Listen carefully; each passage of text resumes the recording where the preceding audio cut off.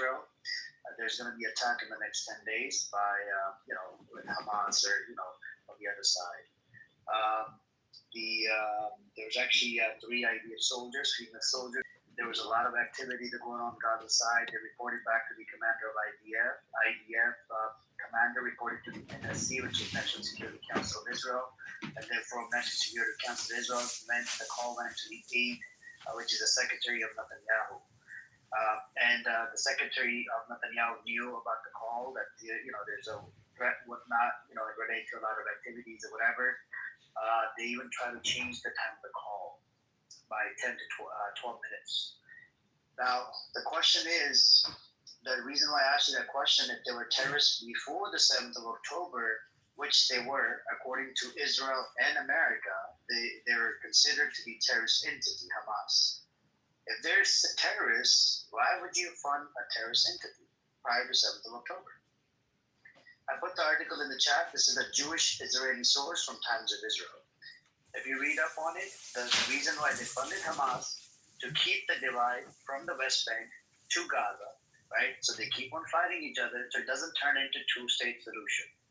Because Netanyahu, about 2 to 3 times, he had, there's multiple chances for him to turn it into two-state. He said no Palestinian statehood. Even prior to 7th of October, in front of a UN Security Council, he said he pointed to the map and there was no Palestinian statehood.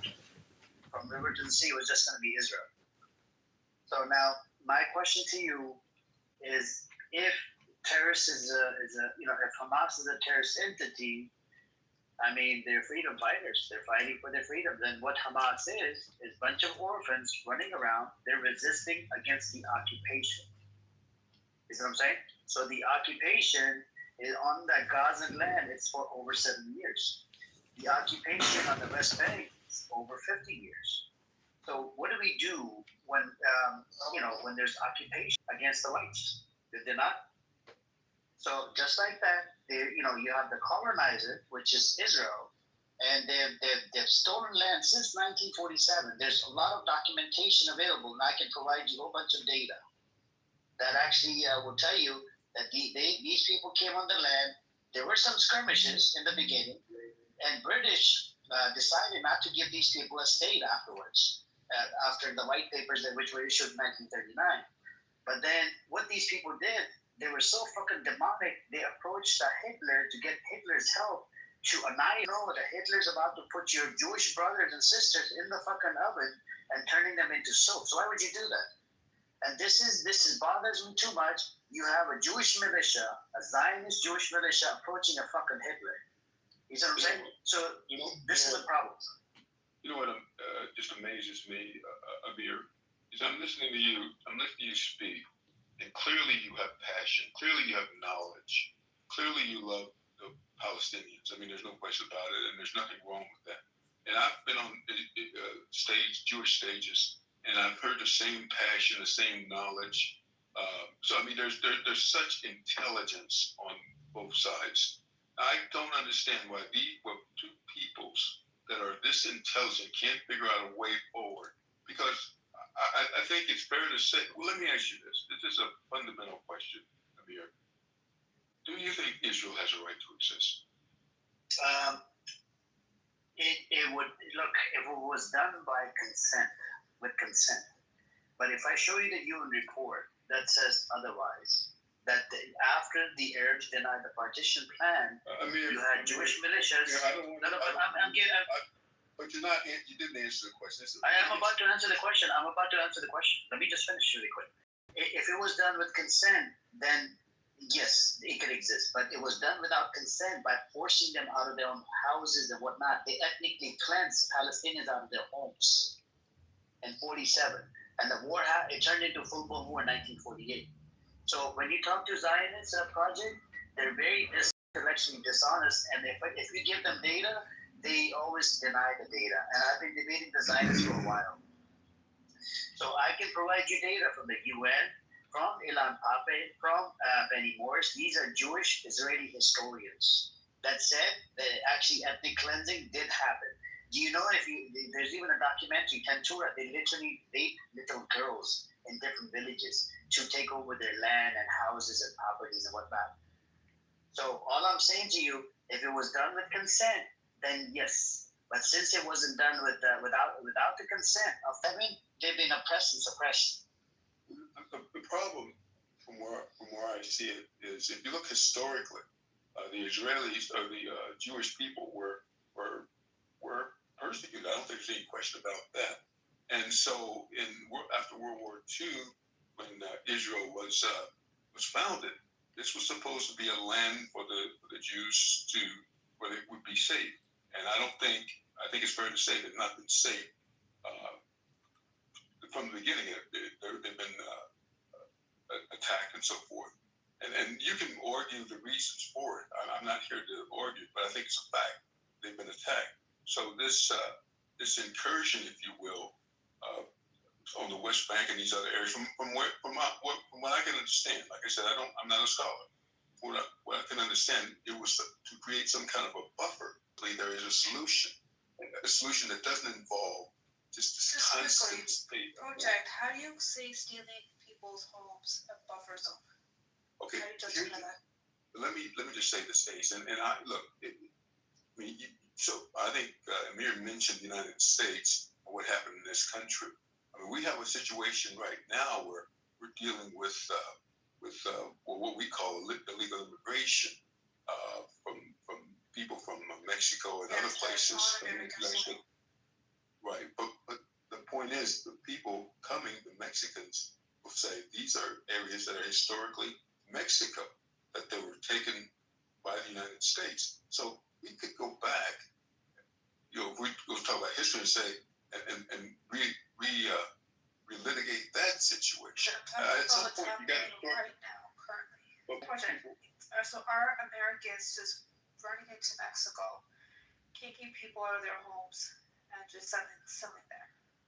Percent is people from Mexico said but that's what happened. Palestinians are saying. So what I'm trying to say is, this is not. They're not trying to say they're not saying, okay, Israel, Tel Aviv, we were kicked out. We need to get that back right now. They're talking about the piece of land, which is very small, that they do have, that it won't get recognized as a state that's under occupation. That they're just trying to buy their business and live.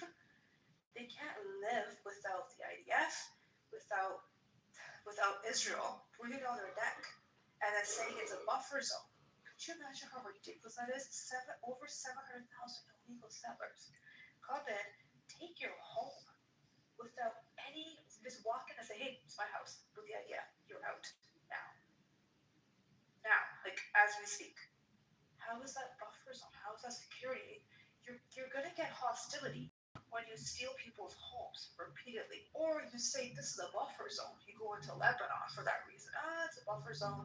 Oh, we think this part of Golan Heights, etc., Sheba Farms, these should be is really because of some biblical text, right?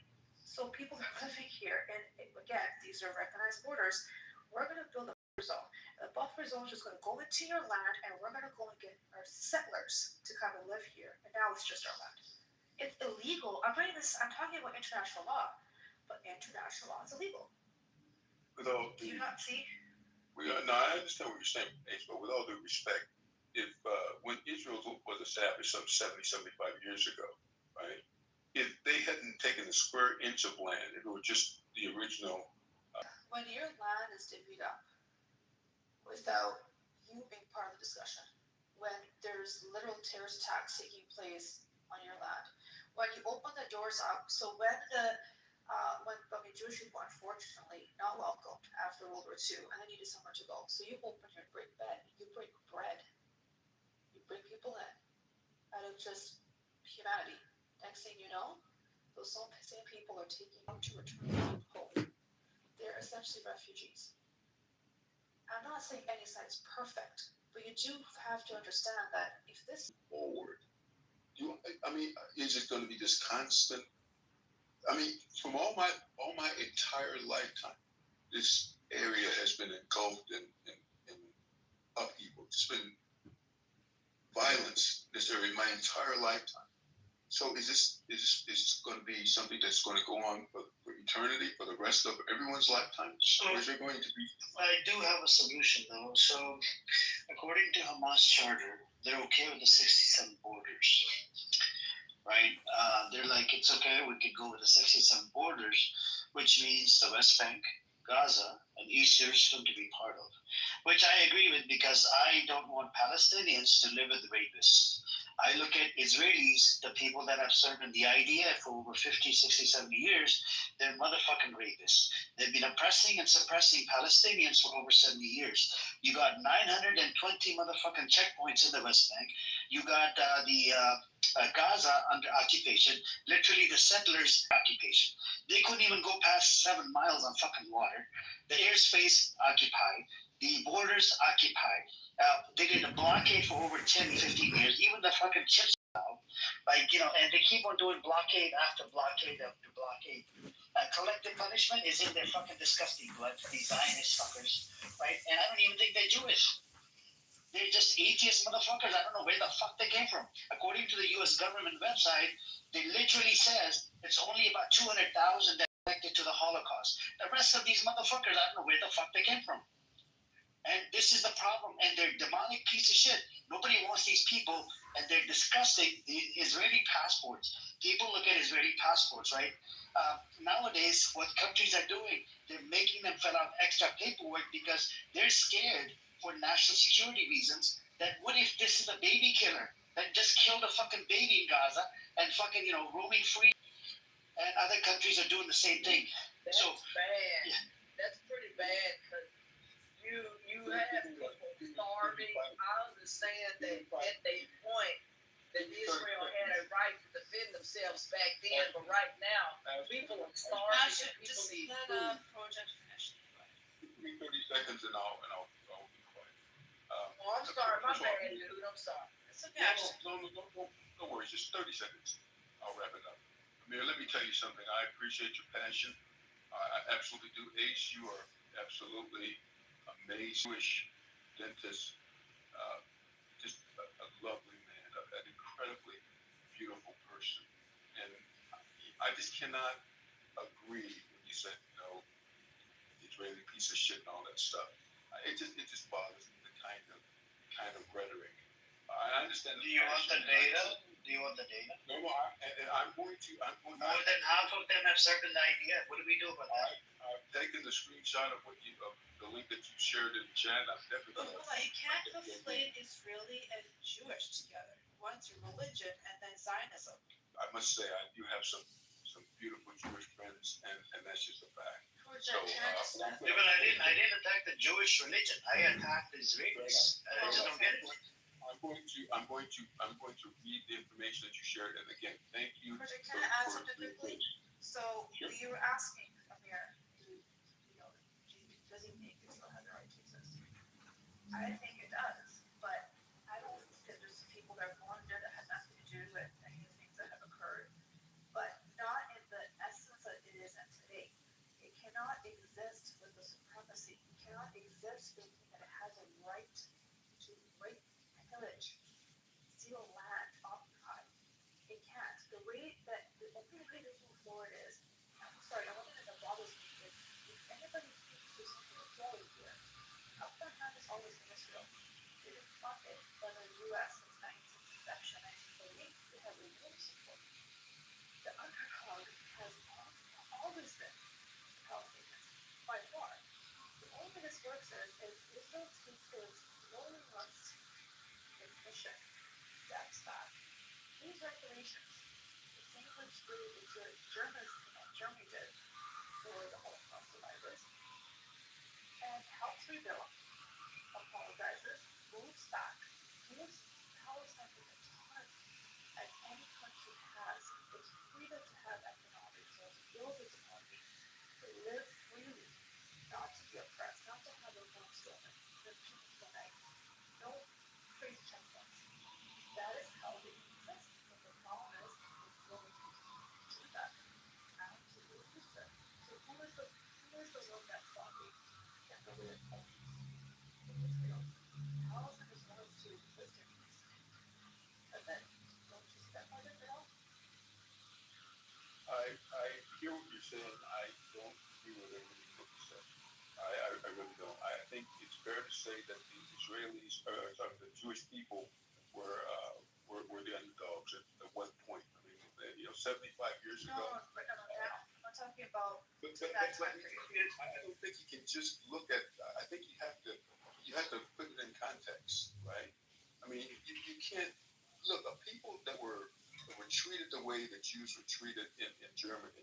Well, how does Palestinians fault? Why are they responsible for how they were treated? And that's the problem. That's that. Yeah, but you're making it sound like they're responsible for this shit. But you're right, and that's the problem. That is what you just said was the absolute problem. But what I'm saying is, you got to realize that the Jews are not going to go through what they went through in World War II again, and you can't blame them for that. You just can't.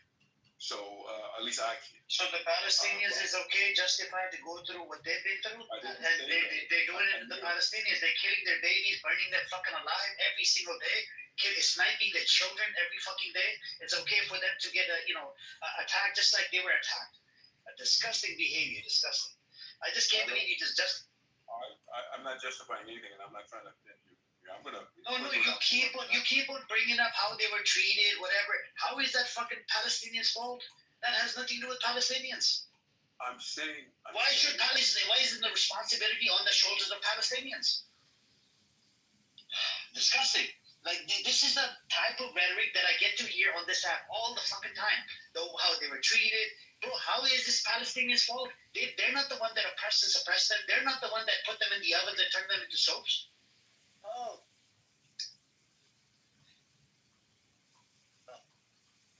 Porter, you're basically making it seem like saying that if let's say I was bullied, and then when I get older and I have the ability to, that I have a right to bully others just because I was once bullied. That's not how it works. And it's not me bullying the people back who bullied me. It's just people. It has nothing to do with anything. I guess, and I hear his passion, and I hear Amir's passion. Yeah, but brother, it has nothing to do with passion. You gotta think outside the box. Logically speaking, it's nothing to do with the Jews. Why are you keep bringing up the Holocaust? Because I think we have to bring that up. I mean, I think you cannot have a discussion without bringing it up. Then why aren't you agreeing on the history of Palestine? How they freaking took over, how they bombed the shit out of the British Mandate Palestine. They bombed the shit out of British Mandate leaders. How they took over. The British decided not to give them a state after 1939. You're right. I mean, you're right. Okay. Let me ask you this. One question: If the Hitler was about to put your people in the fucking oven and turn them into soap, why would a Jewish militia approach a Nazi? They approached a Nazi twice. Havana Transfer Agreement, 1933. And in 1940 to 41. Why would these Zionist fuckers approach a Nazi? That's my question to you. If you can answer it, I really appreciate it. They did this. I'll give you facts. I'll give you data on this. And somebody brings up a Nazi or Hitler, whatever. Why would a Jewish militia that was heavily involved, bombing the shit out of the British Mandate leaders to force them into the state called Israel, the same gang members? Why did they approach the fucking Hitler to get help from a Hitler militia gang? 1940, fucking they approached the Hitler. I'm going to take a screenshot of it, and I'm going to do the research. I promise you that. But I said, Ashton, you can get up here and speak your piece. And again, I thank you for inviting me to your table. Appreciate it. Look, I knew that back then, and I keep saying back then, yes, Israel at the time had the right to defend themselves at the time, but right now, in this time, people are starving. My church has pounds worth of stuff. Hey, that's a start. It's a drop in the bucket, but that's what we would, is what would be offered. It's horrible. Food is nowhere. One guy was carrying flour in a shirt. The conditions are abhorrent over there. The way people have to live is utterly embarrassing. Folks, my church show are in open air, meaning outside. They have no running water, no electricity. My church said it's like they were thrown back into the equivalent of the 1800s. This is what they said. So it's really bad. when you go from living modern to going back and living in those times, you have folks riding on donkeys, animals, whatever, with no place to go, and Israel continuing to say stuff about hostages and all this other kind of stuff. Why, while an entire population of people starve to death, I find that to be inhumane and utterly embarrassing. America has talked about possibly maybe not funding. I know. Donald looking at possibly lessening that or not being involved, but it's kind of here or there with this kind of stuff. I think America at this time should take that route and fund I'm sorry, weapons or whatever, ammunition or whatever, at this time right now, because this ammunition is not being used for the good of the people over there. It's being used to harm them. And my pastor said that is not good. And the Bible says the poor shall be with us. Don't make them poor. And I think what Israel has done is really has created a famine-like state of starvation, and that cannot stand regardless of what you believe. Having food is a right, my church says. Having water is a right. We're not talking about a luxury or we're talking about the bare necessities for people to live on this earth should be a right. And I don't care if you're Democrat, Republican, whatever, you wouldn't want to be starving and those kinds of things. And to see people's ribs and that kind of stuff, guys. Folks in Israel, hello, continue to protest something. And instead of the government of Israel standing up and doing something, we get international crickets. Hello, Israel, y'all got any answers to that and why people are starving right now? Y'all have anybody from Israel or any of those places? Because it's kind of reminded me of the Russia thing when they took out Crimea. It's kind of the same kind of effect. And those people were left to essentially starve or flee. So what's your thoughts? It's really embarrassing. Anybody from Israel in here or have any pro-Israel. the other night, it was really bad. I mean, you see them on this big old giant screen. I mean, guys, I just don't know what people have to say for themselves, including in your own provinces over there. Provinces, people have been protesting over there, saying to put an end to that and get the hostages out. Not bomb the place into oblivion. I even think some of your people over there have spoken out.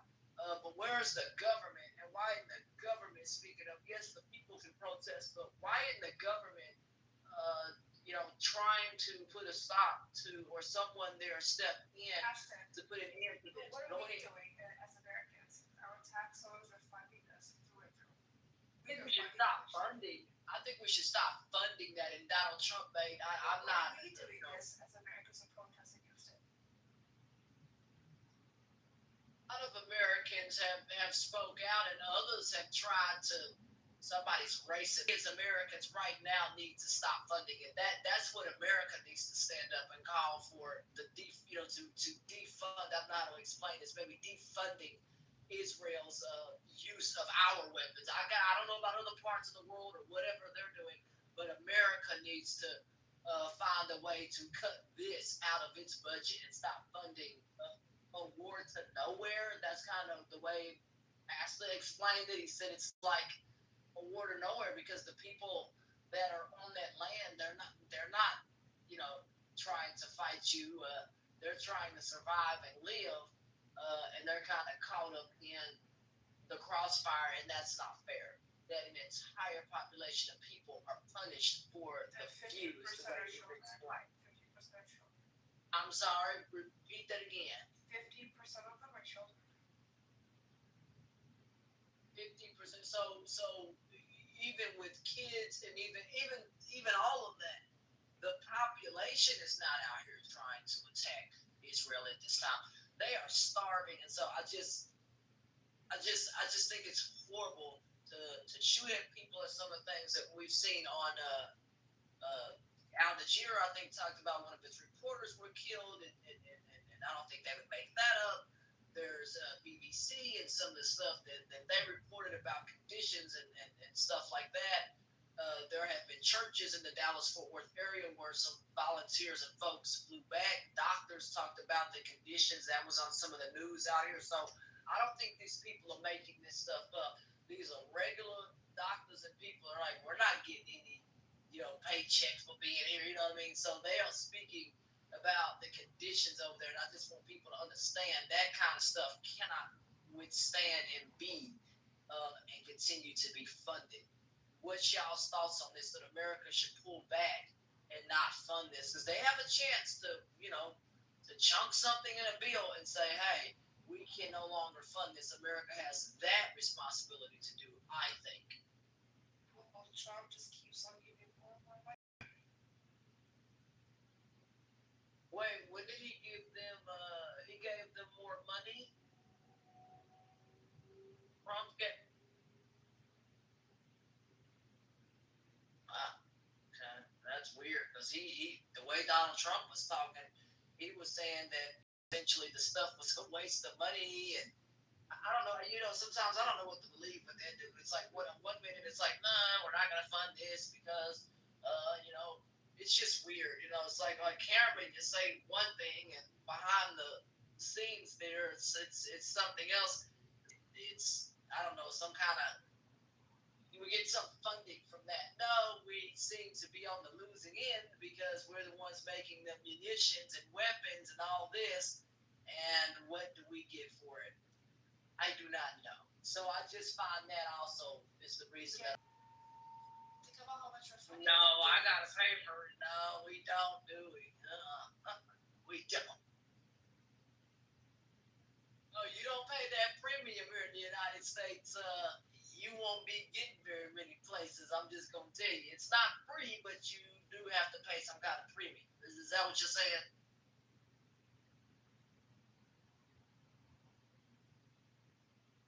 That over there, they don't have to pay that. Is that what you're saying? They don't have to pay any of that weird stuff. They're lucky. Wow.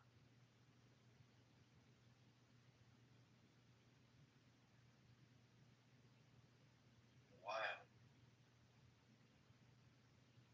Anyways, everybody else can chime in. Ceasefire, I don't think it's going to happen. It's a matter of time because Netanyahu is not responding to the ceasefire. It's always Netanyahu. It's a big, big problem. He said no to the ceasefire. Nope, he's not responding to the ceasefire. Not because Hamas agreed to the ceasefire, 2-month ceasefire, but yesterday, security officials came out from Israel. I actually put the link in the chat. If you scroll up all the way up, you come across an article. The security official, they said that from Israel that if Netanyahu and the Israeli government would have accepted the deal, we would have had the hostages back home now. But when we had that, a ceasefire deal on the table, even Yoav Gallant, that's a former Israeli defense minister, he said it as well that we had a perfect deal on the table back in July last year, but Netanyahu was the only one that didn't accept it. And he even said, what the fuck are we doing inside Gaza? We don't need to be there. But, Netanyahu did not want to do it. And the issue with the Israeli thing is, it's not just... right? Because I think their whole general in Israel said that's what I said. Yoav Gallant. That's a former Israeli defense minister. Oh, defense. That's the one that was running the whole shit show inside Israel. Inside Gaza. And the ceasefire, I don't think it's going to happen because they're thirsty for blood. And it's not just Netanyahu. Netanyahu is just one person. There's a whole bunch of them. They're all psychopath, genocidal psychopath. They all have said crazy, disgusting psychopathical shit and relate to when it comes down to Gaza. Even this Yoav Gallant, he has said no electricity, no gas, no water, and that's what they did. And this is why for more than a year and a half, no electricity. The only electricity they had was going to water desalination plant. Even they took that out. They don't have no clean water. They keep doing collective punishment. They did a collective punishment by not allowing the aid into Gaza. And when they set up the GHF sites, they're called Gaza Humanitarian Foundation. These sites are actually run by Israelis, and America, kind of funded a little bit here and there, 30 million, 20, in spite of the fucking violation this site they have committed. They would harass people that are coming to get the aid, box of aid or whatever. They would harass them, take their fingerprint, take their face picture, and we had the American contractors, security. They said that we would, we would shoot them. What you call it? His fellow guards would shoot them. 2015, it was recent service. 82% of Israeli Jews, they want to, expel Gazans out of Gaza.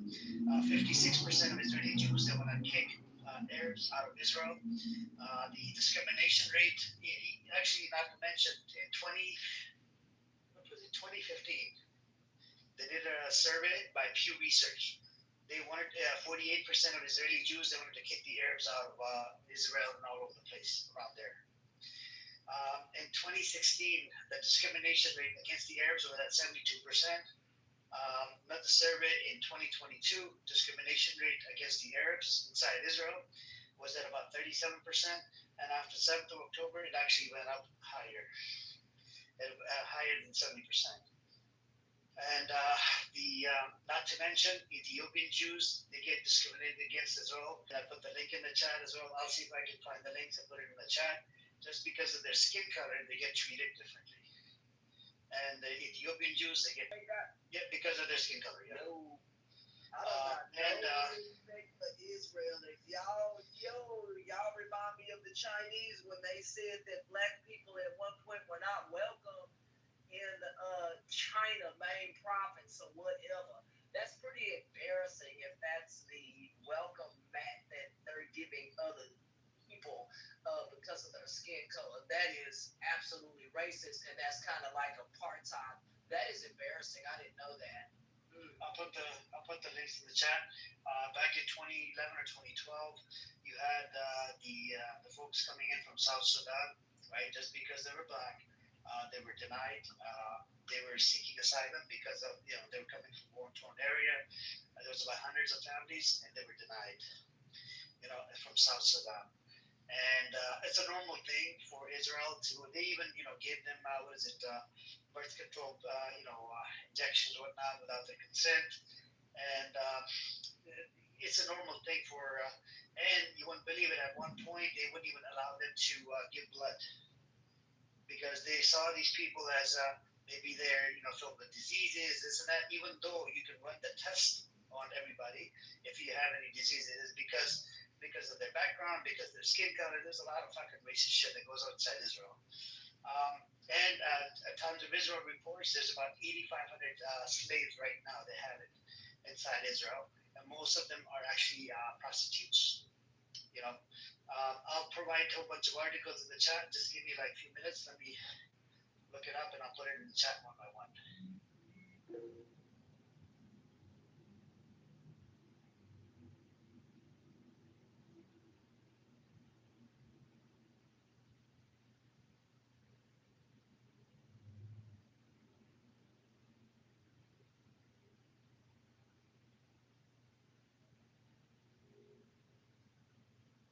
Yeah, this stuff is it's not good to have racism lumped on top of creating a war. This kind of starving is, your body, rejecting certain food and a bunch of other things. When someone's starving, you can't just introduce food right away. Food has to be kind of fed to people, kind of like a soup almost. Because even with the homeless, some people who were on the streets, they were not starving, but even then we couldn't just introduce like a steak or something to them. They had to eat soup and then kind of work their way up to solid foods and all that kind of stuff. So those are the issues I think those folks are dealing with over there. And that is absolutely embarrassing, regardless of, yes, Israel at the time had the right to defend themselves, but this is no longer defending yourself.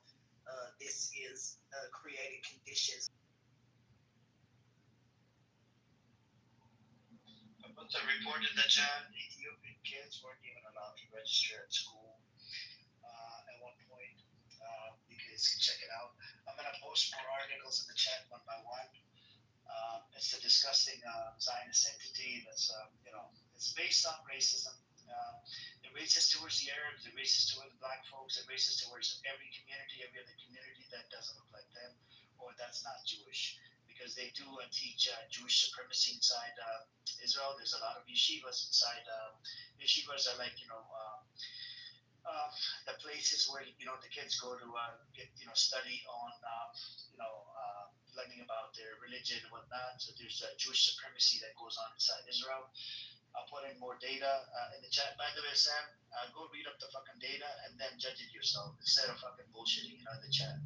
You know what? You just we cornered you yesterday. You ran away. You couldn't handle the smoke. Who is that?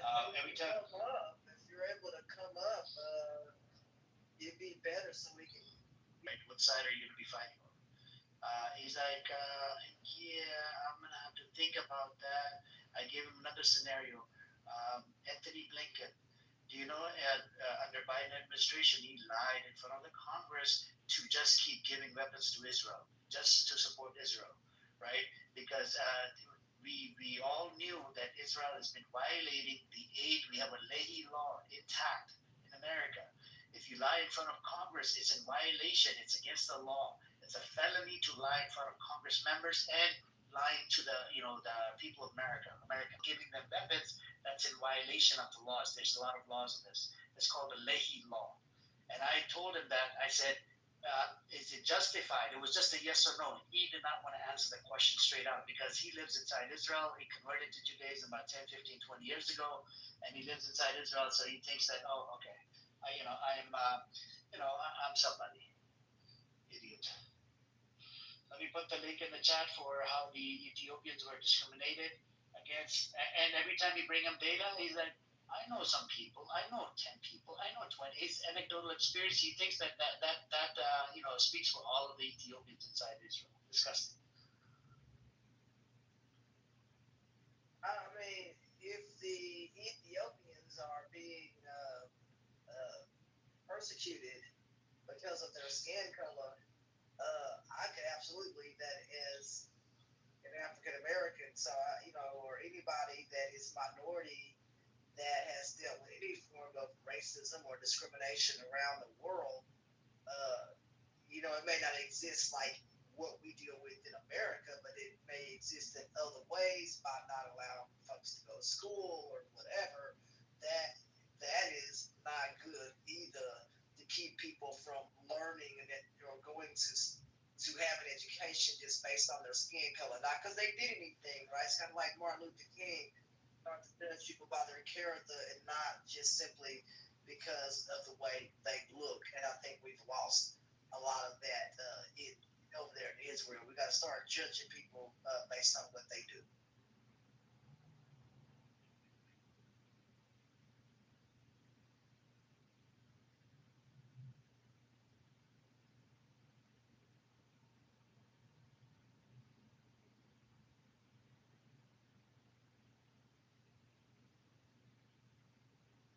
So I'll read it out to you guys how Ethiopians are discriminated against Israel, and it's very disturbing and disgusting. When I pull up the data,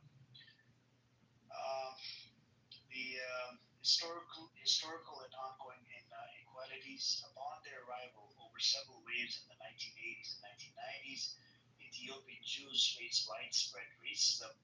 Their Judaism was frequently challenged by religious authorities, and their contributions were marginalized, often perceived as second-class citizens.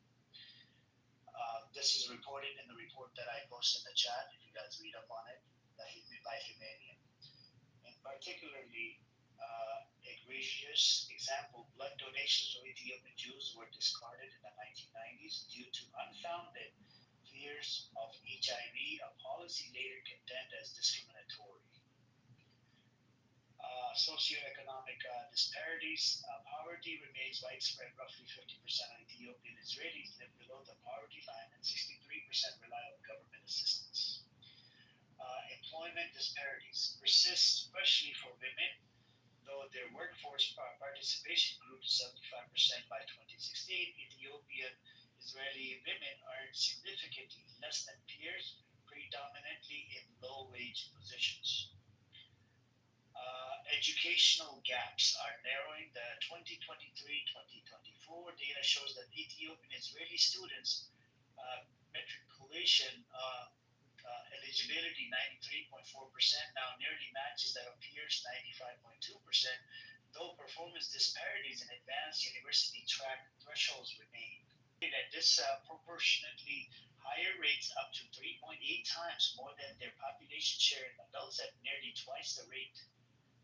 Between 2014 and 2017, criminal investigations against Ethiopian Israelis rose by 20%. Even a duration plan with the multi-billion shekel funding aimed at addressing socioeconomic and educational disparities. Number 4, public Biadga, an Ethiopian Israeli man with mental health issues, sparked new waves of protests, reigniting frustration over violence and systematic neglect. Number 5, complaints and legal interventions. 2021, the Justice Ministry recorded 458 complaints of racism. Ethiopians and Arabs were the most frequent complainants, each accounting for 24% of cases. Legal reforms have also been introduced. Lawyers were instructed to report discriminatory practices by law enforcement, and the unit was established within the Ministry of Justice to receive and investigate complaints, 1/4 of which came from Ethiopian Israelis. 1/4 meaning 25% of fucking complaints. Marginalization in broader society. The prolonged captivity and eventual release of Avera Mengistu, an Ethiopian Israeli held hostage in Gaza, resonated deeply within the community. His case underscored how marginalized communities often receive less media and governmental attention despite long advocacy efforts. So, here you guys have it, and I put the link in the chat for Humanium, and let me see. I'll read that out as well. Let me see. Where's the report?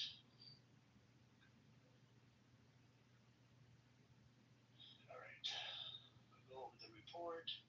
I like reading this out to the people. That way people might get educated and relate to how Ethiopians get treated inside Israel, disgusting behavior that's going on since 1980s and 70s. And here they are fighting for, talking about the only democracy in the Middle East. The article that I posted in the chat is by Humanium. Examining the rights of men, if they're going to treat them like crap. I mean, it's like in the first place, why would you let folks in your country if it's like, okay, we're not going to let them work, but they have to live off a similar welfare system or something like that? I just find that to be really horrible. If you don't want them there, then don't let them there, but don't treat them like crap. Then allow them there. It's really kind of one-sided to me. You know what I mean? I don't understand it. I don't know. It's really weird. It is. So I'm going to read it out to discrimination faced by Ethiopian Jews in Israel has left Ethiopian immigrants in a distressing state as they persist in their struggle for equal rights. Discriminatory incidents within the education system and elevated poverty rates that impact the mental well-being of the children in the country. Realities for Ethiopian youth in Israel. Ethiopian Jews began migrating to Israel in the late 1970s amid the Ethiopian Civil War and famine. Due to their historical isolation, they developed distinct religious practices emerging from mainstream Judaism. As a result, their unique identity has contributed to challenges. Fully integrating into Israeli society where they are not regarded as first-class citizens. The Ethiopian community in Israel constitutes of Ethiopians and their children are fully Jewish. leading to systematic discrimination, marginalization. This Kramer 2018, the challenges faced by parents of young Ethiopians in the country are particularly heightened in under-resourced neighborhoods where the children confront issues such as substance use and violence. Additionally, overcrowded living conditions, widespread alcohol consumption underscore the considerable difficulties experienced by Ethiopian youth within Israeli neighborhood. Integration challenges were adults accompanied by the alarming increase in depression and suicide cases. These challenges manifest as a profound sense of feeling different among the youth, marked by emotions such as despair, sorrow, sadness, and disappointment, humiliation, disrespect, and devaluation in their professional lives. Furthermore, prevalent feelings of inferiority, hopelessness, and helplessness pre-meet their social experiences. Qualitative research on the experiences of adults, I can't even pronounce this word, Ethiopian immigrants in Israeli society underscores an enduring struggle with integration. What else do we have? All right. Children of Ethiopian descent were unlawfully denied registration at school at a central district of Israel. This not only constituted a clear violation of children's rights to education, but also reflected a broader pattern of exclusion within the country. This is referral 2012. In a separate incident, an Ethiopian mother, a resident of Israel, reported that on her daughter's first day of kindergarten, the child was placed in a classroom exclusively composed of Ethiopian Israeli youngsters, despite the school justifying the placement based on the geographic area of the children. Parents publicly perceived it as a result of the color of their skin, expressing concerns about potential ultra-Orthodox schools in Jerusalem that refused to enroll their kids for the upcoming school year, further highlighting the persistent barriers in the education system. These incidents underscore the urgent need to address discriminatory practices that promote inclusivity within the educational framework. Struggle for equality. You have, since 2015, Israeli law has allowed the imprisonment of children as young as 12. However, there is a growing call to align this law with the Israeli youth law intended for all children. Unfortunately, evidence suggests that discriminatory implementation by Israeli authorities, European Parliament 2016, is particularly concerning when considering that young offenders of Ethiopian descent are 3 times more likely to be incarcerated, and almost 90% of them received prison sentences. Moreover, the disparity is exemplified by the complete denial of rights to Palestinian children from the moment of arrest to the conclusion of legal proceedings. European Parliament 2016. In a separate incident in 2019, the tragic shooting of Solomon Tika, an unarmed Ethiopian teenager, further underscore the difficulties Ethiopian children face in the country. The levels of police stop, search, and arrests. The UN committee has consistently expressed concerns about the implementation of discriminatory laws affecting the Ethiopian children, but also Palestinians, Arab Israelis, and Bedouins. What's particularly troubling is the implementation of 2 distinct legal systems that result in de facto segregation and also contribute to inequality in the rights between Israeli children and those from diverse backgrounds. So you guys can read up this report more. I don't want to dive into it more, but it's full of content. It has a lot of Israel. He's happy with it. He doesn't see any of this racism that goes on. If he comes up, he's just gonna justify it. No, it doesn't happen. Doesn't happen. We did corner him the other day, and he couldn't answer any fucking questions. The Sam right here, this guy Sam, he lives inside Israel. He's from America, but you know, what do you do? It is what it is. Anyways, anybody else want to come up? Let me see. To talk about when it comes down to Israel, from discrimination to fucking, being apartheid, and apartheid to occupation, to genocidal state. You didn't debunk shit. You want to come up, Sam? We can talk about an Ethiopian thing. You want to go over the report again, Emmanuel? Read the whole fucking report. How the kids over the even the Ethiopian kids get discriminated against. Disgusting, disgusting. You know, and you just had to give what injections, right? What was it? Birth control injections and whatnot. To the only to the Ethiopians, right? You didn't deny entry to the hundreds of families that were coming in to seek asylum from South Sudan just because of their skin color. You didn't do that, right? And I remember Sister Eze shared it as well from Uganda. Was Uganda or something? They didn't rescue them. The Jews from the Uganda or something. Let me look it up. Hold on. Not sure if you know that. Oh my god, okay, that's a whole can of worms. I found out, I'm like, what the hell?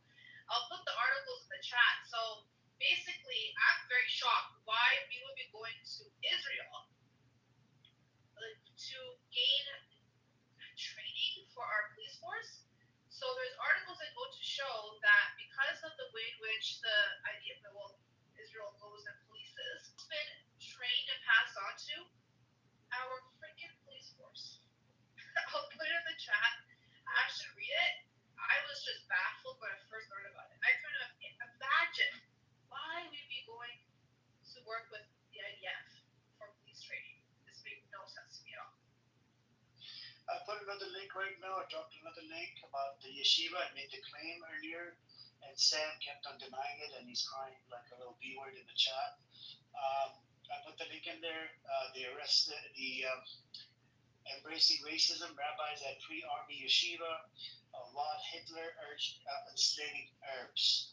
Recordings show instructors at Settlement Academy openly promoting Jewish supremacy. Principal says Arabs wants to live under Israeli occupation due to their genetic inferiority. And this is two rabbis at a pre-military religious academy in the West Bank settlement were recorded making derogatory and racist comments about Arabs, defending Adolf Hitler's worldview, and openly promoting Jewish supremacy. So this is one of the, I could say probably 20s and 30s and 50s schools that they have that actually promote Jewish supremacy, that teach Jewish supremacy. They think that they're the God-chosen people, and this is where they had it wrong. And killing and butchering and slaughtering kids, men, women, whatnot. Are you denying this article, Sam? Are you denying this, the Times of Israel? Are you denying the Jewish source? It doesn't matter, private or not private. It's the freaking yeshiva. It doesn't matter, private or not private. A lot of people, they like to send their kids to private. I don't know what he's talking about, man. Just an idiot. So they do teach Jewish supremacy. That was my fucking claim from the day one, from the jump. Who is that? This guy is Black American. He moved over there, converted to Judaism like 10 or 20 years ago. He lives on a stolen land called Israel. Wait, do you deal with racism, sir? When you say he's a Black American, do you deal with any kind of discrimination? I mean, I don't know, but the Ethiopian people, it's embarrassing because they do, and that's sad. Yep. This is, he came in here, and he's even said it himself. He lived here for about 20 years, and he lived in Israel for about 10 or 20 years. And we asked him multiple questions. He keeps on denying it. It's just because he loves Israel too much. I don't know what the deal is. I don't know. When you move to Israel, I don't know what happens to you. The whole thing changes. Like, you don't see any more racism, no discrimination. You look the other way and relate to everything.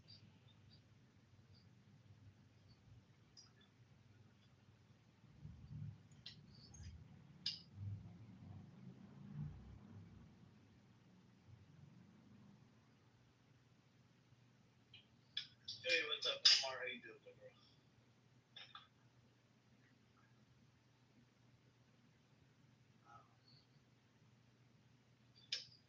Yes. That's where we're at right now with this whole data and shit.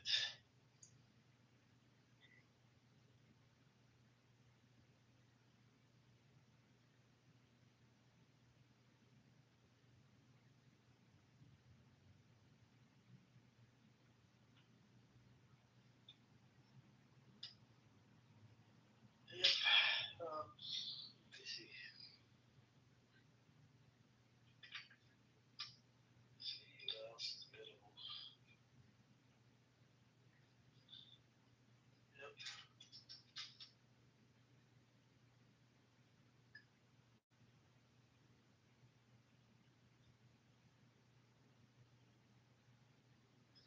So yep, we talked about the yeshivas, and there's a lot of stuff to talk about when it comes down to Israel.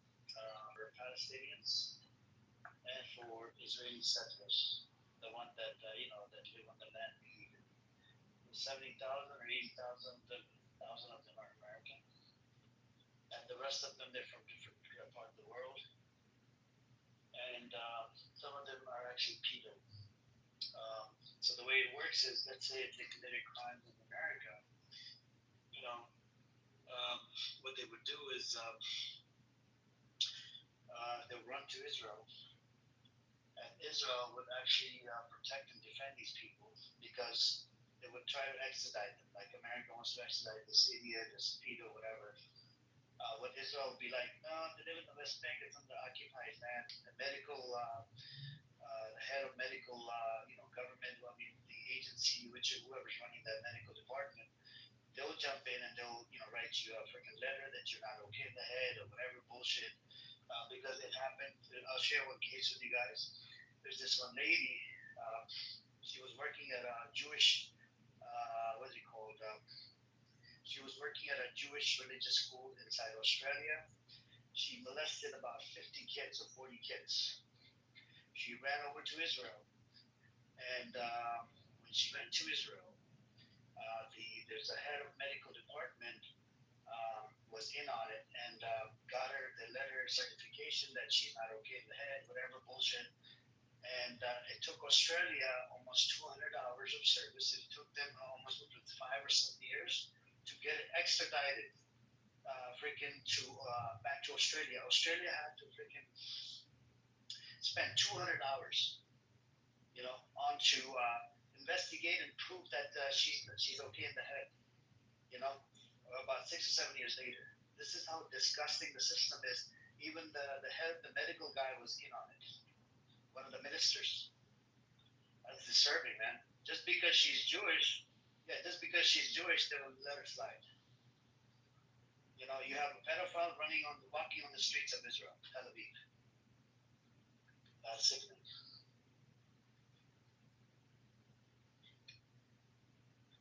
I don't know, man. And then we had a recent case in Las Vegas. The guy is literally accused of fucking pedophilia behavior. He runs over to, the state attorney. She's an Israeli Jew. He got him off the fucking hook. And guess what she did? She got him off the hook. He came back out, walked on the streets of Vegas, packed up his bags, and then he left back to Israel. And there was about 8 guys that were arrested. Only this one was able to leave. Because what? Because he works right under Netanyahu. And they think they're above fucking law. Right? Again, with the Jewish supremacy, that I'm the chosen one, I get the upper hand. There's no laws that that can go against me. I'm above the law. Disgusting. And then this pedophile works right under Netanyahu. Disgusting.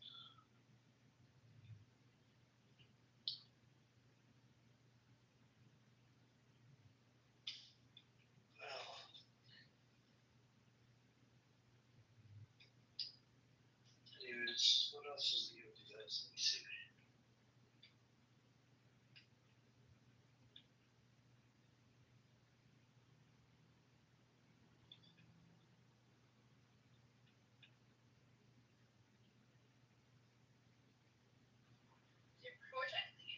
He's gone. Can you believe his justification for everything was the Holocaust? And because I have a nice Jewish dentist? Like, what the fuck?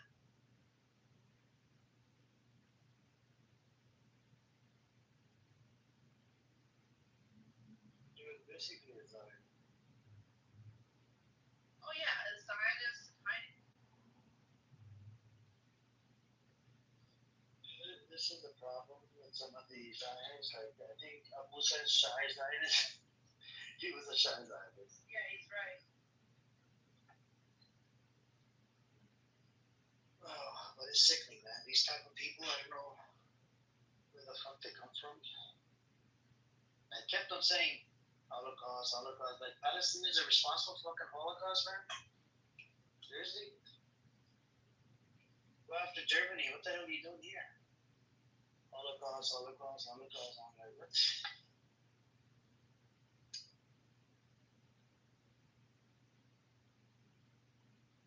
Yes. But I think, Sam, there's no point of changing people's mind anymore about Israel. Israel lost the plot, man, a long time ago. The PR war is done, and there's no point of, you know. And now they're known as baby killers. That's it. And even the Israeli passport, I don't think it's going to be respected. I would suggest you to hide your Israeli passport, use your American passport to travel anywhere you want to go. And don't tell anybody when you travel that you're Israeli. Because people don't like Israelis anymore.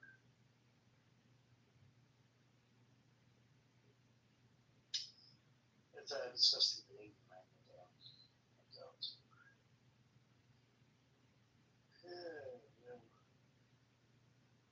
Anyways.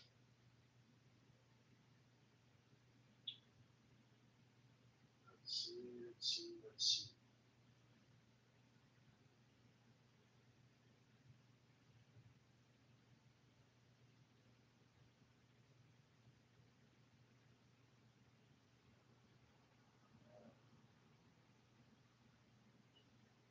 Yes.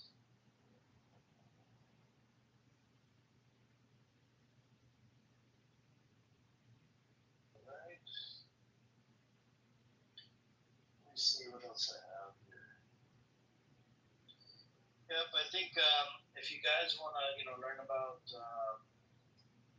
what is it? If you guys want to learn about Sparkle, so you might come across Israeli down the road, and some of these people you would see that they have a Sparkle. I actually shared the link in the chat. Let me see if I can put it in the chat again. There's a Sparkle that these people use, and they're well trained in using Sparkle points. The publisher of Hasbara was in 2009. And it was 2009, and the book was published. And then in 2012, they ran out of business, and it has the talking point of blame on Hamas and Iran. That's it, Hamas and Iran. And the biggest threat in the Middle East is actually Israel. It's not Iran or Hamas. And how could you make the claim that Hamas is a terrorist entity when Netanyahu funded freaking Netanyahu funded Hamas? This is the problem. Delusion. And right now, Netanyahu is giving weapons to what? They're giving weapons to. Let me put the link in the chat. Where's the link?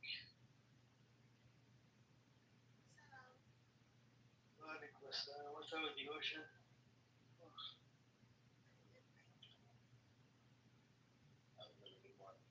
Alright, here's the link for the Hasbara book.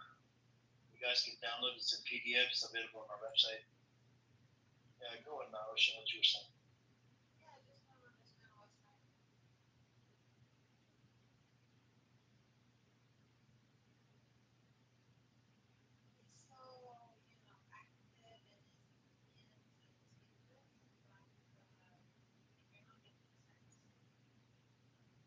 But you can't do it because we're speaking, and the voice actually is more powerful than writing in the chat. I posted the link in the chat. This is a Hasbara book. It's available on the website. You guys can download for free, no charge. It's in PDF, 100 pages or 120 pages. It has all these talking points that they use. And it even talks about two-state solution and a whole bunch of other shit. Netanyahu denied the two-state solution more than 2 times. And, they're always fighting each other. You know what I'm saying? And this is not and I believe there's a big curse upon them. Hey, what's up, Aziz? And everybody's how I doing. I sent you an invite, Aziz, if you want to come on, you're welcome to come on. And these people, they're always fighting against each other, secular versus religious versus secular. There was a party. I'll give you guys an example. There's a shop party. The coalition, whatever. He said he came out on TV. He said he's gonna blow up the coalition if his people or kids from his group or community don't get exemption status. It was posted, and then he came back on and he had to retract his statement. This is how pissed off these people are. You see what I'm saying? They're ready to blow up the fucking whatever coalition or whatever. This is the just crazy part about that.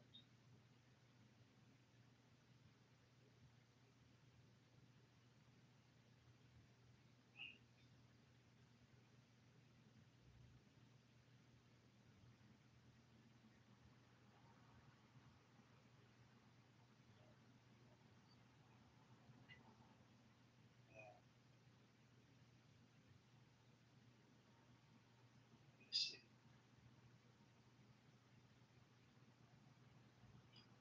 Let's see.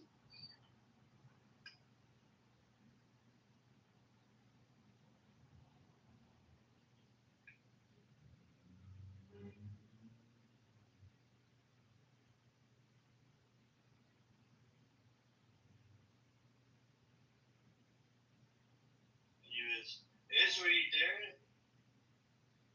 Is did you listen to that where BB versus what's that guy's name? BB versus Ivan? No. You didn't hear the notification. Shuki played the clip the other day. You were not in the room. Ask Shuki to play. Okay, I'll ask Shuki to play it. It was crazy though.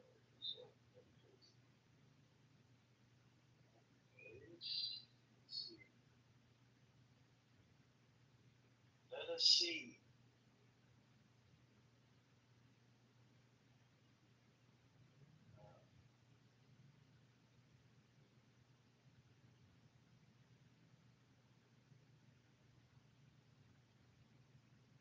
Okay.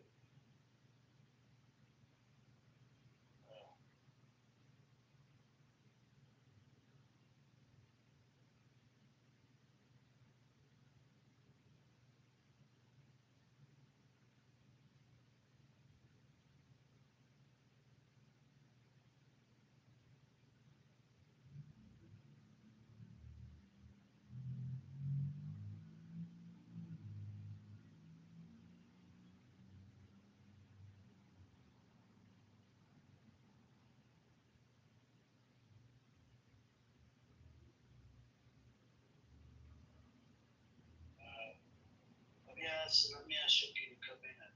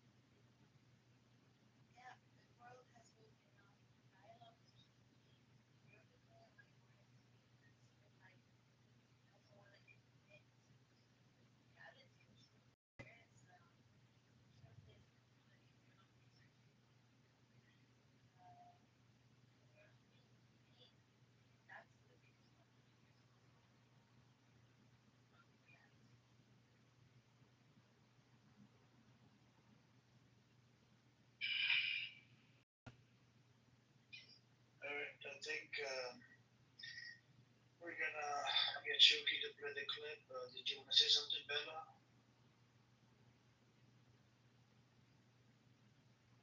Did you want to say something, Bella? Are you there?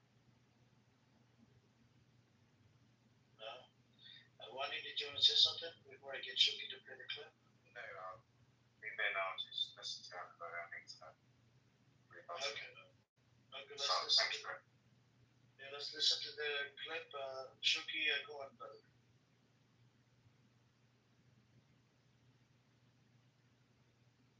It is a fascinating room. After 28 days of Clubhouse, this is a very nice welcome. Fascinating people, fascinating room.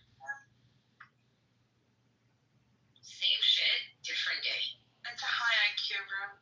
Oh yeah. It's interesting how you have brown people supporting Israel. That's funny. It seems like we have a lot of confirmed dick suckers in here. Like, I'm just saying. Dude, I can't what are you talking about? I've been saying, I've literally been like staying out of your guys' fight. Yeah, you've been. Is there a correlation between being a Zionist and like a dick sucker? Is that someone ever studied? I'm a Zionist. Do we have a number on that one? I'm a Zionist. I don't see. I'm a Zionist anti-Semite. Daniel, you're a confirmed dick sucker, so like that's not you're part of the bell curve. Oh my goodness. I'm a Zionist anti-Semite. How did Ewan's attempt again to try to assassinate my character? How'd it go? So I'll let you guys honestly judge. So you an assassination of character, BB? I'm a drama queen. You love it. Yeah. Stand it that I'm around retards. So let me, if everybody can meet up, I'll tell you how this all started. Because Ewan has the height, like the IQ of a fucking snail. So I said, listen, Ewan, stop attacking Muslims in my room. Because you don't know how to defend it properly. So he keeps going on and he argued with me for an hour, how he wants to attack Muslims and their religion. And I said, you're not that bright. Stop doing it. It's a bad look for my room. And he kept arguing, I think you're making a big mistake, baby. Like stupid shit like this guy, right? So then he goes to another room. This actually did happen in our room. There's people offended. If you did, it'd be a different story. But you have the IQ of a fucking snail. So then he goes into another room. And resistance is the fucking Just vicious for animal. reference, what is the IQ? Another room. So hold on. So resistance is a vicious animal on this app. And he actually, what he did was that day, he came in so calm. And Ewan starts attacking his religion. He said, child sex marriages, they like rapes, grooming gangs, and so on. So then resistance goes calmly, and I was like, wow, out of a movie. He goes, hey, you follow your book, and you're worried about, you're questioning how I follow my book, but I was in a room, Ewan, where you said you sucked your coworker off and swallowed it. And Ewan goes, yes, I did, and I'm proud of it, but I'm married now, and I'm not gay. So I said, holy fuck, you sick fuck. Not only do you not know how to rebuttal, but you gave a guy with an empty gun bullets. That's also what BB said, by the way. So this guy's a pathological liar. I mean, the way resistance saw it is that you have no morals. None. And you're making fun of his religion. So then I attacked him. I'm like, this guy is dumber than dumb. Because he wants to attack religion, doesn't know how to defend it, and then he openly admits he sucked the dick. BB, that's And swallowed it. And then claims that he's proud of it. You say like there is nothing wrong with it. Ask Daniel. I don't get married. Daniel's married. That's his lifestyle.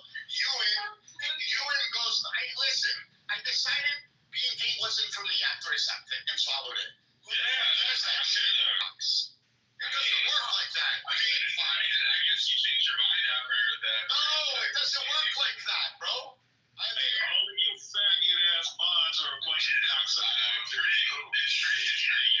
an ass, bro. Yeah, I think that was directed towards you, Ewan. He was talking about a concept. And everybody declares that that wasn't you, but you're still going on there and believe your own lies. Okay, so most of the discussions that I've had. And then the idiot teams up with a raging anti-Semite to attack a Jew because he's such a low-life fucking loser on this app. No, do you know what? You're a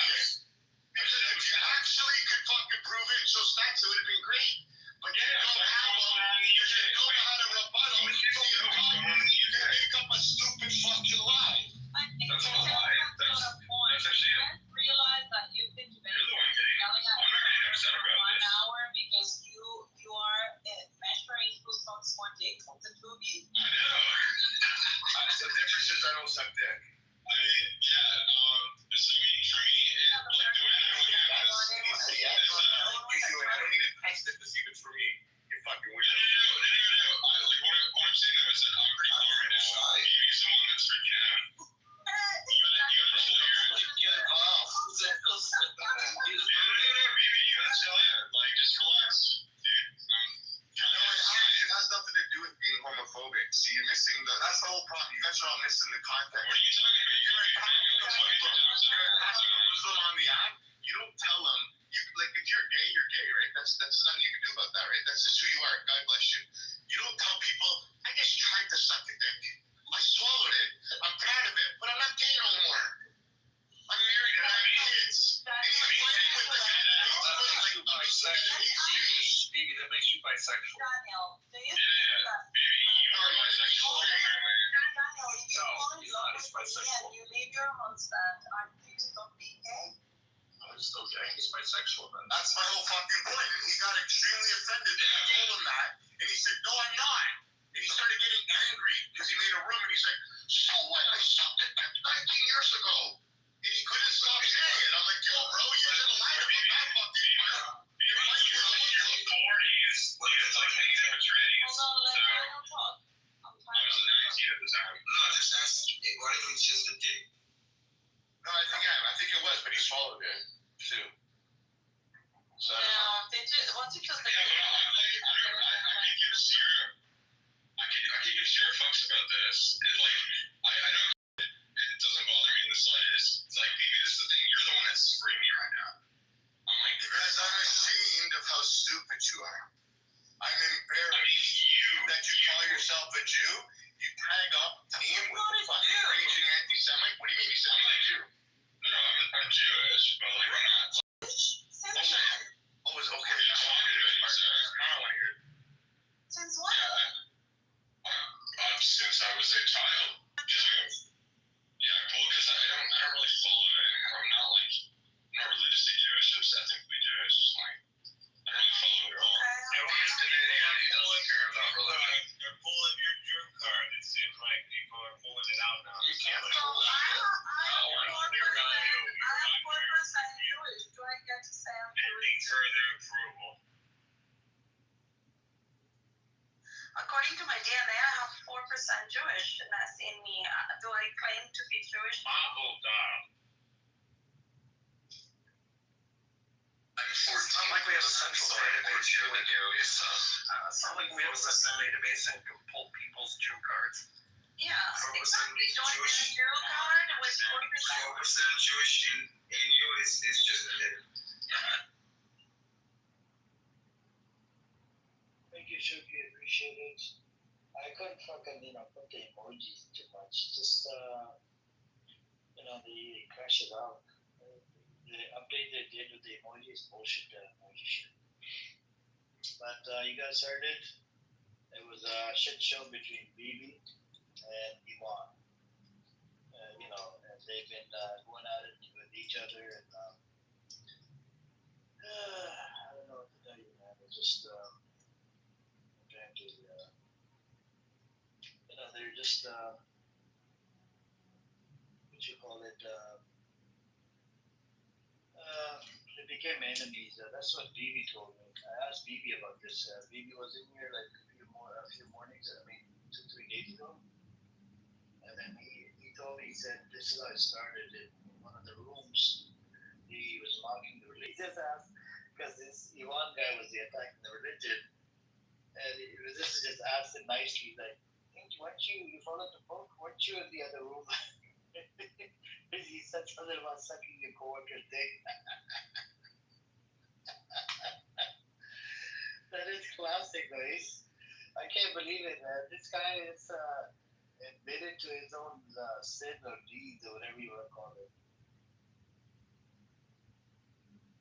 That was funny, man. That was funny. Aziz, you heard this, right? You heard it before? I was in the room. Yeah, I think the Zionis their spirit is broken a little bit. They hate each other, Pull up to the Hunter side, man. All you Somali bitches, pull up over there to the Hunter side, man. Bitch, This weird ass dude don't know what he's talking about. Oh, yeah, it's fine. You already know my name. You knew my name when I popped up in here. Why do you troll? Bro, who's this ratchet man, bro? Why are you trolling? Why are you trolling? All I'm saying is, like, you know my name. This is Beast from the Hunter side, man. I know, but why are you Pull up over here to the Hunter side. Nobody's pulling up anywhere, bro. Come down, man. Calm down, please. Calm down, brother. Calm down. Yeah, I mean, you had Germany, they've ceased arms sales to Israel. Germany, not Germany, bro. Come on. You know when Germany, it's a real problem. It is.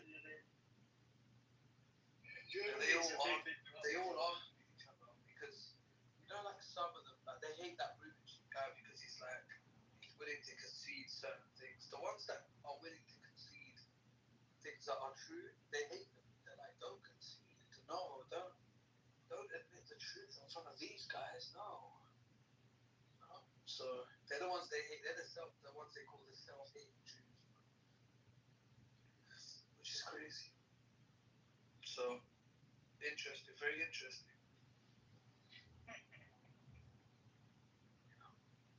I'm interested to see, because they don't make their big rooms. Remember their big rooms? It used to be like one of those super churches in America. There'd be like 5,000 people in there, bro. Now, you've got Daniel and Esau and fucking El Normo and fucking Zach. And the rest are kind of just too embarrassed to even argue. I think Baby opens the room, doesn't he, every day? Yeah, I think BB opens maybe up. I don't know what BB is not. He's not too delusional. He has his stance, but he's not absolutely delusional. It's not like that. He's willing to concede something. What about Harry? Harry's IQ is like 19, bro. There's no way this man has an IQ over like 35. As an idiot. I'm throwing it to this guy. He's just an emotional child, to be fair. And then El Normo, I've heard things. I don't want to get personal with certain people, but I've heard select people on this app, members of their family are no longer Zions. It's a very touchy subject for these people in their actual lives. Be it nephews, children, they don't subscribe to the new generation. Do not subscribe to. So they must feel like they're losing a grip, and they are. They really are. It's a shame. Yeah, I don't think they need us to. Yeah, I mean, listen, they did fight. They were doing okay before. It was. I mean, they can still hang around the region. Just avoid Europe. I mean, they had a really bad time in Europe. Of the Jews, but yeah, I mean, the Sephardic, never understood it.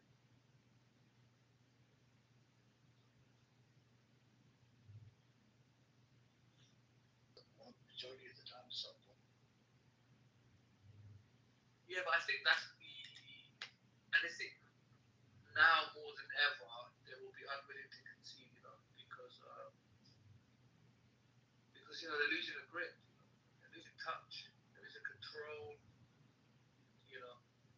so they can't afford to concede things because in their minds, an inch is a mile now. They're on the edge, when you're on the edge, and you kind of, you can't move how you used to. And like I said, when Europe, they used to use the morality card, but when half of Europe, the leadership is saying, you guys need to stop, or that there's no morality unless you're absolutely delusional by international standards. So we'll have to see. Maybe you are delusional. Maybe.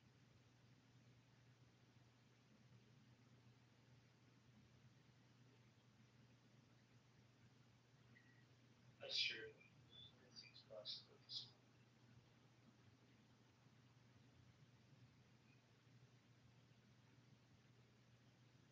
I think Israel needs to be demilitarized. I think surrounding nations, any even America need to demilitarize Israel. They cannot, function in this manner. They're trying to undermine the democracy as well, which by their constitutional stance to be intervention. They need to be demilitarized. They can't be trusted in the region. They talk about being the only democracy, but they cannot be trusted in the region. They've shown time and time again how heavy-handed they are. We've even seen, terrorist attacks from them. We've seen a bunch of actions that suggest that there needs to be intervention.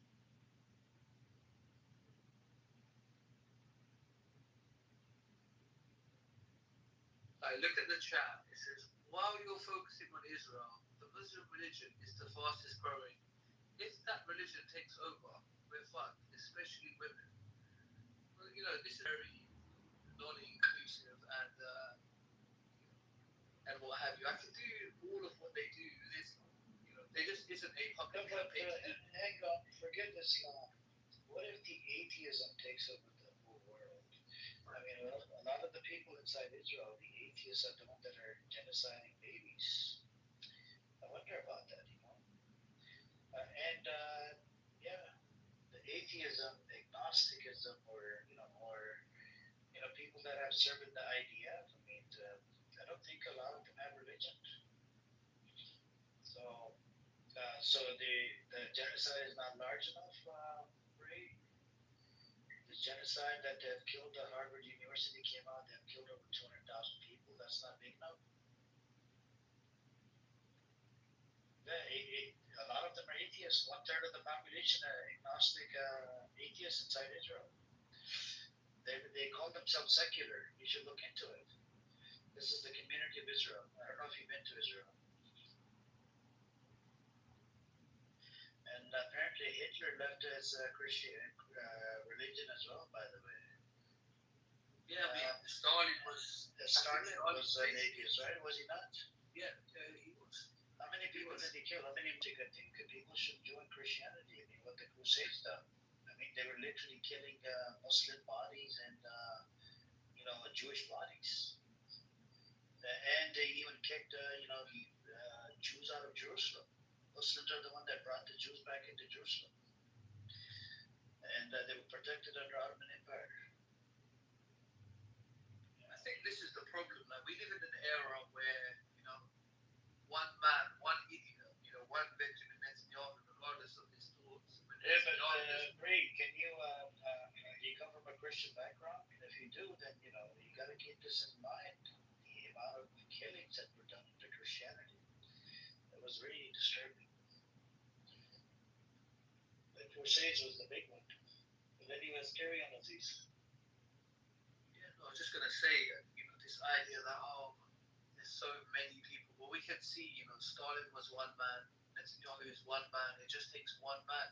This idea, this anxiety about religions growing. Well, the world's population is growing. Like, this is just normal, first and foremost. So I don't know where this idea that there's like this master plan, but this is, if I was to say this about any other religion, it would be like hate speech, right? But there almost seems to be no ability where it's about talking about Islam, especially when I'm on this app. Like, people just talking about Islam.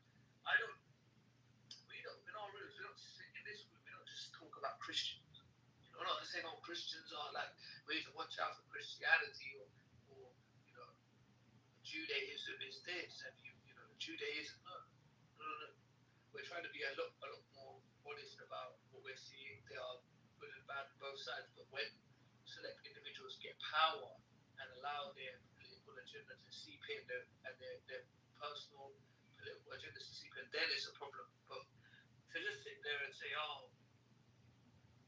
it's religion, I could just do the same for you, Bree. Just do the same for you. So, and you have to just sit there and eat it. Like, just keep that same energy. If I was to do that, I'm not going to do that because I'm not an idiot. But just keep that same energy. By the way, Bree, your facts are wrong. Moors were not enslaved by Muslims. You should look into it. I think you're mistaken. You need to, I think, learn. Oh yeah. Should they get reparations? That's actually recent. Should they get reparations? You're an American. Talk about the American shit that's happening. That has happened. Free reparations? Should white people give reparations to black people? This is, that makes you a hypocrite. You talking about other people, this and that. But Amir, you have to remember, like, when Maria, I would suggest you to use ChatGPT instead of writing shit that doesn't make sense. You just, a lot of the shit that you write in the chat is just bullshit, fake. Amir, you know what it, the rights that Islam was offering women did not enter the fold in Europe until like 1800. So, and women couldn't even vote in here in America. The 1960s, guys. Yeah. Right. It's like it's so disingenuous. It's like, guys, it's like saying, oh, yeah, you started brushing your teeth yesterday, and now you want to talk about oral hygiene. Like, please give it a rest. Like, come on, like, please, bro. It's just a bit embarrassing, just a bit embarrassing.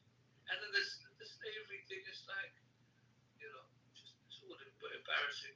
You ignore America's, involvement and stuff. It's just a bit embarrassing.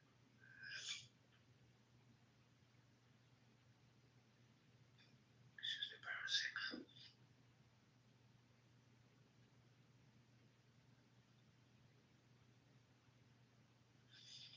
I think it's really you have to be really uneducated to like make someone. You can just tell when someone doesn't know what's going on. Sometimes you can just hear it from the arguments. Like we can't even formulate a good argument. It's just kind of wrenching, It's a bit embarrassing.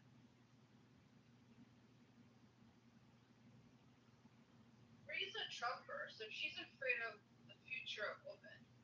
Isn't it the Virgin 2025?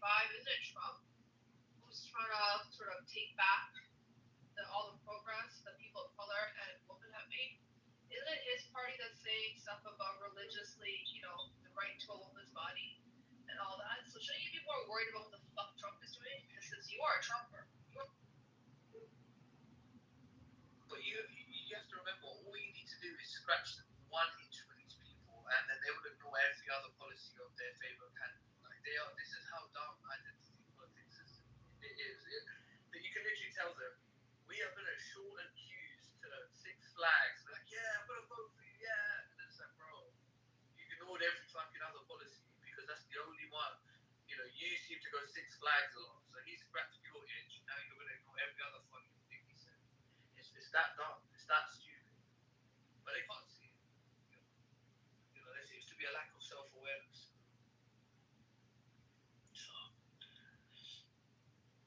you could even come up, and maybe articulate yourself a little better. Seems like we misunderstand.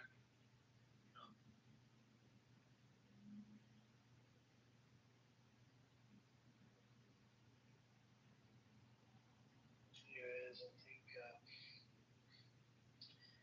What else do we have on the chopping block?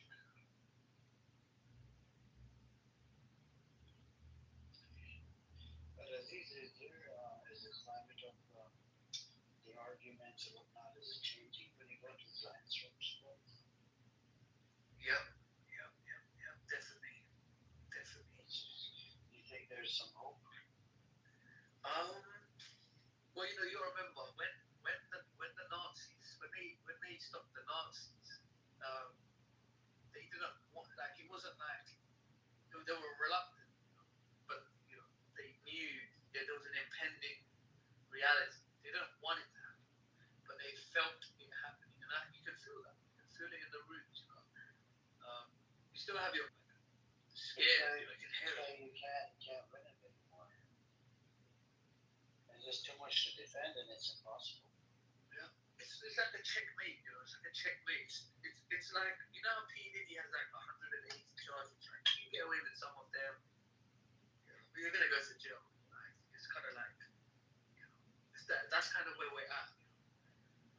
And I think the big mistake, I think Aspara has destroyed the if you just admitted a few things, maybe we would get somewhere. But because you didn't admit anything, now we know you're lying. It's too obvious now because you just defended everything. The aid workers, the flower, the hijab, all of these things you defended. All the blown up hospitals, everything was blown up churches, an accident. Everything that was wrong was an accident. You know, and then it became too obvious. You know, it became too obvious. And that's where we're at. So when I'm in the rooms, they don't have those same open discussions. They don't want.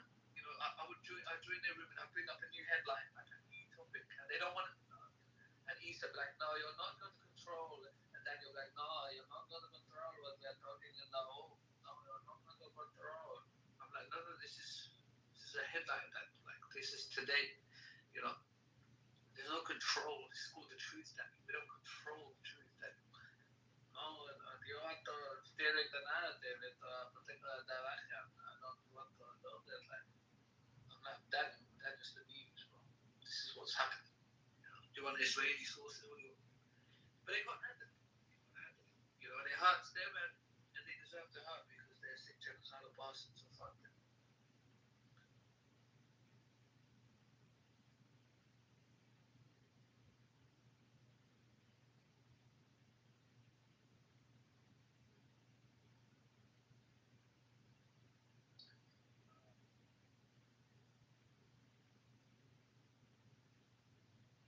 You're too much of a coward to come on stage to have a conversation and said something inflammatory in the comments. So yes, a conversation was had with your cowards. Oh, I'm a nobody, baby. Shut the fuck up, Bree. I know exactly who you are. You're a fucking racist. No one can fucking stand you. You breed fucking dogs. Dirty ass dog.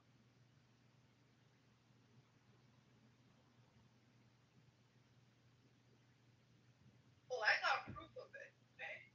Backyard dog breeder, freaking animal cruelty and death. Good morning. Why are you wasting your time on some scumbag in the comments like a keyboard warrior? Just ignore. Yeah, it's true. She's a fucking. If the person has any courage, they can come up and have a discussion. Otherwise, to bark. Barking dogs seldom bite. That's actually very true.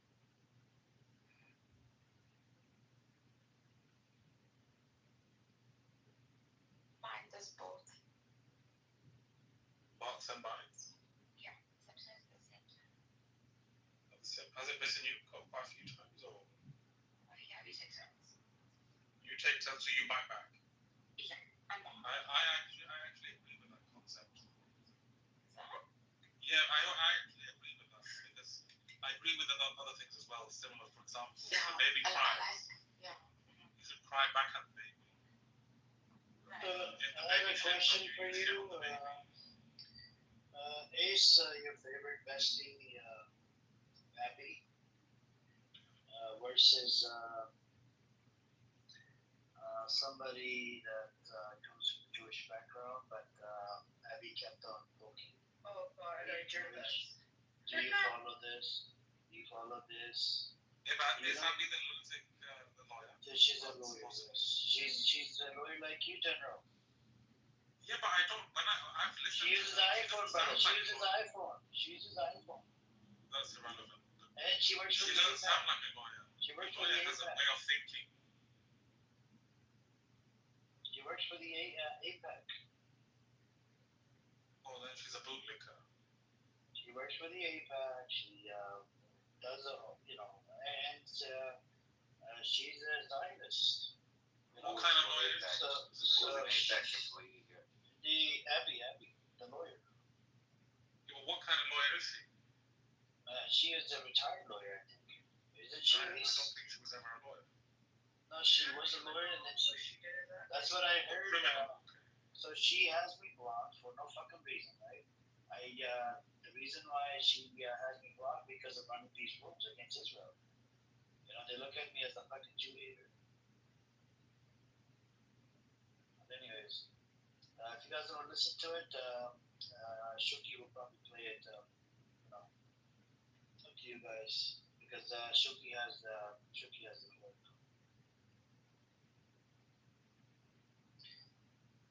Do you even listen to it, Ace and the group here? Whoever won, yeah, you guys won. I don't know. You guys want to listen to it? Go ahead.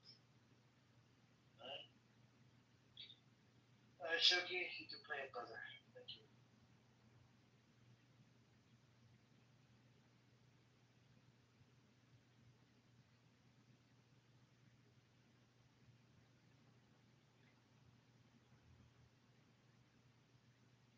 They were You open. were, so what was your parasha then?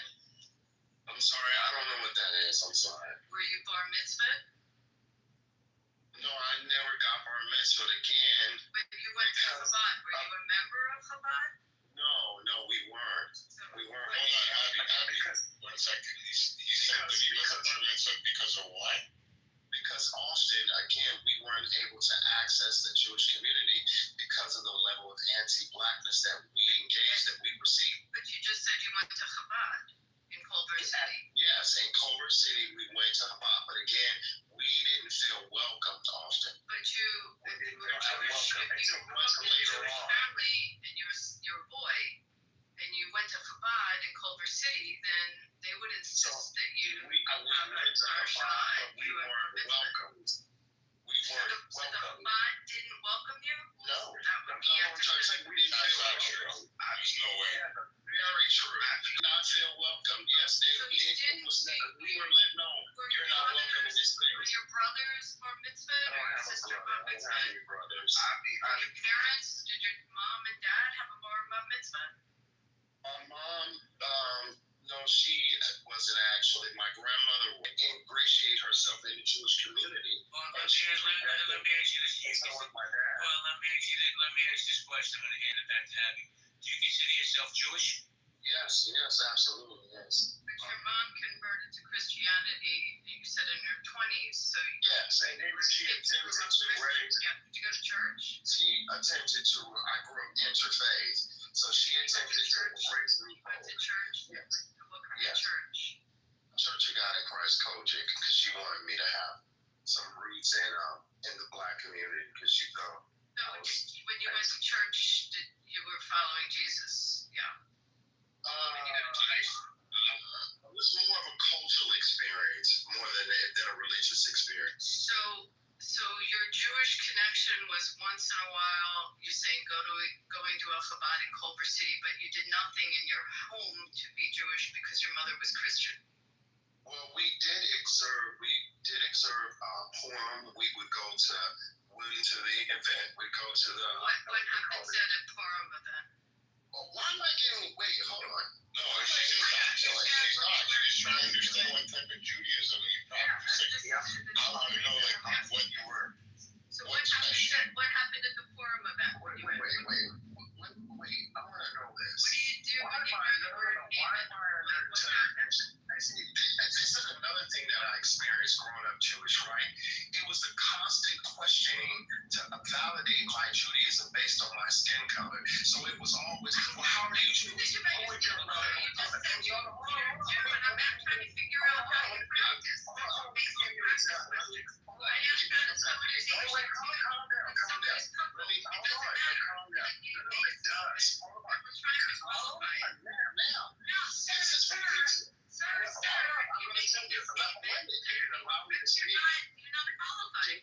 Can you allow me to speak? I said what we would do is we would get interrogated, right? Do this to anyone else. They would even do it to my stepfather. Are you Jewish? Were your parents Jewish?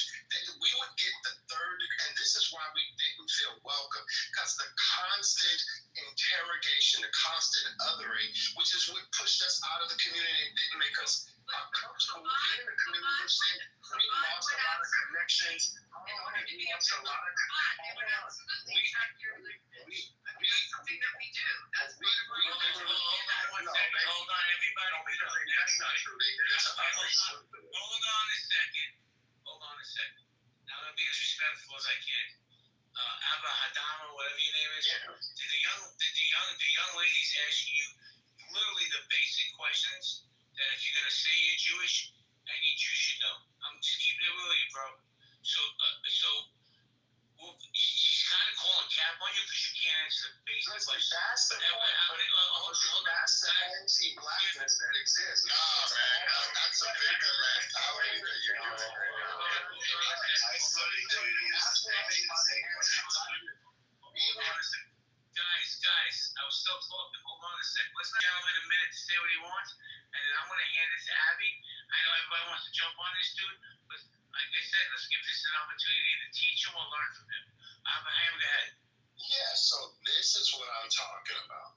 The othering, because we did not feel welcome because of the anti-blackness that exists within the white community, we were often pushed away. So the traditions and the practices that my mother was trying to ingratiate me in community, we didn't have because we weren't welcome into the Jewish community. And often when you talk about synagogues and things like that, we didn't discover like Ethiopian synagogues until much later into my adulthood, where we were told, even by Ethiopian Beta whites and Jews, even amongst Persians, I learned Persians and white Jews, Ashkenazi Jews, there's a separation.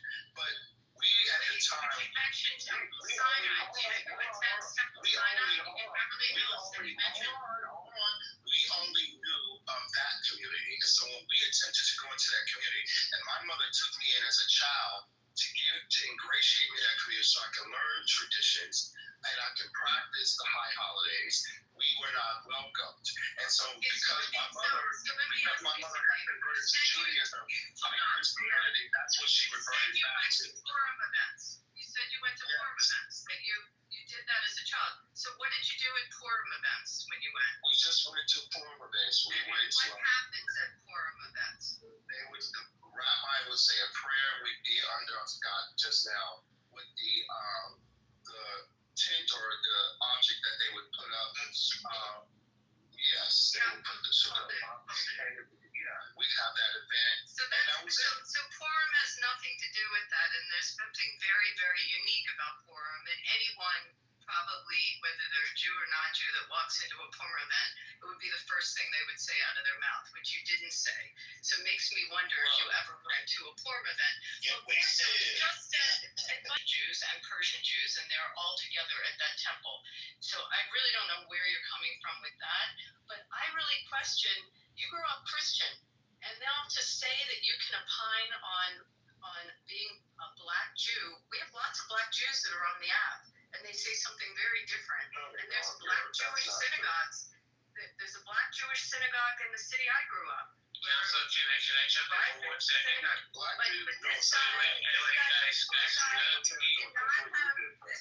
This guy not know, and he cannot confirm. Which he just did. She, because of my skin color.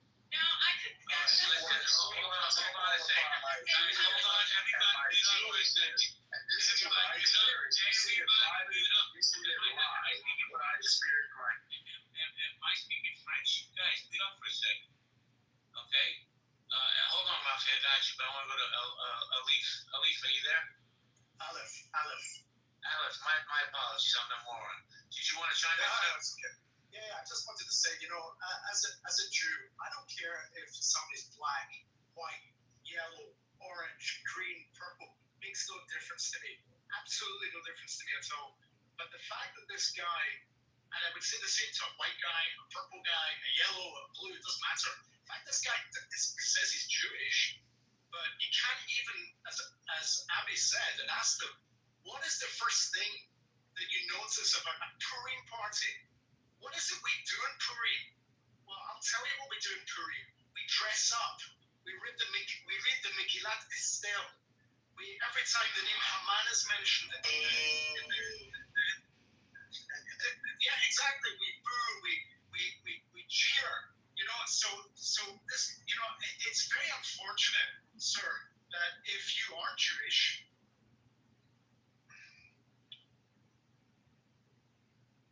Oh, you got a phone call. Hold on. This is what black people have to deal with who are Jewish. Because you're not going to say You're anti-black, and that's why you have this Jewish, and that's your Hold on a second. a second. I'm going to say one thing, man. People can say whatever they want about Abby. One thing you're not going to say is that she's anti-black. That's so stupid.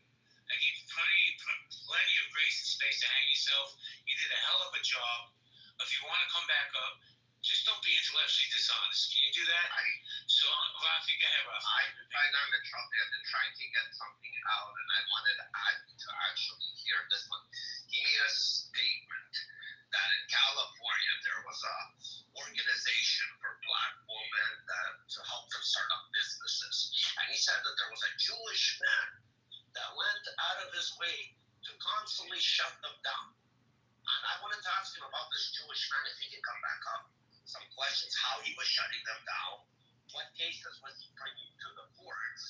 Because I know they would have opened the case if there was nothing valid behind. Like, if there's nothing behind it, they would say, listen, you don't have a case, we're not going to waste court's time. So I just want to bring him up and ask him, who is this Jewish man that he's speaking about? I just want to know the specialty dish he ate for Yom Kippur. So, Can I speak to that's not an anti-black thing? Yeah, wait, before you do that, Yaakov, let me invite you back up. Yeah, Yaakov.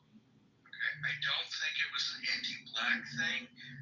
It's a concern about people who are trying to come into our temples and our communities and proselytize and convert people. Just last week, there was a Christian missionary. Fear. It's not a fear of black people. You're Jew by one of two means. You have your mother's Jewish, or you convert through a known organization. Absent that, you're not a Jew. It's not something you can just say. So there may be some pushback because they were concerned about your commitment to the faith, or they were concerned about some form of proselytation, but I tell you it was not based on your skin color. It was based on actions or things that they perceived. And that, I'll leave it at that. Well, let me just say this. Hold on. I invited him back up.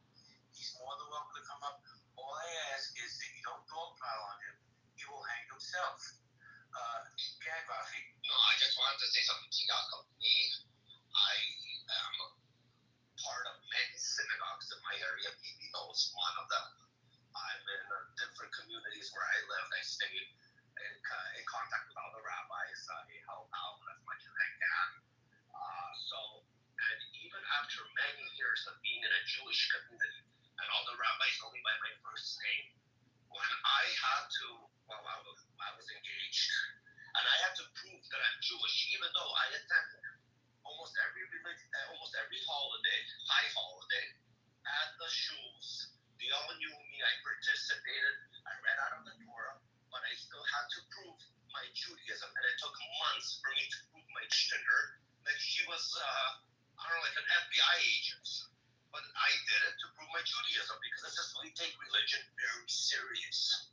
It's not just we can go say a few words and we become Jewish. We don't, as a white person, I had to jump obstacles to prove my Judaism. Yeah. And just to speak on this, because I have an interesting angle to it, I studied Judaism for about a year and a half here in Calgary, and it's not a black thing, man. Honestly, there was black students in there studying all the holidays, a little bit of Hebrew. Thank you, Shuki. Thank you for playing this, and appreciate it. Apparently, I think this came from JB's room or something. Anyways, there's actually racism amongst inside the Jewish community, and I actually we had I don't know, do you remember we had Black Rabbi and a whole bunch of other people. I mean, even Sister Ezra that comes in here, right? We have people like El Normo and a bunch of some of these people. They always sort of like call themselves a Jew. You know, you're not a Jew. You're not this, right? It's like heartbreaking to people that are from the Jewish background. They're anti-genocide. They don't support the state of Israel, and they're usually being called self-hating Jews and whatnot. And and then they want to question you. Even Buttercup that comes in here, she got questioned multiple times. She's anti-Zionist as well, and it's very disturbing to see people, that are denying their, religion, that they're kafir meaning disbeliever. They're not part of the religion. Doesn't matter, or part of the ethnicity. Sickly. Like this guy said, they go through all the way to wherever you live or your family lives. They'll try to find out if you're Jewish or not. It's a big thing, but at the same time, there's a lot of discrimination that goes in there as well. And relate to the Ethiopian Jews that I shared articles in the chat earlier. If you guys look up on it,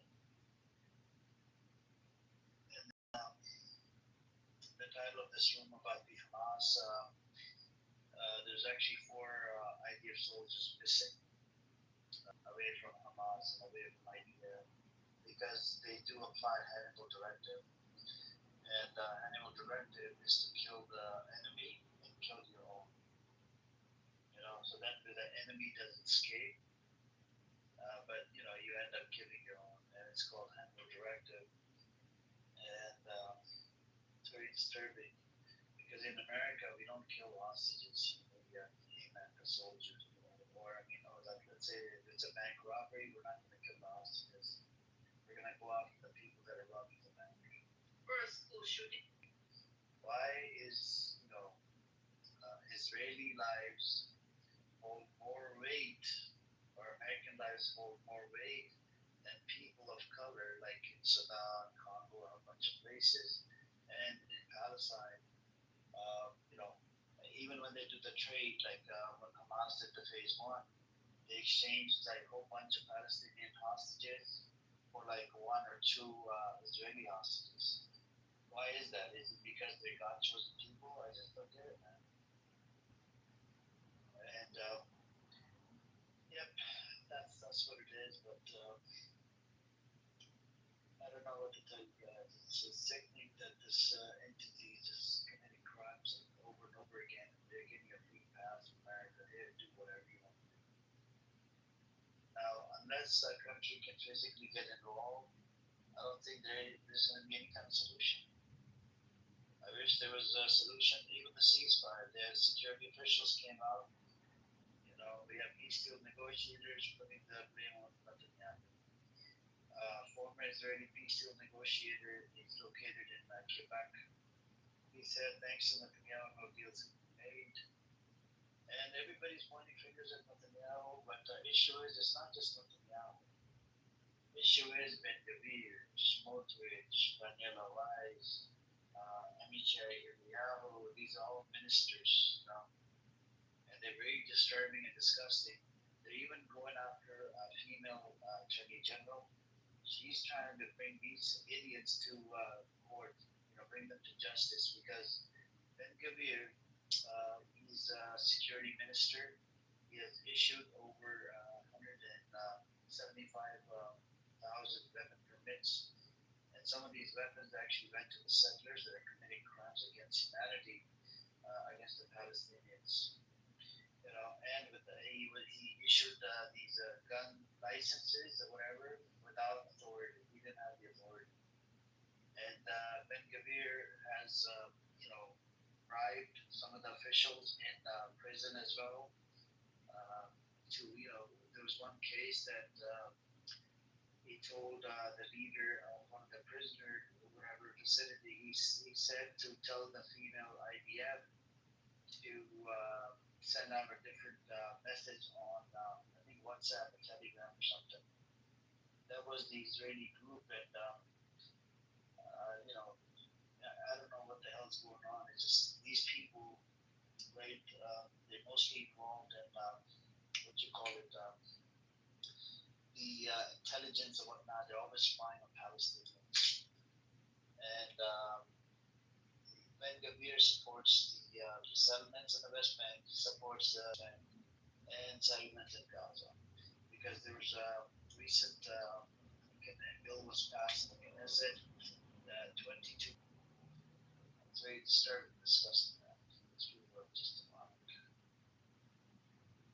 But, yep.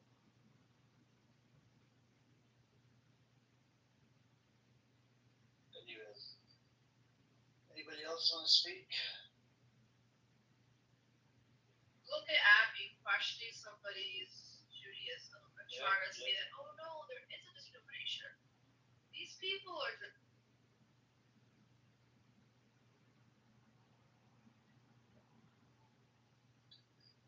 So if this person was white, right, I don't think they would question it like that. Because this person is Black American, they want to question, whether you're Jewish, not Jewish, are you self-hating Jew, are you self-loving Jew, or what kind of Jew are you? It just But here, she questioned the fact that his mom converted to Christianity. And, oh, so when you went to church, did you pray to Jesus? As if somehow that's going to make him, like, he can't be Jewish after that? I don't get it. She's trying to critique him for having any connection to the Christian church. And God forbid he may have, it was some sort of cultural experience, whatever he said. Like, basically, your Jewish mother became a Christian, so now you no longer Jewish, is what she.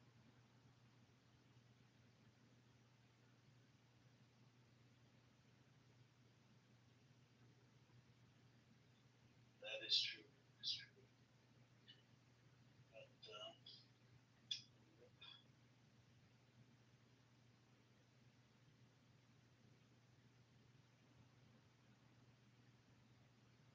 so as you heard it earlier, there was a crash out between the Zionists, right?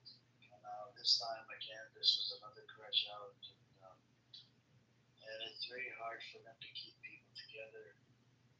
They tend to fight the Zionist side, even the prophetic side. They tend to fight as well. But, it's hard to find trustable moderators to run rooms straight for 12 to 14 hours. And, you gotta believe in the cause to be able to moderate these type of rooms because we get Zionists, non-Zionists in here. And it's the same old talking points, and that makes sense, they're logical, and it has evidence to it. But on their side, it's just, it's all fucking bunch of.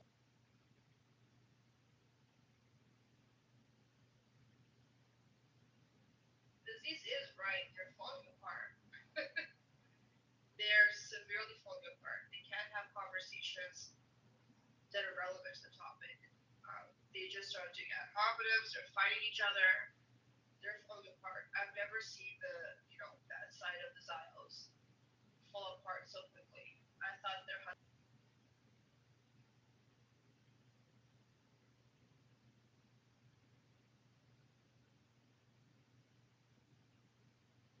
Yeah. But as these goes in the times, I was just wondering, how is the climate or whatever. But the brother said it is. But it's very easy to. I think anybody can debunk their lies. Nowadays it's done really easy. They try to derail the topic, personal attacks, do a bunch of shit.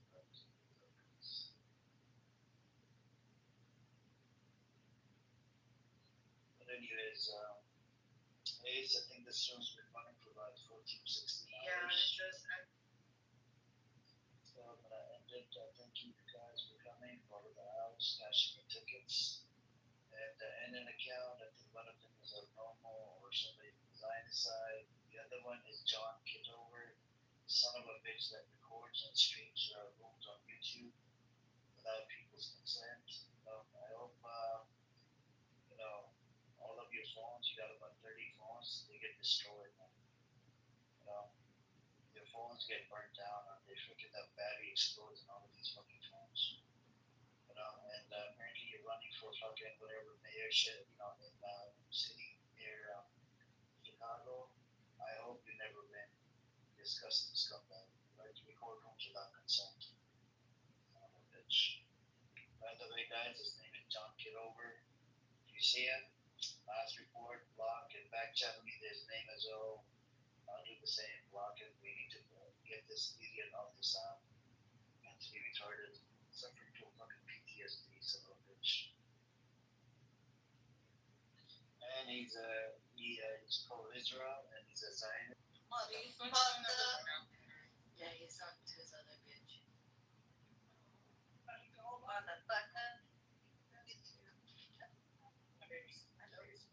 Yeah, they're having a domesticals. He has a lot of domesticals with females.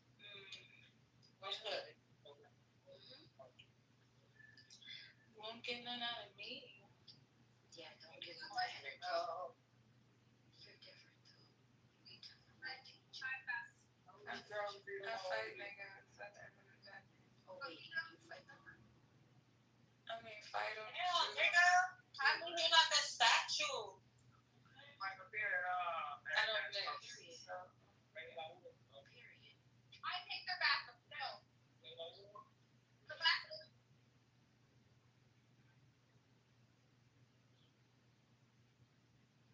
Yeah, shirt too small.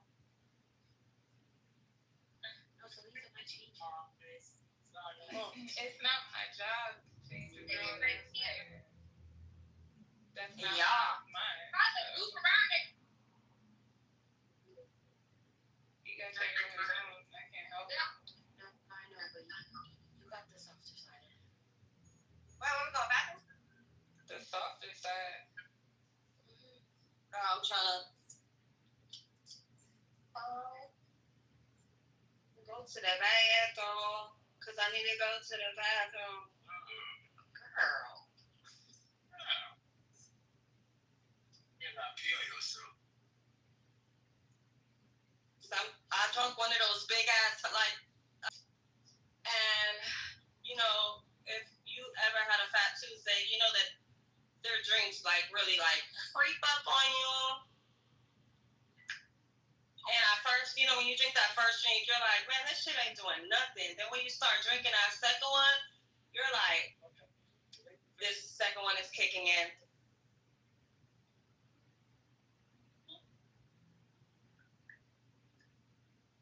I'm like wondering why there's hella police outside? I'm like, duh, it's Friday. Oh, You ain't drive. I don't know what that is. I don't care. I don't care. Damn. Where's she going? Where's she going? See, you went to the car. For what?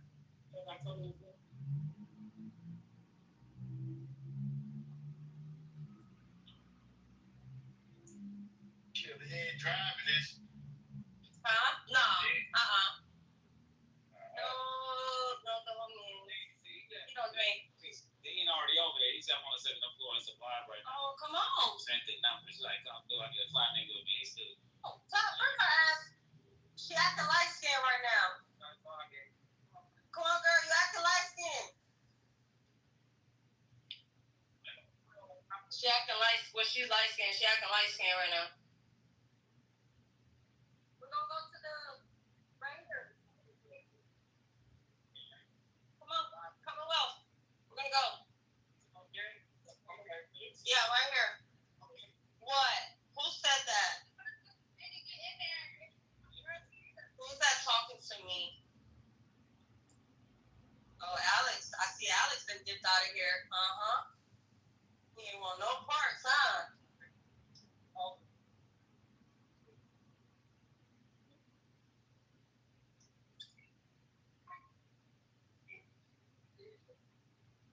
My music should pop up in here anytime soon. It does that when it's on my computer. Why is the marshal down here?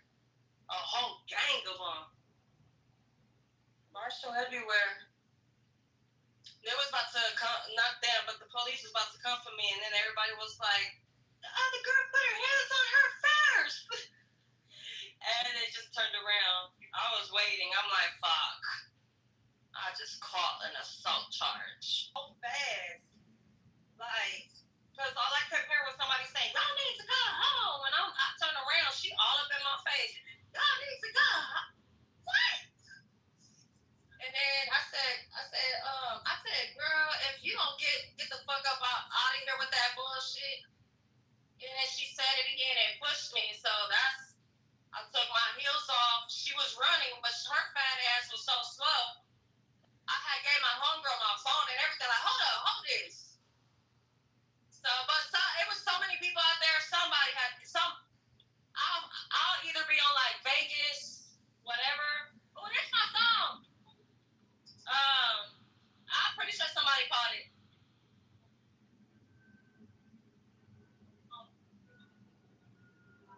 It's cracking down here, y'all. Okay, yo estoy la quemando. Hold man. That's your ID? Give me a second, y'all. I gotta get my ID.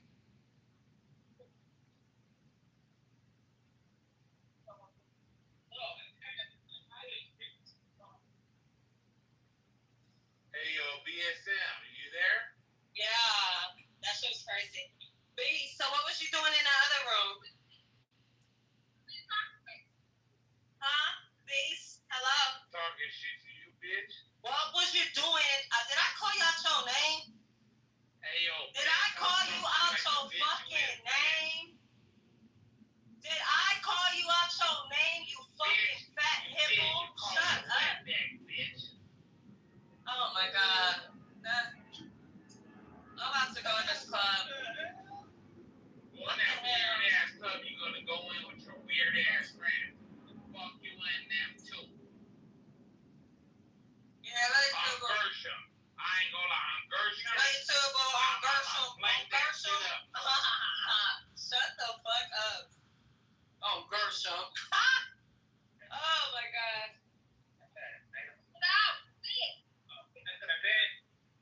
What is it? My boy said he paid $60 to get up in there. Damn. 60 to go up in the motherfucking Tell spot. your homies, they ain't got no smoke like this. They don't want no smoke. Shut up. You don't want no smoke, nigga. They don't want no smoke. You don't want no smoke. They better stay in their fucking place. They better know their fucking lane. You don't want no smoke. They better know their fucking lane, gang. You don't want no smoke.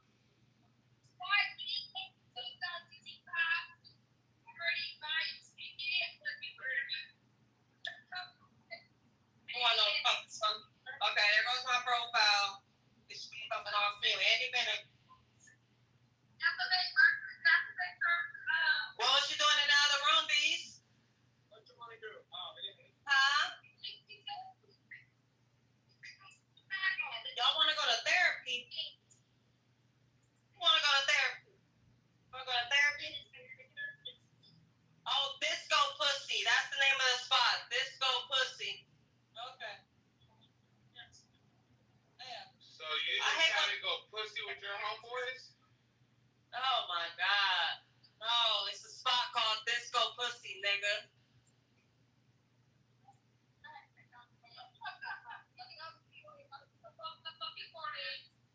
Oh my god.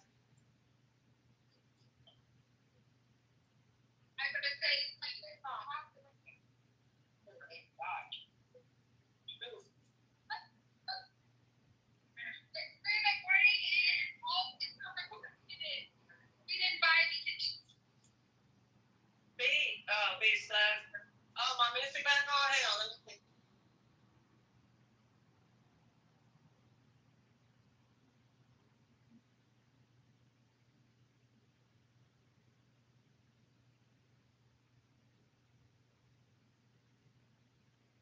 Damn, I don't hear nothing. Oh, shit. Yeah, but what happened? Plus.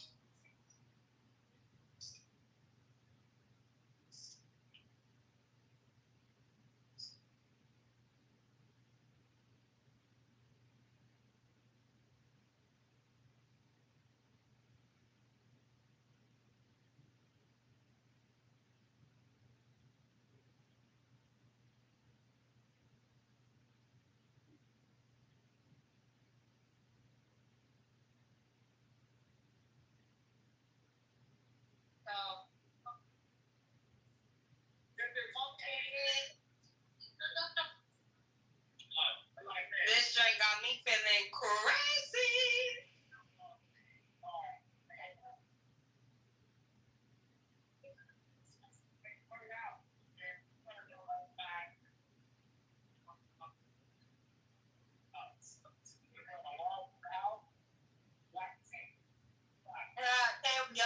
Definitely am on Fremont.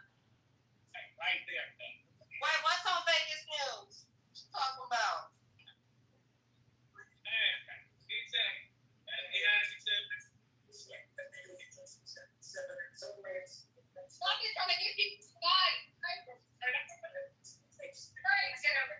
don't know what you're talking about.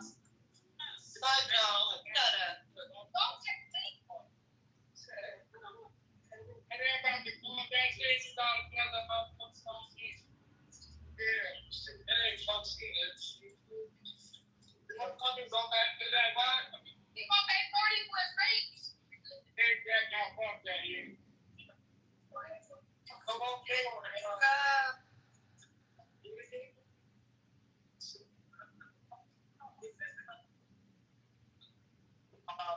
And then there was already a shooting right by the horseshoe. It was a shooting. It's about to be a crazy motherfucking weekend in Vegas. I didn't even want to come downtown because it just be so fucking crazy. This my first time downtown in a long time. A long time.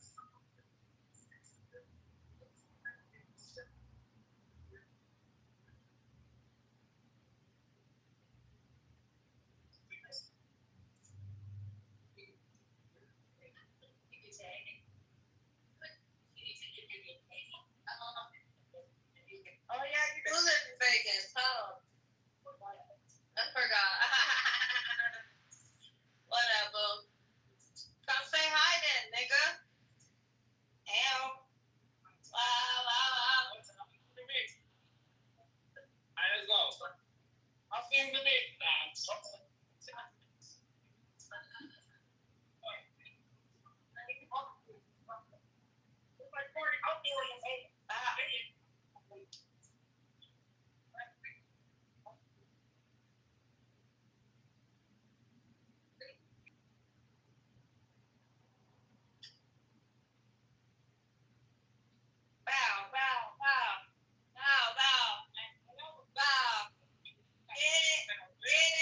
Get it. I don't know what's on here. They ain't talking over there.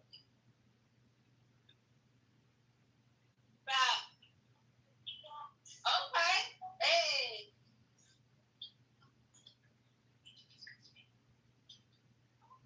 Your friend look like. This beast battery club. Right. Yeah. They outside the club. That's crazy. My dumb ass gonna wear heels, so the fuck? Dumbass. Don't get hit. Oh, hell no.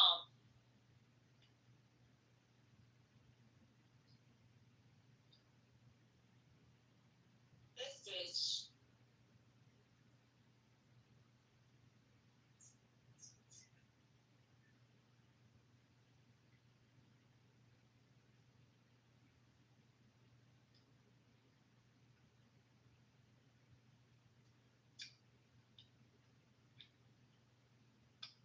Slow the fuck down. I just can't. I like, slow the fuck down, goddammit. Two YNs tried to rob the pizza delivery guy and he shot both of them dead and VA. Damn. Damn, that's crazy. Pizza man shot Wow. them. Huh? The pizza man shot them. Yeah, well, yeah.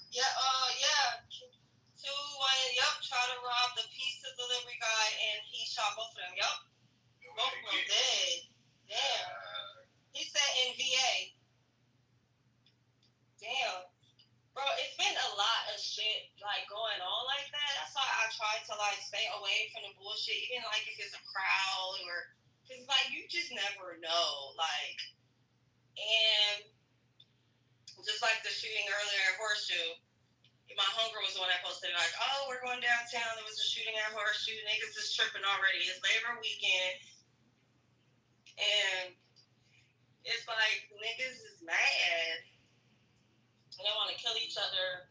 They want to rob each other because they can't go and work for their shit and live within their budget." Ooh, thank you, Buka. I don't know why my dumb ass gonna wear some heels. I didn't think. I forgot you said downtown. Bro, I had moved downstairs and I was like, Why you ain't saying that? Like, you know we going downtown. I was like, where are you? I would have said, let me go get my. I was like, she is. It goes with this purse to the Steve Madden flip flop. Oh. I would have said, okay, cool. I forgot. I said, damn, these is my comfy. These is my comfy heels and turn the air on. I know you can't make it. You can't make it either. Whew, it's hot, y'all. Like, and I got this little ass red skirt on. She crying. Go be Captain Save-A-Ho, but turn the air on first. Tell him to go save the hoe, but turn the air on. She said, say that, but turn the air on. Oh, turn the air on. Turn the air on. Turn the high, the back one on 60 high. Turn it on. How you do this? Yeah. No, you know me. Oh shit. Look, he's finna go save her. She probably crying. Her boyfriend and broke up with her. She talking about he left me. I don't have a ride home. I don't know how I'm gonna get home. Like, oh my god. Wait, look at her. Oh my god, he broke up with me. He left me here. Oh wow. Wow. She better get her ass on that side. I ain't moving for nobody. I'm not moving for shit. This nigga, I told you she gonna hit us with the sob story. Y'all, I bet y'all I'm not even gonna go on me. She gonna hit us with the sob story. This bitch thinks she's good. Okay, bye. Hang on. You're not right, y'all. Get it. What happened? Man, these motherfuckers ain't shit. Ooh, friends or niggas? Because you know they both ain't shit either. Damn. What happened? They left you? Damn. Obviously, right? I'm just good. My bad. I'm bold. I'm sorry. I'm just asking questions. No, that's fucked up. Oh, girl. You from here? Yeah. Okay. Well, you good. You good. Safe. I just ask questions, but I'm very bold. Sorry.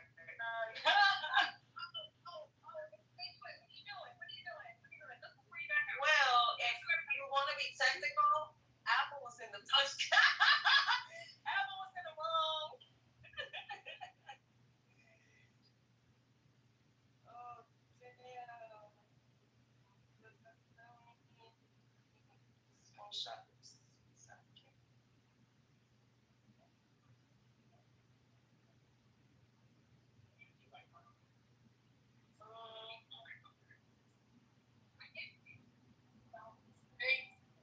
Y'all mind if I focus for this?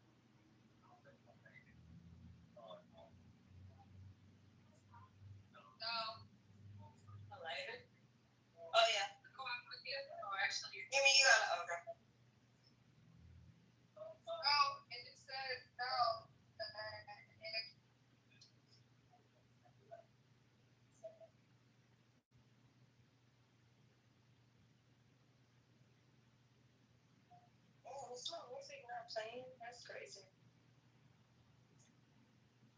That's fucked up.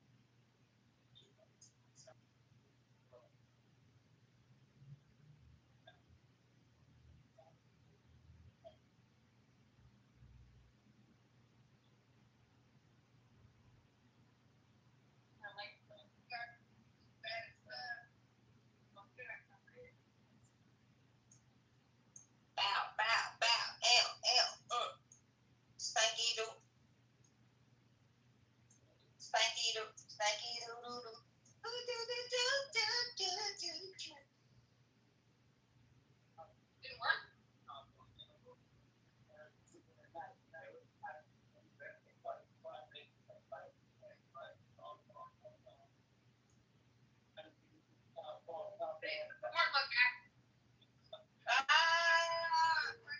Wow.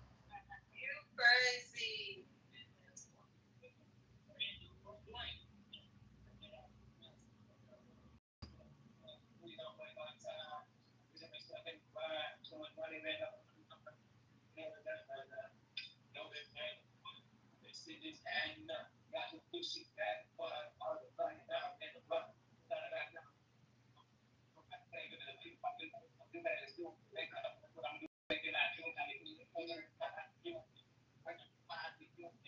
I wouldn't have a rat. I wouldn't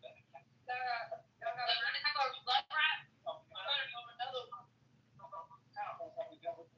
Is that correct? Yeah. I think that's oh, I think that's crap. We can drink it out.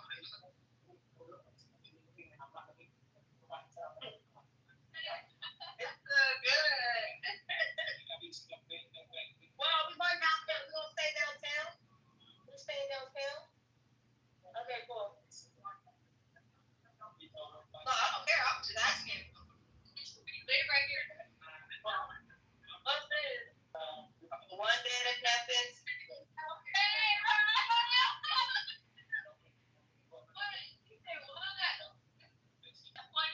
Oh, 20, 40, 60, 80, right there. 100. It's in the trash. Some people be like, okay, this is that. No,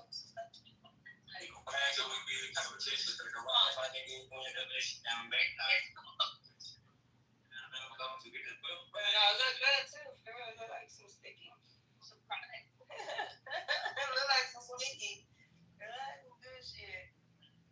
You're low-key, I appreciate it. Where you at? No, you good. You good, Chester. You good.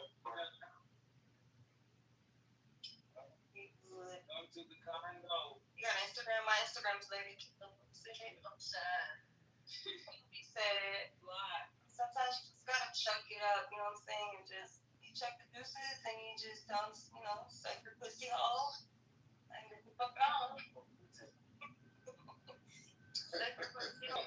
Tell me I can't come back. Yeah, I don't know. I just looked at in the hallways for a little bit.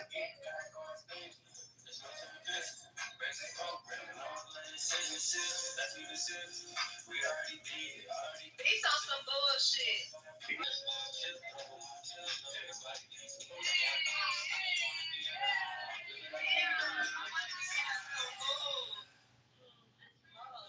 I stay hungry, y'all.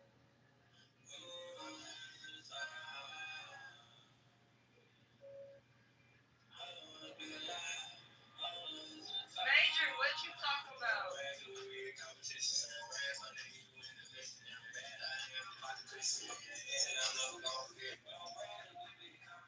you talking about? So what happened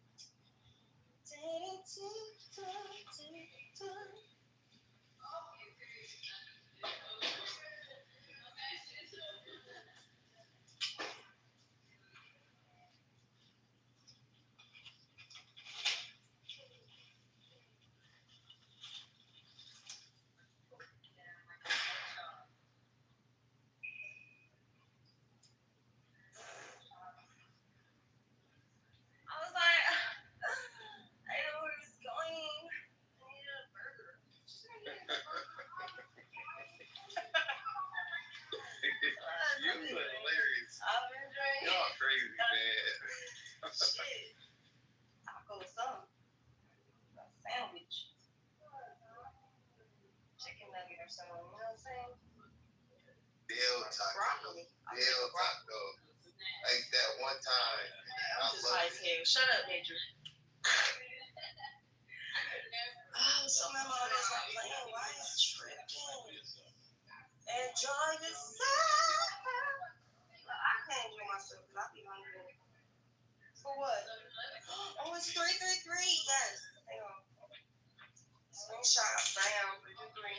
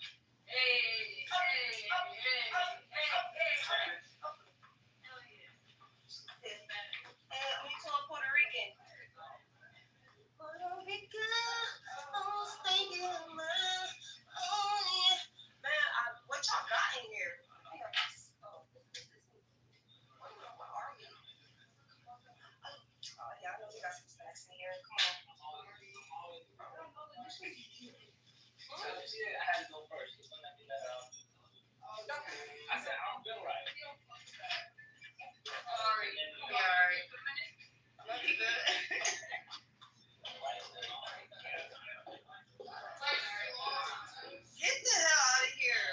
Talking about he got paid to like this shut your ass. Dang, she was sniffing cocaine. Who was that? Cocaine all on the table. She knew she had cocaine on the table. Oh my god. I just can't live it up, live it up. Hey, live your life. Shit. Live her life. Shit.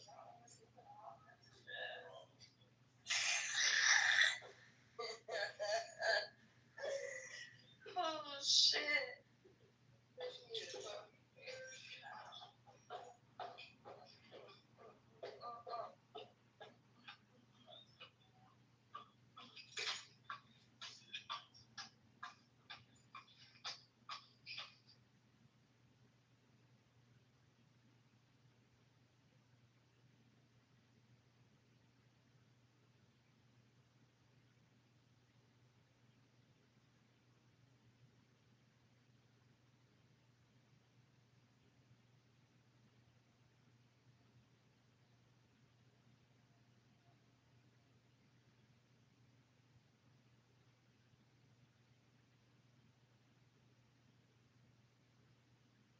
What's up, y'all?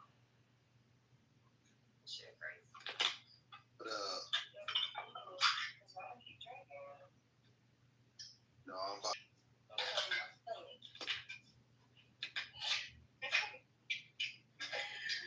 Oh shit. I feel good. I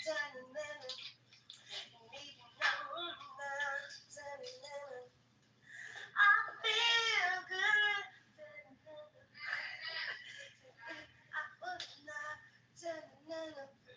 I don't know whose these are, but I'm wearing them. But what the fuck?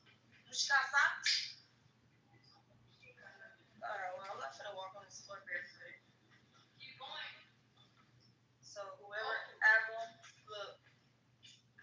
Get that Apple, look. I got them on for now because I don't want to keep the heels on, and I don't want to put my, 34.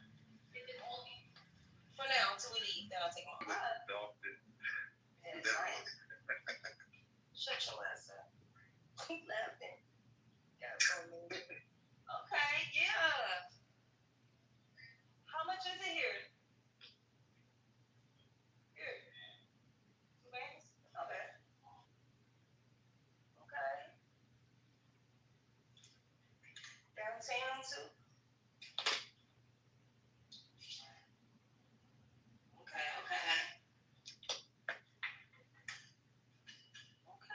It's nice. Solita, come back. Don't forget, come back. Good night. Come back, Solita. Solita, where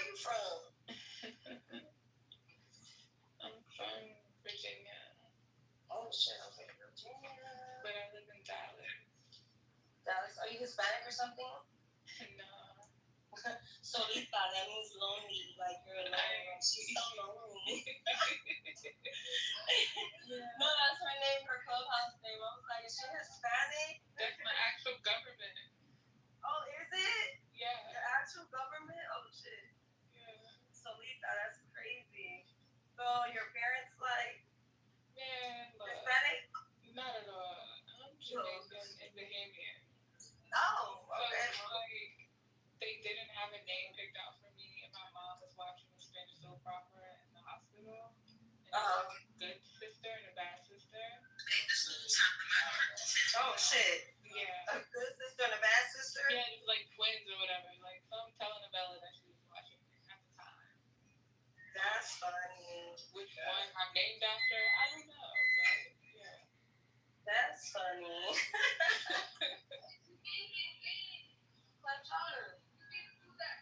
I did it. I told him about it already. You weren't paying attention. Shit. You a book? Yeah, but real shit though, just come back. I was asking where we going. That's all you gotta do. You know. I'll be back.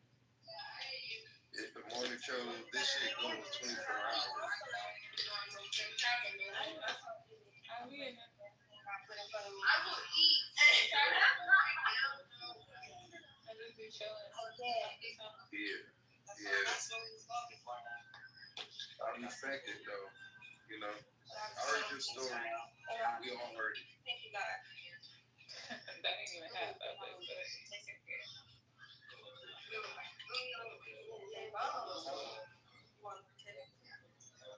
what up, though? What up, Crystal? What up? Give me 1 second, y'all. No, unless y'all want to hear my shenanigans. Hey, Krista. Hey, Queen. There was something.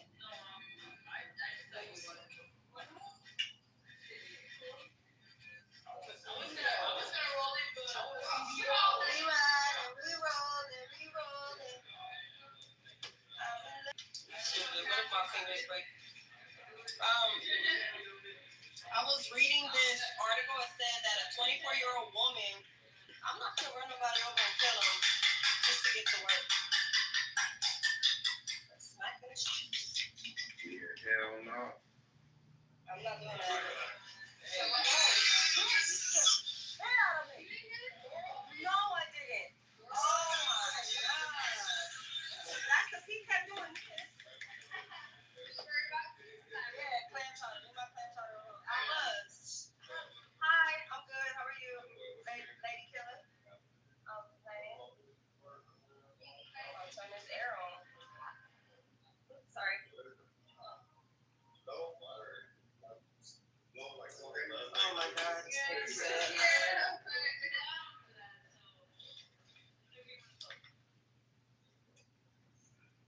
so funny. There you go. What's this, Crystal? Oh, your song. Hey, what's up with this bitch Diddy over here?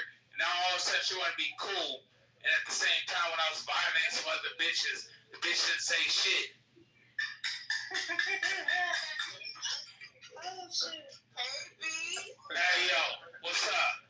So I ain't gonna lie, bitch Diddy sat there on mute and just let some people try to go at me, but at the same time, bitch, I don't give a fuck about you or any of your dads. Fuck Somalia, fuck all that shit, bitch. And die slow, bitch. Die slow, bitch. Not too much, bitch. No, man, I just buried my brother. Yeah. I've been chilling. I'll get back. You got a speaker? Diddy, you gonna let that fat bitch talk to you like that? You gonna let that fat burrito bitch talk to you like that?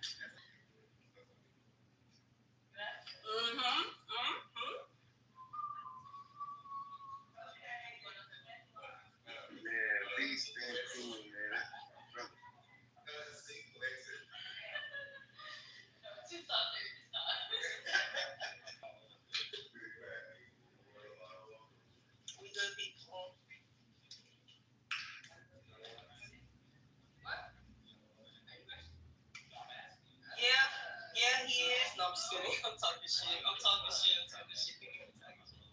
Yeah, exactly. I'm not rolling shit. Yeah. Because I was, when I drink, I gotta eat some. Me, I know me. I'm gonna want to cuss everybody out. You pushed some fat bitch on Fremont and tried to lunch at this. I did. The bitch is talking about some, everybody go home. I said, bitch, if you don't get your ass on with that shit, she lunged at me. I pushed her and she ran and Killa said, hold my phone, hold my purse. She like chasing that bitch down, grabbed her by the backpack and was like, hey. Bitch, what you doing? Bitch, bye. Fuck. He fucking around on Fremont like that, bitch, you get fucked up. If I would have really been fucked up, I would have just been I like, already know, that's why I told him. I said, she's like about 2-3 seconds. I said, if she, like, if she tried to come back at me, yeah, when she came back at her, it would have been over. I'm gonna have to go over there. And then you got up, she didn't really come back up. I said, come on. And she was so fat and running so slow. I handed my phone, my purse to her. I took my shoes off and then I ran to her. And I'm like, you slow bitch. And then she was like, ah! I'm like, shut the fuck up, bitch. What you screaming for? She was out there yelling at everybody, talking about, y'all need to go home, bitch. Bye.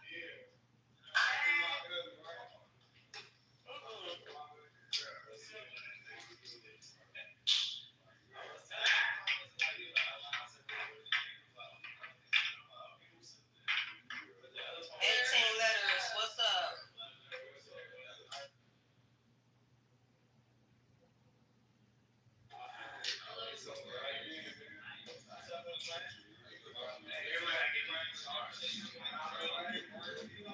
Now you look like Pharrell. Oh my god.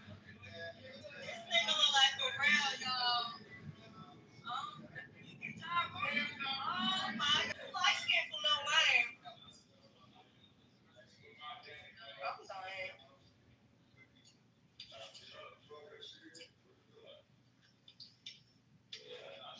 What's up with them man like this?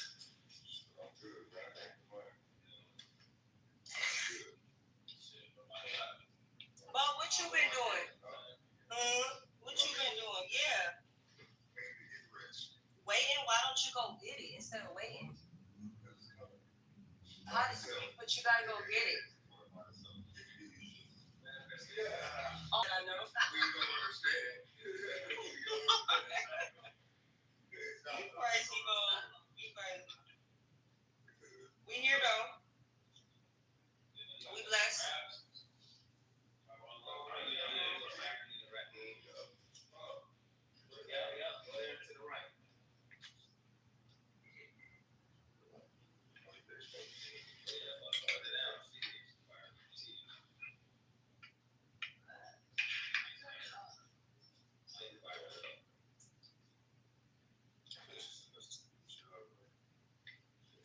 Hey, yo, Killer, why'd you run off the females on stage? That is the dumbest shit you've ever seen. Killer, why you run off the females? Killer, why you run off the females on stage?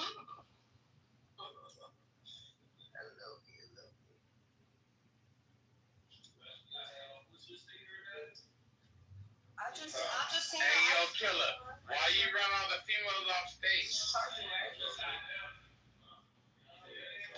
See what I'm saying? You bumping in the car, yo, Doug? Yeah. Get the fuck out of here, yo. Killer ran all the females off stage. That's on Killer, gang. Killer and her homeboys are from Gershom.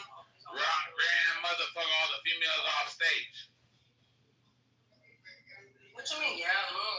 If this shit happened 2 years ago, now it's coming to light. How y'all feel about it?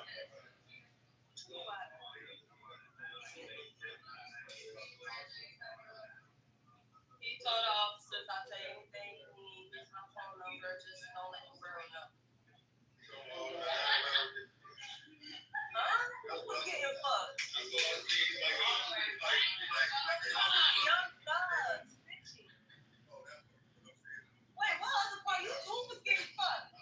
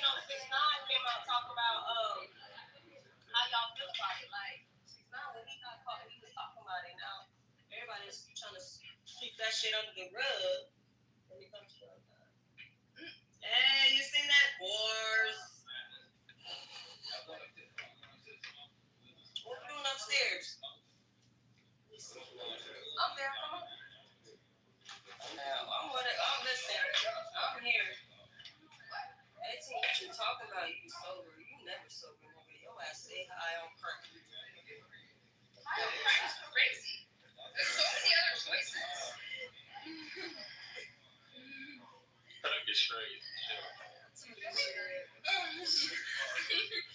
I'm talking shit, but I'm not. But I am. I do not be on crack.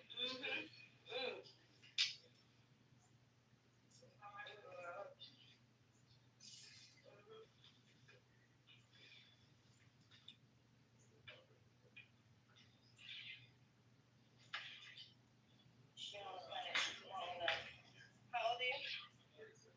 Oh yeah. I just lost my brother.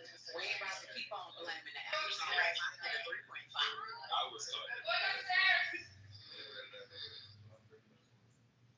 Sure, you know that means I gotta step on your neck a little bit more. That's all you gotta do.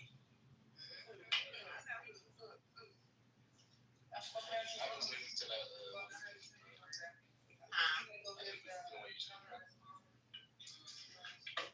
You got the C charger? Yes. You got the power?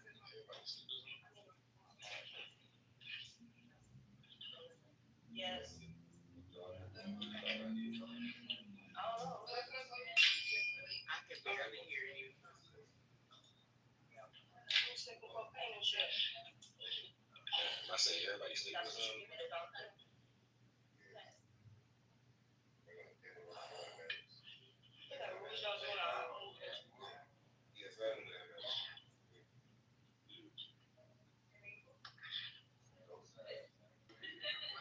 Oh shit, you got twins. Yo tengo cero. Hell yeah. Yo tengo dos chihuahuas. Yo tengo dos chihuahuas. Yo no tengo hijos, pero yo tengo dos chihuahuas. Oh my god. I got those. Oh, it's so cute. Yo tengo una que se llama Talía y una que se llama Brandy. They're so pretty. Yeah, chihuahuas. I ain't got no kids though. Not right now.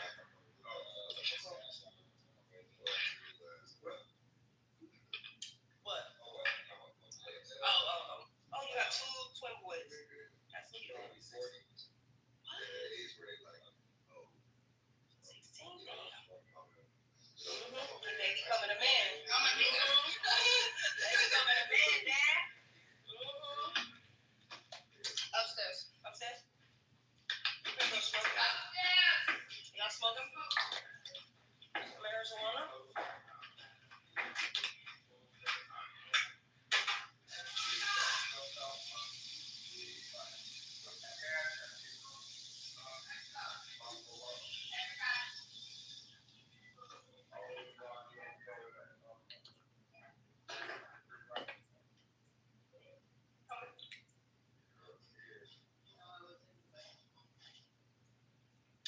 We're all invited. Get your ass over here, girl. Come on. We're going to go smoke.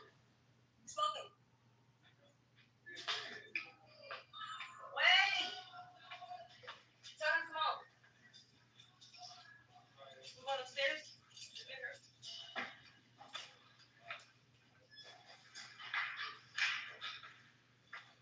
What's up, AK? What up, man? Yeah? Huh?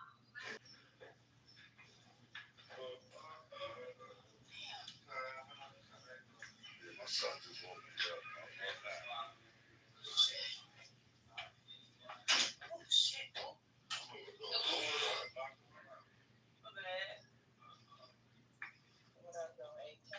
My bad. I'm over here. Crystal, my ass over here with my volume down. I didn't know y'all was talking. I swear I thought the room was just quiet, bro. I'm sorry, y'all. Let me get it. Oh, shit.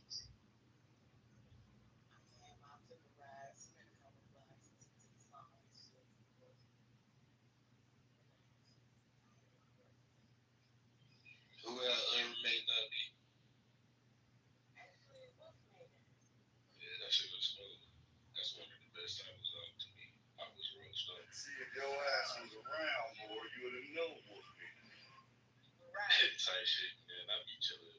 Nah, stop letting these motherfuckers get you hot and then you run off. Don't do that shit. I don't be running those. You do, nigga. what you do, bro. Don't let I've been them trying do to you like that. I've been trying to just come on weekends, but Nah, but don't let them niggas punk you, bro. Them niggas really punks in real life. They fuck yourself. Stand on your I've been outside. They shit they get like chilling with everybody did. So I ain't know how they go. Nah, I'm just telling you, bro. When they be trying to play in your face, nigga, keep staring where you stand at. Because believe it or not, you irritate the shit out of them niggas when you don't show no emotion. Me, I'm a little different. My scales tip a little different. Type shit. I just been chilling though. I've been on my workout shit. I just started to work out. Everybody been getting to the little key. I've been seeing that like everybody just started working out this year. Nah, it's good for your mind, bro. Like, even when you having shit going on in your life, you know what I mean? It's good to just clear your mind and shit like that. I was horrible at that, bro. I keep my mind clouded and shit. I never, like, if I don't resolve issues, bro, it should stay there and it'll make me uncomfortable. So, like, I'm trying to find a way to release all that shit. Because I'm really, really tripped, bro. Like, I'm trying to find a better outlet for myself. Shit can be like that sometimes. I'm up with my baby right now. He up watching fucking Elmo at 7 o'clock in the morning. You said Elmo? I ain't seen a kid watch Elmo. My son right here watching Elmo. Nigga woke me up. Yeah, that's some classic shit. I had a fun time. Chris, you know what? I think my son been sensing something off with me. Yeah, Like, so he been up under me like a motherfucker. Kids be young for sure. Yeah, I noticed that about you Geminis. Y'all. Oh, we ain't emotional. I can't front. We are emotional, but don't ever think for 1 second I'm gonna let you press my button. And anybody gonna play in your face and get away. Crystal, all I'm saying is I'd rather not argue because if I'm within 2 feet of you, the chances of me breaking your jaw are high. So I would rather punch you than argue. I know how that's. Nah, they thought it was a joke. I posted on my page, you know, like the little boxing machine, the joints that be in the little stores and shit. Yeah. Mind you, I'm built like a toothpick. But this toothpick built motherfucker punched over 860. Oh yeah. A lot of people can't even. And I didn't punch it for real.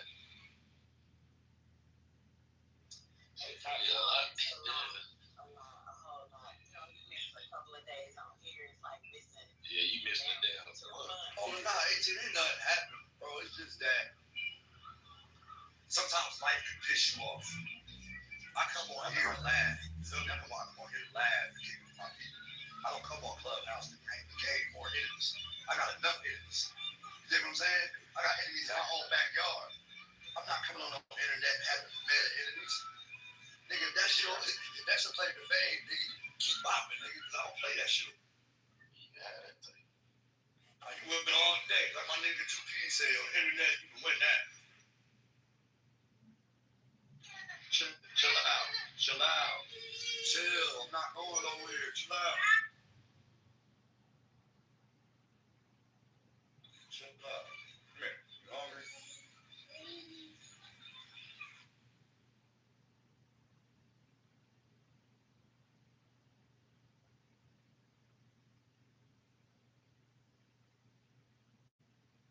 I used to fuck with the Uncrustables. Yeah, I got some Mickey Mouse waffles. I'm not gonna make you some. How old is he now? 53, September 23rd. I'm talking flying. Like motherfucker, bro. Peanut butter and jelly together, it smells funny.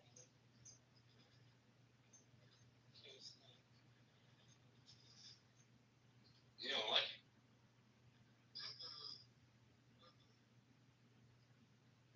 I ain't never heard of it. My son's such a picky eater. He used to eat peanut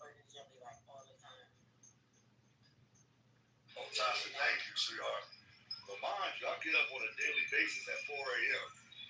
I'm letting my girls sleep in. I'm up being daddy right now. I'm up every day. And that's what I be talking about. That's why I did that song. That is exactly why. Because y'all don't get enough recognition, especially the motherfuckers who put in the work for real. Yes, you do. We appreciate you, Crystal. No problem. Shit, shout out to the women, boy, because this ain't no easy job. Nigga, you ever had to make a diaper bag, nigga? Man, yeah. Make sure everything in there, you can't forget nothing. Had to do that shit 3 times. Now I remember that face. Yo, I think my girl told me the other day, she said, you know what? I think I'm cool with just one kid. I said, yes. Yes. Lucky motherfucker. She said, I don't know if I want to do this again. But I had to have 2. Because I wanted to have a playmate and shit. Nah, I definitely feel that. I got dogs, so like he played with the dogs. Oh, is it cousins and shit? Yeah. I just know it, bro. If I do have another one, it's gonna be a girl. It's definitely gonna be a girl. Guys gonna get it. Man, that's what happened to me. I had a boy and 2 girls later.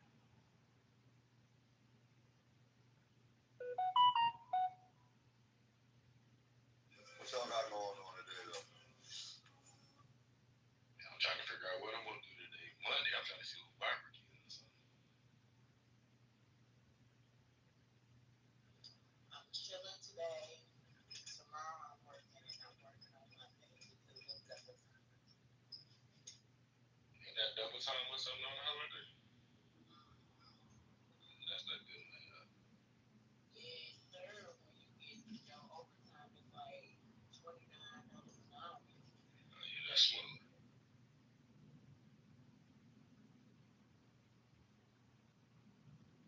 Y'all cold in Detroit?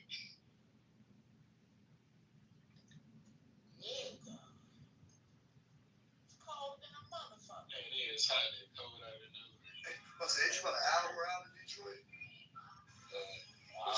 Something like that, right? Hour and a half.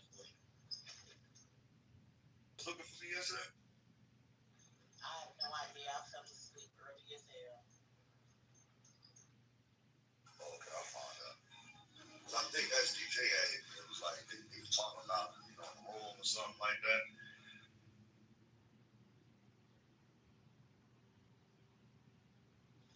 Yeah, I do remember hearing that before I fell asleep.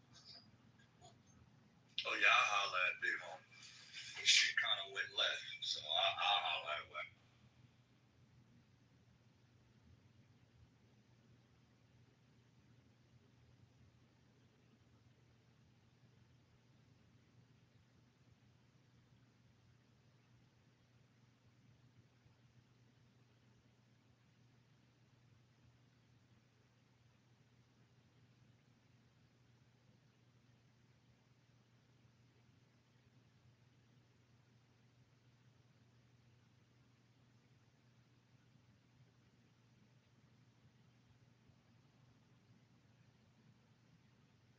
Yeah, today seems like it's gonna be a chill day.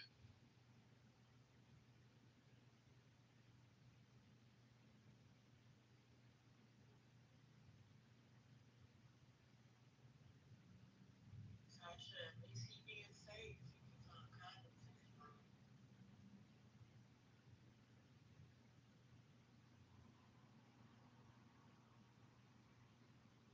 Me.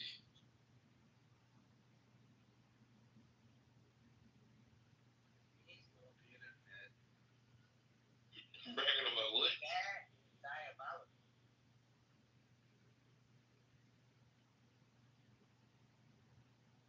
Bragging about catching something is crazy. Bragging about giving it to people. Oh no, hey, that was the case or something? Mm-hmm. That's wild. Yes, it is. That's fucking trite. I give my babies anything, I'm gonna have a whole fit.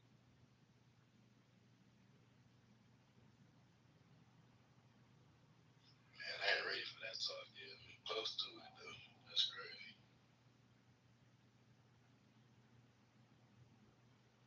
It's no way around. Last time, no. I'm sorry. Well, it's time right now, but I'm saying you're gonna start like. Listen, my grandbaby just started school this week. Some little boy walked up to her, wrote his number down, and put it in her book bag. Told her, my family rich. I can get you all the snacks you want. Oh, the snacks is scary. Oh, the snacks is wild. And they only 7. You like gummy bears? 7. I got apple juice. You like apple juice? And she a Gemini. So I told my daughter, I said, Hey. Yeah. Don't piss her off, though. Yeah. She give you this death stare. Look like she's looking through you, right? I didn't do the whole 2-person thing. I did like a switch. Like a one way, but once you flick that. About 10 minutes. She's like, Mom, I'm about to punch her. I said, no, just give her a minute. Because she's probably mad. She was like, I hit her because she tried to bite me. It was funny. You ever seen that video of Charlie bit me? That's what everybody Yes, did. I love that. Charlie, you bit me.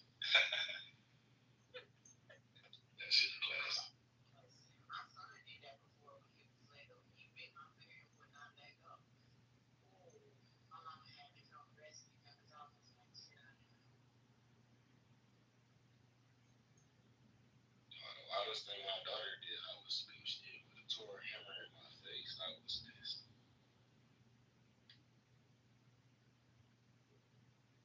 I had like a little knot on my shit. What she gave you one of them cartoon dudes? Man, I woke up, bro. I just reached my arm out and grabbed her. I had to look for a second to see who it was. I let her out. She made your ass in colors. Man. They gave my son some fucking scars.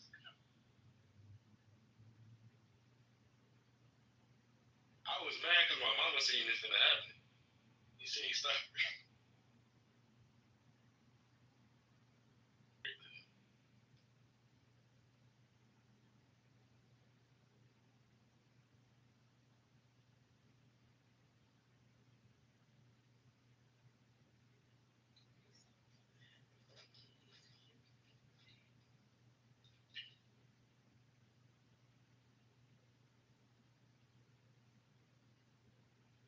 I know that's how I'm gonna be.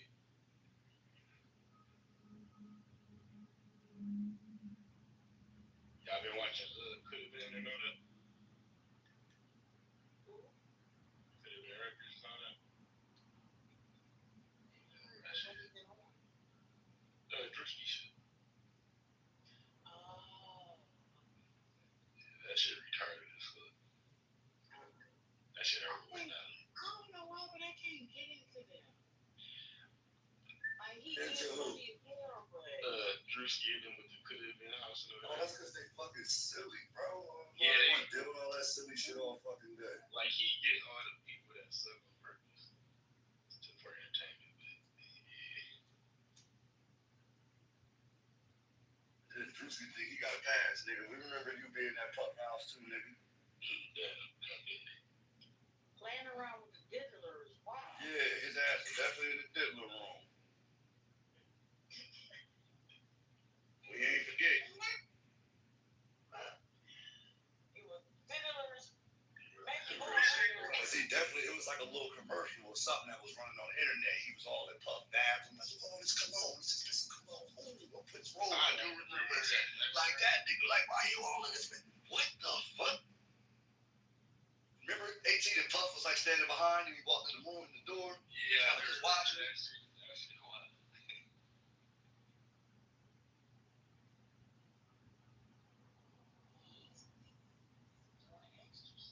Whatever happened with Diddy, like he's still. I mean, we know he beat the main parts of it, but he's sitting on on some other shit, so we got to see how that goes.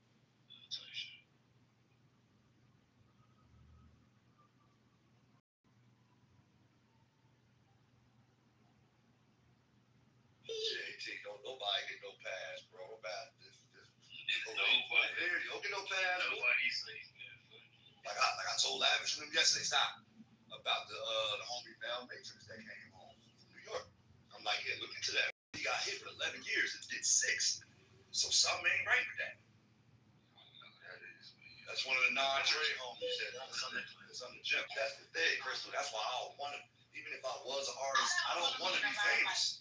I don't want to be famous. I just want to take care of my family. I would disappear from the face of the earth. I don't want to be famous. Black men and women, we definitely have to be up under a microscope.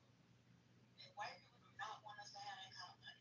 Fuck no. Stop, son. Get up. Get up. As long as we stand in the bare minimum of poverty, they're good with that. That means y'all gotta come back to us. We get whatever the fuck y'all need and want so y'all can move like y'all need to move. But if we start investing in ourselves, we gotta get nothing from them, period. Gotta start being smart. Yeah, people been talking about that shit for like 20, 30, 50 years type shit. So, I don't know. But the bad part, Motherfucker, I'm just as broke as you. exactly. I just get up and go to fucking work. Tired, hurting, exhausted. I still gotta do what you gotta do.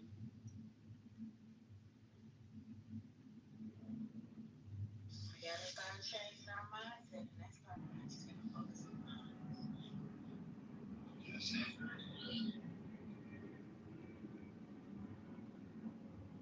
Like my daughter, my youngest, my baby girl, she can draw her ass off, and she just started tapping into Pearson. So I'm trying to push her into investing in herself more. She want a kid and everything.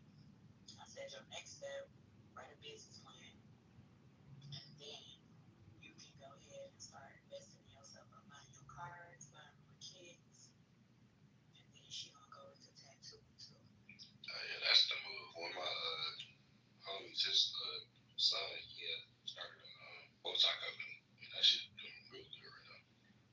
I think he been up. Nah. Yeah, this clip-ons, yeah, that's not about. He got the bow ties for like 25 and shit. All types. And he talk like, you won't think he that young, you know. That's what's up.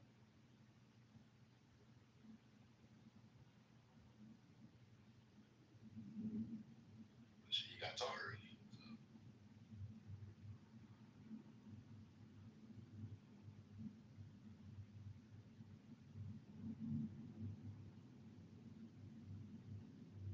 I think he trying to start a truck business too right now. I gotta talk to him. I ain't talked to him in like maybe a month, so I gotta see what he do.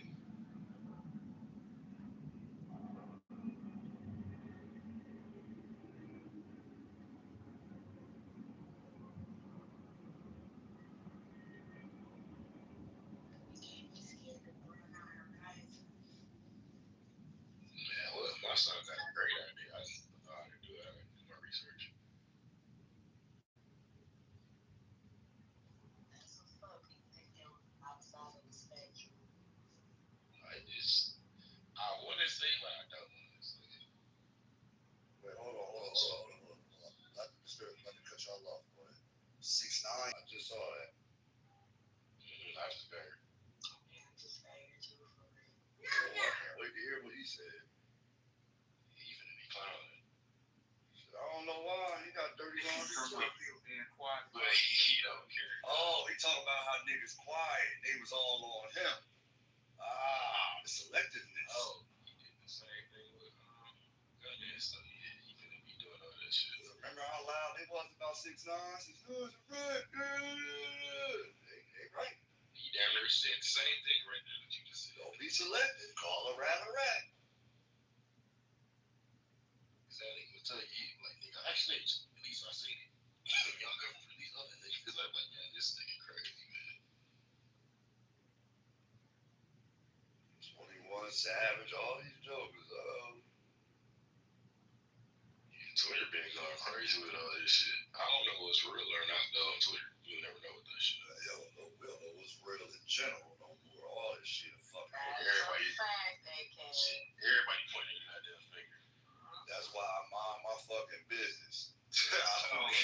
don't care. See, the funny thing about it, I lived in Atlanta for years, bro. I never saw 21 Savage. I definitely seen Jeffrey before. 21, and he's supposed to have been around the corner from where I lived at. Never saw him. I lived on Meadow Lane, right off. I lived on Meadow Lane, right off of McAfee, Camp Road, in Glenwood. He claims Glenwood is some apartments that's right behind Meadow Lane. That look like them apartments they did in that Vice series, bro. I'd never seen none of them niggas. Ever. How old is he? I don't even know how old Savage is, but I know when I was around that area, this was 2005. I was 15. Oh, so everybody kind of like stepping off the porch and shit. Yeah, but on some real shit, 18, I was the only one claiming blood around that area, bro. That was a GD and Crip area. If you know anything about that area, until I met niggas from the neighborhood. Yeah, so he was still standing there. Yeah, that's when I first learned about Gangsta Disciples. I didn't know what they were until you told me.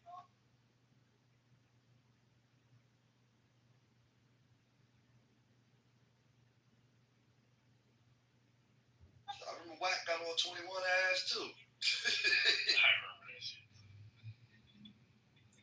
That's when it's first in the download Clubhouse, you know. That's when you first started that nigga. That's crazy. So much shit that happened on this man. Man, niggas better leave Wack the fuck alone, man. I don't know why niggas play with Wack, but I can't like put 2019 on that. Man, that shit. Man, so much shit been happening. No, I came 2020 December. The niggas was doing invites and shit. I was on this bitch trying to network and then this shit turned to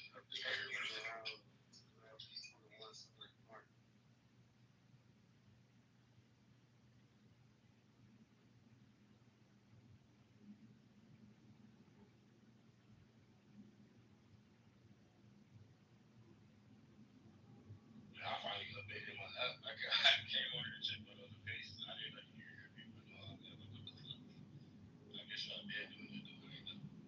I just updated my shit probably like 2 weeks ago.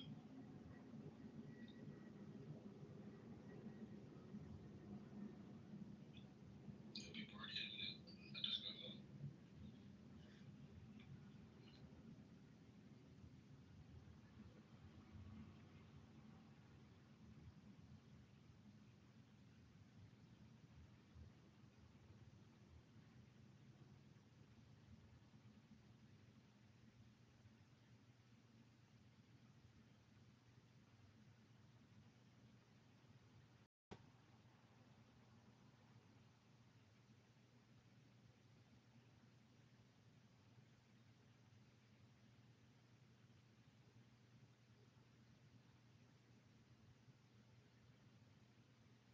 damn, yo, that was fucked up. Letting go like Parsons, man. That was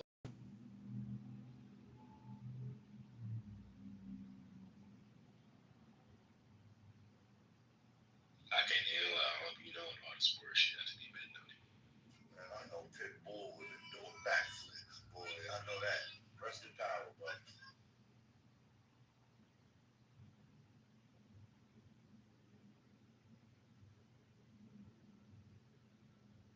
Hey, how you feel about that fight coming November? Oh, November? Tank in Utah. No. It's a money grab, but you think, I don't know. I don't like fake fights, bro. I don't like fake fights. What's up with Tank and Lamont Roach? Like, don't you say that? Everybody saying that's where everybody mad because they say he's trying to die that fight. You know why? Because he didn't win. He didn't win. And the crazy thing is, you being a champ, knowing and people telling you didn't win, I don't want to fight the nigga again. Like, fuck it. I'm going to fight him again. Like, why you? I don't get it. I think you're going to do the money grab for this and you end up with that. You heard that, man. Bro, he ain't no hoe, I ain't gonna lie. Like, the niggas be like, I'll beat the fuck you up. That nigga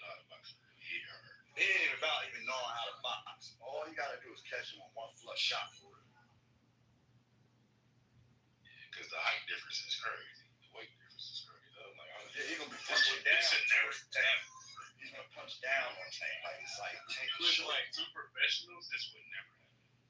That's what I'm saying. This shit is all funny money fight, bro. Like,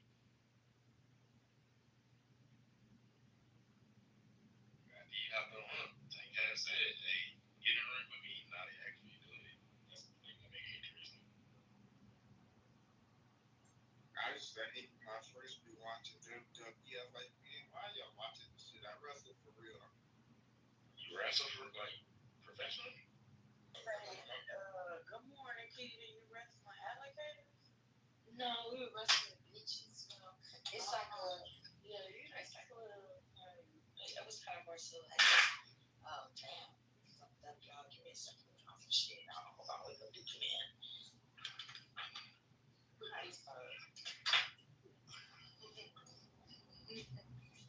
I'm not fucking wrestling. Ain't nobody can slam me in my dick. Fuck that.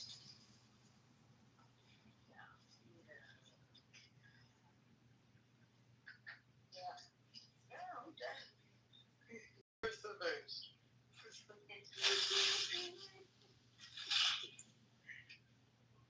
You got one little break who got me in the head like put me in super. Sleeper? Yeah. From the bag. From the bag. it's called a full Nelson. The full house to me, and have a good open cup. Yeah, I when I wrestle a female one time. I was like, damn. I ain't doing this. Big Joe ass. Why? What was the like? Was she like a manly girl, or like was she like? This is my first time doing it, you know. I just want to do it type of girl. I slammed her about 4 or 5 times. Oh, did she slam you? She was trying to, but it didn't work. So you physically slammed this girl on purpose, knowing that you couldn't, knowing that she couldn't slam you. She was in the competition. Oh, so you saying that was the quickest way to try to get her out by slamming? I mean, do what you Yeah. got. Bitch. Well, your strong ass down. Get your arm off my neck, bitch. Yeah, look, I won. She's like, I've been good. I left my girl a message, said I'd be coming home. Now the crazy thing about wrestlers, bro, they can put you in a lock from virtually any position. Like if they can catch you the right way and lock your ass in that shit, you in severe trouble. That's I right. got I had an older cousin that was a high school wrestling champion. That nigga used to do some crazy shit, bro. That's how my nigga Travis is. He had won 3 times. He won American Ambassador, so that's crazy. Yeah, that nigga used to fuck people up in the ring. You like my hair?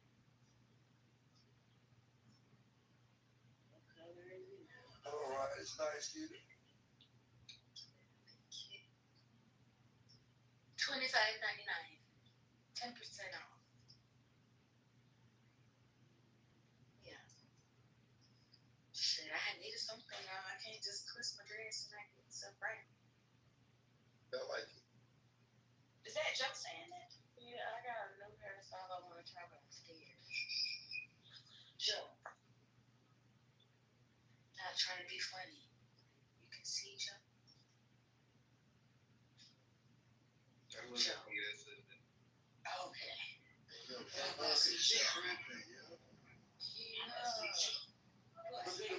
the link in the chat. Yeah, alright, I need to see. Yeah, bro. He's gonna go back. I like Joe. How long is on probation?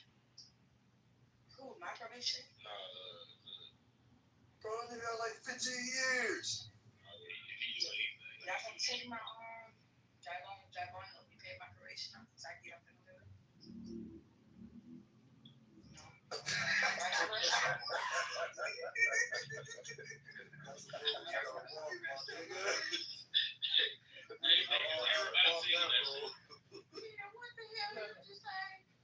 said, everybody help me pay off the rent. You got that? No, because you know they got. I didn't know they said that you gotta turn it in. 3 months before your actual date of your termination date. Because I was going to let it ride out for the rest of the year till January. Wait, what? January, February. Yeah, I didn't know that. What shit? So I'm like, Never heard of no shit like that.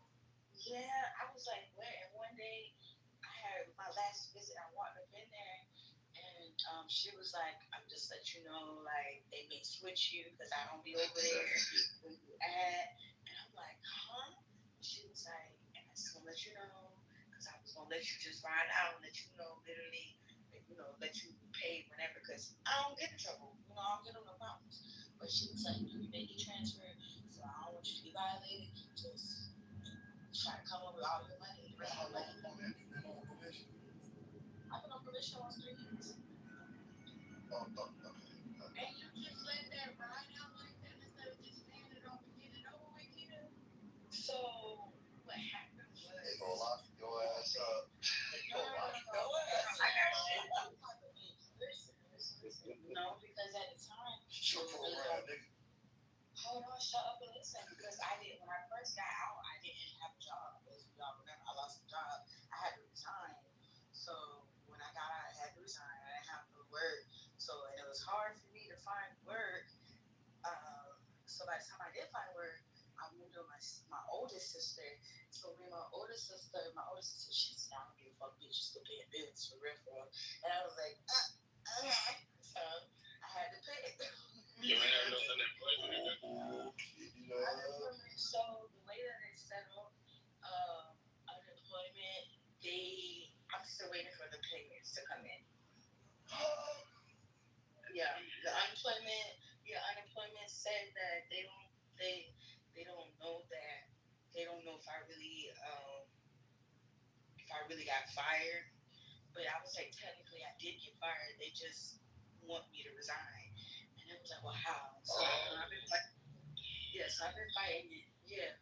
But technically I didn't work. If I said no, I don't want to resign, you would have fired me anyway. So technically, but you quit, so you can't get unemployment. I guess that's what happened. Yeah. So, but they told me I could come back to the company. So it's like, okay. I mean, I already know because I got guaranteed. I already tried. I had already banged it already. Because that's 15 years per charge. My hands after that. Wait, so what are your charges, Keena? Yeah, listen, that's my turn. We got some stuff for you, home. But hey, I gotta hold my passport on me. And my birth But you're not American.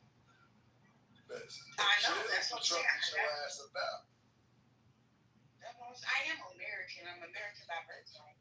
Right? Yeah, American by birthright.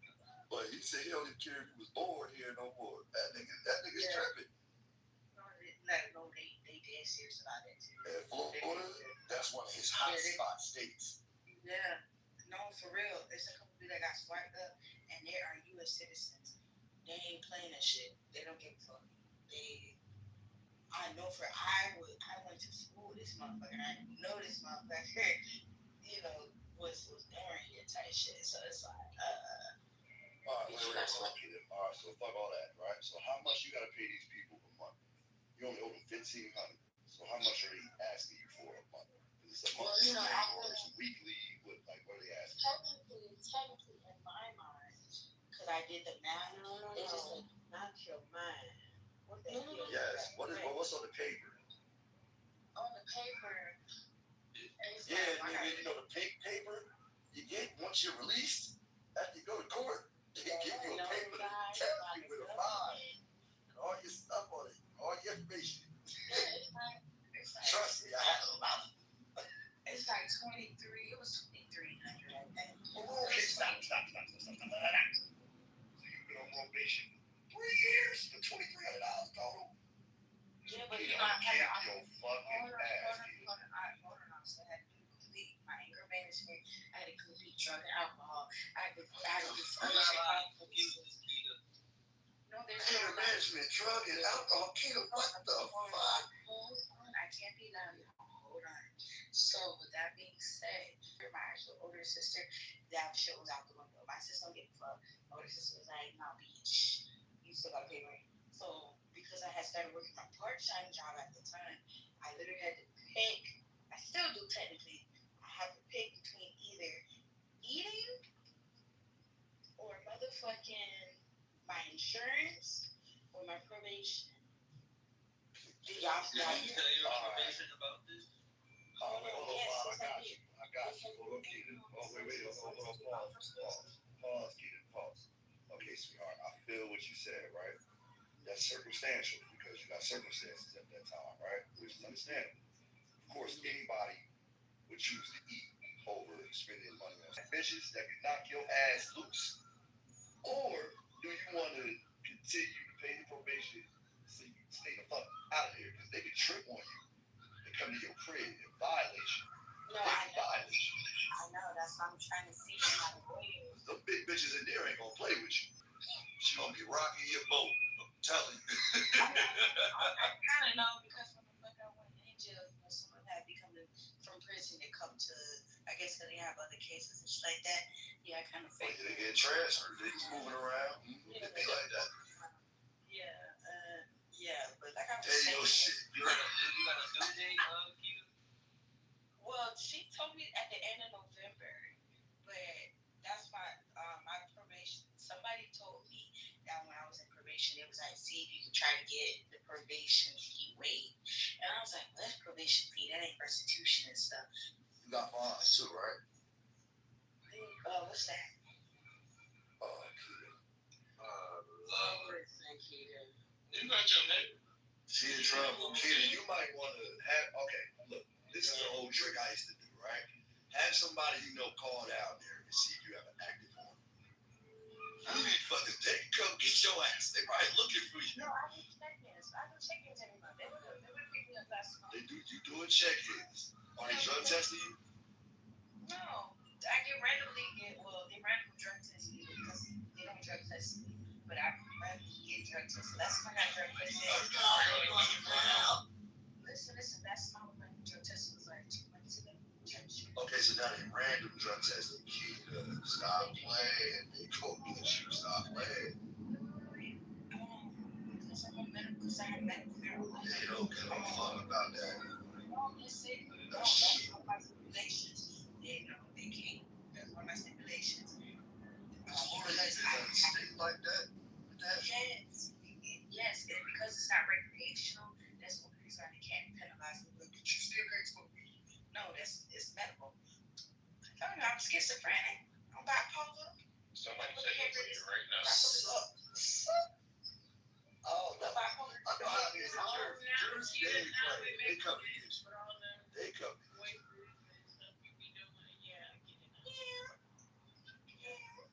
You miss one payday, the folks come to get your ass. That's still my accent. Then you gonna go to court, the judge gonna say, why haven't we been receiving no payments? Oh, Your Honor, I had no work this day. I had a food. Judge gonna be like, look, I don't want to hear none of that shit. Bitch, I want my money. But listen, I can prove that though. No, but she didn't. I feel you. I feel what you're saying. Trust me, I feel you. I tried that before. I tried it. Trust me. I tried it. Drinking them up. Your Honor, fucked up. Man, they don't want to hear none of that shit. How much can you pay? What they're going to do is they're going to ask you, well, how much can you afford? And they're going to hold you to that number. Tasha, I'm definitely, I think that's what my probation officer was telling me. And my probation officer, Tasha, and my lawyer. When I had called my lawyer, because when I was first shot, I was like, what? I was like, I can't wait till the last week of probation. And they was like, she's like, girl, no. I was like, let me call my lawyer real quick. What? He was like, yeah, he didn't know. And so, y'all probably didn't tell me, but I probably was just so excited to get out of jail. Yeah. I mean, so, let me see this. If I suck dick every week. Every week, bitch, you better suck dick every day. Better not catch nothing 5 times. No. If I suck dick for $170 a week. Your lips gonna fall off. Your lips gonna fall off. Crazy. Hold on, just because you suck dick, you don't have to suck multiple dicks. You can suck one dick. get paid. Some nigga paying you over. That nigga gets that every day. He got that every day. He's gonna be on the blade. Which you will have one customer that pay you every single day. That nigga ain't better than that. No, 170 a week. 170 a week.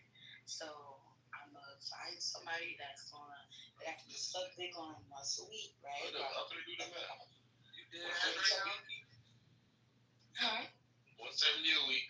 I'm not hurt. I just want to go gym. Oh, that's 8 bands.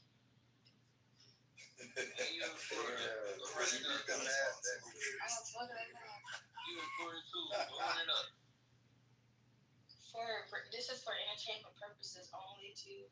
Just wondering if anybody's No, Kita, though, for real, so shout out to you, though. Shout out to you for stopping drinking and doing all that, though. That's real. Yeah. I mean, I've been stopped drinking. I haven't stopped drinking because I'm a lightweight and I don't like around here to go down. So I just like, I just stay away from liquor.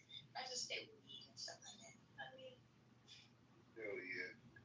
That's real. What do you do outside of work? Do you do hair or anything like that? I mean, I start. Oh, yeah. That's them right there. That's police. Don't. Right. That's what it sounded like. Go to the back. They was listening. They in the room. That's the police. Love. I'm sorry. Nigga, wall. Okay. That's So the hard. You said that's the 170. I'm so glad that I did all the work I was Boy, that nigga not like the police, boy. I thought that shit was the band. It is 6:45. It's 6:45. Where she at? Nah, you ain't not. Hey, can you hear me? Nah, what you say, bro? I said I thought that shit was the baby 22. I'm about to jump right out the back window and I ain't even did nothing. I almost threw my phone against the wall.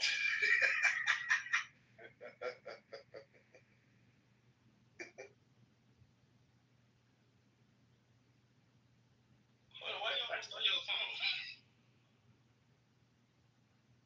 Leave him alone. You know it's the weekend. You already know what I'm doing now at this point. Yeah, just a little bit, 3-day weekend. I'm chilling though. I quit.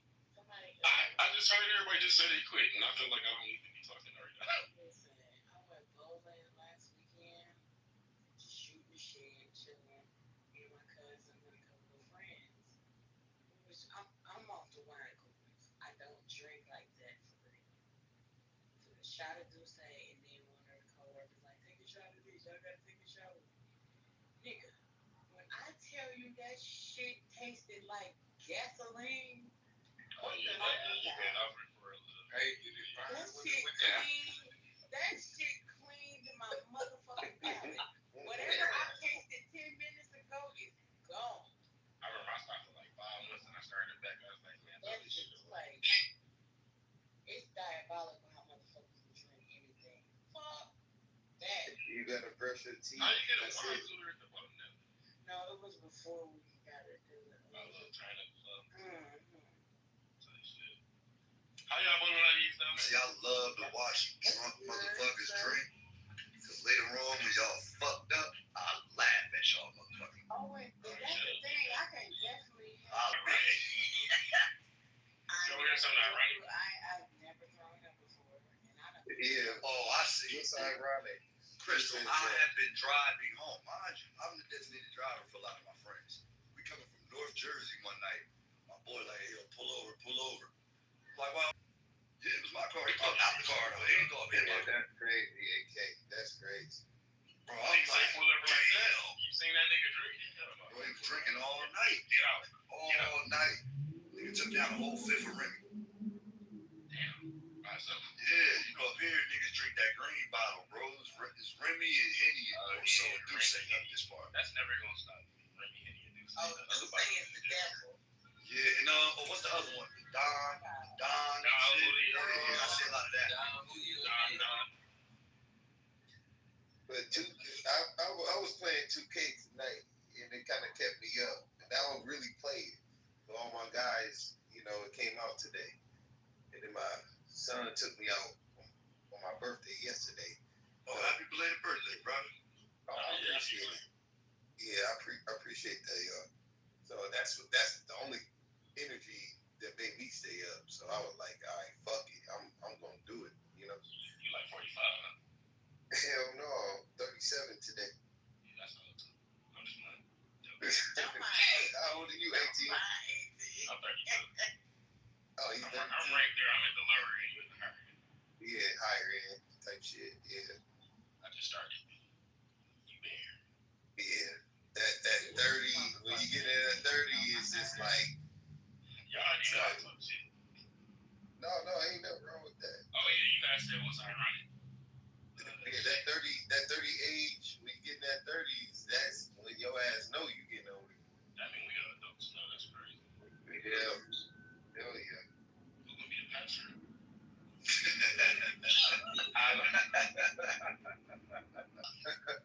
Not me, somebody else. You got it. No, I don't. Yeah. Well, we might though. You know. I'm gonna keep back to the ironic though. The ironic thing is when I'm sober, I don't like people that drink. That's ironic. But if I'm with it, I'm breath be stink. I hate y'all. One thing I used to hate, I used to be in the club back in the day. Chick try to come up and talk to you when she drunk and her breath smell like straight shit juice. Like, I ain't what the fuck? I hate when niggas get this out. I don't like that loud talking. That is such a turn off. Like, that shit, oh man. First of all, your breath should smell like dumpster juice. You want a tic tac, a breast mint, a piece of gum. Like, that's rude. Then they be walking and drunk, tripping over their own heels and shit. Me? What the fuck? Like, bro, I was the nigga who used to love to laugh at people in the club. I used to love it.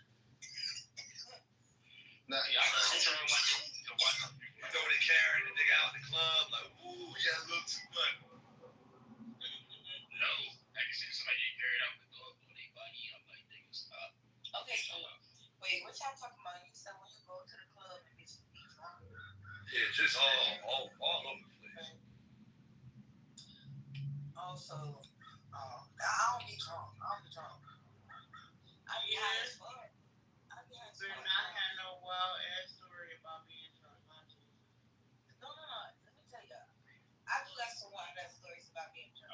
I didn't do a story time, but like my sister be like, "Bro, don't be telling everybody." I just remember to be telling everybody. So y'all heard that laugh? That's that deranged laugh.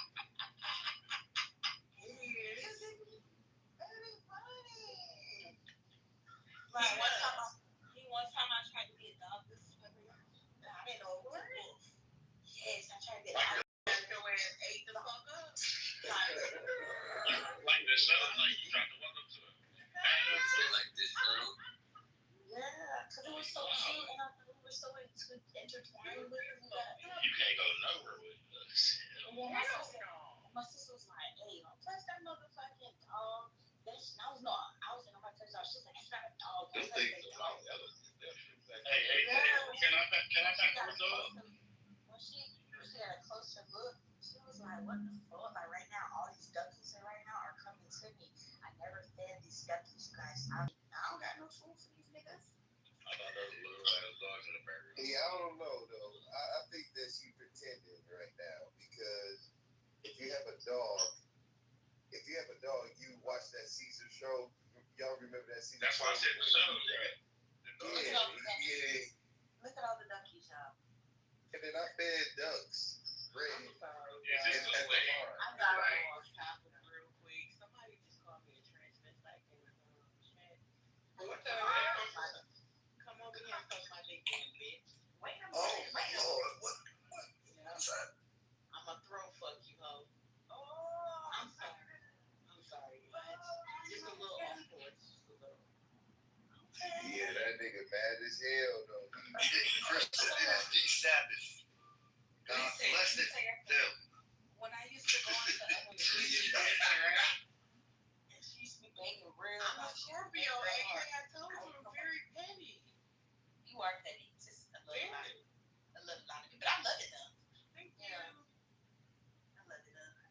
then my sister, she real petty with the shit too. I had a couple of ex-girlfriends that were Scorpios. Yeah, y'all niggas, y'all is something else. Y'all is something else now. Y'all something else. In more ways than one. Yeah, just like yesterday, my sister was telling her coworkers how she had to throw me through the window so I could pop over her ex-girlfriend front door, right? Because that hoe had my nephew games that I had bought, right? So, way up, right? So, I'm trying to imagine somebody you know. See what I'm saying? That's the shit I laugh at. Shit like that. my sister, my sister 5. I think my sister 5 now, 5. She's tall as fuck. She's tall as fuck compared to me. So, pretty me when she's here, she attacked me, bro. This bitch threw me off the balcony, she pushed me off the balcony and stuff. It wasn't that far up, but the bitch pushed me off the balcony because the hole just was on the Yes, the front porch balcony thingy. It was maybe it was high as fuck. Did you do the jazz? Wait, did you do the jazz? I said, ow! What was y'all? What you say? What you say, kid? Say that again. A little scream. Say that again. What you say?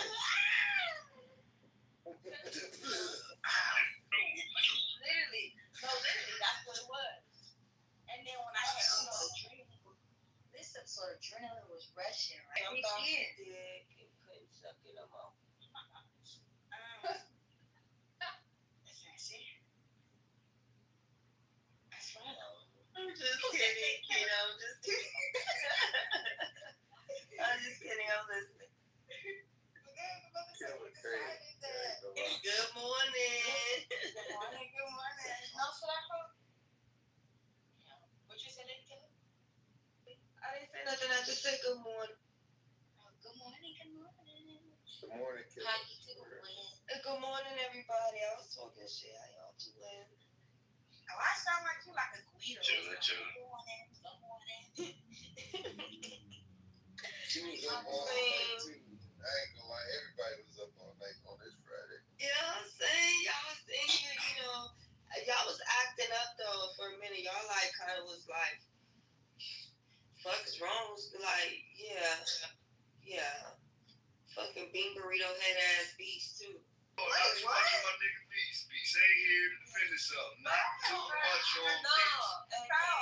Oh, so you finna defend him? I'm not killing. Position a lot. Yeah, you got 20 seconds. Killer, I would defend you too if you wasn't here. And damn well I would I'm gonna defend go you on the too. morning show and talk some shit too. So But I would defend you too, Killer. If you wasn't here, I'd be like, hold up, she ain't here.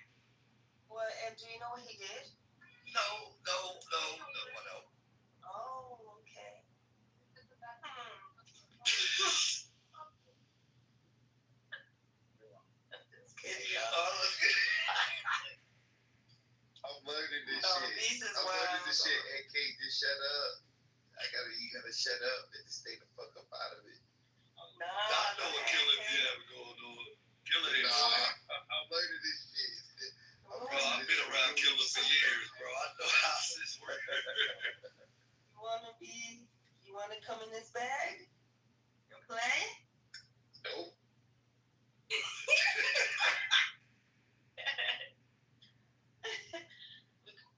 Y'all last up to the morning show, man. Yeah, right now, hey, y'all click on that link at the top. Get up out of here, man. I'm gonna give y'all about a minute. Don't boom the roll. Let the traffic roll over. Y'all head on over to the morning show. Click on that link. She said, period. Click on that link, y'all. Head on over to the morning show. Head on over to the morning show. Head on over to the morning show. Show.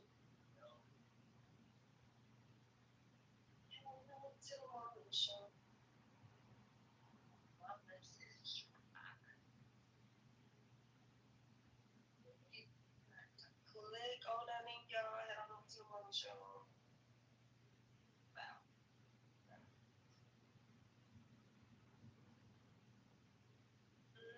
Head on over to the morning show.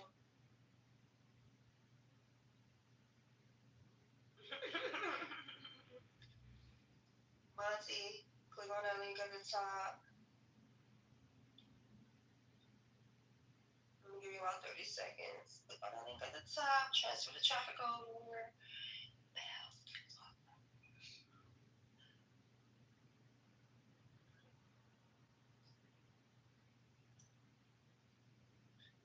Alright. Click on the link. It says 501. I'm closing it, bro.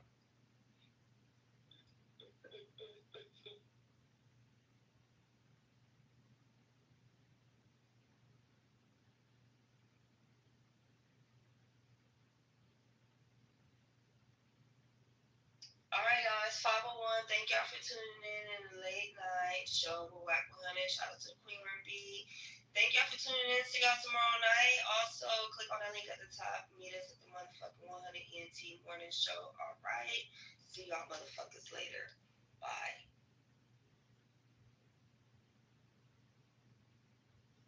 What school is though? Yeah, for us down here, been started.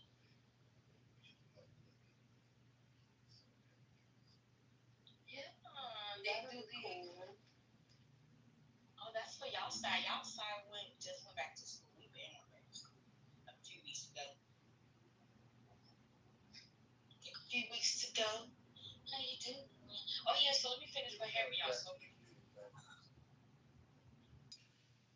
but that's not what's gonna happen because I'm cleared out before no. Yeah, hallelujah, you better make it happen.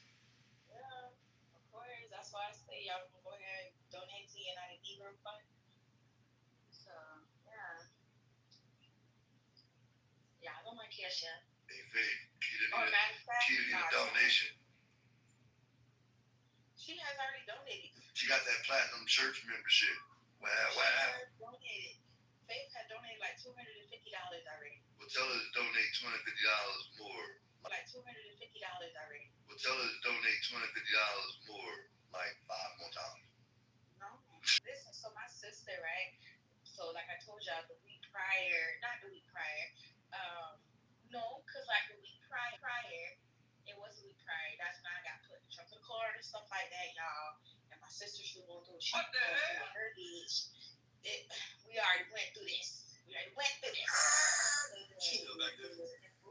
came back, yeah, because when we realized like, oh, that bitch, you know, like took his game system, and if your game system is games, bitch, I bought that. Bitch, wrong? Bitch, I bought that for his motherfucking Christmas gift. Bitch, you got like fucked up. Boom. My sister was like, well, we gonna go back and get it. So I was like, okay. So she was like, you know, she still got the key. And I told her, I said, well, you know, she may have switched the key because she a whole handy in her damn self, but the bitch. And boom, lo and behold, the keys got changed because, you know, bitch, you hurt her feelings, you hurt her heart. House, you know, in the country, it's only like 2 neighbors. So the neighbors that know her don't like her. So when they seen us, they just say, hey, and kept it moving. And then it was already going down because it was outside when the shit went down. Boom. So they definitely can't get through the front door. So we're like, so I'm like, oh, all right. I already knew what the fuck was next. So I said, oh, well, all right, you know, I gotta go. You know, let's just go. We'll figure it out when she in here. And anything, we just whoop her ass when she walking through pulling through the driveway. My sister's like, no, I see the game in the room. And I see a couple other my shit. That bitch took my shit. We gotta get my shit. And I'm like, well, I got my shit. And she didn't give a fuck. So she was like, listen, I need to climb through the window and just unlock the door. So I'm like, what? She's like, I need you to climb through the window and unlock the door. So I'm like, okay, let's see how this works. So boom, I'm like, you know, trying to jump up there. I'm already short as fuck. So, you know, maybe if I try to show her the effort that I'm trying to jump up there and she sees that I can't get up there, she'll just leave me the fuck alone and we'll just try another way. No. So by the third and fourth, like, you know, I can't do it. By that fifth, she just picks me up by my legs and throws me in there.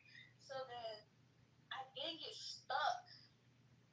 Like my pelvic was stuck because it was already a tall window type shit. Like it was high up a little bit. So I'm that bitch, y'all bitches is laughing, but y'all hoes not helping me get the fuckers inside the house. So then boom, after that I finished laughing for a good like 35 minutes, I finally feel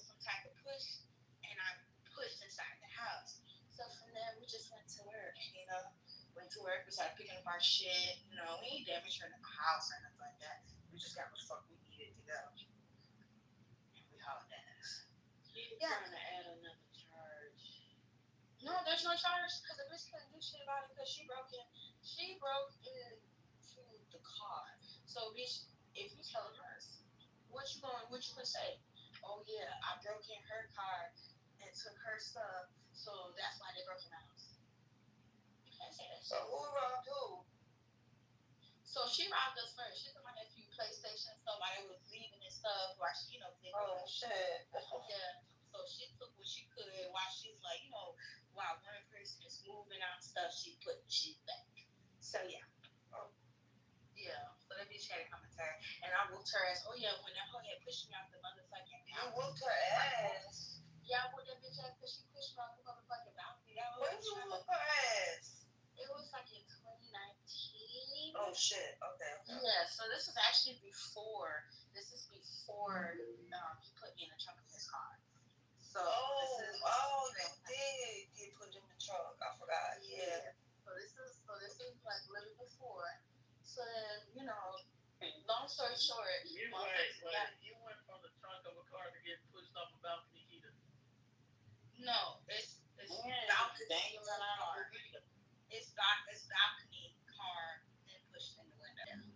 So this bitch, she be on drugs and stuff at the time. Y'all, she's still on drugs probably. I don't put it past her. But the bitch was on drugs. Oh, that was so cool. Damn, you for somebody who ain't in this motherfucking city, going from the city, all these motherfuckers. We like, nigga, these your people. You introduce us to your people. What the fuck? They said hey to me. So boom. So I'm like, Corey, I already know what type of night it's gonna be. Let me call my girlfriend because before I got put in the car, I was a bitch. I was dating a bitch. So she about to pull up and stuff like that. So she had a thing. Her and my ex bitch used to be beefing. This is small ass time, by the way. Her and my ex bitch used to be beefing because her best friend used to fuck around with her best friend. So technically, that's the girl. We just want to say the girl is. The girl is Liz, right? She jealous because she can't have her best friend because my ex bitch had her friend before. Oh, they're all fighting over this piece of bread. Don't fight. Break it up. Jesus made more bread. What the fuck? Okay. But yeah. So then, I'm like, okay, type shit. So my girlfriend told me it's already about to be bullshit ass night. You gonna come home with me or you gonna go home with your sister. So I'm like, I'm gonna go home with my sister because I don't want no shit to pop out because I already know this she booger sugared up, bunky jade out, all that shit. So we like, damn, this bitch gonna be on some shit. So I need to make sure my sister straight. She like, I just call me, if I gotta pull up. So I'm like, okay, cool. So it all turns out like it was a good night, but it was another bitch that was a stud that came up and said something to couple, and that was it. They went left from there. Then boom, we was like the whole car ride, they arguing. She like, oh, you cheating on me? Hey, you cheating on me with your sister girlfriend? So I'm like, huh? So they're like, so my sister like, what the fuck is wrong with you, bitch? Is you there? Like, is you coked up right now? You don't know what the fuck you saying? Like, bitch, what? So then I was like, yeah, bitch, you like, what's wrong with you? So then from there, they going and arguing. They start, I don't know what happened. She like mushed my sister. Now the bitch who mushed my sister, she about the same height as me. Maybe like an inch shorter than me. Maybe like 4'11", 5'1" type shit. I'm 5'3", mentally 6'3". So the bitch is like, oh, let's do this, let's do that, because you got me fucked up. I don't want to be with nobody. Oh yeah, and your sister don't like me. I want her at my house too. So I'm like, bitch, it's not your house. Bitch, it's not your house. Like, is you cool? Like, tussling. This bitch, while we're driving, she pushes my sister in the face. My sister backhand the whole like, bitch, you got me fucked up. Like, playing in my face while I'm driving. Boom, this whole thing gets mad, jumps out the car while the car is still rolling. But we're by the house, so by this time she just able to jump out, roll, tuck and roll, and then boom, take off running in the backyard. Don't know why. So then boom, so by this time my sister's like, let's find the bitch because she coded up and MSA, the They gonna bankrupt her ass if the police catch her because the bitch is crazy. So then, boom. They be looking for her maybe like after 5 minutes. I was like, I'm not looking for no bitch. Saying that you trying to cheat on her with my damn girlfriend. So fuck her. And I know it's not true. So I'm like, girl, fuck her. So then, my sister took off. She went to go look in the other part of the woods and stuff like that because she likes to go into the woods too. Boom, boom. I'm talking to one of my teacher girl on her asses and took off running and shit like that. This bitch comes from under the motherfucking trailer. But I'm like, huh? I'm like, where the fuck you been? We've been looking for you. So she's like, fuck all that. Where the fuck Coco at? And I was like, Coco went looking for you. So boom, we done forgot that Coco, my sister, done left her motherfucking phone in the house with my niece and my nephew. So she like calling because she cheating on me. And I'm like, bro, she's not cheating on me. She's looking for you, bro. You tripping. Not even knowing my sister is literally at the stop sign watching the whole shit go down. While the shit going down. So boom, I'm calling her. It don't pick up because once again it's dead because my nephew had the phone because they had the phone. Boom. As soon as I hang up and I'm like talking, I'm not even realizing this bitch trying to sneak attack me. The bitch sucker punched me in my motherfucking face. So I'm like, what the fuck? So then I'm grabbing. I don't give a fuck. I'm grabbing for anything. And we start tussling. We start motherfucking fighting. I'm getting that bitch. That bitch do some type of wrestling move where she like tripped me type shit. And when she tripped me, she like tried to push me like type shit. So when she pushed me, we both fell back. So by this time, I don't fell on some boards and fell on some nails. So my adrenaline rushing in the house, but she already knew what the fuck time it was. When I realized the bitch was in the house, I'm looking for her, and I'm like, bitch, I'm gonna beat your motherfucking ass. Turn around, I see her peeking out the shit. Kick that bitch in. She got scared because she like, oh shit, she had shit boarded up, so I wouldn't be able to come in the front door if I kick it down. No, bitch, when I'm mad, I'm mad. Strong as fuck. So then I start running after her. She's trying to run out the back door.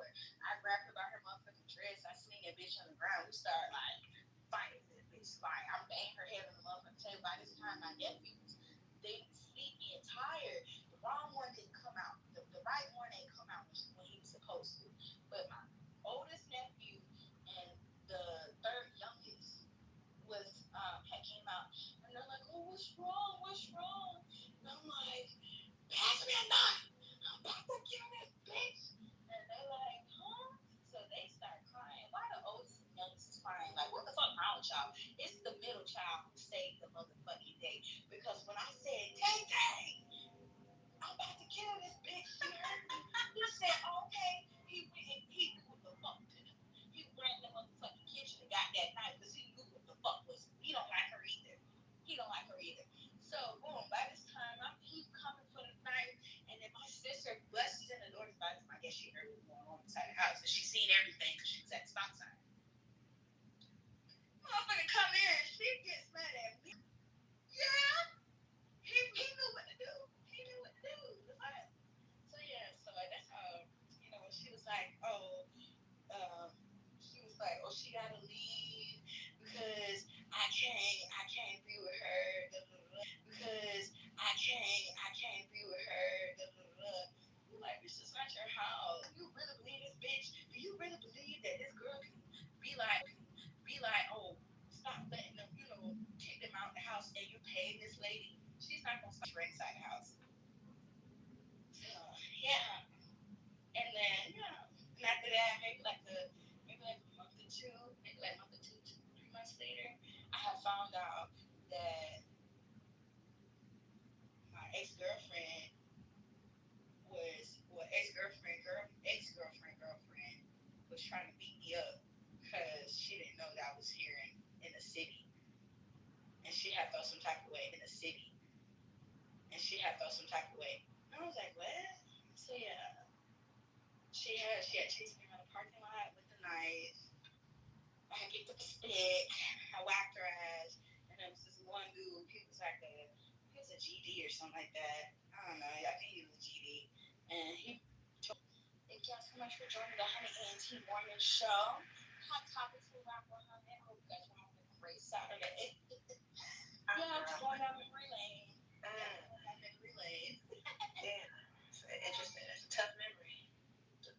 You know, sometimes you just gotta sit back and laugh about like story times. They will end your life. Like, they definitely will. They'll catch you up in one little fabrication. Like, you know, yeah. Listen, when I said no, one of my TikTok friends, they was like, because we were on the live, we were talking about it too. And they was like, yeah, you need to write a book. I saw that editing and shit, and then I got to stop because I may get a little emotional. Well, you know, you can talk your book out and then something going to correct it. And they have little apps where you can actually talk your book out and then have someone that can go in and actually correct it. Or I'm sure they have a system that can correct it. But I would say let a human do it because sometimes autocorrect is not. And what it is. Yeah.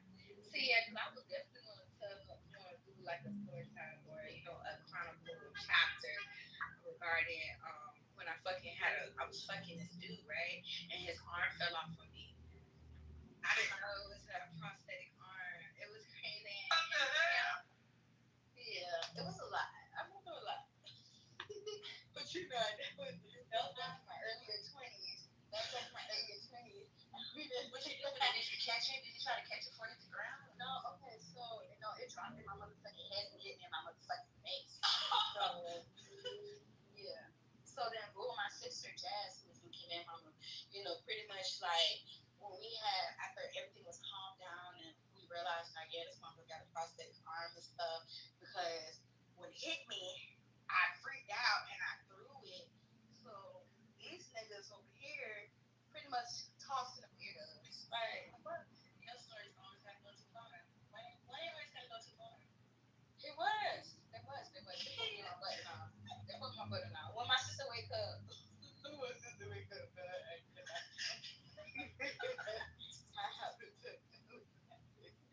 Captain in the chat. Once again, I just said, once again, I said, when she wakes up, I said, you threw the arm off, and I thought you was getting it off me, but you really threw the arm off. Yeah, right. You didn't mean to throw it that far. Like, fuck. Was the nigga looking for his arm? Like, did he? No, he was telling me to stop playing. He was like, stop playing, get my shit. You know? Yeah. This is one of your little hookups. They're asking that in the chat.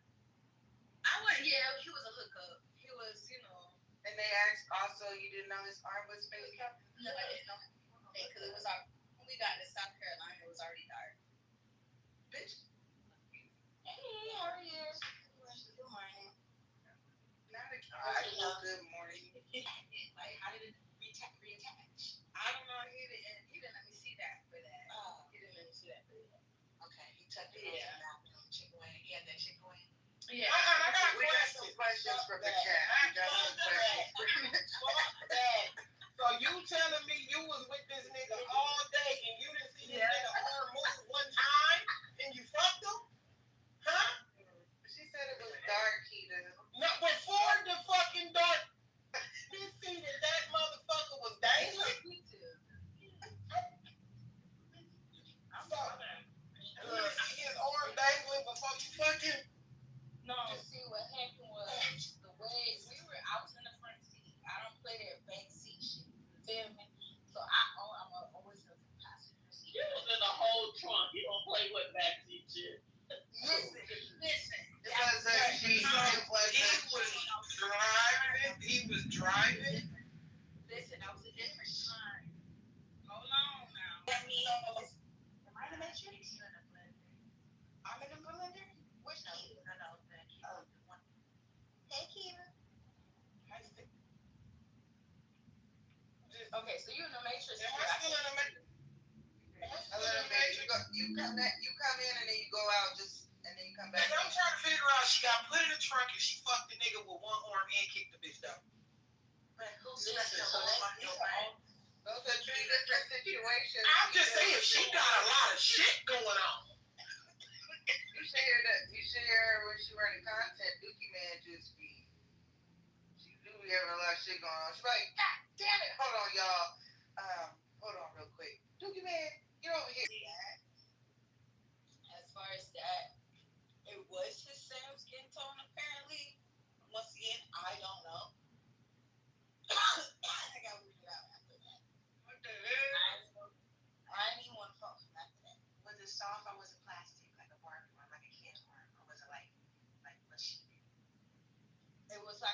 was like a manicure. Like I said, the nigga was cold. It was just hard in there. So okay, I don't know how to explain y'all. You have to get in the sleep. So what's the arm doing? What's the hand doing? Was it on the yin yang twin? Or was it just relaxed? I don't know if he was holding it up. Like, you got on top of me. Listen, he was on top of me.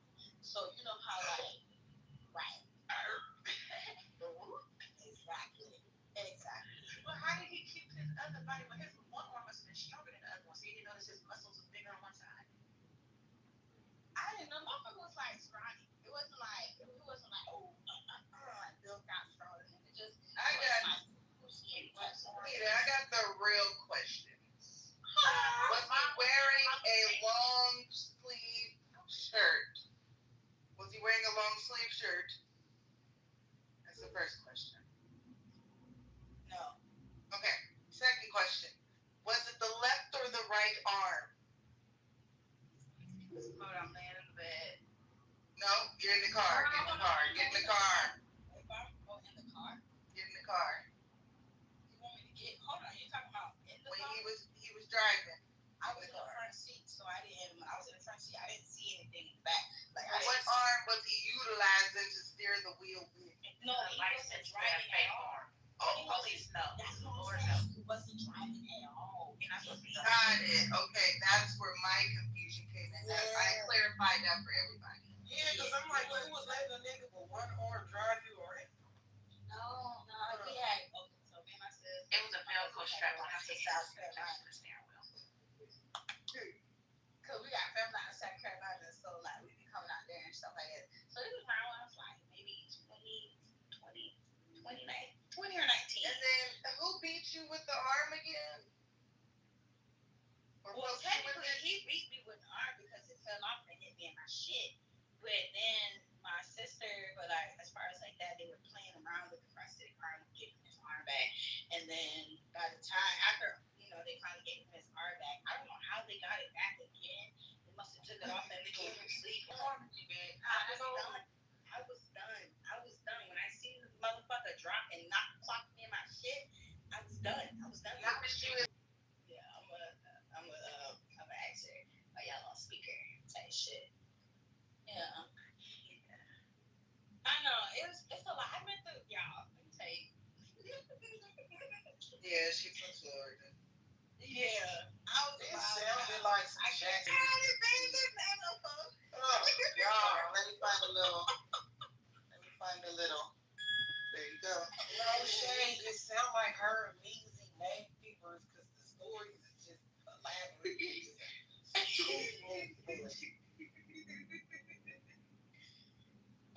DC Stat in Jacksonville? She from Duval County? Yeah. See, that's why Pac-Man ass was out here. Cause the nigga told me he was in Jackson. I was like, nigga, ain't you on the road? But this was like last year type shit. I think it was last year when I got out of jail. Yeah, it was like I think it was after I got out of jail. He told me let's go stop the sign. I'm hollering Black Hillbilly. Yeah, this is some Black Hillbilly shit. He feel like he or she's been feeling like you've been capping all day. Oh, I mean, well, at the end of the day, that's what he thinks. His life is not I know. exciting. I just want to give Yaya the attention. Like, I'm shouting out your name. I thought my shit was wild. This bitch got some fucking teeth. Kid, he said that was an episode on Power. When the prosthetic arm fell off. Prosthetic arm. Please go ahead and bring that clip up so we can all listen to it. Yeah. Of when I was getting fucked and the damn prosthetic arm tried to smack me dead in my shit. Yeah, let me know. Bring that exact. All right, y'all. I'm about to roll me up a joint. What's next? What y'all did last night? Kid, what you got into last night? I'm an old bitch. I went to bed. Shit. Oh my God. That's the best place to be. Auntie tired, and I gotta get my rent money worth. I can't be going outside. Fuck this. I gotta be in the house, sleep in the bed, on the couch, sitting on the counter. That's all I was just about to say. People be thinking, because you get it's because we gotta get that money on. So when you be getting to a real bag, like your ass be tired. Mm-hmm. Like, and you still gotta clean the house if you didn't clean up before you left. So shit like that. You just be tired. That's all it is. It got shit to do with nothing else that y'all be thinking. Because motherfuckers was doing the same shit when they was younger. We just wasn't getting as big of a bag as we getting now. I'm good. I'd rather be at the house enjoying the fruits of my labors. Love that. I'm hollering. Y'all want to know what's the? It's weird, but because this person fine, I'm not really that freaked out. So I went out last night, right? So the motherfucker see me and started walking up to a motherfucker and be like, "Oh, what's up, girl?" No, your ass watch me eat my food and then say some perverted shit on Snapchat. I seen you last night down in that food. What was a perverted part? That's weird. Because what I was eating. Was you eating a hot dog, the glizzy? Yeah, I was eating it. I had a few things. I had some tacos, I had some glizzy, I had like 2-3 Jamaican beef patties. It was imagining things. Yeah. But I know it was the glizzy. It had to be the glizzy. Jesus. Definitely had to be the glizzy. I love it though. No, for real, the orange trees, the fucking things. Y'all don't have an orange tree out there? This is California. Yes, well, y'all got Florida oranges. I ain't talking about actual orange trees. We do got orange trees. I'm not talking about orange trees, you guys. That's an actual. The Mexicans grow them, but Florida has. Wait, is she saying what she ain't talking It's a restaurant, y'all. Oh, no. I thought you were talking about a motherfucking real tree. Wait, do y'all grow mangoes out there? Yeah. We grow all fruit out here. It's the same state. Same state. But you know, y'all, you know, mangoes. It's crazy how mangoes are different from different places that I grow. How they looking out there? Well, if you're grown by yourself and not from getting from the supermarket, they get big as fuck. Like they're big, like I got little hands, but if you take like almost 2 to 3, 2.5, maybe 2.5 hands, and line them up like like praying hand, not praying hand, but the open praying hands, and then you put like a lid, like half of it, or maybe bottom of the palm up there on top of the hands. Boom, that's how big they can get. That's how big they motherfucker get big, and they be so juicy and like it just be so dumb. When you said the hands on top of the hand, I'm still trying to catch up with the car. I think y'all pulled off. Oh my god. Okay, so it's gonna get on the bus. Like you said, you put your hands together. You know how like you got to pray. Do the close like the other prayer. Yeah. Okay. So open your prayer hands, right? Okay. Like you holding the Bible. And then boom, that's how depending on how big your hands is. That's what I'm saying. I got small hands. Yeah, I got hands of like a 12-year-old. So it's how long do they usually take to grow the mangoes out there? See, I don't know. It doesn't take that way. I don't know. What's I'm there gonna eat it. Oh, okay. Yeah, I don't know. That's that. I don't know. I didn't care about that. I don't grow flourishes. I don't grow oranges. I don't grow mangoes. Alright. But hold on, let me see. And okay, Mr. Maintenance Man. I'm glad I did light up this blunt. So May through October. Oh, okay. Yeah, but this is Florida mangoes, so let's look at Caribbean mangoes. I'm sure the Caribbean has the weather for year round. Mangoes, Caribbean. Okay. Oh, well, it's not May. It's from May to August. But with the peak, usually it does come as early as June, July. The mangoes make sense. Yeah. Yeah. Oh my god, it's crazy how we have so many different fucking types of mangoes. So Belize, theirs run through April through early July. Puerto Rico mangoes usually can be abundant from April through August. And Nevis, I've known as the mango capital of the Caribbean, hosts anchor. Yeah. Cool. They have different kind of festivals out here. I'm sure they have a mango festival somewhere. Yeah, Kitover. Kitover. I'm not sure what that is. It's just a parade. It's I mean, I know I did the one in Jamaica.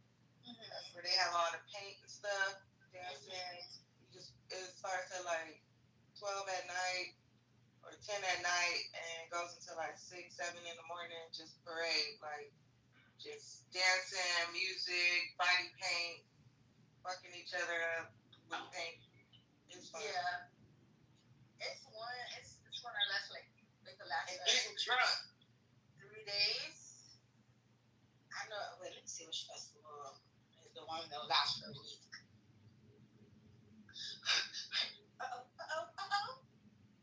Get off of me. Okay. Oh my gosh, I just won. Y'all, I'll be playing bingo, y'all. Yep. Okay. I just got a notification from news break. Let me see.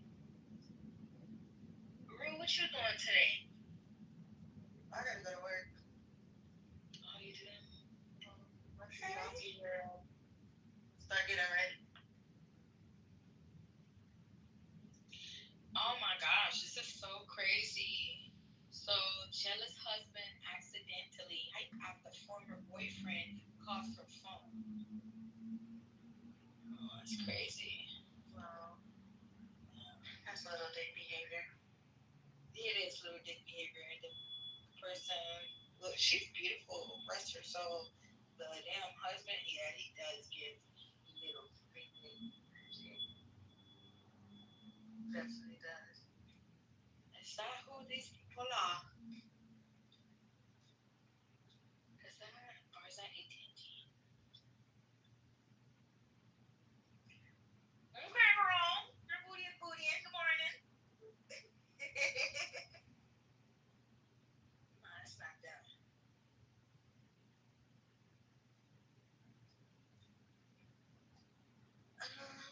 Yeah, my neighbor, she think it's what she big ass, but oh my gosh.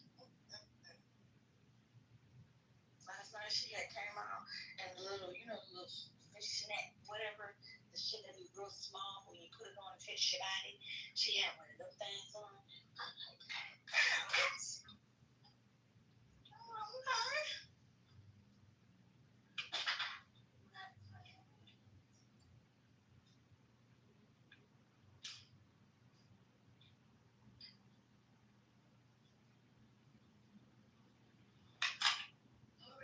So it's good. We ain't talking, we ain't doing nothing. Y'all don't listen to Kitover all the time. Are they gonna listen to you?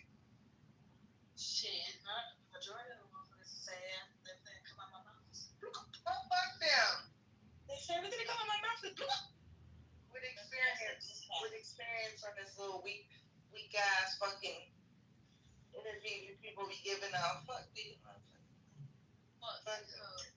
Yeah.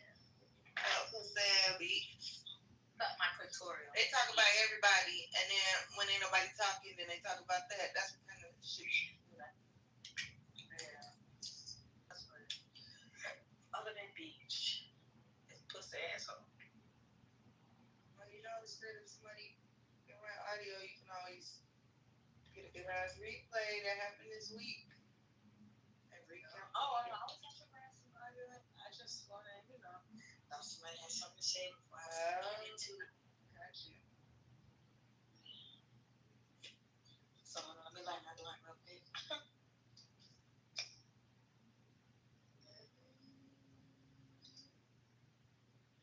All right. Good morning, everybody. Welcome to Kitover's classroom. This is Saturday school. You motherfuckers. You are tuning into the Honey ENT Morning Show.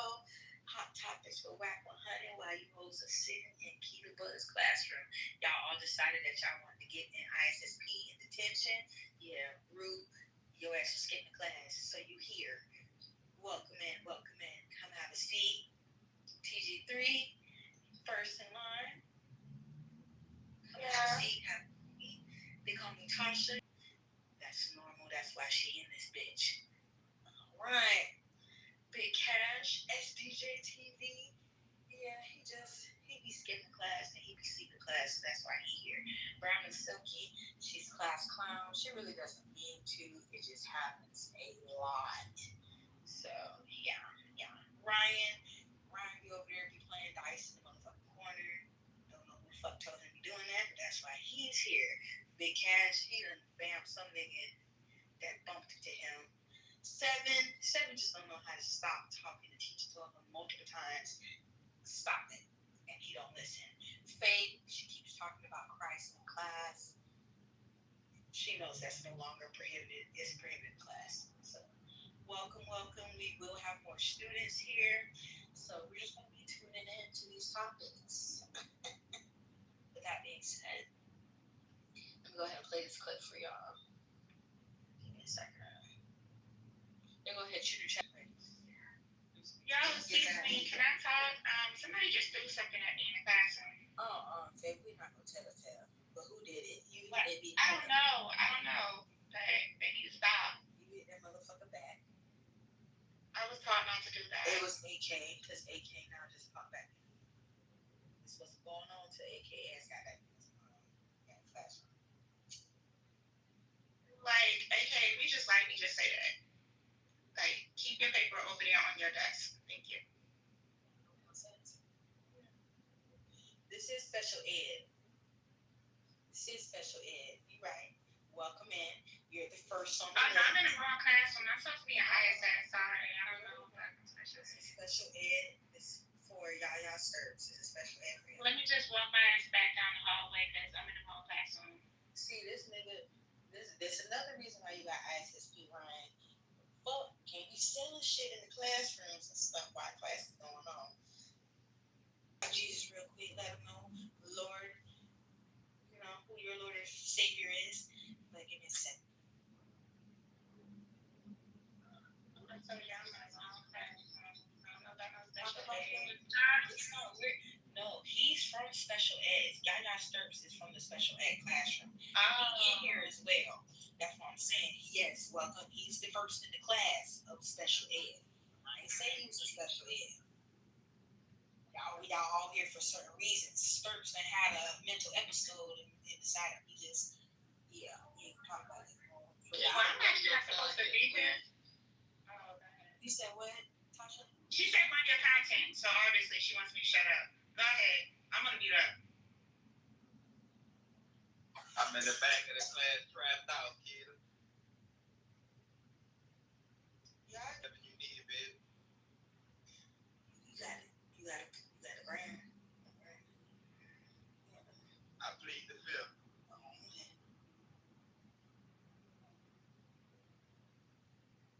Alright, y'all, hold on. I'm about to put it up.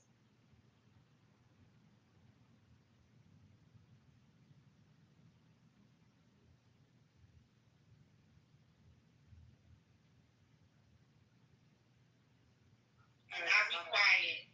That's what I'm saying. Why y'all ain't talking? That's what I'm saying. Like, nah, because people interrupt and say run your content, but when she's not ready, we trying to have a conversation. This is the fucking second time this shit happened.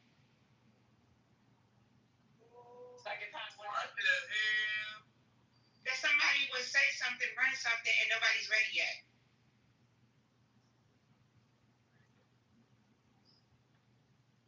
I'm hollering. It's funny. Let me go and read this. Ron Clark Academy faculty got lit. Their students' first day back. Okay.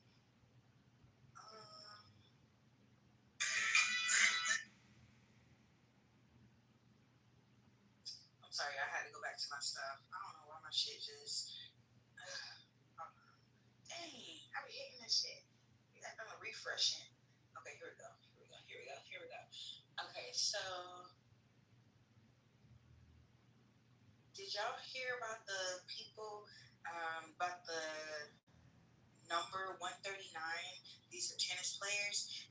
Taylor Thompson spoke on her confrontation and opponent's remarks after upsetting number 25 Jelena Ostapenko. Are you able to post a link to what you're talking about? Oh yeah. If you're able to. That was slowness to me. I'm gonna put it up there. Okay, so pretty much this is what the speech said. Give me a second. Here we go. Listening on the conversation you were having with Yelena.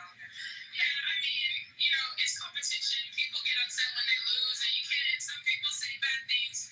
She told me I have no class, I have no education, and to see what happens when we get outside the U.S. So I'm looking forward to it. I mean, I beat her in Canada outside the U.S. I beat her in New York outside the U.S. So let's see what else she has to say. You were down 5-3, won 9 straight games. What changed? Well, can you feel it? She told her all that while they were playing tennis, and I feel like shouldn't she have been penalized for that or something like that? For her saying stuff like that? I don't think so. No, because the match was over. Oh, because the match was over. Okay. It would have been during the match. She could have been penalized, but because the match was over, that was just like a draw or whatever. So at the end of the day, she wasn't. She could have just. It's best to say less when you're arguing with someone. But she kept going on where she beat her outside the U.S. New York as being outside the U.S. But New York may be considered out of the U.S., but it's not out of the U.S. So I don't understand why she would say that. Really didn't make her look sharp.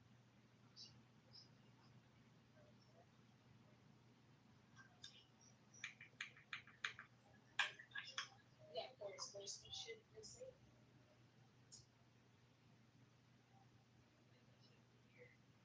It's like, why are you doing all that? And why you ain't got the same energy when you was getting your ass whipped? But do anybody else say any comments or anything regarding this post regarding number 139? Yeah, sure. So,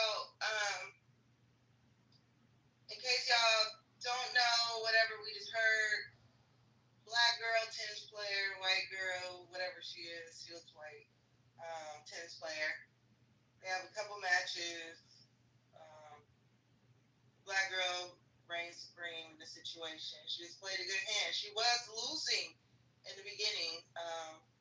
The other lady had a lot of points in the beginning, but the tie chain, I think the stamina for the other girl, it really started kicking in her skill as she warmed up and started getting better. I watched the match, and she ended up beating her. So when they had their exchange, it was noted by the particular person that won, which her name is Townsend. She pretty much saying that the girl said that she has no education and she has no class. And if she was outside the United States, I mean, let's see what happens outside the U.S. It was given fighting words. It was given very much challenging, just very much, my new word, undermining. It was just really ridiculous. So the reason why the girl was pissed off is because of a net cord or a net. It's called like a net cord or something that has to do with the net. Closing, as the ball is crossing over the net, it touches the top of the net. It's equivalent to a basketball hitting the rim, right? It's going to change the direction of that ball, and so therefore maybe the player, they hit it maybe hits that, maybe the speed changes, it slows down, maybe it moves a different direction than what the girl or the particular player is coming at thinks, and they miss the ball, whatever. So I think that's what happened, right?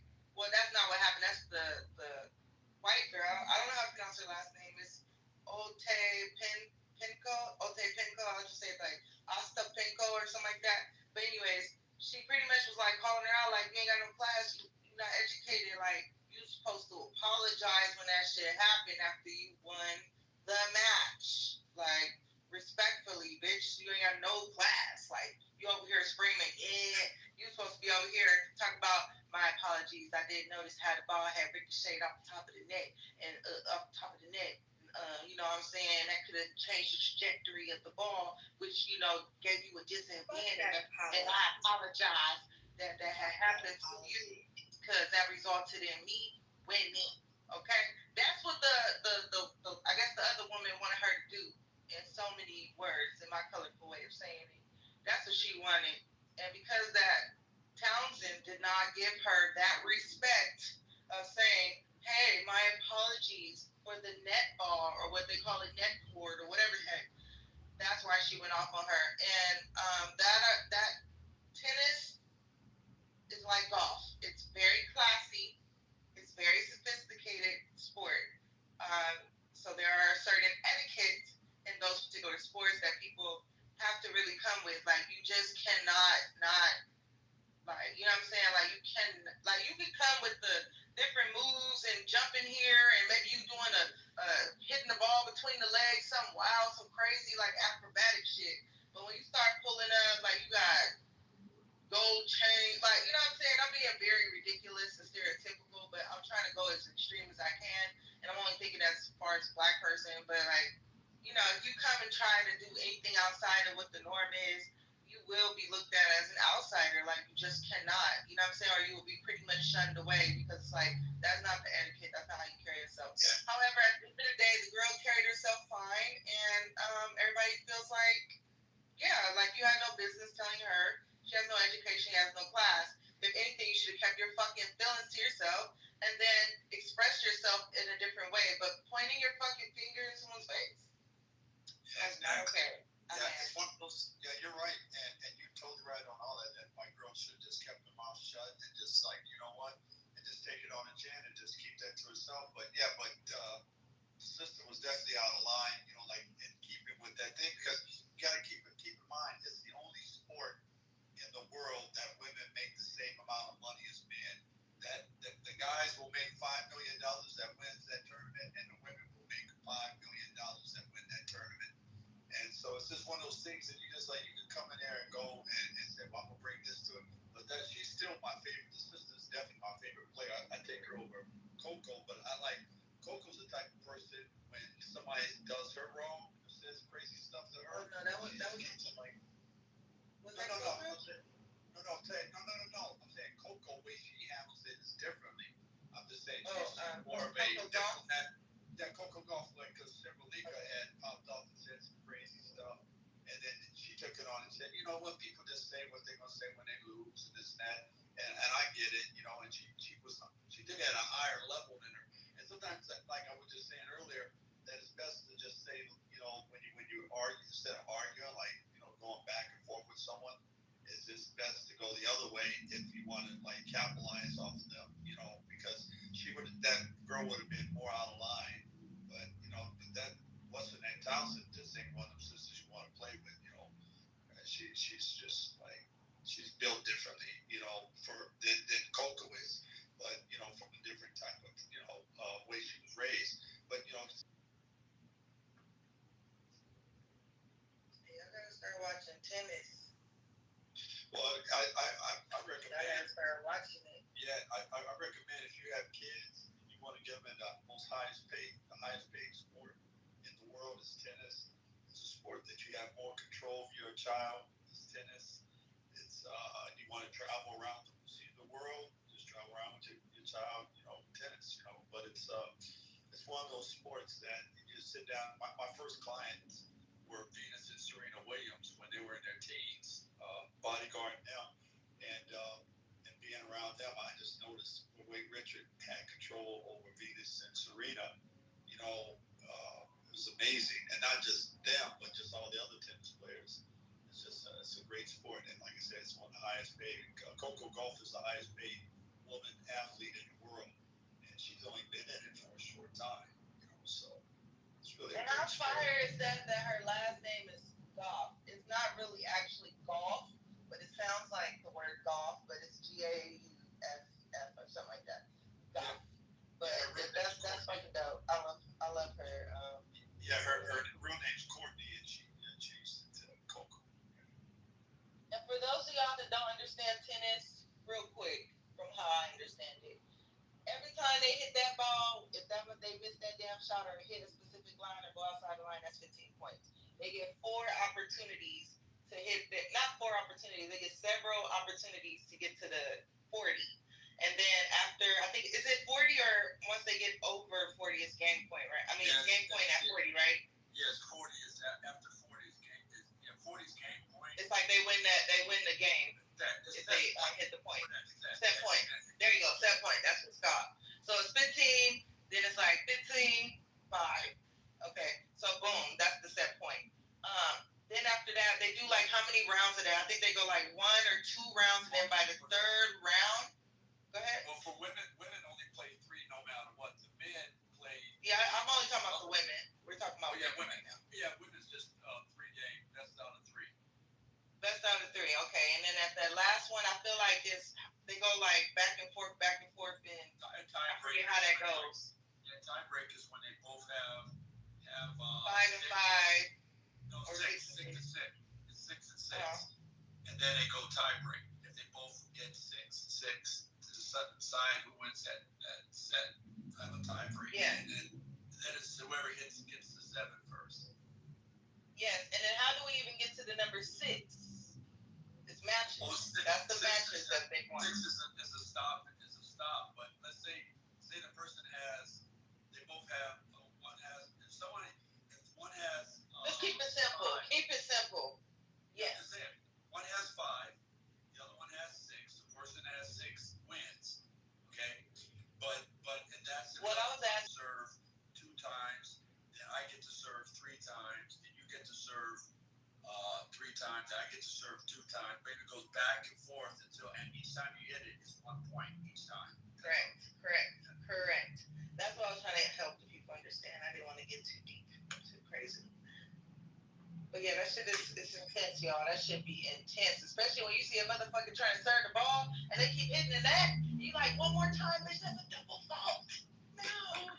And then Coco, she do that shit a lot. Like once she did it so bad recently, like they zoomed in on her, that girl was shaking, but you could not tell visibly until they zoomed in. Like she was shaking out her body. Like I was like, damn, like the level of stress that we match. Oh my god.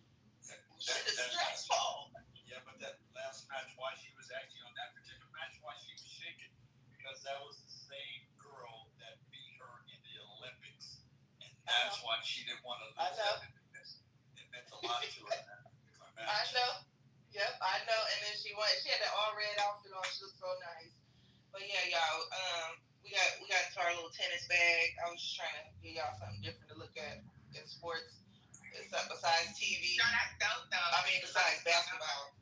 You didn't know that? Yeah. No, I'm saying like I like tennis, but you know how you like the sport. I just don't know the dynamics of it. Like I'm like, okay, I like it because I see Venus and Serena, right?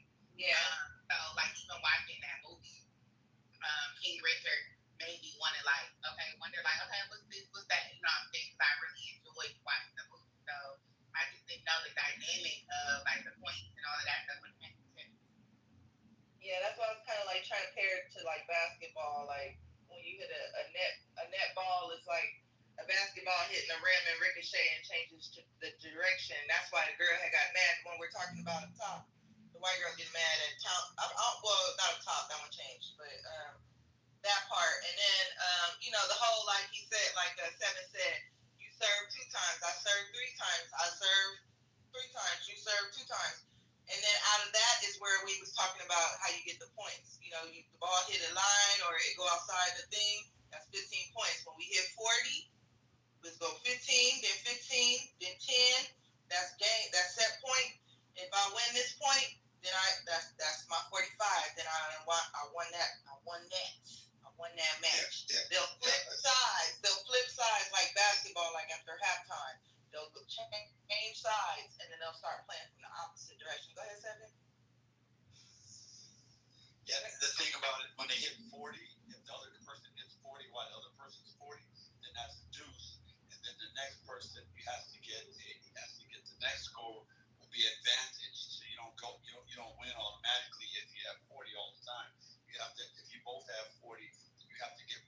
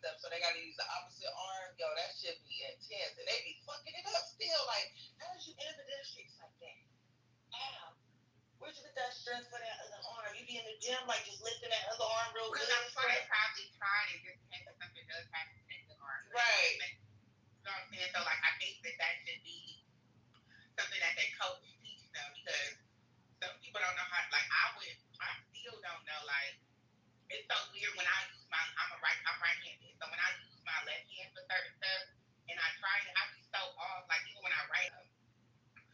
Yeah, this was a great conversation. Ruth. Yeah. Yeah. What's up, buddy? Yeah. What's going on? Chilling, you know what I'm saying? Just chilling. What's up, Brock? I gotta talk to you about a few things. Okay. Yes. You just top left for what's up? Oh, yes, and Brown, I gave you a beat, just letting you know. You didn't say hey to me, Nutty. I did say hey to you, but you are slow, so. When I came to you, I said, hey, Rue, hey, Keita. My phone was in my pocket, my bad. I would say hey, babe, or like hey, Killa, but they don't ever come off their mic, so. Look, see, told you.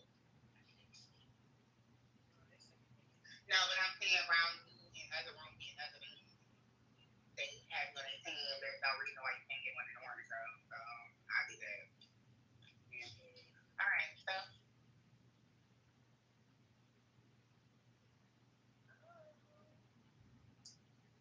Hello. Not saying Keita, this go ahead.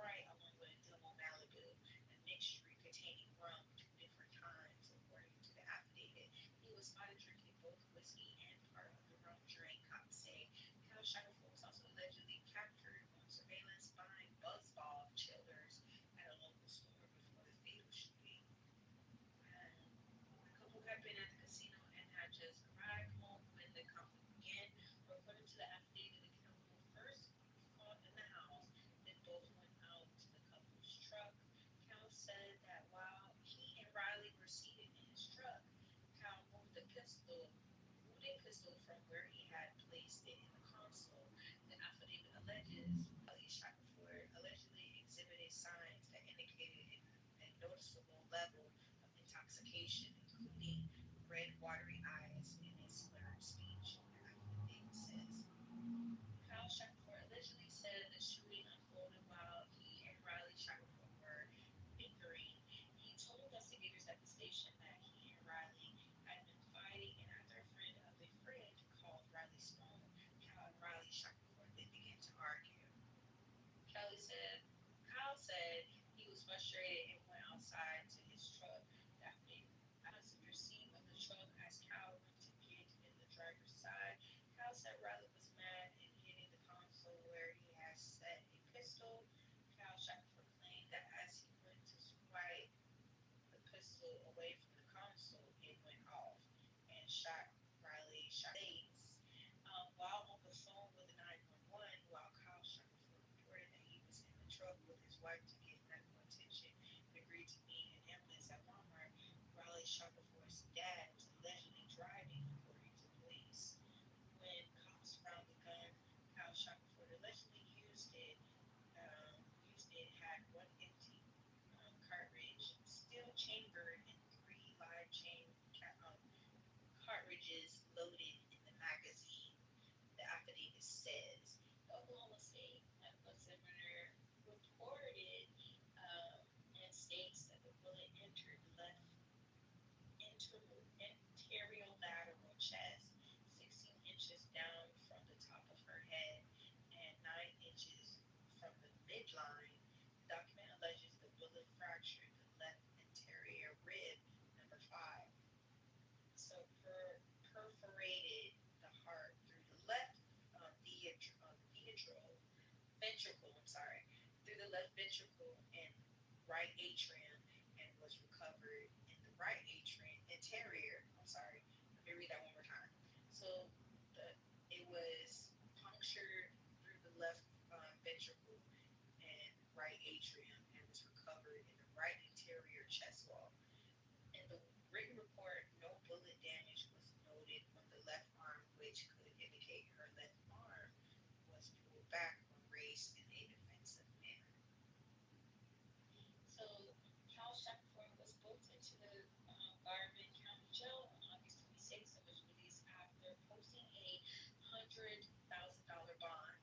He's due back in court on September the 12th. Post jealous husband accidentally shoots his wife with a 22 caliber pistol.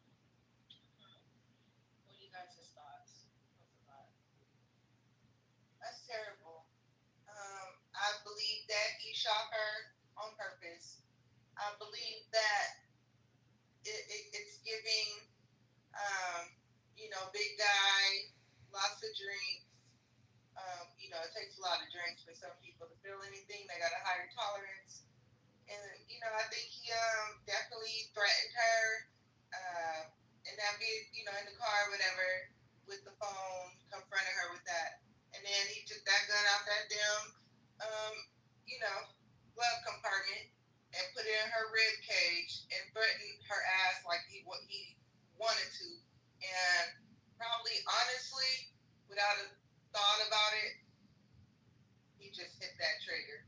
You know what I'm saying? Like, he hit it. Like, whether he believes it was accidental, he was trying to play and push it in her ribs, and then it's a hair trigger, so he accidentally hits it. If you feel like that's an accident, that ain't no fucking accident, bro. You're fucking drunk, you're handling a gun, and you're angry.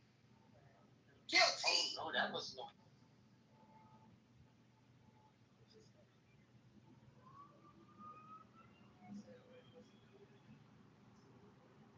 That was big juice. Good morning. I'm mad. I want to move on. Let me kill you so I can start my life over. Because if I can't have you, I don't want nobody else to have you. And I don't want the bad, what do you call it? Like the bad, people talking bad about them because they have moved on or they are seeing other people or whatever. That's just my thoughts. I feel like there's many reasons why men are killing so many women these days, and it kind of bothers me a little bit. I ain't gonna hold you.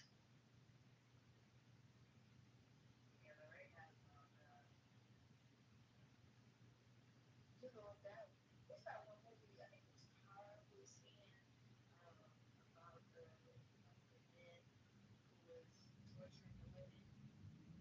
Was that Tara or something like that? Just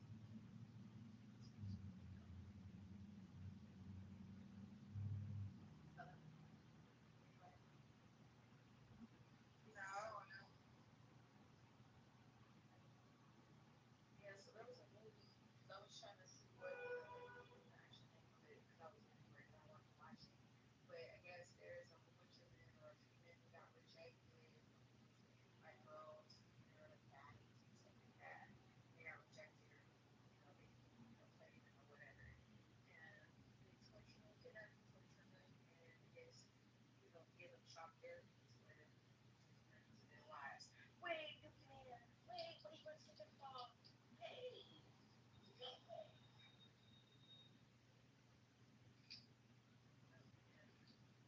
Yeah, people, that's why they be telling people to don't entertain no relationship if you're not healed. I don't think people really understand that shit. Like, it's you got your brain in your pants, and you got your brain in your head, and then you have your little heart.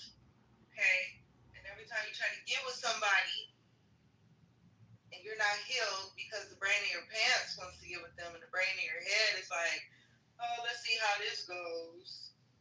But your heart is like really irritated, and you already feel that shit from the gate because the brain up top said, "Oh, let's see how this goes." Yeah, you was not ready, bro. You not ready. And then when some shit hit the fan, and you want to take somebody's head off, like you wasn't even ready. And now that about people that you have to. You only come to that conclusion when you've actually had time to think about the wild shit you've done in the past. I've definitely done some wild shit in the past. As far as like busting out windows, doing all that hell, no, I've never been that person ever. Well, actually, no, I did that one fucking time, and I'm not gonna really disclose what happened, but just know I got down like a motherfucking yeah. I was bow. There was so many bows to be bowed. You hear me? And I was bowing them motherfuckers, and then the brother came and was like, "Nah, queen, chill. And he was so nice. He was so sweet. Like, he didn't try to, like, manhandle me like some of you other barracuda ass, big gorilla, dusty ass, funky ass niggas would have did.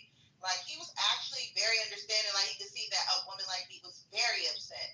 Something very much had to happen. You know why I'm saying it like that? Because that's exactly how he said it to me.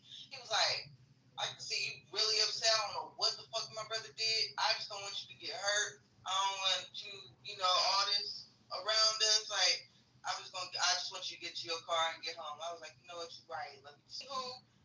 The whole point I'm trying to make is I was not healed. Okay? I just got a relationship. You know what I'm saying? I had my 2 years just living a life, partying, but I was never really healed, y'all. And my long story short is pretty much like, yeah, the whole time of that fucking rant. Get healed, y'all, because you can't be kidnapping people and then torturing them and shit because your heart and your emotions is fucked up because you ain't healed from the last breakup. That's weird. You gotta grow up. Grow up, bro. Grow up, sis. I'm hollering.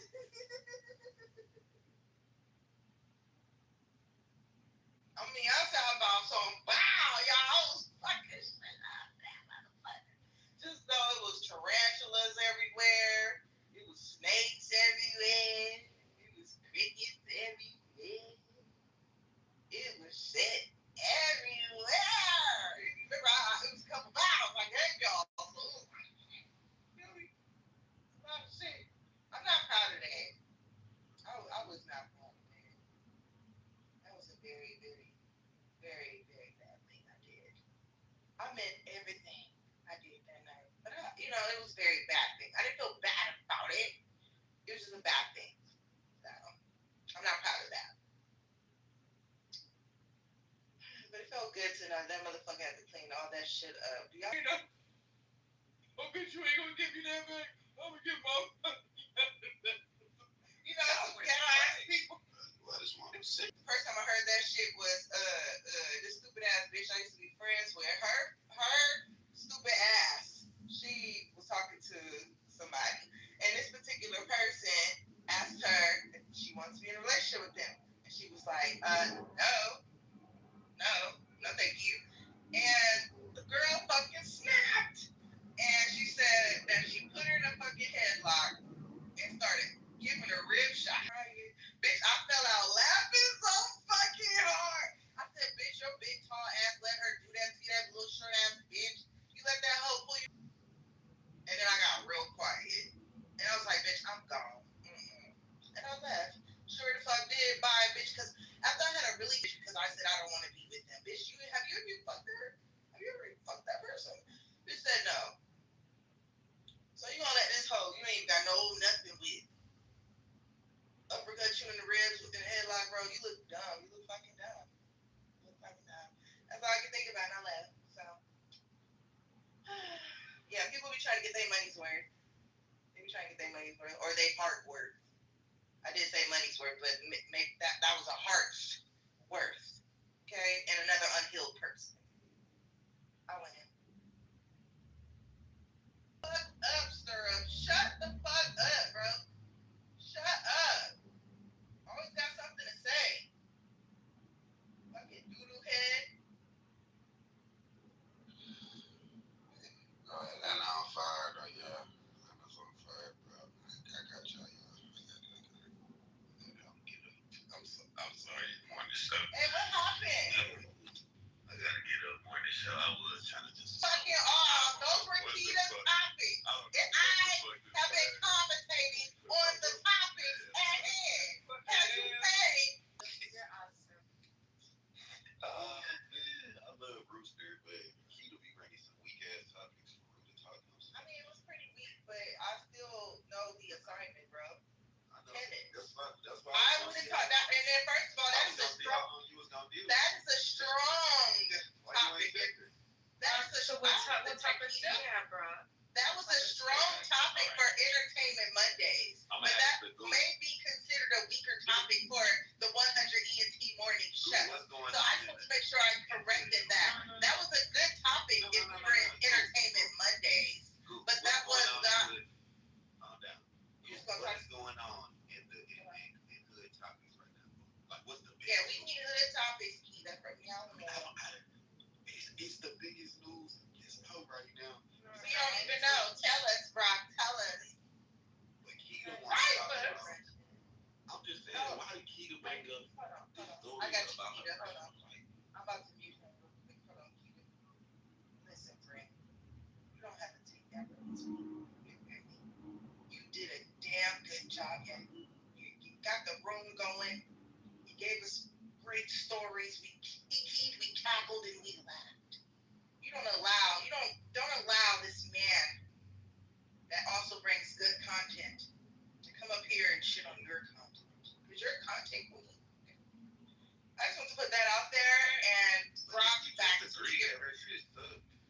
No, I didn't. I said she's a content queen. I said the topic for the 100 stage, it might be considered weak, but in Entertainment Monday, that was a strong fucking topic. No, the whole room heard me say that, baby. No, at first I said that was a weak ass topic. You said, yeah. I said it was, and then I went ahead and clarified exactly what the fuck I meant. And you know. But don't be bad. Anyway. I'm never in no more topics. Yeah. Oh my God. They did that to me. They did it to me. Oh my God. No. Not another morning show. Oh. QCP responded, bro. Let's get to the actual topics. Yeah, get to the actual. Go ahead, bro. Yeah. These people down in the who waited 4 hours already. Nigga, the room been open for an hour and a half. That nigga started out by calling right off the rip. It's only 6:30. Straight to the shit. Excuse me, man. You talked about enough tampons and relationships. We finna get into real rap shit. Alright, so I know y'all seen Remo post. You know what I'm saying? Talking about motherfucking this whole situation. I guess this we ain't got no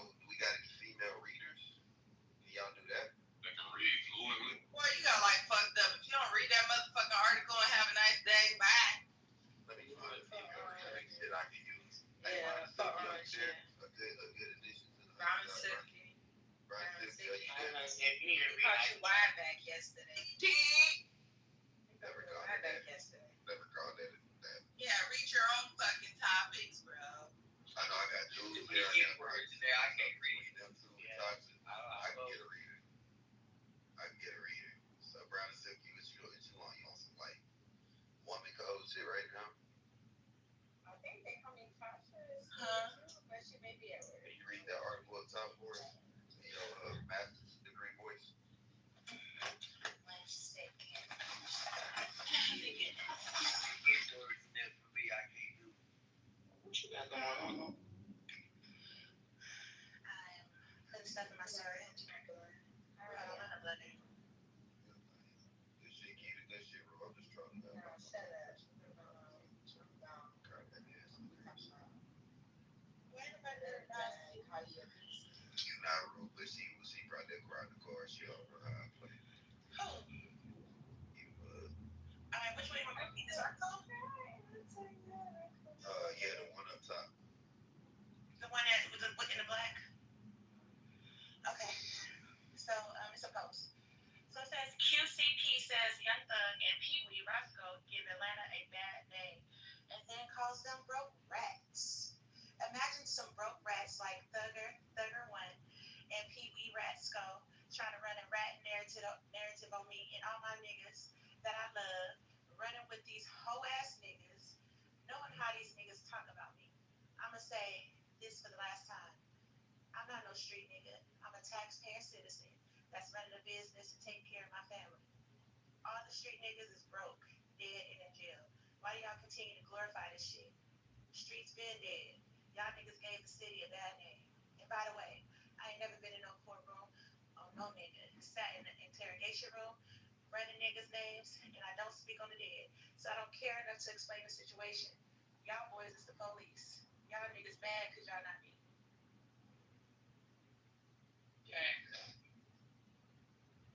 That's crazy, bro. I will be real. Niggas don't be speaking on that shit. Niggas don't be speaking on that shit, bro. Let me keep it real. Niggas do not be talking about this shit. You don't hear nobody speak on this shit. Man, bro. It ain't nothing out there. Like, it's like a whole set of rules. Just a whole new set of rules, bro. Because we know Atlanta street niggas. You know what I'm saying? They ain't doing none of that. But see, that's not the streets. That's just the rap part. That's why I be trying to say to niggas this. I know a lot of niggas far removed from the streets and shit like that, but rap don't make up the streets, bro. You know what I'm saying? So niggas keep saying like, oh, the streets dead, streets. Nigga, this ain't the streets. This is fucking the rappers. Like, the streets. That's just my 2 cents. Keita, what you think about this situation? You got more jail experience than me, so they probably want to get me. What you think about this? Oh, wow. I respect that. I respect that. I think they all telling, bro. All of them. Every one of them. They get pinched. They gonna try to talk their way out of it, whether what they say is true or not. It's just a lie snitch or something, but they gonna say something to try to get up out of it. I'm gonna guarantee. Bro, a millionaire, bro. A millionaire. You think I'm putting any nigga with millions of dollars on the liquid meat? Anything to do with them stuff I'm going to, man, you will be a fool ass nigga, bro. Come on, bro. Wake the fuck up. Like, you think a nigga finna leave millions of dollars in luxury bitches behind and not, what? Talking about rap, he just said, I'm not no street nigga. Never was trying to be no street nigga. I just was a nigga with a leg. And do street music. I'm not no street. Why y'all don't look at me like y'all look at Kevin Lyles or anybody else? He's saying I ain't no motherfucking street nigga. So I can respect that. And just to say about that, he tell you what it is. Thanks, G-Man. That's a fact. More they say, the more they go in deeper. And I truly believe he was trying to out-talk the police, fool. Trying to out-talk the police. That's a fact. But it's, like, it makes no sense, bro. If you seen anybody go through anything or seen anybody go through anything, that don't even make sense. Yeah, the whole make me on me right now. That's the same shit.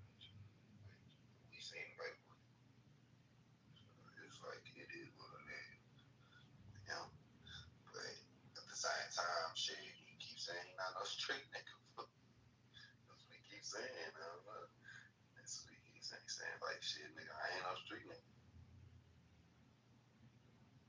I forget who it was. We gotta go back and get that paperwork. That shit was all kind of like one of the ones that just didn't really get a lot of, you know. So,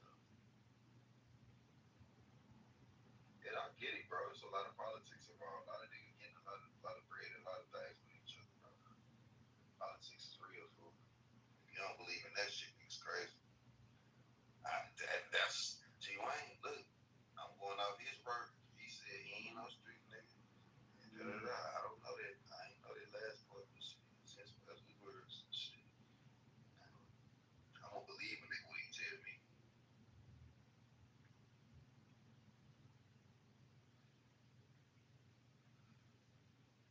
I think so. I don't know. I don't really know. I can't remember the timeline of that shit. I thought it was something like a shooting situation or something, but I gotta go back and kind of go look. I ain't got about a robbery or something like that. I gotta go look. Let me look at this shit. Let's look it up. I think it was a shooting or something. Yeah.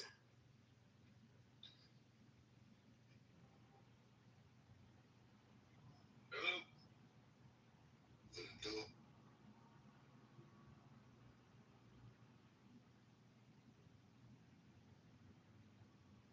Yeah, so like right after he had got that 300 million, everybody, that's when the allegations started coming back.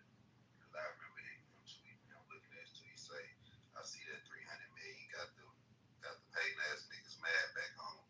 Anybody know me, know my character, our culture so fucked up, it's sad y'all living this imaginary street dream. I'm changing lives, changing my family curse. I don't got no love for no niggas that try to kill me or mine. I ain't in the streets, never wanted to be. Played the hand I was dealt, made something out of it. Oh, you still my man. Should do the same. Stop glorifying dope shit.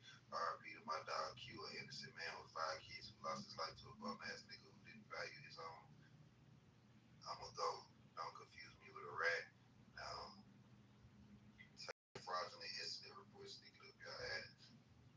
I love my freedom, so stop playing with it. If I'm not mistaken, they talking about the statement that he had made about his homie getting killed or something. Are they trying to put that shit in the same category, whatever? Yeah, because I think he gave up the name of the person that did so they got killed. Oh, okay. So I beat the shit out of him. I don't know what category that's in, killed, but They go back and tell them I'm dead, man. Look at it, man. I'm saying, is he a street nigga though? The old school nigga saying that he had work back in the day, man. Ooh, okay. Yeah, I don't know. I couldn't tell you. I guess he changed his life. Rule number 39.8. You change your life. You add on to the commandments. If you change your life, you put on 4 niggas, it don't count. Fuck with your business, it don't count. So you have to think you are a businessman and nothing less. Don't count. That was your income. That was just fair game.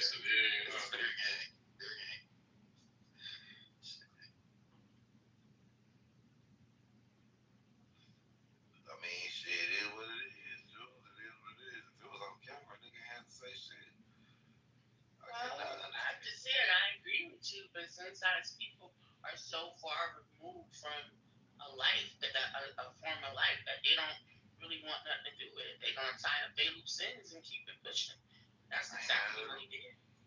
Ain't mad at him because he's saying, well, yeah, but at the same time, it's just like, dang, if he was a street dude, because I feel like that's just playing two sides. Title to my feelings, everybody got their own feelings about this shit.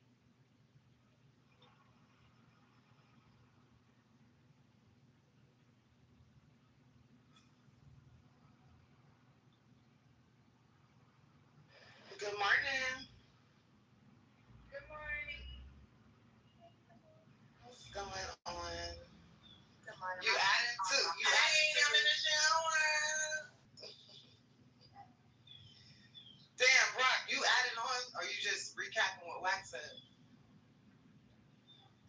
I don't know what wax said. Oh, I heard something about the New Testament, something with his live or whatever. I just popped in. Oh, nah, I'm talking about this. We talking about what's up top. Oh yeah. Yeah, we talking about QCB going off on Young Good. And, telling him that he not a street nigga, but then you just heard the part where we was just throwing in, damn, this gotta be a whole New Testament part too. You know what I'm saying? Cause this nigga making add new shit to it too. But hey,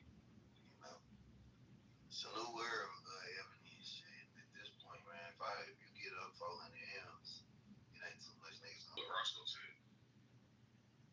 I mean, on the audios I've heard so far, and I've been hearing that none of the niggas that's leaking these audios. Yeah, background call and shit. Yeah, he the one sending it to the boss.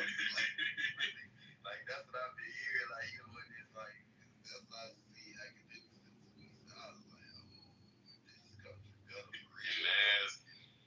That's a cold motherfucking nigga. I don't give a fuck what no niggas say. That shit is. I mean, listen. Everybody turn their back on him. The craziest shit, bro. He's out of all of the rest. He don't look the worst. Out of all of them. Wait. There's a certain kind of like. So you could niggas look way worse because they was fooling with it. Like they was calling him out on Reddit and all of that, like projecting how they don't fuck with rats and like he wasn't really eating much, you know. It was just like okay, he told, but it was like damn, okay, this guy will tell him. But I guess he gang bang and shit too, so the thing. But we had video. It was a whole like it was on TV and everything. He was like one of them niggas that's on TV getting seen cooperating, like document. You know? So I don't think niggas was tripping, but Thug was. So a rat is just not a rat anymore. It's like there's a mutual rat. Atlanta did that bad. It's just nothing in it, bro. Like niggas you can't trust nothing, dog. Yeah, they released some song, you know. That shit crazy. I feel like at one point it was like New York and all that shit was down bad. Now it's what? It's Atlanta? The spotlight's on Atlanta? Like what? New York was down bad with snitching. Mm-hmm. I mean, it was down bad with snitching because of 6 times. I'm just saying, they just was down bad. And what was it, Kansas to this shit? They was down bad. I think it's a couple of them. Right. Who? What you say, bro? It's like all them niggas. New York, from Jersey. Hold on. Max B came out and was snitching too. So thank you. Come on, y'all know we. Yeah, that's what I'm talking about. Yeah, I don't think that compared to snitching. I don't make no difference, but it ain't. Don't nothing compare to this shit here. Except that's like all of them. The whole YSL, what they call it? YSL. Just trickle down from New York to Atlanta. They had an acronym for them niggas snitching. YSL, I think that's. Yeah, YSL. Yeah, that's the next one. YSL. But they calling it all kind of shit, but I can't do it to Atlanta though, because everybody be trying to it's red. No. What you don't call it then? You can't do that, bro, because them niggas is not the streets, bro. Like that's not the streets. That's the rappers, bro. Like that's not what the streets is. They ain't snitching. What the rappers represent? You can't rap. You can't be in the streets when you rap. Who represent the streets? Like, you ain't got no toes. If you don't do no dealings in the streets, if you don't have nothing, you don't move no work, you ain't got nothing to do. You don't even know what's going on. Like so, it like. What's the charges again? You feel me? These niggas charges was like fucking shooting up niggas tour buses and shit. That was rap beef and shit. They did in the streets though. It's rap. This nigga shot up Lil Wayne's tour bus. What street is Lil Wayne on? What street can I go? So what gonna tell? What gonna tell? He just said that they was a gang and shit like that. They just say it's ma'am. But I'm not saying they not a part of the street. I'm just saying low level, high level. If you hit it, you hit it. Yeah, but rappers is rappers, bro. Like that's not. So then they snitching. So they're like more like actors. Snitching, but I said just keep it in your brain. They're rats. They're portraying street niggas and they doing street activities. But when it comes down,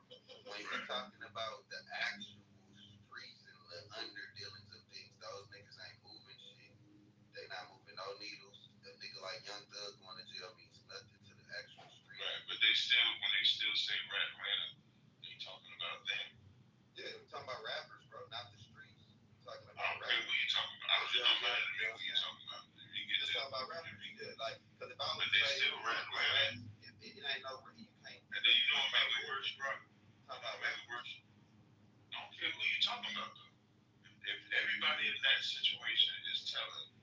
They had the right to call that shit Rat Atlanta. Everybody, especially when this nigga, Young Thug, I just posted this video. He's about, you ain't supposed to say nothing. You get in there, that's what you got lawyers for, da da da. That's what he's saying. He portraying something. It's all a fraud. It's all a fraud. But everybody got to eat that in their zone. I didn't say every nigga in Atlanta. Ain't nobody saying Rat Atlanta is every nigga in Atlanta. Sound like it though. I mean, it don't sound like it because I'm gonna defend the real. It's like I'm not attacking nobody that ain't snitching. If it's like 4 or 5. So when these rappers is dying left and right and shit like that from this, that's not like, that's just some rap shit. Shit's what rapper dying left and right. There's streets everywhere, but I'm just saying, like, are you saying that these niggas ain't involved in no type of activities? Like, what they represent, perception is reality. What they represent is some street shit. No, I'm just saying, you don't consider him a street nigga, he was just a rapper. I don't think he died over no street shit. I mean, he was. I'm just saying, these niggas is getting off. The one nigga that just got off in, what you call it? In Tennessee. Huh? They killed his ass. This nigga's names is too many. There's too many of these niggas. That's a street nigga, like you. Yeah, Hancock, I hit him like 100 times. Bro, that's a street nigga. You don't know a song. You just okay. Nigga, you don't know the song. Billionaire. You don't know the songs, nigga. Hey, I don't bet be he don't saying know. Rat Atlanta because I'm getting pushback from the whole South. He said I'm getting pushed back.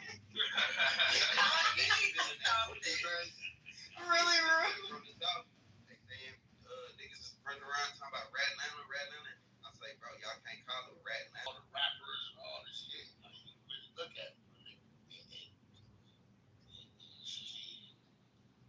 I can't front. There's a West Coast nigga in there starting fires. There's a West Coast nigga starting fires. That nigga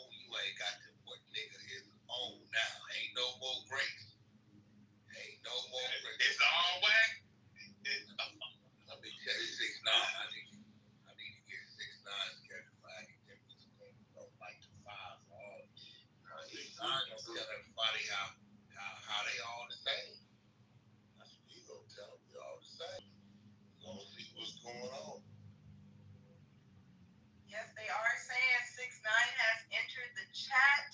He has a lot to say about what's going on. So did they say there's a different type of telling? I don't know. I know. About the Yeah, he responded. He called me yesterday. Nah, no, the fuck, he ain't. Hey, wait, you changed the whole, everyone was telling me, like, what's wife talking about? Like, he made a New Testament? What's the New Testament? I'm like, just put it up. The New Testament. I said, the New Testament is what he put on. And R&B, when she was creating that shit broke yesterday, last night, she said, you don't know how on point you on, because you added one and made it 12 from your 11. I said, what you mean? I never knew the Old Testament had the 10 commandments, and then the New Testament only had 2. The New Testament only had 2 commandments. What was the 2 commandments, please? Love the Lord thy God with all your heart. What? Love your neighbor as yourself. She said, so you create 12 is symbolic for the old and the new. So I put it up.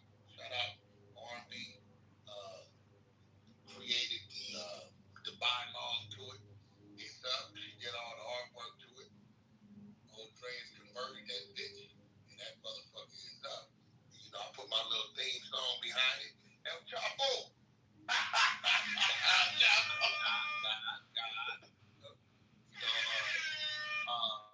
Rock, you owe me because I probably just introduced you to another ghetto boy song you probably knew nothing about. You know what I'm saying? On my QC post, Rock, you know nothing about that song, did you? Yeah, we ghetto boy for that. You didn't know nothing about that song. I ain't been. I know all them old gangster songs. But he don't really like none of it. Yeah, you didn't know nothing about it. At all. At all. Nothing about the song. Okay. Song they told you. Yeah, maybe because you don't even know the ghetto boys and you don't even know what the fuck's going on. Okay. Hold on.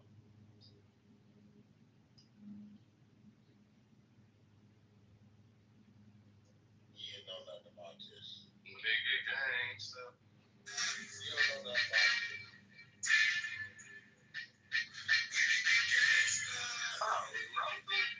No, he don't know about it. He don't know about that. He don't know about that whack. Damn, but then y'all playing another rack. Damn. It's all right. It's the song. It's in the bylaws.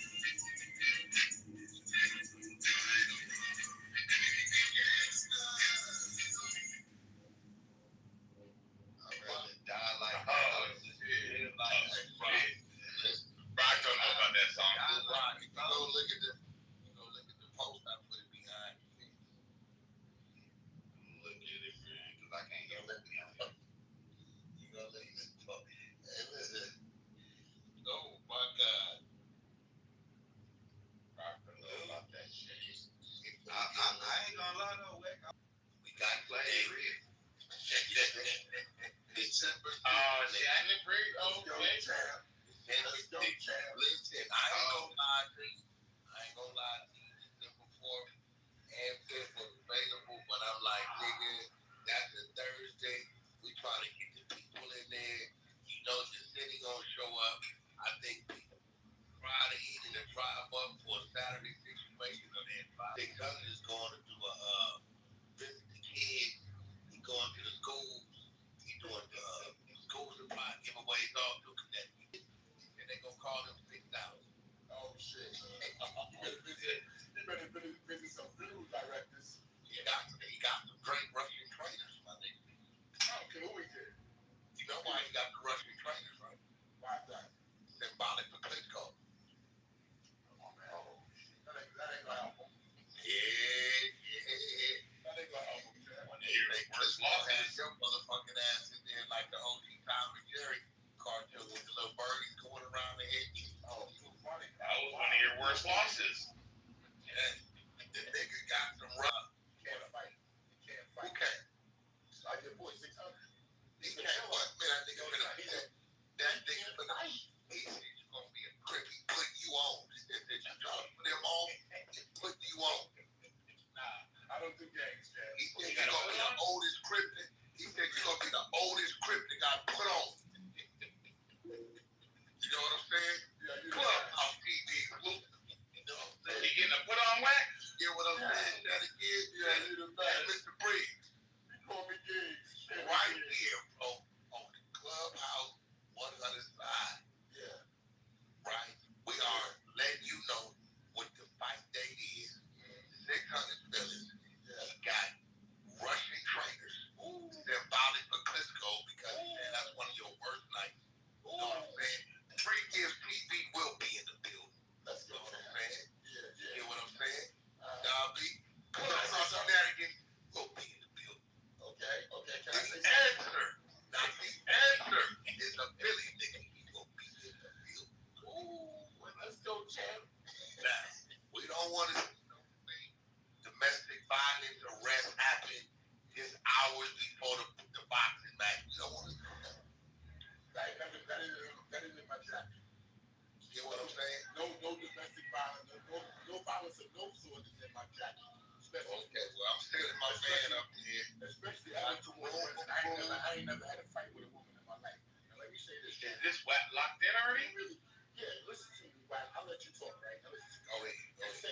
You setting this man up for something bad to happen to him. I know y'all think this is a game like Jake and Logan Paul and boxing has become like that has to put people in the hospital. I'm not playing for real. The nigga said, Wack, I'ma hurt the nigga so bad. I'ma beat it head. Nigga tapped on his back. Nigga don't like the word.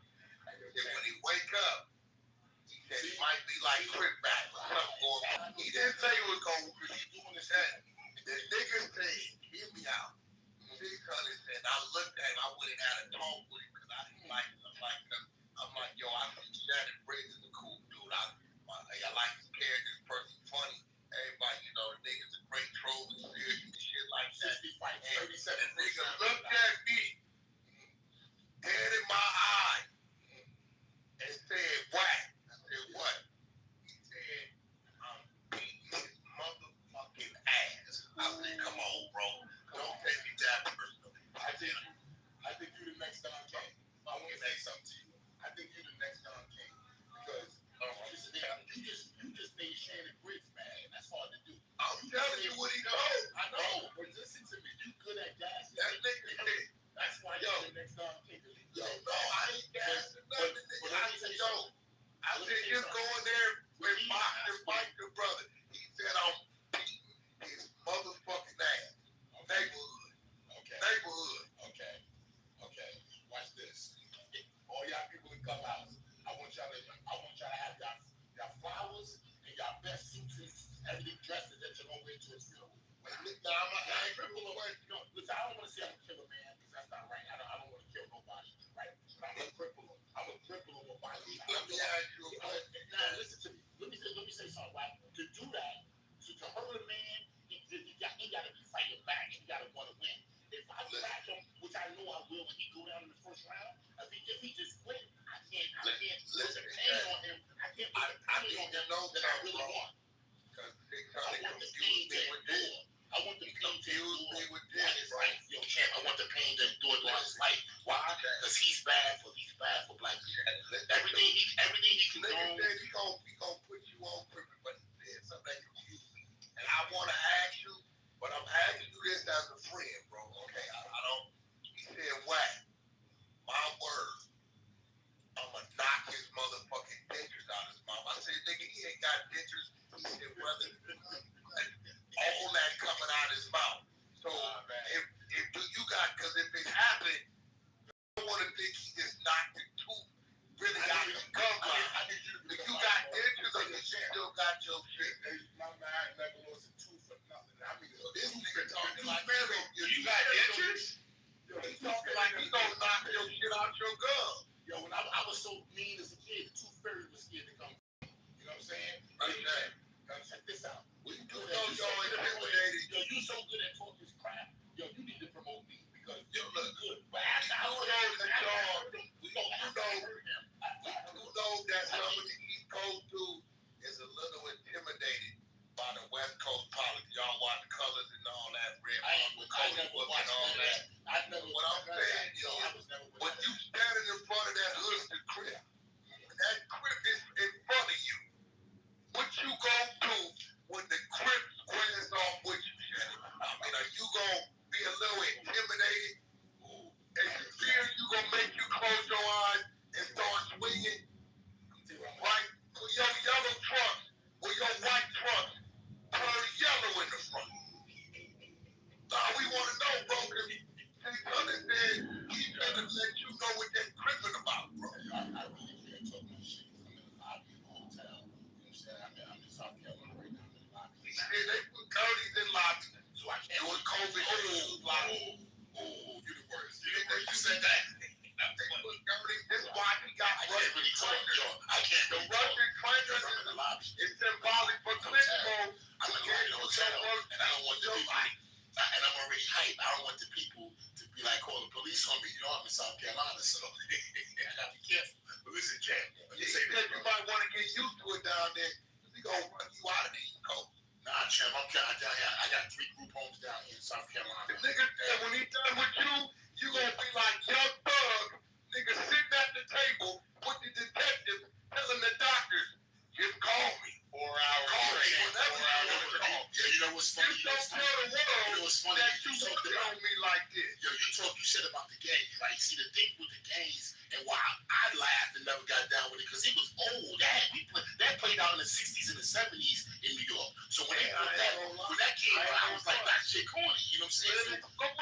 He showed up to his training camp because he said you got a weakness in your nose. I guess Linux broke your nose or something. I don't know.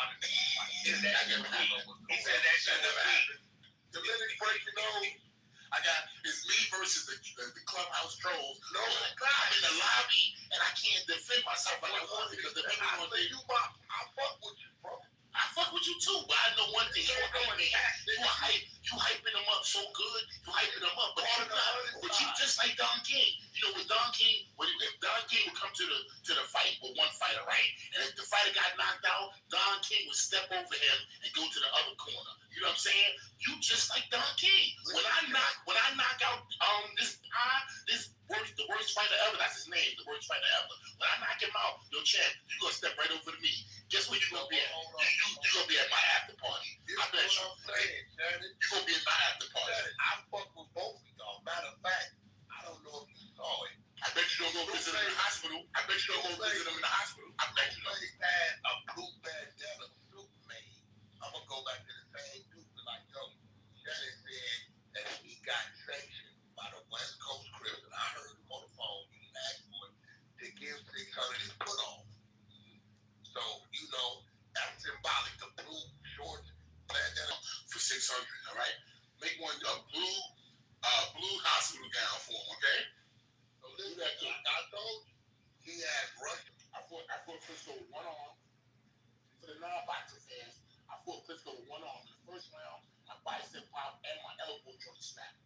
Okay? For 12 rounds, I took a licking and kept on ticking, and I cracked him in the 9th round. And almost got him up out of there. You get what I'm saying? Why? Keep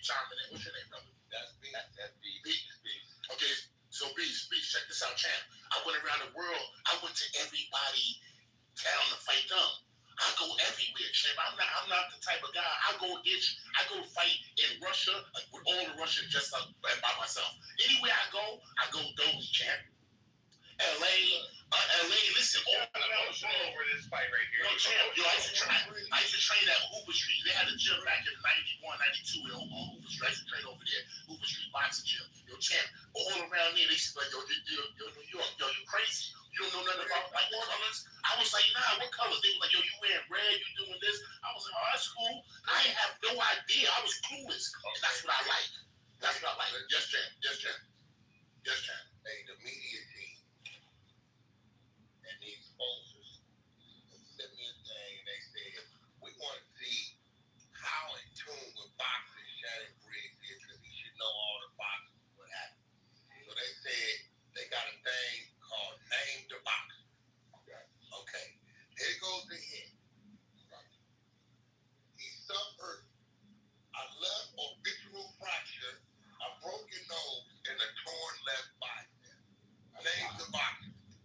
That's a lot. Name the boxer.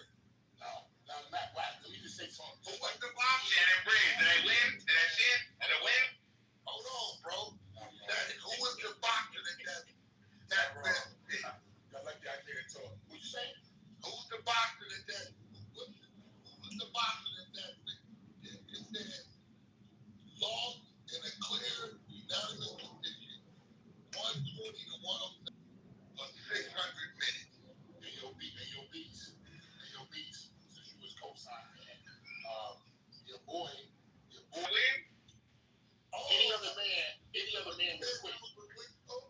Yes, brother.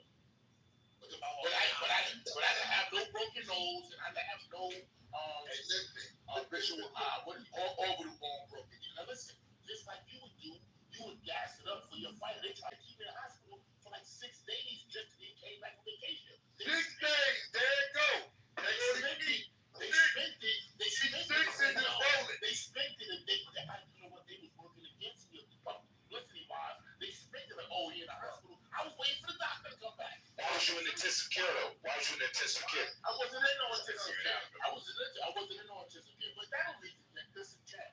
I came back from that. Guess how many fights I already got after that? About 20. About 20. His Russian fighters, when I was training, to them, they said another Russian fractured his eye bone, so they don't think you can see. The orbital fracture, they said that has something to do with the eye. I don't know about orbital. On my life, on my kid's life, on my mama that's dead in her grave, I never had an orbital fracture in my life. Y'all like on my mama, on my dead mother in her grave, I never had an orbital fracture in my life. I ain't gonna lie. Yeah, I don't lie and I don't steal. I don't lie and I don't steal. What if you can't knock him out the first round? All right, champ. If I can't knock him out the first round, that means I'm getting old. But I'll get him in the second. If I don't get him in the second, I'll get him in the third. But I know I'm putting a 99. You wasn't talking like that. You wouldn't bet he was gonna go. I'm willing to bet he don't go. I'm willing to bet first round knockout. Yeah, it's still on the table. I said I'm willing to bet. I mean, I don't know if that's legal or not, but Are you old or you getting old? You can't bet. man, I'm a vicious animal. Your beast. They say that. They kind of been calling you out. He's a talker. He has not, bro. He's a talker. He's just talking. And guess what? I need He said he wanted a kid. All right, watch what I do. He said he wanted. Hey, yo, I'm gonna be real. That's how you know who it is, friend. No, listen, I'm Don't just do it, what's friend. going on. Unless you just Don't trying to say get it. in the bag. I'm not gonna keep nothing from you, bro. I'm just what the nigga saying. He got Russian trainers. You will be seeing it. They got a gym down there in the valley. I got black trainers, black ass niggas. I got black trainers. Yeah, he got Russian trainers because they symbolic of Klitschko. I got black trainers, black men, strong black men. Oh, you should see my trainers, be vicious. And I don't even need a trainer. That's how. Listen, when the bell ring, I'm coming across the ring flying like Superman, like the black Superman. They just said y'all can do MMA if you want to. No show. Ain't no wrestling. We just gonna do some boxing. We're gonna do some regular boxing. I'm gonna hurt them. If I give them brain down with it, I don't want to sound like a bad person. I don't want to kill a man. I just want to hurt him badly. For all the kids that look at him and say, "Oh, you on the internet talking, snitching, talking to cops, and always telling on people, I might as well do it Big too." Carter ain't never told on nobody. Man, first of all, he not even no gang member. It's a square, Hollywood Square. You know what I'm saying? And you gotta put that jacket on somebody when you don't even know him. Well, first of all, listen, I don't know him. I could look at him and tell he's a snitch, and I could look at him and tell I'm 53,000 Look years at old. somebody. Yes, because I'm that experience. I'm from Brownsville, Brooklyn. You got some names, a couple, maybe. Young champ. You don't better than Brownsville. Just know this. Your guy, Mike Tyson called his son yesterday and endorsed him. We got content. Yeah. That's a fact. You know me and Mike go back. You know we go back. Mike will never do that to the field. I'll tell you right now. You know me and Mike got all those couple. Yeah. Mike will never another fighter. Nah. And train hard and go. First of all, he'd be lying to himself. He wouldn't do that. Mike don't lie like that. Mike wouldn't say that. Mike don't be. Mike can tell you. He's gonna tell you. And you whack. Shannon gonna hurt this guy. I'm just telling you what. All you people in Clubhouse that's rooting for this pie. He's a pie. He's a pie. A pie with shit in it. A shit pie. That's what he is. He's a pie with shit in it. So how do you feel? You feel like you gonna go to the body or you just head hunting? If I want to punish him, I'm gonna go to the body. You know what I'm saying? But if I just want to get him up out of here, which I think I'm gonna do, as far as what chance that I'm gonna do that, I'll go straight for the head. Right hands, hard right hands down the pipe, like 20 yards. You know what I'm saying? Hard fist, right hands. I'm talking about, I'm shooting like a bullet. I'm talking about, man, I'm serious, guy. Left hooks, so hard. You're gonna see, like Roy Jones, champ. Roy Jones mixed with Joe Frazier. What about that injured rotator cuff that everybody been telling me? Man, hey, yo, whack. Real talk. Nobody will fight me for the last 10 years. That's why I retired. That's why I walked away. Got into the group home business. Helping kids, bro. Nobody would fight me, champ. They all kept it real. It was like, I got emails that that got sent to me mistakenly with a certain person, your man, by the way, saying, stay away from Shannon Briggs. He's too dangerous. This is my moniker. This is why I don't get really. He asked my man and said, yo, stay away from Shannon Briggs. It's not what y'all think. He's too dangerous. So they blackballed me in the game. You know, they was just hyping you up like 600 said. He took them losses to bait you in. They were just hyping you up, bro, to save you 600. Oh, shit. All this was strategic over the last 10 years. Oh, man, damn. He out there Put you in. Now, what you want to do? You want to fight him? Beast. He's the highest paid fighter over here on the West Coast. So you see the fight thing. Now, let me ask you something. I don't know. I told you to do. He said they don't condone this guy. They don't condone this. This guy, listen, this guy is a good kid who wanted to be in the streets and wanted to be down. He ain't no real tough dude. He ain't no tough guy. He ain't no gangster. He ain't no street kid. Look at him. You can tell he a college graduate. You know what I'm saying? And that's cool. That's good. But what happens is the college kids ain't even get hired. There's no jobs hardly. College kids can't get an appointment. So what he's doing is he like, yo, I'm a big fat college nerd. Let me try this. It's working. You know what I'm saying? So you're like, yo, he jumped on the internet. You know what I'm saying? He went over to Mexico for 20 pies like himself, built this record up, and now he's like, let me max out on get my money back. And shit, if I get knocked off here and there, I'm gonna get my bread back. 50,000 here, 60,000 here, 25,000 here, 100,000, 200,000. I know he got paid a couple bucks to go to who my boy that beat him up over there? They usually him like a punching bag with arms, man. What's my boy name over there that beat him up first? That's my boy too. Hey, when he shows up in here and you go on mute, don't go on mute when he shows up in here. I can't wait to see him. Hey, who said that? Beast? Who Beast said that? He been training since 5:30. He's been training the last 2 hours. He's on Malibu Beach right now, training around doing burpees. Baywatch. He like Baywatch. He out there like the Baywatch girls. He out there like the Baywatch girls running around with a thong on. Well, listen, here go the thing. Word is out that you can't go to the beaches out there. You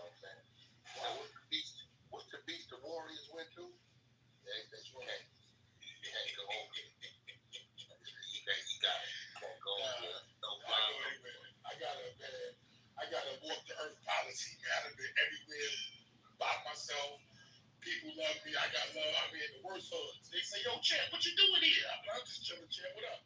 Hey, yo, listen, I'm good everywhere, champ. But I know one thing. I'm so happy that the Cribs are condoning me putting this guy off once and for all. Let me go outside now so I can really talk my shit. Let me go outside. I just had a great breakfast, by the way, at the Marriott Hotel. Oh, man, delicious. So you got a free breakfast? Nah, I said great breakfast. I wish it was free. Shit. Thank you, man. Thanks, Brett. Thank you. All right, now this is they said the last time you got caught at Coney Island, they ran you back up to Harlem, my nigga. I'm like, hold on, nigga. They went from Harlem down to Coney in the movie The Warrior. They said they ran that nigga the opposite way. They said they was on subways and all kinds of shit. Man, they ain't never ran the champ out of nowhere, my boy. I know, because they said you don't run. I don't fight to the death. That's why I fought Briscoe with one arm. See what I'm saying? I don't go out, champ. I'm keeping it real. Y'all got to see you with mad people. You know a man can't focus, can't fight. But that's with a focused person. A calm, laid back guy like that, champ. Not that it's slave with man. Yeah, that means slave for a lot. Slave for a lot.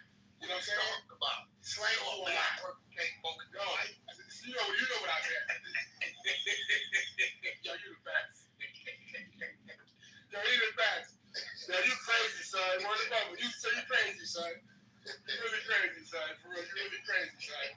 You really crazy, son. Dead ass. You really crazy. Word up. You really nuts, man. You really crazy. Now listen, for real though. You want to know? Yes, sir. Big time and put you on your pocket. Now that's right. If it happens, impossible. Go ahead. Through your mind, bro. If you just happen to drop. Man, let's say I believe you'll get up. I couldn't even imagine that happening, bro. Because I already see red right now. I already see red. Everything I see is red. So when I just the thought that you talking shit, he talking shit, it's making me so mad. I just see red. And you know what I'm saying? So I just I needed this, champ. I'm hyped up because nobody will fight down there. You can pull up on me. I went down there, opened up the punching bag. Yeah. What did he do there? He opened it up, my nigga. Bro. Oh, okay. Bro, in that motherfucker, he opened it up. I said, oh, shit. Yo, champ, I've been hit by the hardest. You know George Foreman hit me, champ. I've been hit by the hardest fighters, champ. And then that happened. When he hit me, I'm on that bill with George hit you, though. Unreal. And I stood tall. Yeah, crazy, champ. Like crazy. Like they hit with a bat. George was 50 years old when he hit you. He was so old, almost, but he hit so hard, champ. It was unreal. I'll keep it real with you. Average human would have whack. Average human would have quit. I was 25 years old. They would have quit. I was a young boy, 25. But guess what? My mom just died. My mom died before the fight. So I was like, damn. I was crazy. Your mom's died. You know what I'm saying? Nothing could knock me down. Any other time, I probably would have got knocked out. But my mom's died. Yeah, I got the title in my house. You see it. When I see you, I'm going to bring the belt. Yeah, that's crazy. When I see you, I'm going to bring the belt. You're going to see the belt that Jack Johnson had. He was like 40 stuff. Yeah, it don't matter. He could have been 80. He hit so hard. That's still hey, look, nigga. Most of niggas still get by this shit. Watch what I do. At 50, I'll be 54 by then. Watch what I do. I hope y'all like this. I hope y'all like to see bad shit happen to people. Because that's what's going to happen. Bad shit's going to happen to them, champ. That nigga said, bro, that thing ain't going to come in and hit me. He said his footwork is impeccable. Not his footwork. They got feet like Ali, huh? Yeah, he's dancing around. Oh, don't think about it. He watched boxing. I wish I had a picture of him. I'm going to make a Fantasy Island with you as the beast as the other little dude. I wish I had a picture of him, man. I better not find a picture of you. I'll send you one. Please, baby, please, Champ-Bat. Please, Champ-Bat. Please, Champ-Bat, send me something. Hey, bro, that's a good phrase to coin. That Champ-Bat shit, that's good shit. I fuck with that phrase. Yeah, man, that's it for the women, man. For our beautiful queens, our beautiful women. You know what I mean? George was 48. Yeah. You was 25? I was 25, man. I was a young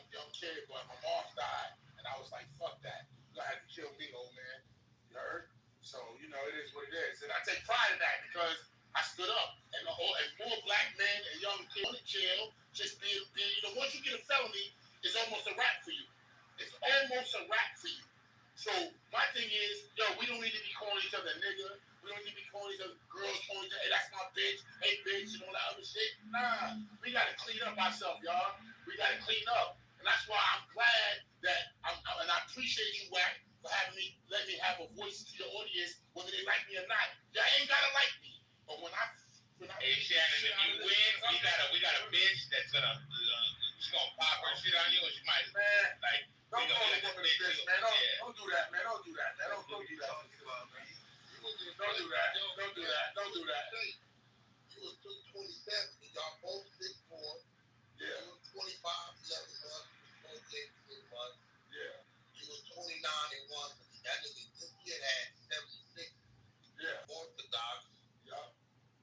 You was number 20 ranked. He was the heavyweight champion. Yeah. Results. I got the belt my living. It's all good, all right, man. I got, you know, it was a close fight, champ. You know, fans of Asian say he won, you know. I didn't realize more than what community. Damn, we got paid $5 million. They paid you $400. Yeah. What you get paid after that? The one you got the belt. I made $2 million to fight your boy Lennox Lewis. How long did you? And you lost the belt in that fight? Yes, sir. How long you had it? I was like, this is 7. I was. Nah, I had it a year. I lost it a year later. I lost it a year against Lennox Lewis, but then one of the greatest heavyweights to ever live. You know what I'm saying, champ? And you know what I mean? What's up, champ? How you doing, guys? Yeah, brother, good to see you, champ. What's up, champ? And Bill, do they think they're gonna go work? I believe they don't. Nah, they some older brothers, and I know they never heard of this pie. They never heard of this pie. You know what I'm saying? For real. Now, there's some older brothers and a sister, you know what I mean? But yeah, champ, man, it's gonna be a nice. I hope you ready for the promo. Oh man, I'm ready for the first press conference. When we having the press conference? I hope you're ready for it. Well, moving forward, I'm sending the dude up there next week to get all the get y'all. You know they gonna have to, they gotta y'all niggas gotta do y'all exams and all that. You know that. Yeah, we need a contract. Let's get. I don't want to play around. I want to hurt this man. You know what I'm saying? I'm telling y'all right now, this is gonna be his last fight. If he don't quit, you can't make a man. You can't beat the hell out of a man if he quit. If he go down, he be like, nah, he gotta really want to win. He gotta believe in himself. He gotta be able to say to himself, yo, I'm gonna get him. Whether we fight hard for 10 rounds or 12 rounds, it gotta be a fight where people really want to fight. I really want to fight. I really want to fight. Dump truck, come on up. Dump truck down there, he shot at British face. Who has faith in 600, aka Buster Douglas? That's right. Dump truck, what's up, dump truck? What's going on? What you think? You don't think 600 got a chance? Nah, hell no. And hell, you a funny nigga. That Buster Douglas shit is kind of funny. I had to bring you up. I ain't gonna even lie. Where you from, dump truck? Oh. What part? Tulsa or what? Oh, shit. Okay, see? I fought there before. You okay, see? Yeah, I used to have a main office down there right after 4035, split on 15th Street. Right here, first exit. Yeah, Wack, what you do? What you say, dump truck? Nah, if you look to the left, you see Wagner's truck and that big ass lot on your left. You can't miss. Yeah, big old truck. Hey, you Wack, you need to get an office and sign up a bunch of pies like this from they'll sign, get an office in LA and then come sign it up. You just get a So I ain't gonna lie, right? I go in there, right? He hit the punching bag. He hit the punching bag, right? Yeah. And I seen there was an outline of something on the punching bag, right? Yeah. I'm like, what the fuck is this the outline of, right? So once he got done, when he busted the punching bag open, it was an outline of the Monopoly man, right? Like that. He said, don't Shannon Breeze? Oh shit. That's me with hair or without hair. Listen, man. Look, and he said one of his requirements is you can't wear all that beard on his face. You want an easy target at that chin, bro. I guess he said you be wearing that to camouflage. He said he want to know, he want to hit you in the mouth. When he hit you in the mouth, you don't want to be aiming for the chin and hitting you in the mouth because you got all this beard. Hey, this is gonna be bad for him, bro. Talk to him, champ. Talk to him, champ. There's a bet. I heard a dude make a place bet. I don't know if you ever won this type of bet.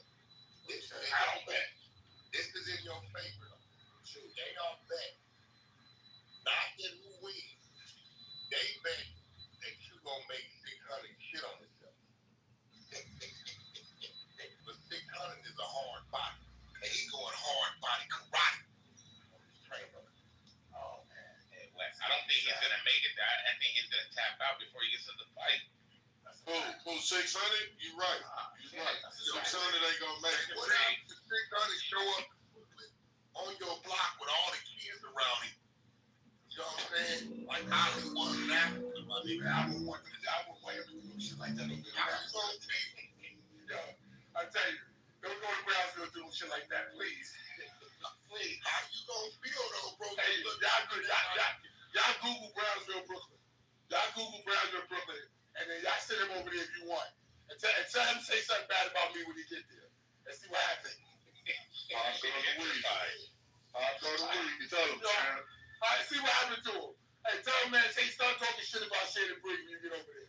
Oh, man. We dare you. My bad, champ. I know I'm a little late, man. I fell asleep, man. I was up a little last night, man, but I'm here, baby. I'm right here with you, champ. Oh, that's my boy. That's my boy. I'm right here with you, champ. Yeah, let's go, champ. Man, we ain't taking no slander on the place. Nah, that's my boy. Let's go, champ. Yeah, that's great. Yeah, I made a video, champ. Did you see it? I was talking about like, hey, what's your name? What's your name? Keep it G Crowdshot Squad. Also known as Keep it G Promotions, man. I got you, baby. What's going on? Keep it G. I like that. Keep it G Promotions. I like that, champ. I like that. Yeah, champ. I'm with you on that. What's going on? All is good. It says Brownsville has been known for its low crime rate, shit, murders, and zero assault. It says historic Compton neighborhood has a long history of a low crime rate. It's a beautiful neighborhood. Everyone should go there. Just like walking in Dallas and clean parks. Everyone should go there. It's a beautiful place. I mean, I understand high crime rate, particularly for violent crime, with some sources calling it one of New York City's most dangerous neighborhoods due to its high number of murders and assaults per capita. We changing that though. We changing that. We don't want to be that no more. Brownsville never red, never would. I'm opening up a gym in Brownsville. I'm opening up a gym in Brownsville, and we gonna turn all these. They say you young men and women into boxers. Third precinct. What the fuck is that, bro? Oh shit, too funny. What's that? Third precinct. That's their precinct right there. Oh, that's why you talking crazy. Nah, man, I don't know any of that shit. It says Shannon Briggs has nowhere near that shit. In the last 72 hours, relocated to a condo next door to the 73rd precinct with a request that this man is seen walking within 2 blocks. Hey, but the whole thing is, that's what I'm getting. People telling me, yo, champ, leave him alone. He a police officer, and you're going to have problems when you come to California with all the cops. I'm like, for real? They're like, yeah, he a cop, Shannon. You can look at him. You know what I'm saying? He's a good college kid. He went to the police academy, too. I'm like, hey, listen, I'm not against law enforcement. That's a good job. You say, get a job. If you can get it, get it. Don't be a crooked cop, but be a cop. Why not? You say, he's not even a good cop. What he's doing is he's baiting kids to watch him talk about gang shit. That's not good for the black community, bro. It's still like he's telling the kids not to daddy back. No, he's not. No, he's not. Yes, he is. No, he's not. No, he's not. Telling the kids all these dudes that y'all look up to is rats. They not who they say you are. He a rat.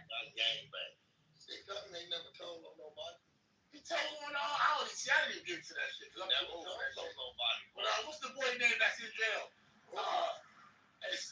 He in jail now. But I will say this. The West Coast is leading.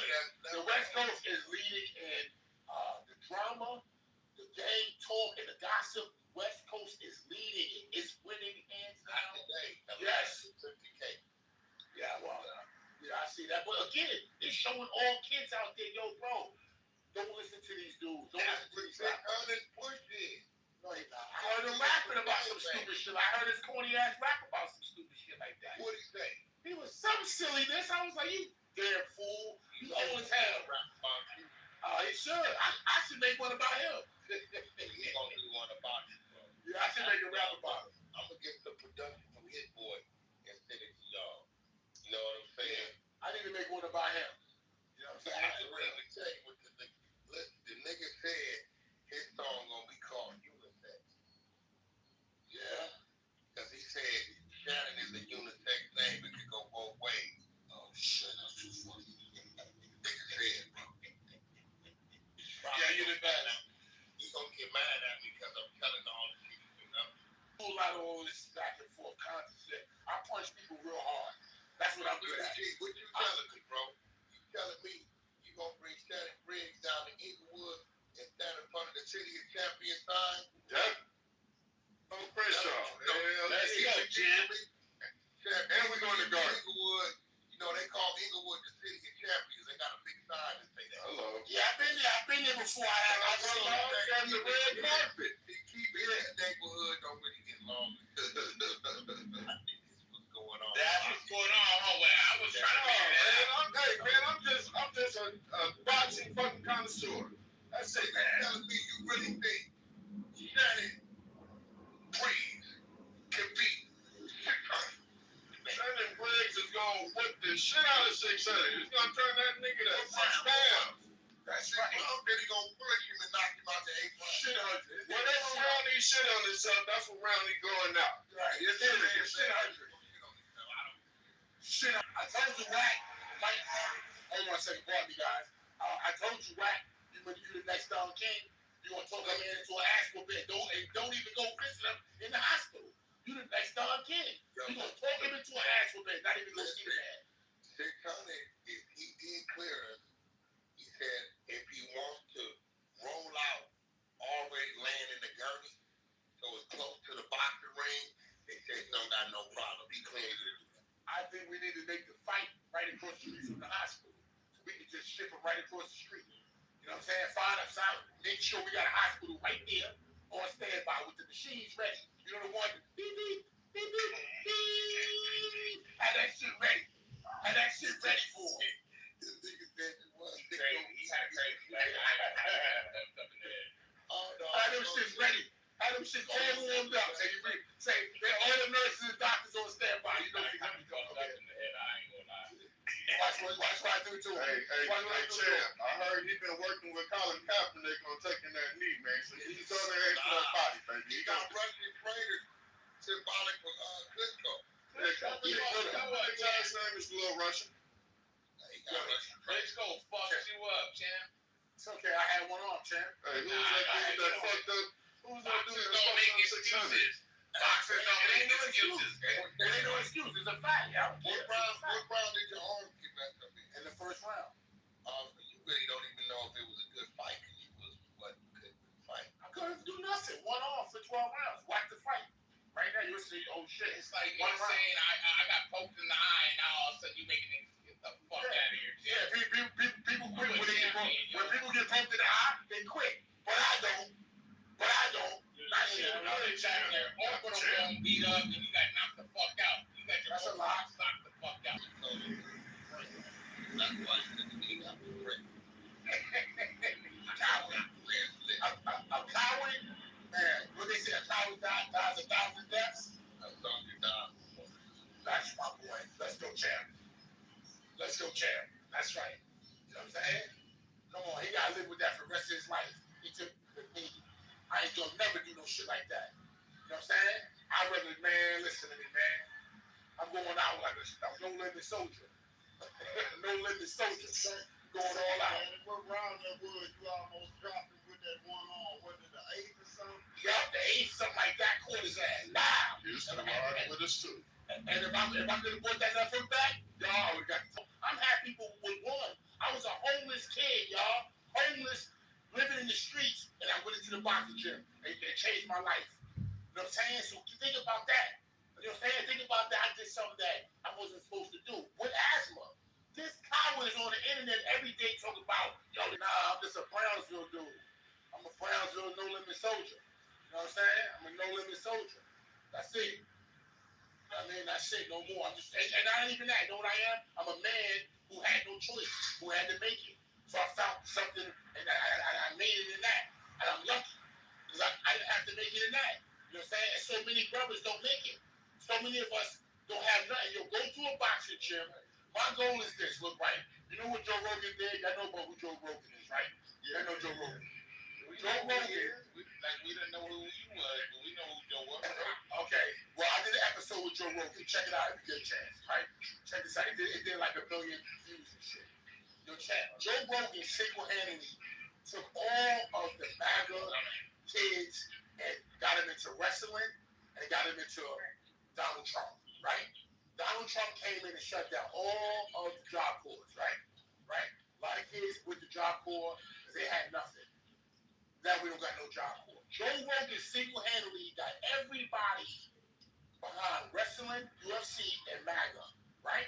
And now you got a whole bunch of thugs running around, wrestling, and getting in shape and training hard.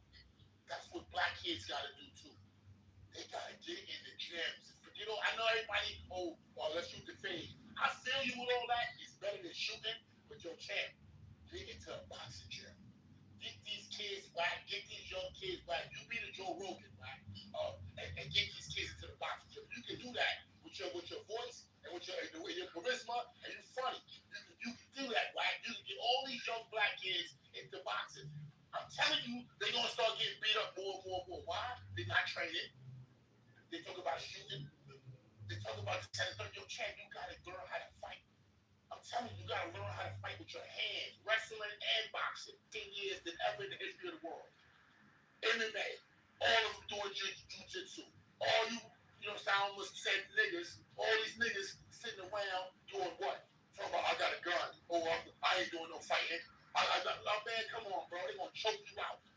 They ain't no guns. They gonna choke you out, put you to sleep, and kill you with their bare hands. You can choke a man and kill him with their bare hands. Meanwhile, these niggas running around talking about, I want to shoot the fade with each other. Man, take your ass to a boxing gym and make some money out of it, by the way. It's a profession. A profession that we soon will be pushed out of. We're going to be pushed out of boxing. There's going to be no champion. Look at the heavyweight champion. He's white.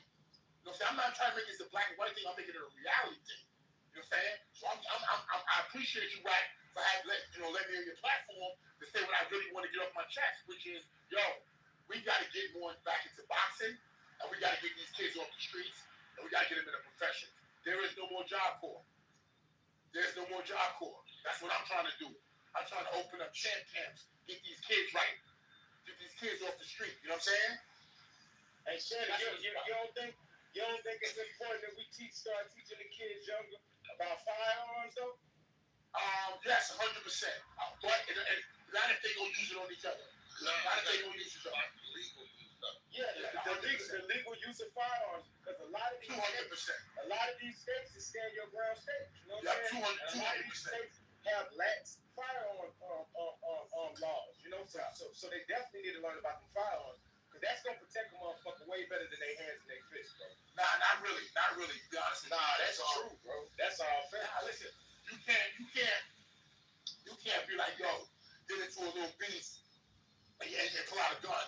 And first, before you even get to pull out a gun, a dude might knock your ass out or grab you and choke you to death. You can't just put that ass, I got a gun. No. First and foremost, you got to be in shape. Conditioning. So forget the fighting part. Conditioning for health. These young black people, and all of us, not just young and black, we don't have no conditioning. We're not in shape. We're not eating right. Niggas drinking. They smoking. They taking lean and drugs. So they're not even in shape. So first of all,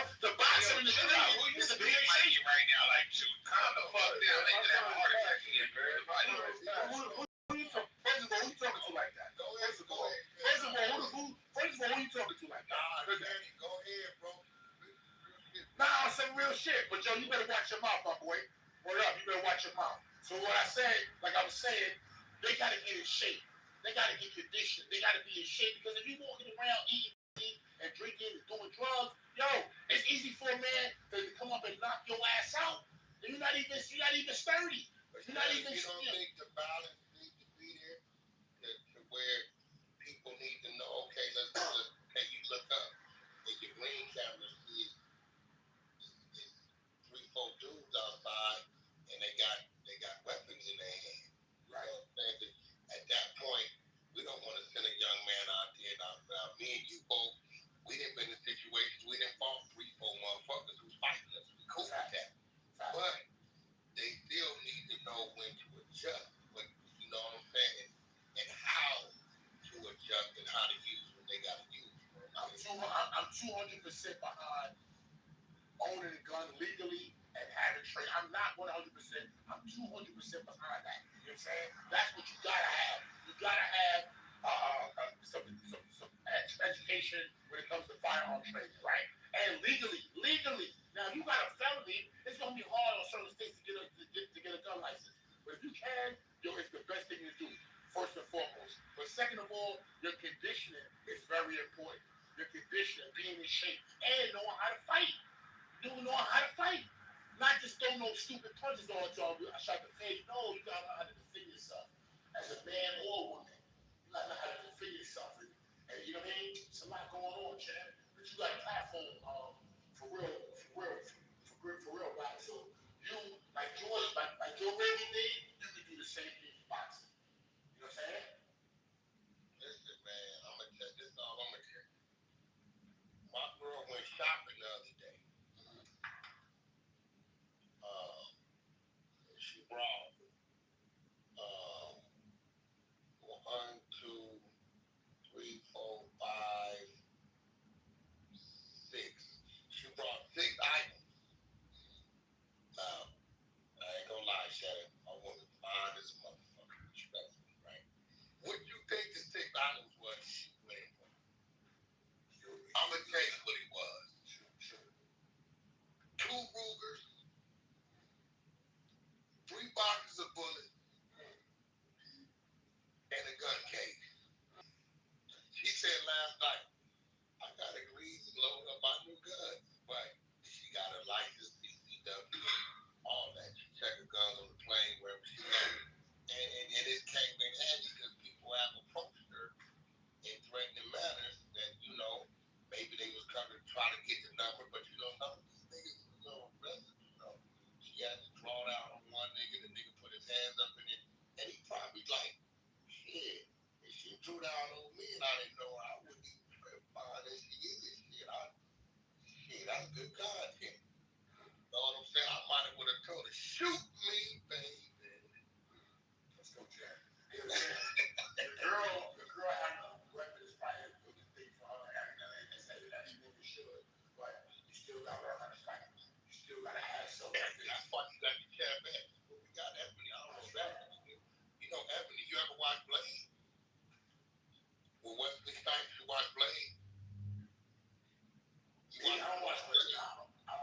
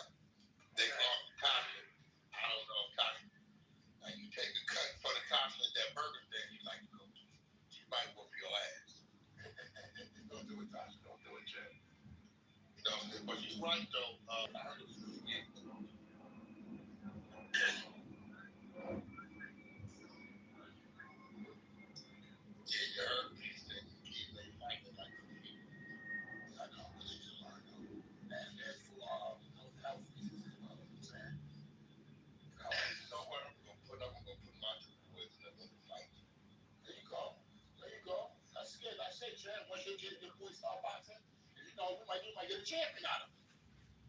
Yeah. Never know. And overall, it's just gonna help them in regards to like confidence and just who's that's training 600. That's the same dude I used to train Blueface. Same gym. Been training my son the last 3-4 weeks. When he getting out of jail? November. Okay. I wanted to put him on this card, but yeah, and hopefully he'll be able to fight. Yeah. And hopefully he come out of jail and get teach kids and more about, you know what I'm saying, being positive and, you know what I'm saying, that ain't the team. Those of y'all 10:30 a.m. Pacific Standard Time, 1:30 p.m. Academics, WAC 100 and 6'9". Ooh. What you feel about that, James? Hold on, Shannon. What you feel about that? What you feel about that, Shannon? You know that bullshit. Yeah, that's what I said. Yo, you know what? R&B got she started a new podcast, Ego Exposed. It's 2 books. She wrote 2 books. The book is coming out. I told her. Actually, can I be on her podcast? No, we definitely want you to come sit down with the lovely R&B, have a conversation. We definitely want you to do that. It's gonna be a good look. I'm with that. Hopefully, Blueface come out of jail and he be like, "Yo, don't go to jail, y'all." And hopefully, come out of that. Nah, he's always positive. He ain't one thing about Blueface. He ain't preaching none of that shit. You know what I'm saying? I've seen him. He when it comes to the kids, he looking out for the kids, and I believe he coming on with a message. Shit got a little sticky. It was me, Carlissa, Ray J, Flocko, and Trap Lord. It got a little sticky and no jumper. Adam wasn't there this week. Ray J and Carlissa got to get at it. They got a little ugly up in there. I was in troll mode. I had Carlissa ready to bet. I said, Ray, you calling everybody fake, but what about this glue long, faded down toupee you got on your head? And she believed it.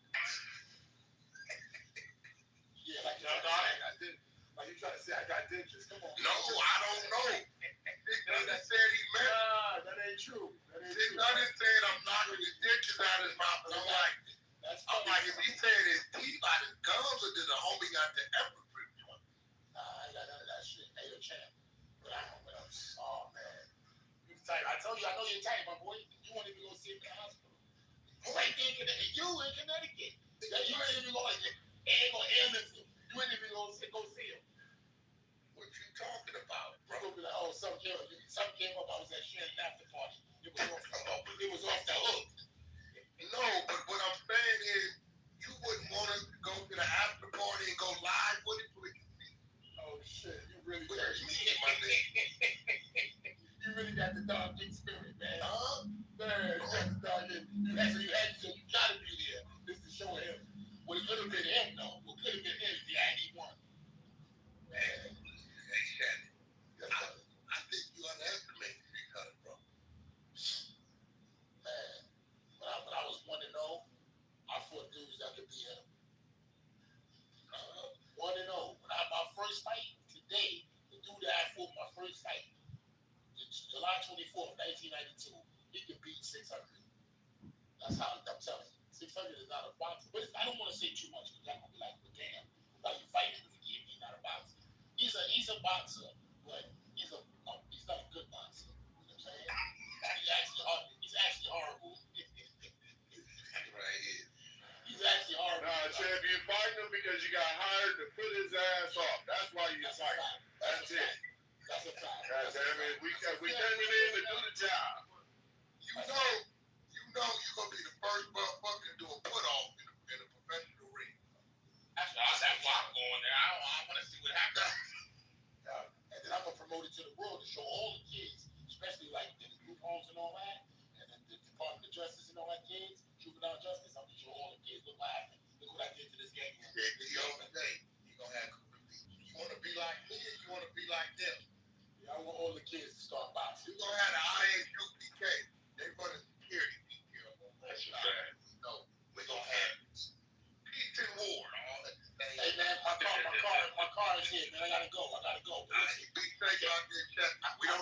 unnecessary injury.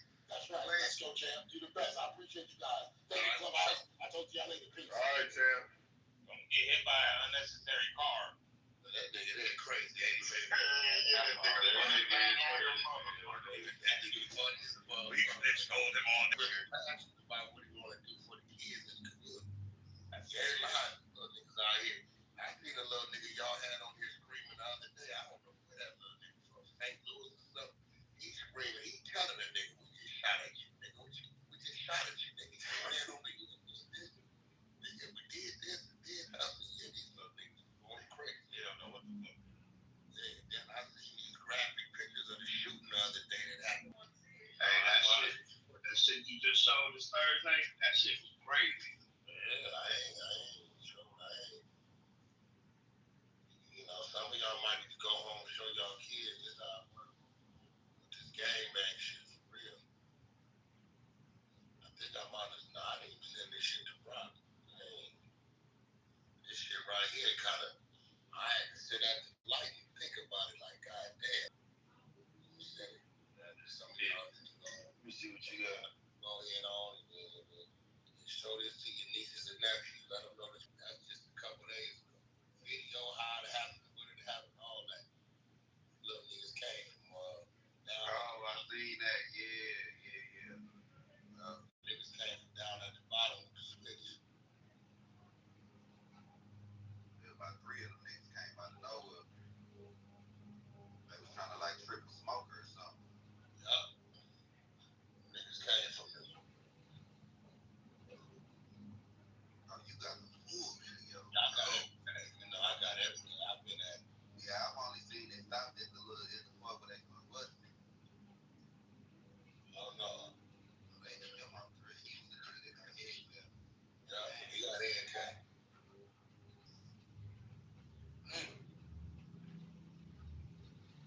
I don't know why wasn't nobody down there knowing that. They came in off of 85th.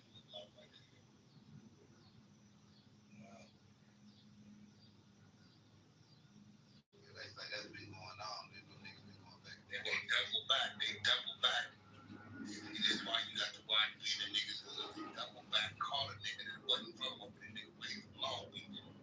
Called him over there down there. Retaliation. I seen that. Did see that? They say he wasn't even from Memphis. He wanted them that nigga from Long Beach. That nigga way up. They say he was banging, but he had nothing to do with it. It was way out. 35 minutes away. Hey, did you make it up there yesterday, Wax?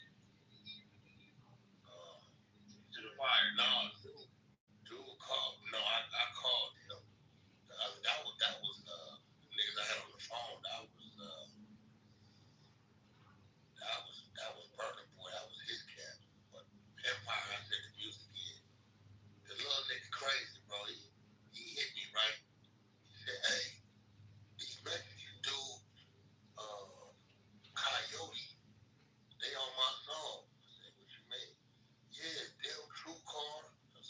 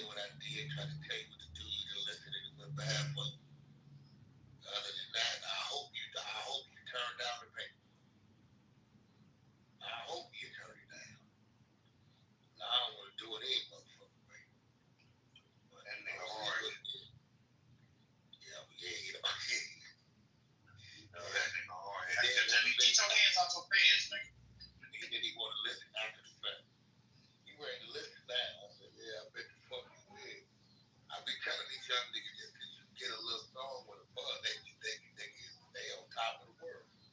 Mama, we made it. Mama, we made it. Nah, hey, like I was asking, did you make it to the fire thing yesterday? Did you see it? Oh yeah, we went over there. You seen it? Shit crazy. Like Altadena, that ain't Pasadena, right? I mean, Altadena, yeah. That shit crazy. Pasadena right there, because when I made that right, the Pasadena side was right there. Yeah, you get off on Pasadena when you cross Woodbury and turn to Altadena. Yeah. It's kind of low-key spot. Yeah, it got all kind of sections, but you got to go all the way east. That motherfucker go all the way over to the Altadena Drive. It go east and west and north and south. So you can follow it all across Altadena. It'll take you back down to the 210. Oh. Black through there. All that's black? All that's black through there. Yup. So that's where the Altadena blocks be over there? Yup. Oh, shit. When you went up, did you go up Link all the way out there in the drive? Yeah. That's like the heart of the hood. They just have a little project up there. But where the house is burned down at, that's the hood too. Yeah. Oh shit. It's clean. There's only a couple blocks that they ain't clean, but the majority of it is wide open lots. Yeah, you were just really on the west side of it, but if you go all the way down to Eaton Canyon, that's like on the east side of where it actually started. I don't even know if you made it over that far. Well, shit, I went up big, and then when I got up big, I ran into another kind of main street. I made a left on that.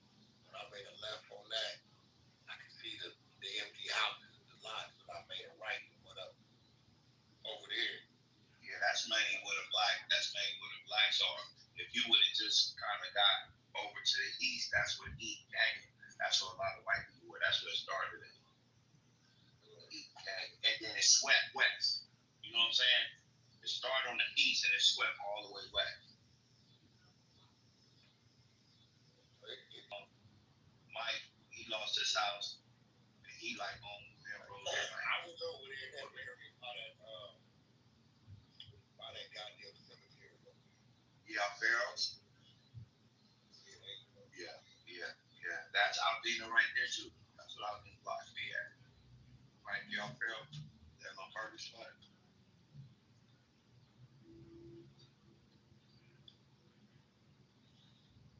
Yeah. That shit look crazy though. Yeah, they got some buildings over there. They say they lost 7,000 homes. I didn't even know there's that many houses up there. Oh yeah, there must be some shit way back out of this.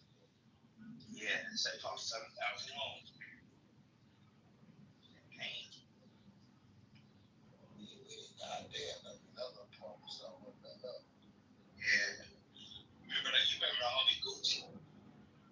Yeah, Big Gucci. Remember he met his son at what's his name? His Harley. Yeah, I think he put that shit on the internet. I remember somebody put their Harley low riders and shit. It burned down. Yeah, it was a lot of them up there. A lot of niggas that ride with the car clubs. Lost a lot of shit too. There's a lot of cars up here, man. If they say I learned some history on this shit, they like, man, Altadena is one of the biggest black communities where motherfuckers is doing all right in the country. Didn't know that. Oh, I didn't know that. I didn't know that too.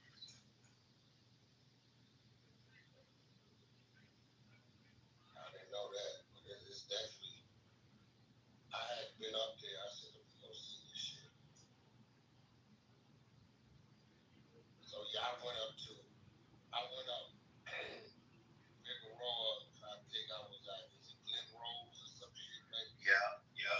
No, Fair Rose.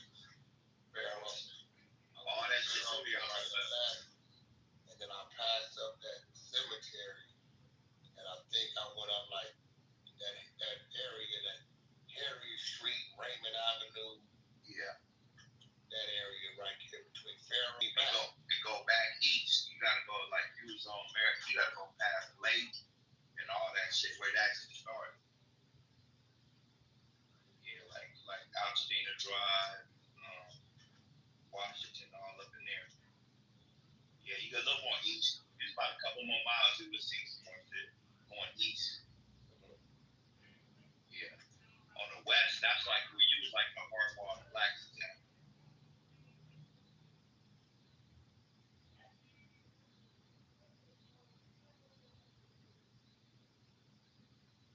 Yeah, but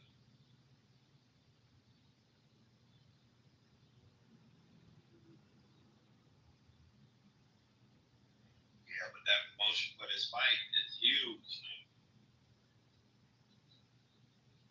It's gonna be the 100 side cruise, nigga. Everybody talking about that going.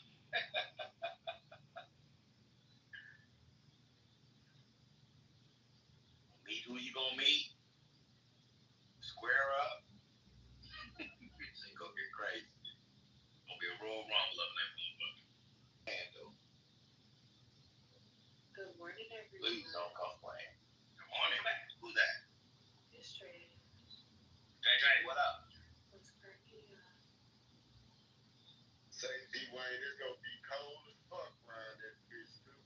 I tried to. Nigga, that's different cold. Nigga, you gonna have to buy your clothes from that motherfucker. Exactly. That's who. I know I ain't got nothing there to hold that shit. Not on this side. So you saying we do like a month?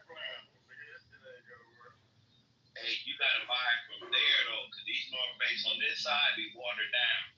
You need some goose. You need some goose in your shit. You need no bullshit. Yeah, you need some down. Goose down. Need some down. Down. Yeah. The full body thermal. Listen, I don't play with cold. I can't do cold, bro. That's how I know y'all young. We used to call them long johns. Yeah, they call them thermal. When they start selling them at the Swabby, and when people start wearing them to parties and shit, they start calling them thermals. That's a fact. That's a fact. Yeah, I was younger. They were like, you better put on your long johns, nigga. It's gonna be cold today. Still say long johns. No, I when it was cold, I was taking my school. I was like, let's put that cap back on. And I ain't driving your way. Y'all ever been outside? All I'm saying is that cold air is way different than what you think it's here. I ain't never seen double digits, like single digit cold. Never. Not been there anyway. Well, gee, when I get up like in the morning, it's like 2 or 3, and I get ready, like when I gotta go to the office, and I have to be cold. Man, try it. You ain't never seen below freezing. I was working that bitch, and that was cold to me. So you telling me it's a negative something? Yeah, with the wind chill and shit, man, them niggas are here below zero. You gotta put Vaseline on your face so your face won't crack. Nigga. That's that Chicago. Oh, is that why they really started that? I think that's so people like my face. Shut up, nigga.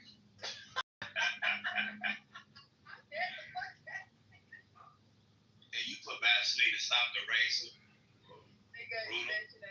me enlighten you. It ain't gonna stop a razor.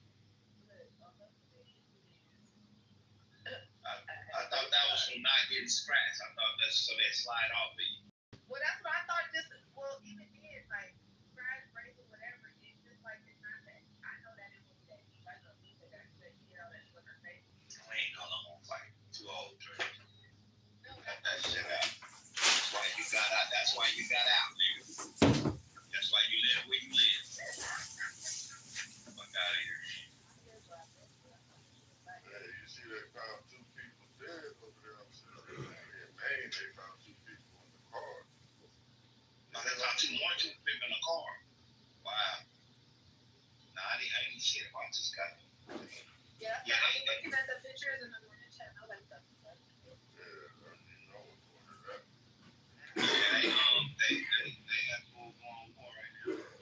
Yeah, they've been at it since what, 2015. I mean, but you know, it sparks up more and more. You know what I'm saying? Like, you know what I mean? Like, you know, they have it right there. They go back and forth. You know what I mean? Yeah. Sometimes it get in the lows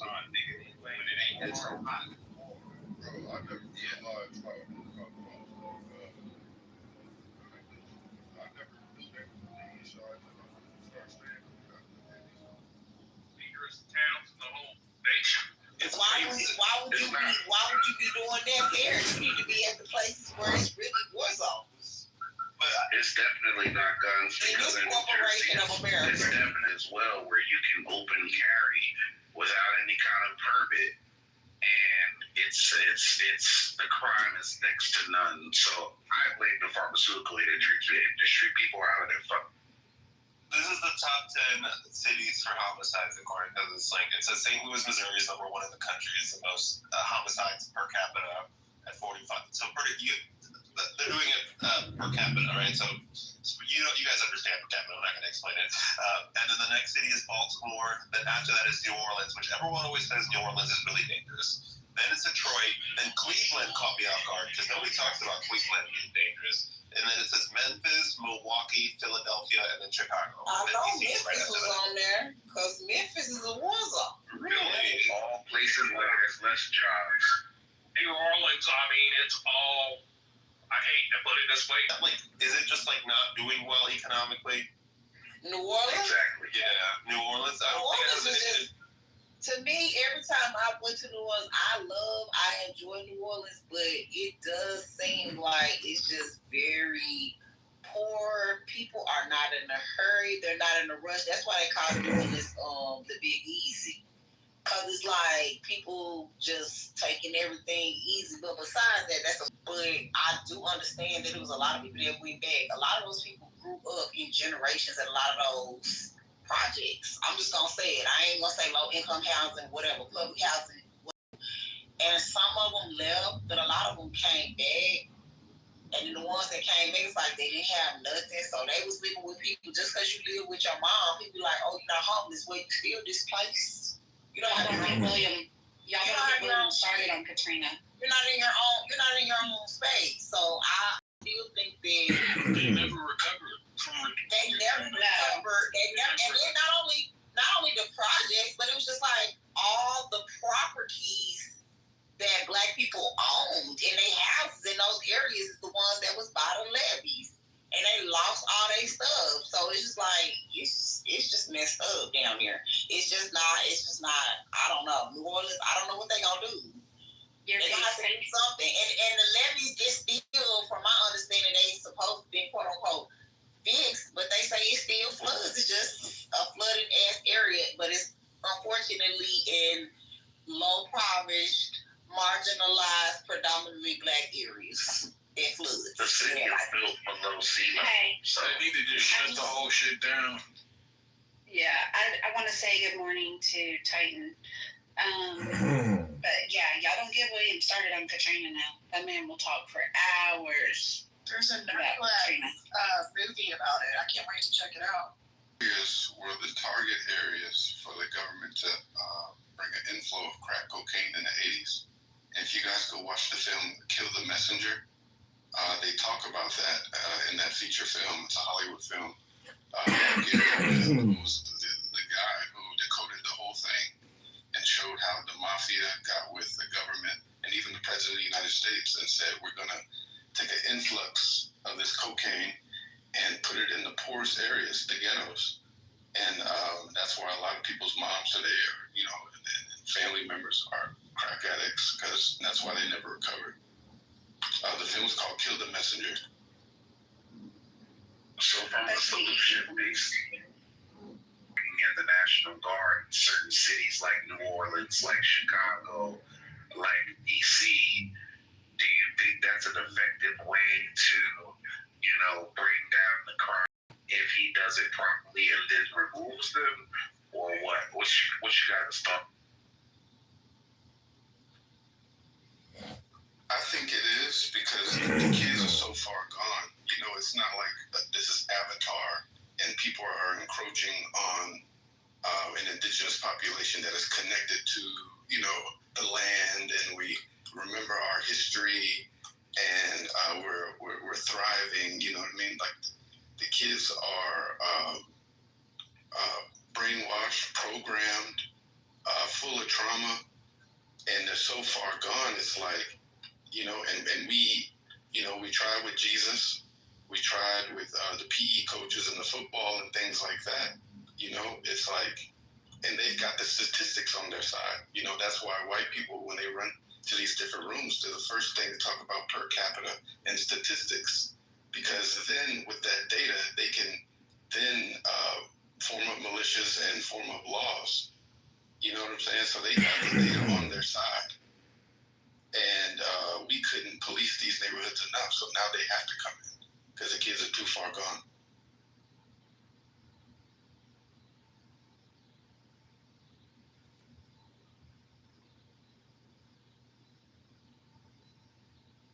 Monica, Naya, are you here? Or Becky, you here? Yeah. It was. Oh, go ahead. I'm sorry. No, that's okay. I was just gonna ask MG. I wanted to tell you about last night. Can I wave at you real quick? Yeah. Oh. Yes. Okay, fine. More than 5 minutes. Y'all are gonna leave NY over there. Can you make me a mod? I want to be a mod. You guys can go away. You're not in the muff. Sorry. Yes. Monica, why? No. Why? Are you Because you don't like it in the muff. I can get So some we way. can blame the white man for the societal ills. We can. So it is interesting, like, I mean, every country struggles with this situation, right? Like, I have shared this in the past, but, like, there is a group, like, so the descendants of Spaniards in the Dominican Republic still hold 40-45% of the wealth of the country, and they can be traced directly to when they were inherited, like, given land by the Spanish colonizers when they left, right? And the problem 200 years later is still a problem because the unequal distribution of assets, like 10% holds 45% of the wealth. And I think sometimes Americans think like this is the only country where this happens. Like the same situation is in the U.S. Like the majority of the wealth in the country is still congregated in the hands of white Americans. Why? Because the government subsidized a lot of them getting land. 97% of landowners in this country are white Americans. Why? Because the government basically handed it to them. And then we talk about like, well, certain communities are impoverished. Why are they still impoverished 100 years later? And it's like, bruh, like it was. This is such a consistent issue across multiple countries that primarily phenomenally end up have similar roots across various nations. All right. So generational wealth. 75% of generational wealth ends after the second or third generation. Generational poverty, though, is much better than hanging around. So there's that. Oh, that's a good point. I like how you phrase that, like intergenerational poverty. Then that leads into like worse health outcomes. So then why do poor people tend to have worse health? Because they can't afford higher quality food. And part of that is because in America you have to pay to play to get healthy produce and groceries at the nicer stores that aren't filled with pesticides and preservatives and whatever. And then we have to talk about epigenetics and people not tapping into the potential of their genes because of lack of resources. See, I that's one thing I tend to stay away from epigenetics. Maybe it's because I don't know a ton about genetics and I don't feel good like debating it, but it also makes me uncomfortable. Like the concept of epigenetics and like some people's success is coded in their genes. It's just very unfair. But I mean, I don't think it's wrong. More like a light switch. Wait, what? There are genes that you can activate by doing things to activate them.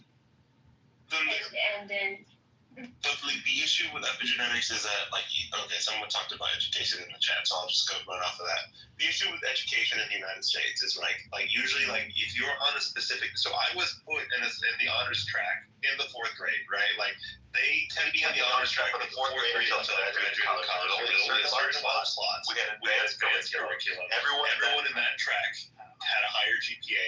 Was it because of my genetics, or was it because I was put in the honors track and treated like the golden child in my high school and middle school? And I just got better access to resources, but we had better field trips than even the other kids that were in the normal track of math and science. Like, does that have anything to do with my genetics, or is it because I had better quality? It gets even worse when you consider birth order. The firstborn in the family tends to be the smartest because your parents spend more time with them in their education, and as they have more children, dumber. Well, compared to the first child, right? But let's go ahead and blame the white man because that's, Yeah, the white man, they got all the land by the government. That's why white people are so rich, because the government gave white people everything and black people nothing. So, John, we have direction.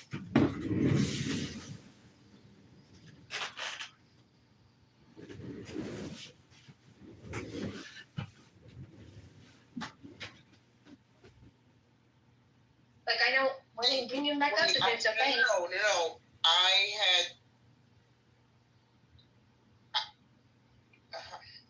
I didn't know. I didn't know.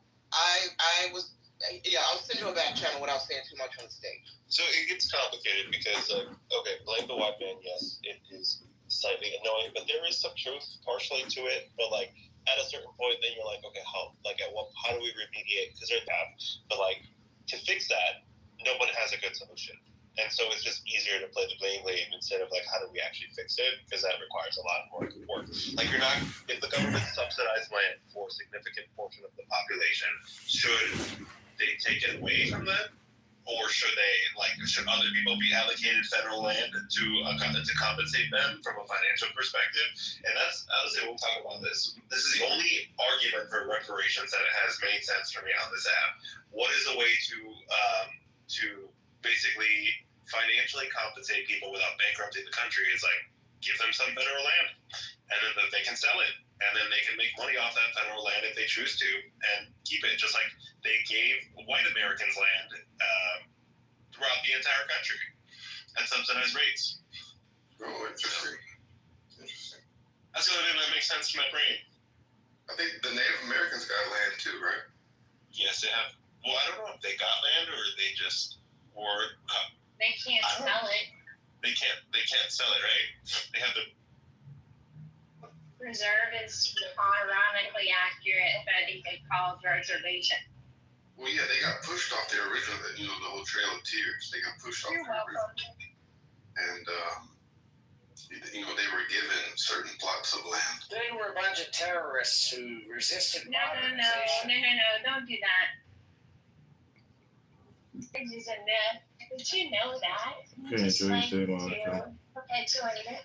I mean, there are reports of Native Americans conquering other Native Americans and then roasting their young on sticks and eating them in front of the mothers. If you really want to go there, but I don't think you do, because we're in the month, we're having coffee. I don't know if anyone finished their breakfast or not, so let's not. Yes, I mean they had interfighting tribal wars, but also right, because man's immunity to man is historical. Hold on, I'm speaking. They didn't kill 80 million buffalo either. Maybe they weren't as good hunters as the white man. 80 million though? Come on. We gotta give the credit to the white people. They sure are really good at killing things. Like the good white people. Yeah. Monica, I trust that you saw my back channel, and now I know. Now I'm clear.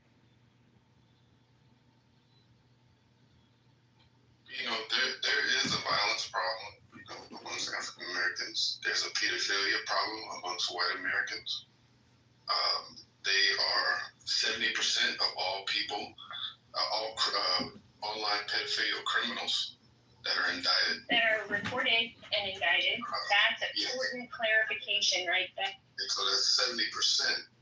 And you guys make up, what, 56% of the American population? So you overextend on your per capita in the pedophilia side of things. Also, the biggest supporters and criminals when it comes to sexual trafficking offenses, the white man. And then a lot of people are saying that this is the liberal white man. But if you go to the government stats, the people who are arrested the most are in Republican states. That I did a Grok analysis on pedophilia, and it is across the board pretty much consistent. So try. No, I have the government stats and I can share them. So if you guys want African Americans to wear the inherently violent jacket, then according to the data, you all must wear the inherently pedophilic objective. This is on a slightly different tangent, but I will say that this whole thing where like white males from the U.S. will go to like Latin America or Colombia and find themselves like a Colombian woman. That situation is like the men that do that tend to be some of the most toxic human beings that exist, right? They basically find some woman who is financially reliant on them to bring them to a like. It is actually I know women. It's like a very well-known thing that those type of men are extremely controlling, abusive, and predatory. But I just thought I would bring up and it's deeper than that. White men are the biggest contributor. You have 2 million people coming over. The chances of more criminals coming over with fentanyl, amphetamines, and all this other stuff has to go up. And if you have the courage to break the law before even entering the country, you're a criminal. You have a criminal mindset. I mean, why are we beating around the bush here? That's breaking the law. Can I pose There's a proper way to enter the country. My family had to do it. And that's it. I don't understand why we're beating around the bush here. There's nothing to Harry, let me ask you a question. Harry, let me ask you a question. Do you feel like the Clinton administration is kind of what made it sexy to come to Chicago? John Kitover is a longtime Clubhouse user known to many as Edmund Dakin, but recently revealed to be John Kitover, none other than John Kitover. John, I'd like to tell you 2 things. Well, I'd like to tell you something and ask you something. First, John, I want to tell you that George Perseus recently donated $5 to the campaign to elect John Kitover, the candidate for Congress in the 16th District of Illinois, and I think that is amazing. And I asked George if he would be willing to donate in the 16th District of Illinois, but I thought, why should I vote for John Kitover was a great question, and I thought if you wanted to try to answer it, it would be a good opportunity for you to answer such a question as that. George, thanks for the $5. I appreciate it. I got it. And Shashi, yeah, thanks. I said I hope everybody in Congress is like you. Thanks, I appreciate it. Like you. We need about 1,000 times more that we can fly out Zach to help me with signature gathering. Sashi, and if you want to know why to vote for me, link is in the chat. Okay. Hey, the fact that you like Trump is all I need, Shashi, are you in America? No, I do like Trump. John, do you get bitches? That's a key question. John, what is your body count? Oh, these are some very interesting questions, Shashi, that, I feel like we need to talk in the back channel or something. Are you looking to increase your body count and up your game with the ladies?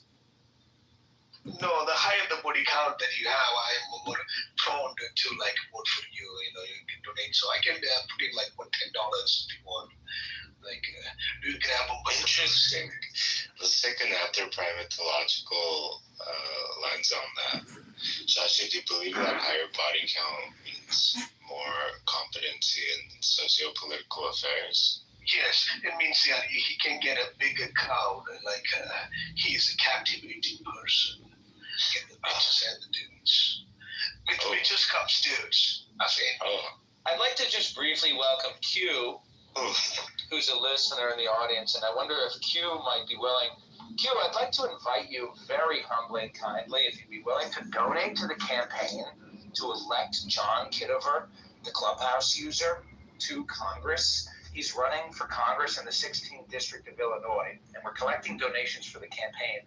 If everybody on Clubhouse could donate $1 or $2 or even $5 or $10, George Perseus recently donated $5 to the campaign. And if you could consider John Kitover, so please consider donating to the campaign. Yeah, Jumbotron, and here you go. John, my friend, can you answer the question, what is your body count Sorry, Shashi. I signed an oath to be an adult and mature and not engage in frivolous conversations. So, any further questions like that, you'll be put to the goo, Shashi. Oh, I'm sorry. Because, Trump is known to be ladies' man, Clever is a potential campaign donator. Yeah, what's up, John? What's your thing? What you doing for? Is this pockets? I think if John had Trump's life, I think John would definitely score much more than Trump. Well, let's Oh, just. shit. Tell me about it, John. What's your campaign? I just think John's a good-looking guy. Better looking. Peoria, other towns to the northwest of the town of Chicago. John Kitover, a pass user, known to some as is running for Congress and recipient Cam likely. Well, no, exactly. I'm saying, I can go to a city hall for you. I'm asking, what's your position?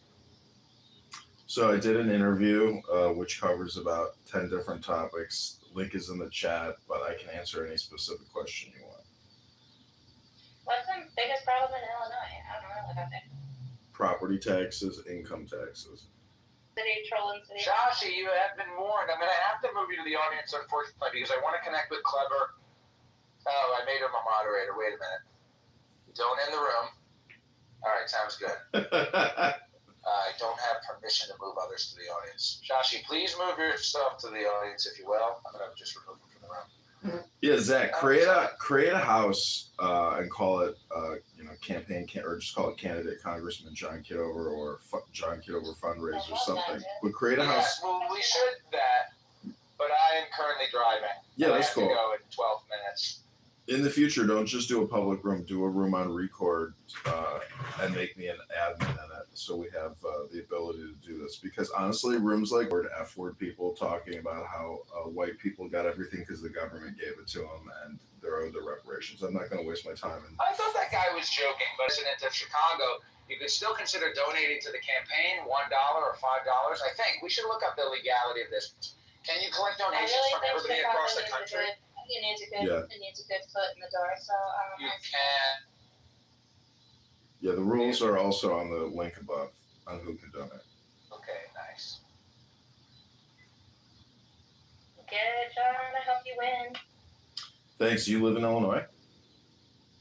No, I'm on the West Coast, but I support you. I also just travel around trolling city halls, so you're welcome. You might think it's a joke until you listen to the John Kitover podcast. Listen, John, you should put the link. Can I finish my thought, please? I'm sorry, but yes. Yeah. I joke about that because, I do go around I go to actual city halls trolling them, in a productive way. Hi, hello, this is, I'm making a joke of, actual subjects because it draws attention.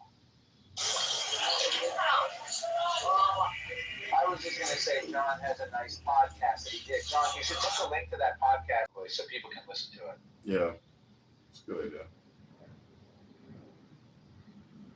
It's called On the Prairie. I think Trump is a response to Western civilization, and especially the United States, seemingly zero tolerance policy towards alpha males. It's kind of funny because, if you are alpha, you eventually overcome the beta. You get fucked if you're alpha, if you're too threatening, like Joseph and his brothers and Potiphar's wife. It's hard to be alpha in civilization. I think because it triggers status anxiety in people. And Trump is like a fantasy of the alpha that Elon Musk, they are outside of having to be accountable to everyday workplace bureaucratic culture, and they run the show. They're on top of the hierarchy, but they're outside the norms of the hierarchy. So they're able to just actualize the positions that challenge the norms are good for society. Yeah. That's what T-shirt, which is to put themselves in that position, representing that position. They just sneaked out of the swamp. They climbed out. They were able to. That's what the swamp is. The ritualistic, bureaucratic norms and networks and hierarchies. As per Chuck Schumer and Nancy Pelosi and all the government networks with tenure. Can I ask John a question real quick? Go for it.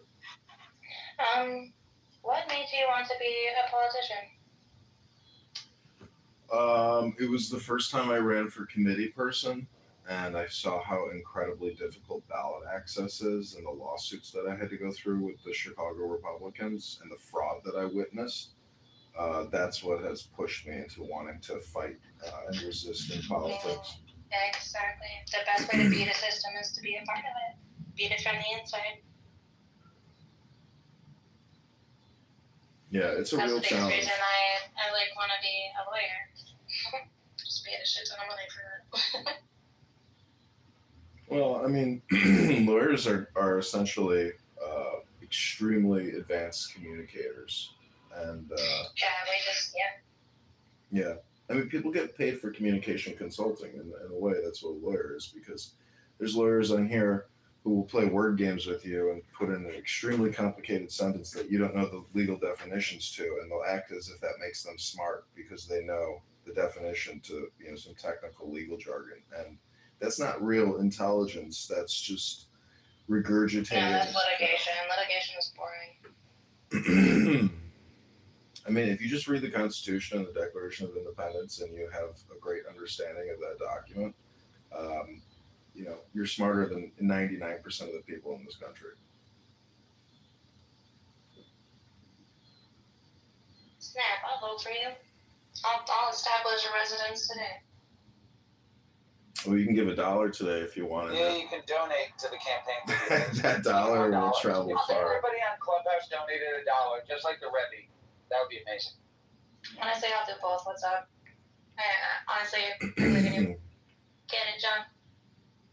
Thanks. A lot of people on this app have been very resistant, and basically that show I told Zach the other day, I was like, I have very little hope for humanity, because you would think that people on this app would want to support you and have your back because you've been here and you've been in communication or community so long, but it's the exact opposite. You get attacked the moment you try to move up the hierarchy or try to improve your situation or accurately describe a situation.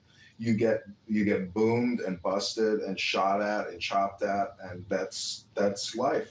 It's not it's not for the timid, it's not for the weak, but the fact of the matter is most people are so self-centered, narcissistic, egotistical, and petty that they themselves will never achieve anything because they never help other people get what they want, so thus they never get what they want. Absolutely, Tim. Some people just hate to see you succeed. Well, I'm not even succeeding in anything yet. If I can get on the ballot in March, it'll be a success. But the fact that people on How do we get you on the ballot? Is that just money?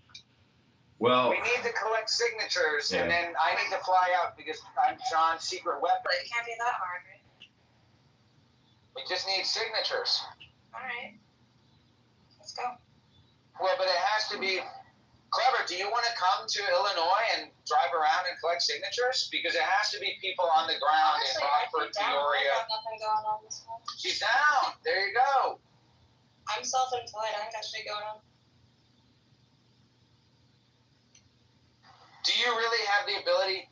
If you hired people for $15 an hour, how many people for how many hours could you actually employ? I would do a flat, if we're actually campaigning for a good cause, I'd do a flat rate. Just give me $200 a day. Some per diem. I got you. I'll run around. Well, we need a lot of donations. We're gonna need a bigger boat. But no, I believe in you. Let's make it happen. It's possible. Dreams are possible. Well, I would say that like anybody who actually wants to come to Chicago to get signatures should spend like 30 days raising money on Clubhouse first because it's in posts that I put up to do signature gathering this weekend. And proof is always in the pudding. So, anybody who's local and can easily access, petition areas, signature areas, high density areas, people like those are the people that are going to get the priority for the dollars that we've raised. But Friday, I have a big interview coming up. It's going to be on TV and the internet and print. So Friday is a big campaign day, and that trip will be paid for by people on Clown House, people that apparently hate me now, but still gave money to the campaign, and either they gave money directly or indirectly because, like, Hakima gave $100 because he got to kick Monica to the goo. So that is amazing. Wow, really? That is amazing. Isn't that amazing? That is pretty awesome. Hakima is one of the biggest donors. Jay Breska is the biggest donor, and he hates my guts. Isn't that ironic? Wait, why did he donate to the campaign? I don't know. We caught him in a moment with Roger Mayhem in the room, and he's like, "Fuck it, I'm voting for you, John. I'm giving you money." Blah, put on a little show, gave all the money, but now he kicks me from the room. Amazing. Yeah, if I go to his room now, he goes, "I'm kicking this piece of shit." So it's like, people are schizo in their decision making, where it's like it's insincere. I mean, I'm transparent. People don't like me because I've recorded them and basically, maybe put them in a light that they couldn't control the branding of because I've recorded it. But it's all in their mind's eye because like nobody looks at my videos. I have no influence. I have no reach, and so I'm just playing a game with people's brains, and I've agitated them, but I've not impacted anyone. I've merely, created a psychological conditioning. Well, manipulation is a great tactic. It can be used for good and bad. Yeah, I'm trying to use it for good. I'm trying to get people to get in touch with what they're saying because many people on this app. Sometimes you gotta twist their brain a little bit. Well, if people watch their playback because they're so scandalous, I mean, it can help calm people down because they realize, you know what? I am coming on here and road raging nonstop like a psychopath. Tree City. I got that. Tree City. Awesome. It's a South Park reference. Got it like the Loch Ness Monster. He's like Tree City. Loch Ness. It's a South Park reference. It's silly. Did you see the actor who played the Trump penis guy on the recent South Park episode? He wants credits. Oh, jeez, I haven't seen the new season at all. Yeah, he didn't get a credit, so he was upset about it. There was an article all about how he's demanding. Isn't that ironic? Yeah. But yeah, I'm broke as fuck. I'm about to send you $3. Just send me $1. $1 would be awesome. No need to send $3.50. Well, $3.50 lucky. Well, when we spend your money, I'm gonna text you or email you. Here we go. You got your $1. Alrighty. Shit. I don't know. I guess I need an address, but you can send that to me privately, or even I think maybe like a zip code. Just a zip code would do it. Oh shit! What day is it? Because I can just make up an address out there and I'll just zip code it. It'd be fine. But yeah, I'm willing to donate because shit, I believe in the dream. Yeah. Well, I've been self-employed for 10 years, but it's been kind of rough these days. Do you have a YouTube channel? I do, but so I just had to restart it. I got banned last year because I made a video of Joe Biden falling up the stairs to like my shitty dubstep music that I made drunkenly, and I got banned for that. Like they literally deleted my channel, so I just started a new one. And I haven't really been putting a lot of effort into this one, but I do have one. Maybe I'll post today. You're an inspiration, John. Keep going. You're the inspiration. What's your real name? My real name? Or my government name? I mean, if you donate $1, I'll know your real name. Yeah, I guess you wouldn't know my government name, huh? It's Coral. Coral like the roof. Mm. Yeah, that's my real one. My fake name sounds faker than my real one.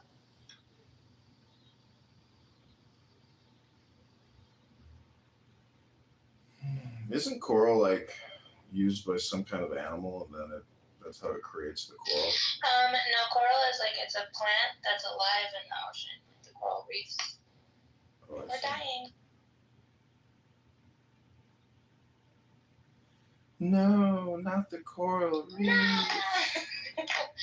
And I found out from one of my Aussie friends that coral is usually like a man's name, and I was like, wow, that's cool, then.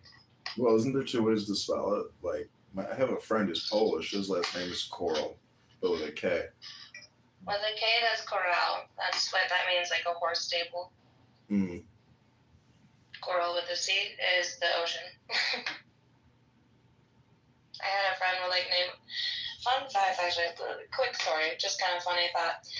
Once when I was in grade school, I first used into like the U.S. and they had no desks, like short on students, short on funds, whatever. And so it was Coral with a K and Coral with a C. We had to share a desk, so we're like sitting side by side. We became best friends.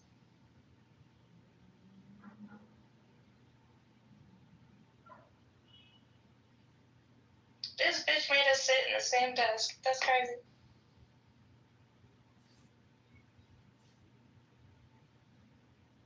It was fine though. She had her side, she had my side. We like, and then we eventually like share our little pencil teams. Like, she was the cutest thing. I wonder where she is now. Well, George, thanks again for the $5. We will put even $5 to good use. I guess I could like Venmo you if you got a Venmo. Yeah, dude. I wish you the best of luck. I know you're pro-Israel. I'm pro-Israel. Israel's my number 2. My number 1 is America, and then Israel's my number 2. So I think anything extra or left over or where we want to send money overseas, Israel is my, favorite place to send it, because I think it's keeping the world safe from international terrorism. I love that. Absolutely. Because like, what can one man do other than start a community? You know? But it only takes one man. I wish you the best. I hope you win. I only got so on Cash App, it like asks for like your address and stuff, so I have to like at least give me a zip code, or I got Ben.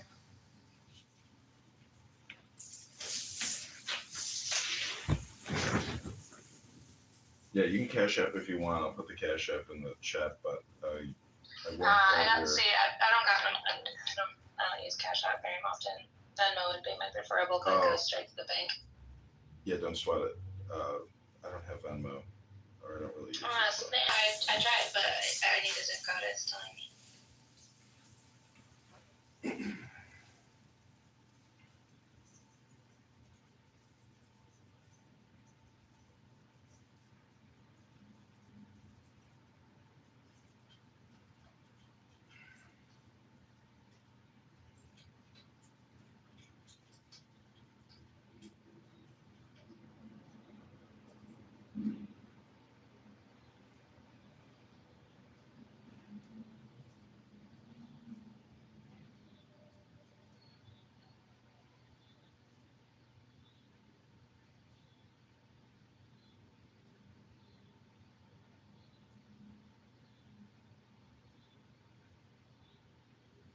I don't know, it might be something on my end or your end, but it's asking for like billing information, and it's not like for me.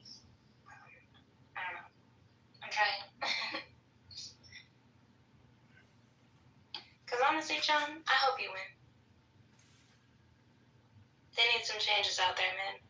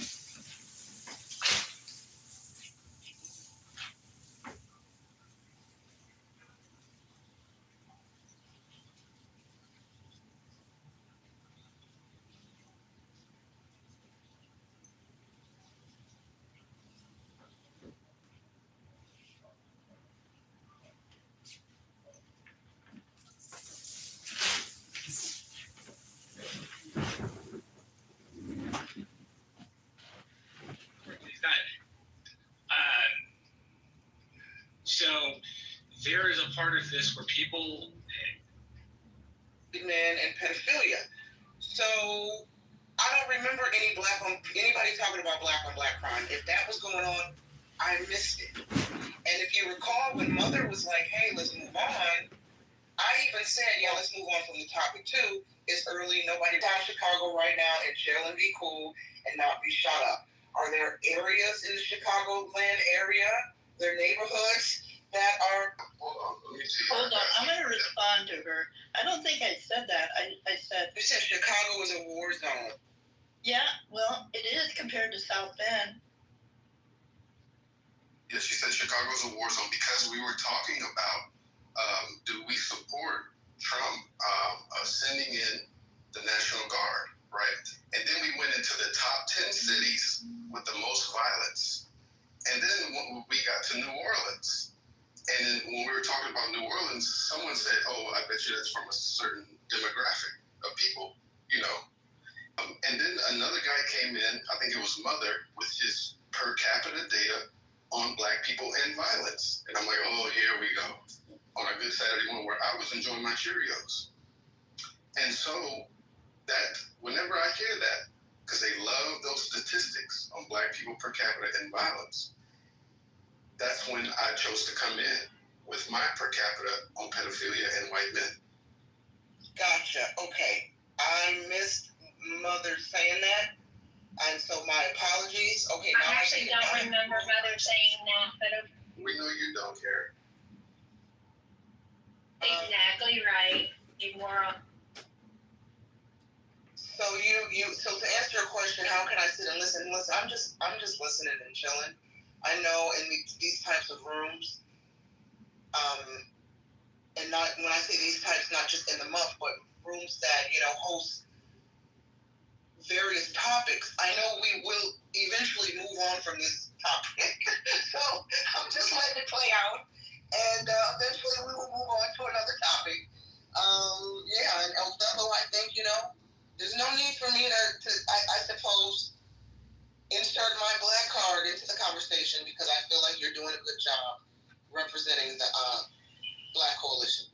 Well, yeah, like I said, there's a reason why Joe B said, like Joe B's being quiet right now, but she knows that was the basis of the convo because that's why she said in the comments, Chicago is a war zone.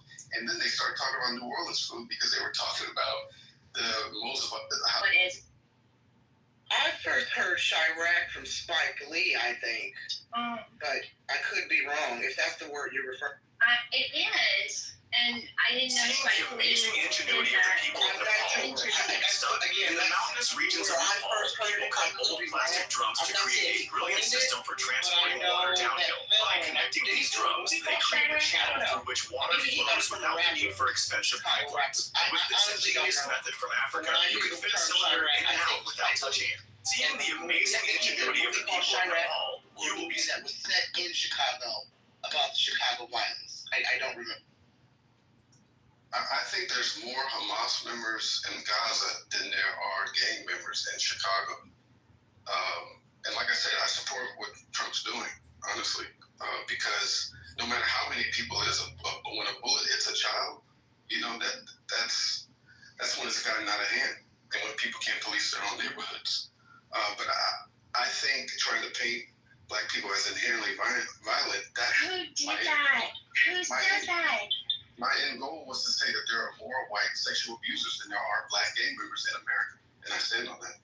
Well, let me just say this really quickly about the Chicago violence, which a lot of people in Chicago, my peers and professional folks, one thing we've noted is Chicago has a lot of CCTV. There's a lot of surveillance cameras, especially in certain neighborhoods, and yet all this violence that they claim goes down. I'm not claiming that there's no violence, but it's interesting. They don't have a lot of arrests. They can never solve any crimes. They can never tell you who did it, right? They can never trace the bullets back to the shooter, considering all the cameras that they have, right?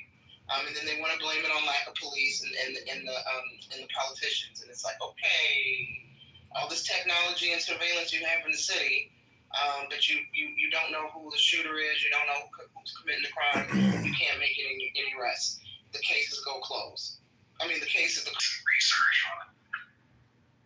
The community communities that were displaced from major project buildings that scattered throughout certain neighborhoods. And what I did find from several documentaries is that there are a lot of corrupt officials in these departments, and they conduct sting missions and also commit crimes under mules and masks. And they have detention centers within these cities that aren't known to the public. There's actually been cases of families who have found out about those centers, and they sue and they get paid off, and it never makes the news, and so forth and so on. So very, very multi.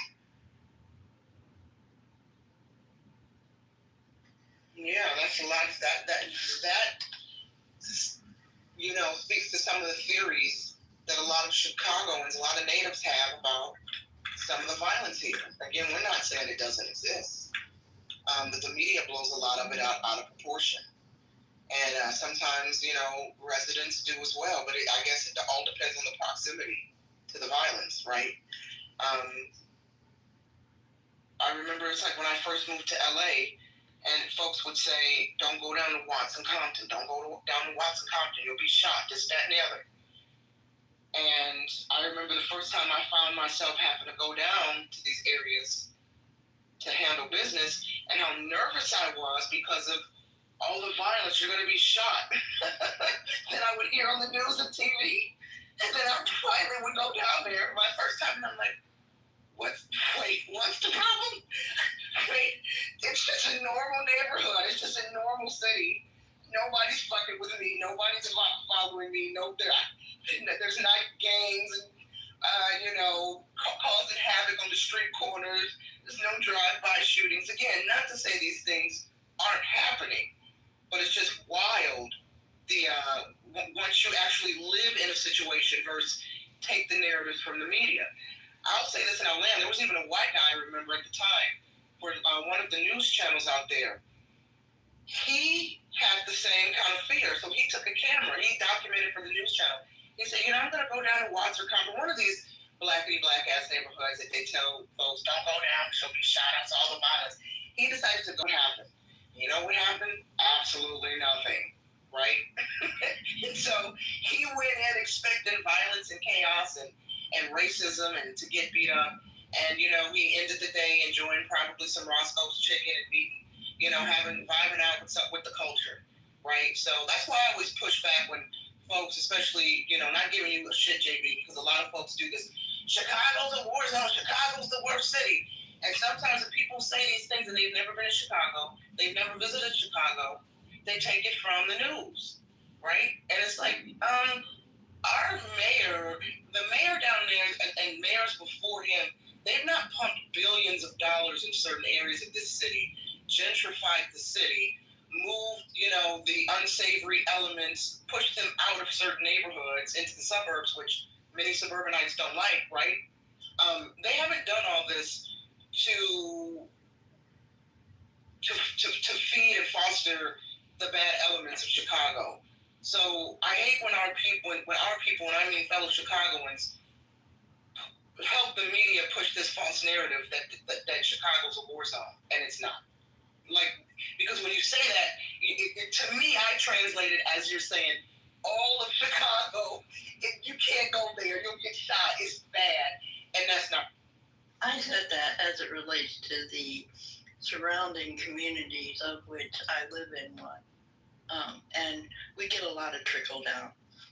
No, and I get that, and I respect that, and that's why I said they push the unsavories out into the suburbs and the surrounding areas. I understand that 100%. And you said that moments ago, and I figured that may have been your perspective, and I totally respect. All right, so I'm gonna take a minute on the mic.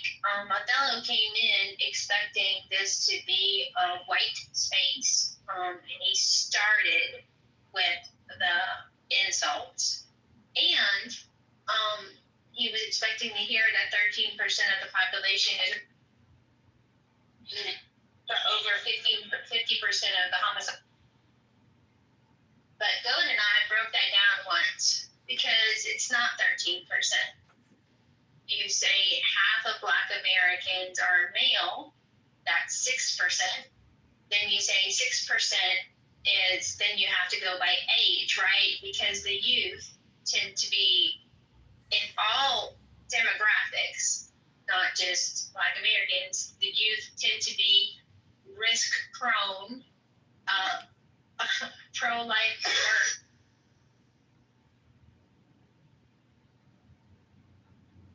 So we calculated about 0.7% of that group of people are the homicidal maniacs that chain murder people for a myriad of reasons. And should be the people that we're talking about instead of the 13%.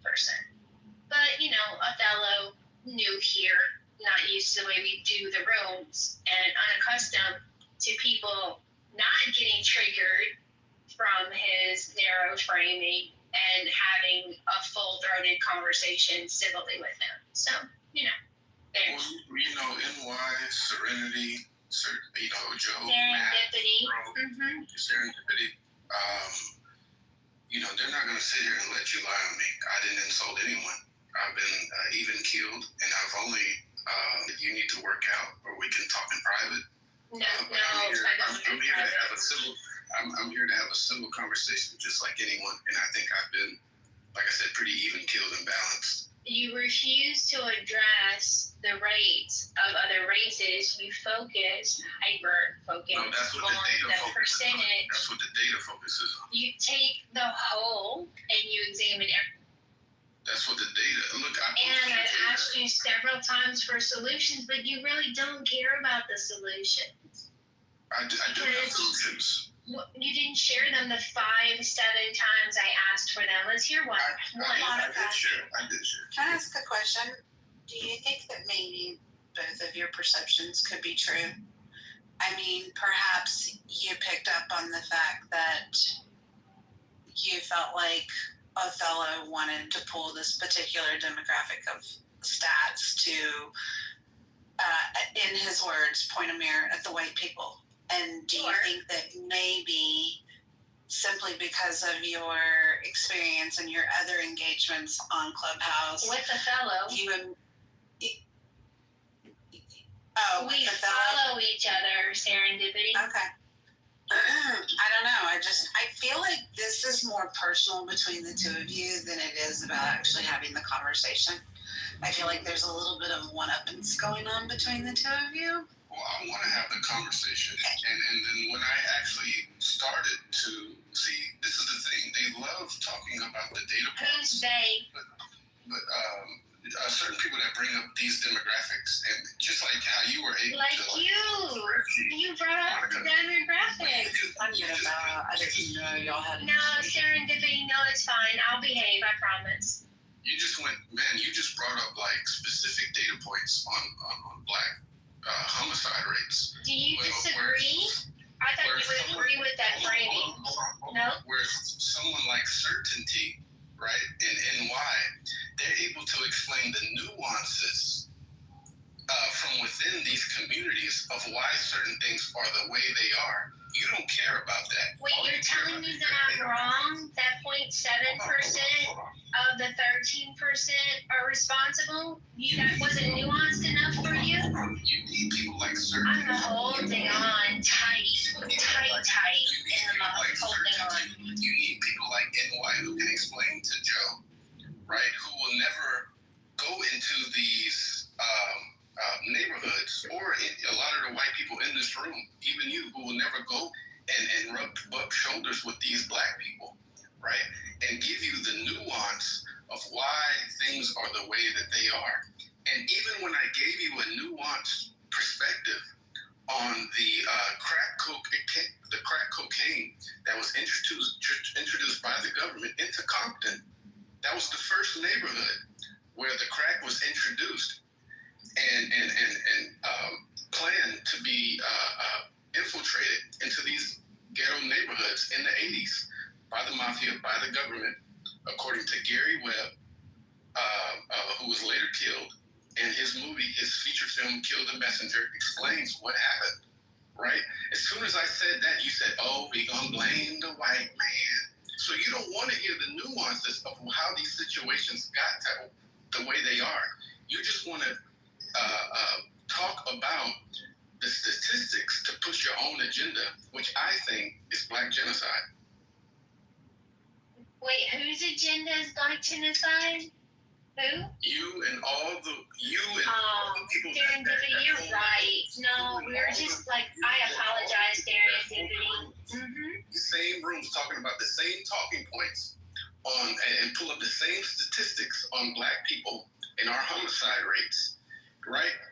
You guys, when it's time to talk about the nuance and it's time to talk about black trauma and it's actually time to talk about how we can get out of this mess, you don't want to hear that. You don't want to hear how it got there, and you don't want to hear about what we can do to fix it. All you want to do is push those rates, right, so that they can do what they're doing now, and that's send in the National Guards and have police states. That's your agenda.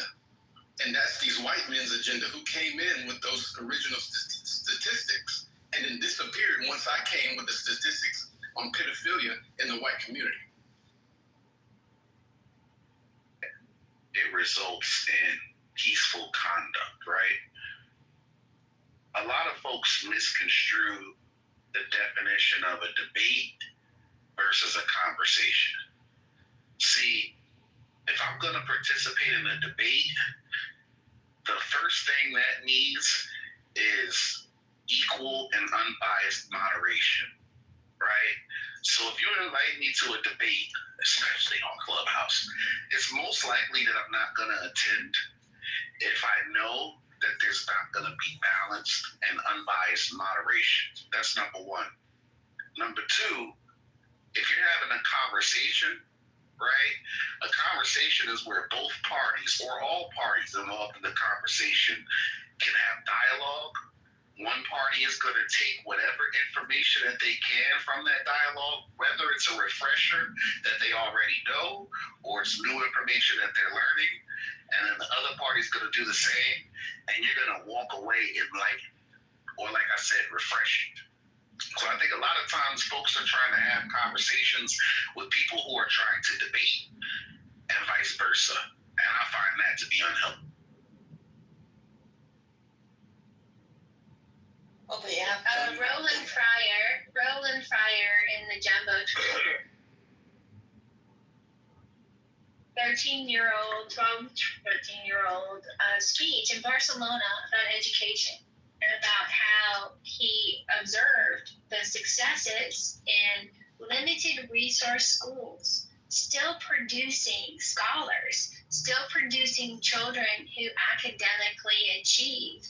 And what he found was bribe the kids for good grades, have an environment and a culture in the school that actually fosters recognition of academic achievements. It's a great speech. It's 80 minutes long. I can bring it on a replay to Clubhouse for people who are really solution oriented like I am, but not right now. But I do invite people to check it out because he's a brilliant economist, and I think he should be listened to, despite the scandal of his accurate research reflecting poorly on the mainstream media narrative that black men are hunted for death in our country by police.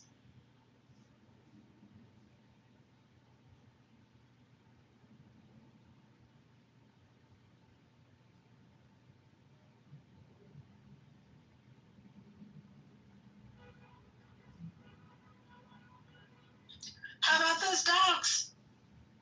Can I pet that dog? Can I pet that dog?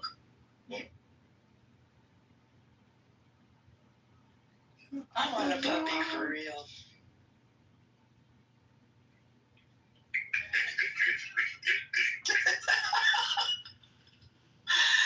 Oh, happy Saturday, everybody. So I admit to being annoyed and irritated and mildly aggressive, but serendipity was not wrong. I think because of prior experiences, disingenuous. Well, okay, which now you've got my attention. What part did I say that wasn't? No, ma'am. Seriously, don't tell me I'm disingenuous and not tell me how. I don't think it has. What did I say? Okay, are you gonna let me talk? Are you gonna let me answer the question? Yeah, because I need to know. Okay, let me answer the question. I don't think that either one of you statistically said anything that was inaccurate. I think it's the tone and the inflection and your engagement that is disingenuous. Well, explain to me how. Because I don't think you're using disingenuous correctly. You can say irritated, you can say obnoxious, you can say arrogant, you can say smart. Correct. But When not all disingenuous. when all of those things apply to a conversation, you are engaging in that conversation disingenuously. But I'm not. I'm highlighting hypocrisy and the double standards. And the fact that he doesn't give me the 0.7% and recognize that there's nuances you can possibly get, and just recognize the points that I'm right. I've never disputed his data. Never. So I think you're wrong on this one, friend. And we can agree to disagree. We can.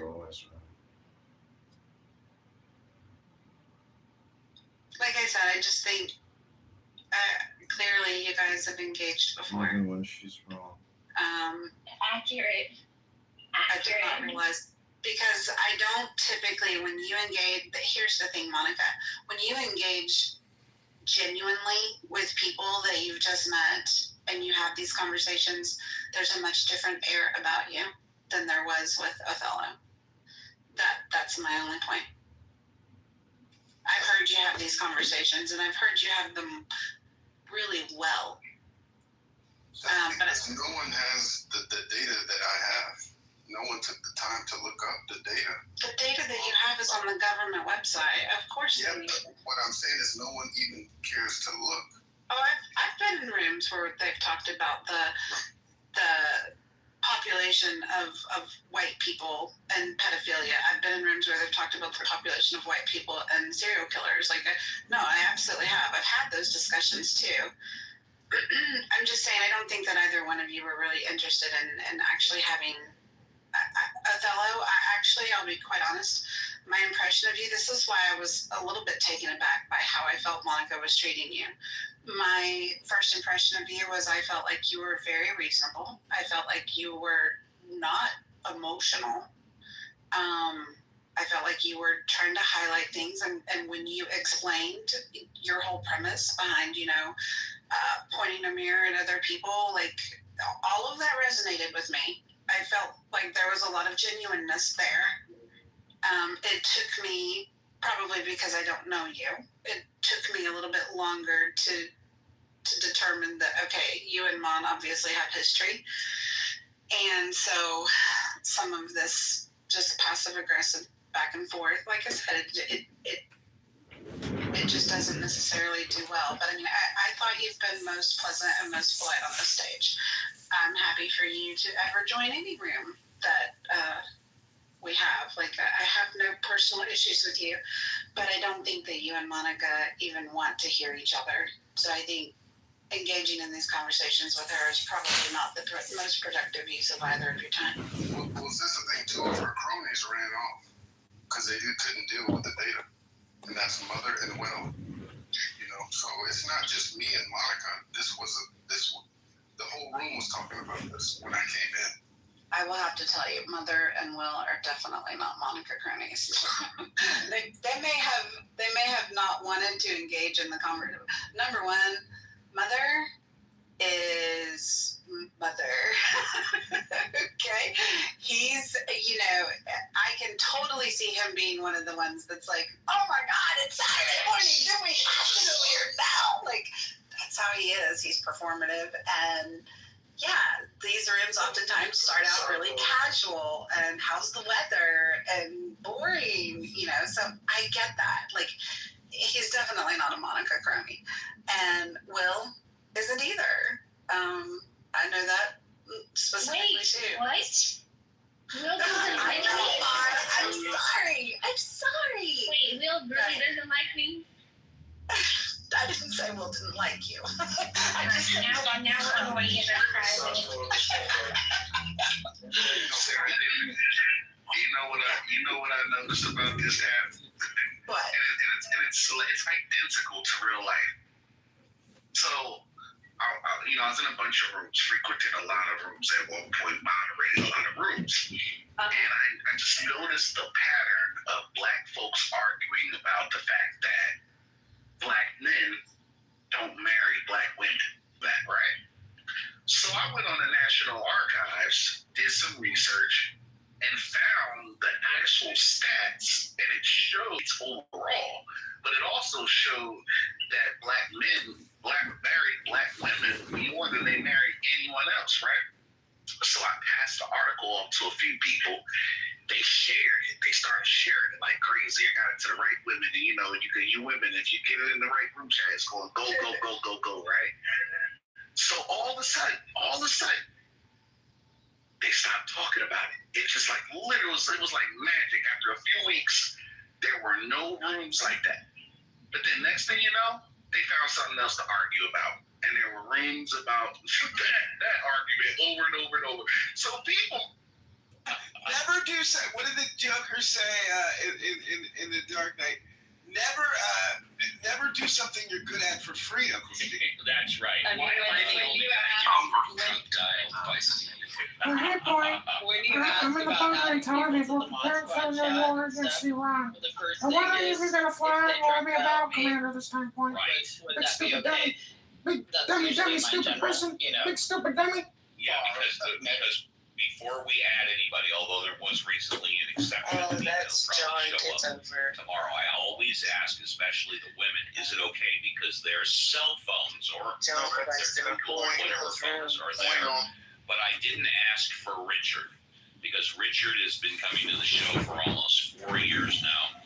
He's also gay, increasingly difficult, if not impossible. And if you want to come up, but you don't know what you want to talk about, this is what I refer to as the best 2 minutes on Clubhouse. Passenger jet rocked by turbulence. The plane diverted as millions traveled through the Labor Day weekend. The United Express flight from Aspen to Houston flying into turbulence. Passengers tossed around the cabin. You guys can try to get over to speak about this stuff, babe. The plane descending more than 4,000 feet in less than a minute. The pilot reporting injured passengers and requesting a stretcher.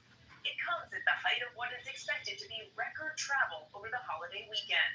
Also tonight, tracking thunderstorms and rain from Texas to the Dakotas. Temperatures up to 15 degrees below average for much of the country. Lee Goldberg with the Labor Day forecast.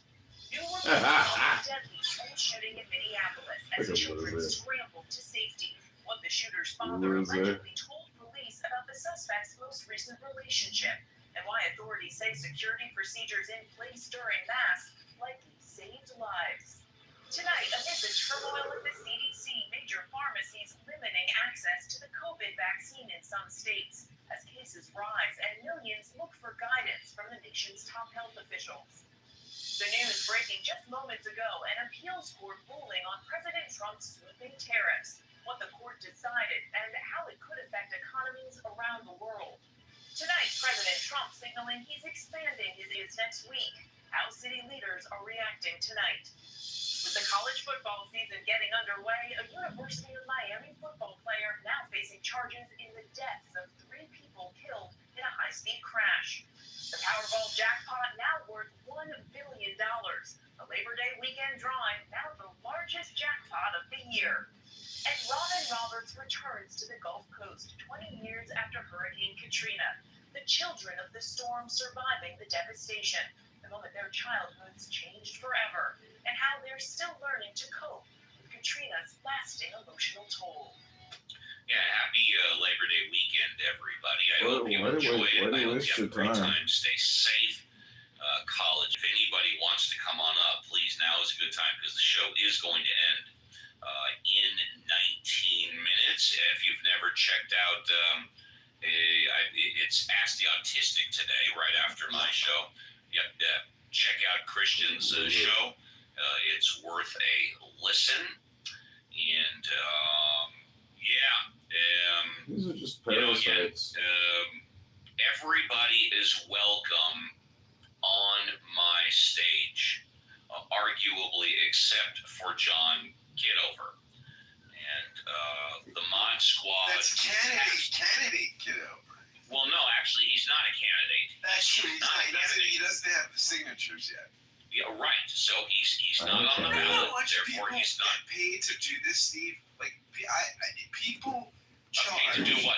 Paid to do what? To collect signatures. They're minimum wage. You told me. Right. Some people want as much as $15 a signature or $10 a signature. You're kidding me. To go and shit. This is a real. It's a real business. Oh yeah. The people go and hire themselves to candidates to collect signatures. I would have figured it would be minimum wage plus a certain amount per signature as a bonus. This is a little lucrative, Steve. No, I'm sure it is, and I see these people hanging out in front of the market or whatever, and sometimes I want things on the ballot, and sometimes I don't. Uncle Steve, would a candidate's participation or lack thereof in the lifestyle affect your support for them? She was having a threesome with one of her aides. Yeah. I would see that one. She was a female. I would vote for her re-election for that. Yeah. I don't know. I could never run for office because I've got way too many skeletons in my closet. I've got literally thousands of hours of tape. And what I mean by tape is like on Clubhouse recorded stuff, podcasts. And someone could, piece together 15 minutes of saying, fuck this and screw that and piece of shit that. There's no way I can be elected. Do you think Donald Trump has changed this? Like, has moved the goalposts? And I think that... Same thing as Donald Trump, and they would be out of politics immediately. But a lot of this stuff slides off Trump. Take, for example, what's his name? He was on Saturday Night Live, and he was a senator. Who was it? Al Franken, right. Okay. Now, that guy should not have left the Senate. I was just going to say, and firstly, we don't know if he did or not. I don't know. But his arm was twisted, and he voluntarily left, was arguably pushed out, but he wasn't recalled or anything. The word is, and again, I don't know that much about it, is that it was all bullshit. And then, of course, I guarantee you that he will always regret doing that, walking away. And Mitch McConnell defended him. Mitch McConnell said that what we should do is have a Senate ethics hearing, like we would do for any senator, and he probably would have gotten some sort of reprimand. Hey, be more careful. But that was all about Roy Moore. That was about the Democrats wanted to look better than the Republicans, and Roy Moore was running, was it for Senate or whatever in Alabama, and had was picked up girls in malls or underage girls, and Gillibrand wanted to look like the Democrat. We clean our house, right? We're not like these Republicans that run these people with all these skeletons in their closet. And Al Franken became the sacrificial lamb of the security tech. And it was a travesty. That woman what she did to him, and he was a good senator. That guy actually went from Iowa or Idaho. Is it Larry Craig? Which one is it, Maz? Yeah, Larry Craig. I'll tell you what, man. Republican senator for decades or whatever, and he totally conservative, totally supported human values, totally rallied against LGBTQ, and here he is caught in a sting operation in an airport bathroom of all places, trying to pick up on a stranger in a bathroom stall. Okay? So talk about the hypocrisy. It's always the Republican senators if you're looking for a good time, Steve. It's always the people that rally against this, that, or the other. And sorry, I was going to say, unfortunately, it is Republicans who say family values this, nuclear family, the new representative.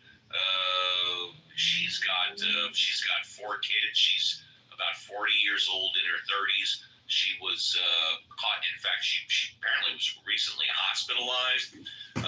Total Republican values, had no experience. And here she is at a children's play on Sunday with her boyfriend grabbing his crotch. Right? What's her name again? Lauren, that was not Lulu. That was who was that Congressman? Yeah. Giving the hand. Lorena. No. Wait. No. Who was it? Lauren Boebert. Lauren Boebert. Yes. No experience. Has 4 kids. She gets elected to Congress. Total conservative, allegedly. Totally rallies in favor of traditional family values. Her boyfriend is a man who owns a drag nightclub, a drag bar and grill, and then she's in a Sunday matinee with a children's program. He's grabbing her tits and she's grabbing. Boebert though has given us a new term in the lexicon. When I'm in a movie now with a woman, I sometimes lean over and I say, "Any chance of getting a little Boebert act?"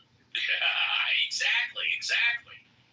So, people in politics, they used to be, and in fact they still are, they have as much credibility as a used car salesman, and a used car salesman probably has more credibility. Uncle Steve, do you make out with the date in the movies? I mean, my feeling is now, I just went to the movies. I spent so much money. I haven't been to the movie theater since before the pandemic, I'll tell you. I spent so much money in this day at the movies. I wouldn't make out because I feel like I want to get every minute of the movie. I'm spending, I think it was $17 or $18 or something for a matinee.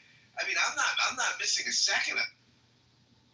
That's exactly right. I haven't been to an actual theater since before the pandemic. Say goodbye. Christian going once. Christian, yeah, please do. Yeah, thank you. And I would like, and honestly, I think I only got here in the first, maybe since like 8:45, so I haven't been here for that long. But I think it was a great show. I think that you did a great job as always. Thank you. And I hope to see some of you on Ask the Autistic today. And obviously, send prayers for Lynn as she recovers. And we'll hopefully see her back next weekend. And stay safe and stay blessed, everybody. Thank you all. Thank you. First class escort to the VIP. Benjamin, would you like to say goodbye? It's nice. Yeah. I think we made good progress. We restored harmony on the Mod Squad today, and we corrected what was really kind of like a fracture within the Mod Squad, which is that the Mod Squad was like hating on each other. The proper way to keep the Mod Squad together is to make sure everybody hates on me, and so that was restored. We got that back, and we certainly reviewed whether we like doxing or don't like doxing, and I think everybody in the Mod Squad is agreed that we like doxing and we don't like doxing. So it's good to have consistency. Everybody in the Mod Squad is consistently confused on that, and that's at least consistency is what does John call it? The hobgoblin of small minds. But anyway, we are consistently inconsistent. A little fun. He should take Loretta Bobbitt, who Lauren Boebert. Sorry, Lauren Boebert. Not Boebert. Yeah. One grabs your crotch and the other cuts it off. Yes. Yeah, you gotta be really careful with your Bobbit. That's right. Exactly. Yes. But if you take the right one to a movie, Scott, you might be able to watch the whole movie and enjoy your date at the same time. Just saying. By the way, the last movie I saw in the theater was this new Superman movie, and I couldn't say enough good about it. It was worth the money. It was a really good time. I had to close at least by encouraging everybody to lose their religion if you have one. Of course. Thanks very much. Thank you. Can I get two? Yeah. First class escort to the VIP. Please. Whoa and woo. let's not forget and always remember that Cora absolutely, wholeheartedly forgives me for drunk dialing her, and Violet wholeheartedly wants me to drunk dial her. And with that being said, let's say goodbye to Cora. Cora, would you like to say goodbye? Goodbye, everyone. John, would you like to say goodbye? Goodbye, John. There you go. Alfonso is on the phone. On behalf of him, he says goodbye to everybody. Violet, would you like to say goodbye? Really curious blend of topics and personal stuff today, Steve. I really was captivated the whole show. I will see you tomorrow. Goodbye for now. All right. Alfonso, would you like to say goodbye? I know you just got off the phone. Yep, that's his sign. Goodbye, everybody. And last but not least, the XO, the co-captain of the ship, Reverend Scott. Would you like to say goodbye? Uncle Steve, this has been a great show. I often think where can we go from here after great show after great show, and then we just continue to exceed expectations. Great show today. Fare thee well. And with that, we are done. Again, friendly reminder to the Mod Squad, please check the group text.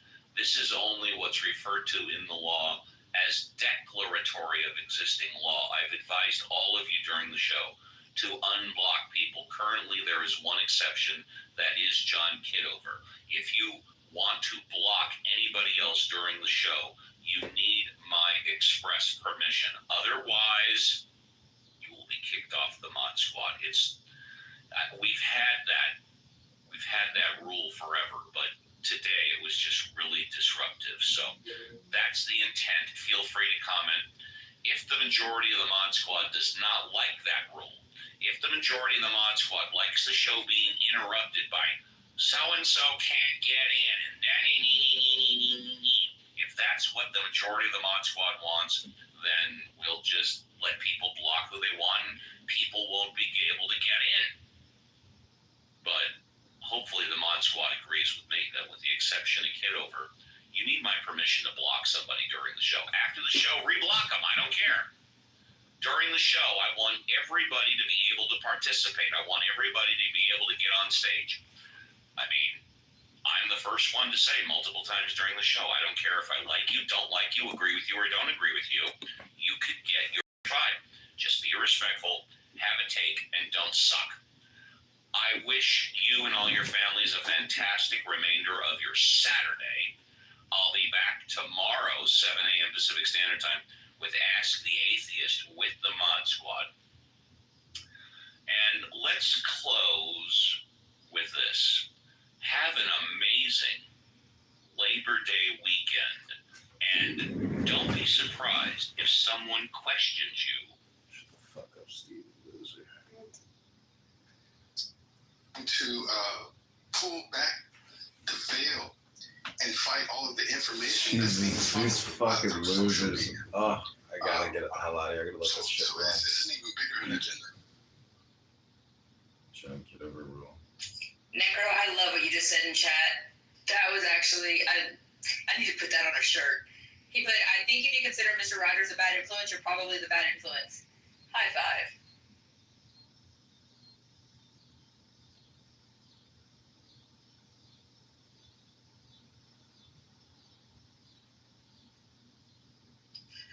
Mother, Will, welcome back to the stage. What do you have to say for yourselves, gentlemen?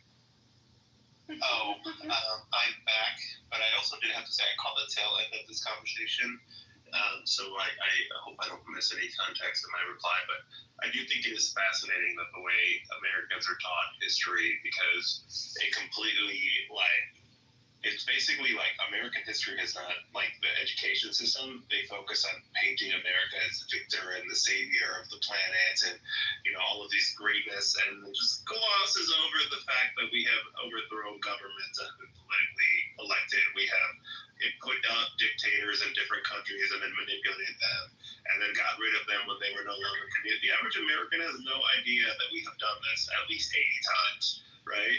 So then it paints this distorted version where Americans don't understand why there's so much hostility from the rest of the planet towards America. And it's like, it's because of the way people are taught education in this class. They just gloss over anything that is negative and ignore it, or not even negative. Like, do they gloss over it, or are they taught it differently than it actually occurred?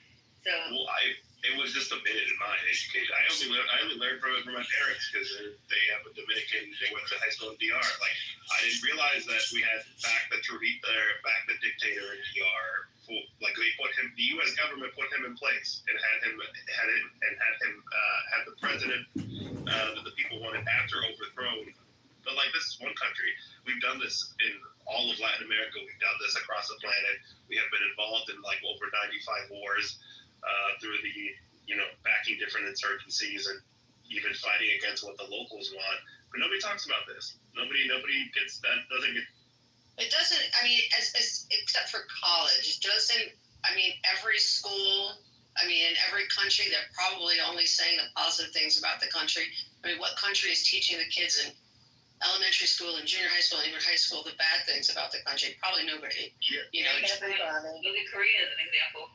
Yeah, but the thing is, like, Americans, like, that's why a lot of people that are, like, in this country are so, I'm so confused. Like, why do people have such negative pushback? That's kind of what I'm talking about. I was an adult before I realized about all of the evil atrocities that we had done, not only to other countries that opposed us, but our own people. Like, the atrocities in America, it's some freaking sick shit, dude. Like, people really, I'm glad that people are. But I consider myself a global citizen more than I do American, because if you don't open yourself up to the idea, at least, of other cultures, other world views, if you don't at least open your mind to it, you're gonna stay in this weird little. I don't know, man. I don't even know. It's a delusionment that people in America seem to have. But then again, like Edie just pointed out, it might be that way in many other countries as well. I don't know. Some of us didn't have growing up is that they have the internet and they have social media, so they can see things that we had no access to until we read a book. Very good point. Very good point. I'm 46, so I'm right there with you. Well, sometimes I wonder if that is part of what's making the next generation. Oh, sorry about that. I promise I'll be brief. But that's part of what's making them miserable. Is too much access to information. Because sometimes, like, looking at this sad shit all the time, it's not really, like, sometimes I have to cut it out because it gets to. Well, and it's also, I think, sorting through what is correct and what's not.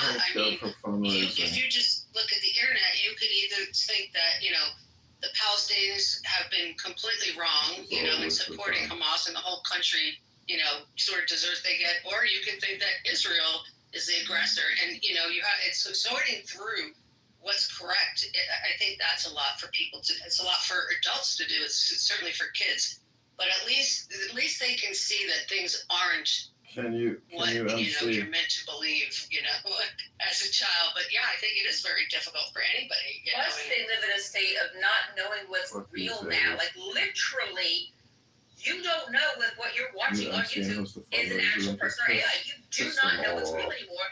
And my youngest is 15, my oldest is 28. But my youngest son, I was wearing his Oculus the other day, and I wanted to go play. I was fishing. I wanted to go to the bathroom. I want to go. I'm taking it with me. He's like, don't. I was like, why? He's like, there's a mirror in there. I'm like, yeah. He's like, and they can see everything that you can see. And I was like, oh. And it's something that never even occurred to my Gen X mind that, somebody could literally be watching you. That's to me. And if you had brought that up in the 90s, we would have told you were paranoid schizophrenic. We would have put you in a little weekend hospital, let you have a little vacation, come back on some medication, then we'll talk again. Because those kind of things were so far-fetched that somebody might be literally able to watch you through your mirror. And yet, that's the reality my child lives in, because it's real. Is our next gen inquisitive or paranoid? Two things can be true at the same time. My point exactly. Well, apparently Gen X is depressed and isolated according to. No, we got off all that program years ago. We're just fine now. We just needed a few years to recoup. And socially awkward. Oh, we're definitely that. Yeah, and then Gen Z is like telling the boomers that they suck, and the boomers take all. Oh, that's 15 years ago. They tell millennials they suck, and millennials like, we know. And I'm Yeah, no, the thing about Gen X is that there's like 10 comedians that have given a weird, warped view of what Gen X is. We're none of those things. Okay? Just because we share a few pop culture references doesn't mean that any of us are the same. There are so many different fractions of groups in Gen X. It's unreal. But everyone kind of thinks of us as one particular group that, we had to be in, by the way. No, we didn't. Like, I mean, maybe some people, but that doesn't apply for all of us. One thing all Gen X does have in common, though, is that we were all told to toughen up, get over it, don't cry, don't let them see your weaknesses, get your shit together, go to college, and make something of yourself.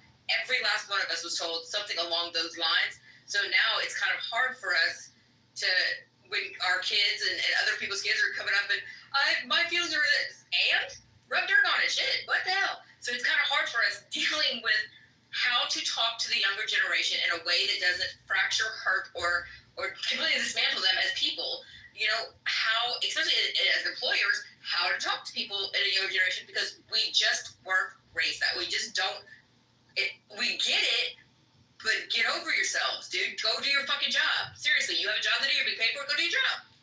That's simple.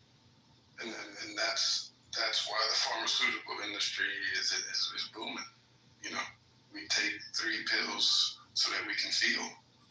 And I think that this new generation, you know, wants to do the work that it takes. You know, the newer generation of kids, they want to know the truth. They're going to get the truth by any means. They want to feel, and they want to go into the opposite direction that their forefathers went. Of just, ignore the inner world, ignore your emotions, ignore your traumas and whatnot, and pull yourself up by your bootstraps. And so there's like this great pause happening as well, where I don't feel like, yes, they could be isolated, but they're also just taking time to sit, and observe and figure out what direction that they want to go into. To my experience, fascinated by my son, and literally he got picked on one day because his voice had cracked when he had said something, and he said the dude down. He's like, "We are both going through the same shit at the same time right now, man. Why are we not aligning on this? Like, seriously, like puberty sucks. All of this sucks. We need to be on the same team. Like, why would you come at me for something that obviously you're going to go through? We're all going through. Like, dude, sit down with me." And him and the kid are really good friends now today. But my son's got this very deep understanding of human psychology that I still don't think I have that level. He just gets it, and he has a way of talking to people where people really like him because he's like, okay, well, I'm living this experience right now. Could you either help me or just step over there for a second, because I'm getting through this moment, and I got to do this. So can you just hold on for a second? And it's like, I never would have thought to say that to somebody who's coming up to want to fight me. I'd be like, what? You want to fight? Hold on. Put my hair back. Somebody hold my shoes. Let's go. But that's just not the way his brain works. And it's beautiful. And I give him all of the space he needs to be able to feel these things and to act the way he acts and to be who he is, because it's such a beautiful thing. I wish I could be more like that. I hope I can be like my kid when I grow up, Yeah. No, I think it's interesting. I thought it was entitlement, but to my experience, the people who have called me entitled just happen to be the most entitled people I've ever met in my life.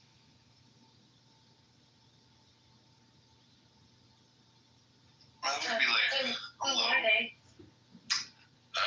Usually they were like people in my family. A lot of them were really old.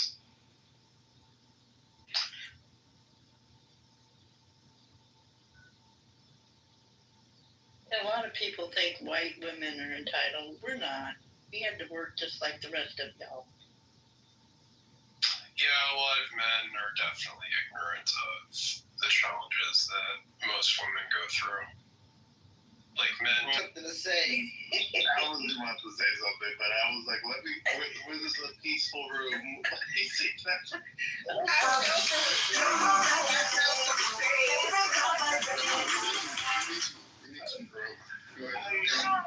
I brought this up in a different room, but I have never, in American society, seen one group climb so quickly through affirmative action than white women. They have been, they cooked that system and benefited so seamlessly. And it was like, wow, you guys literally use all the diversity hires and racial quotas, and now you are outperforming men in like 20 years. And I was like, isn't it nice to have DEI when it benefits you, right, with white women? But now because you've already got what you wanted, fuck everyone else. Well, to be honest, mother, they're not angry that they didn't get into school. They're angry that their kid didn't get into school. All right, they get into school and they're labeled. The labels gotta go. What? What do you mean the label's got to go? You know, you're a white woman. My grandson's a black man. My daughters are Hawaiian Pacific Chinks. I mean, agent's old, really fast. This is the weirdest thing about Americans. Like, if they just want to do, we don't look at color. No one else on the planet does this. Like, there are Asian Hispanics, there are Black Hispanics, there are white Hispanics. Like, it's not really that big of a deal. In America, you have to forget about we're all the same color. We're all America, red, white, and blue. This is so silly. Like, who cares if you're Black American or... Yeah, that's kind of like the point. I like Popeye's old statement, I am what I am. Well, that's one of the points I've made, essentially, where people talk about how racist the South is, and and how much better it is in the North. The fact is, just like, I mean, there's a point that was made by a Black female comedian who said that, the North was so racist they segregated white folks, because of course you hear about Irish towns, you hear about Italian towns, you hear about Greek towns. It's like in the South, it's all white. All those people are called white.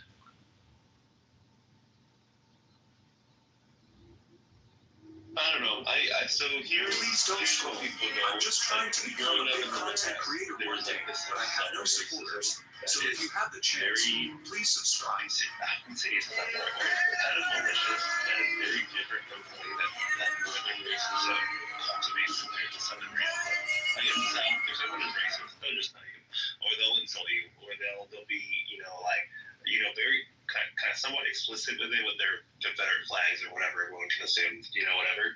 In the North, it's not like that. They will just say passive-aggressive comments to you all on a consistent basis, and then you got to play mental jujitsu to see if this person's actually racist, or if they're just an asshole, or if what they're trying to actually say. So like that is the difference between the North and the South. That we lived in both, at least from my.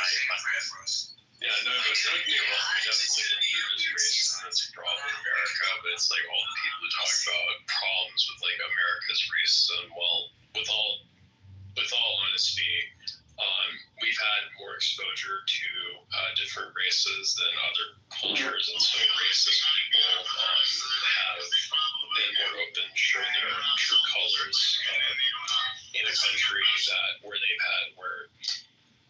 from their point of view, suffered the most from multiculturalism. But I think the best point that I've made, essentially, that America isn't the least racist nation is the fact that Canadians leave their country because they're sick of multiculturalism there. I think that, to me, is the best argument that America is not the least racist country. It's because how is it that America can find more comfortability with some racist people than other countries that are also multicultural, if not more multicultural?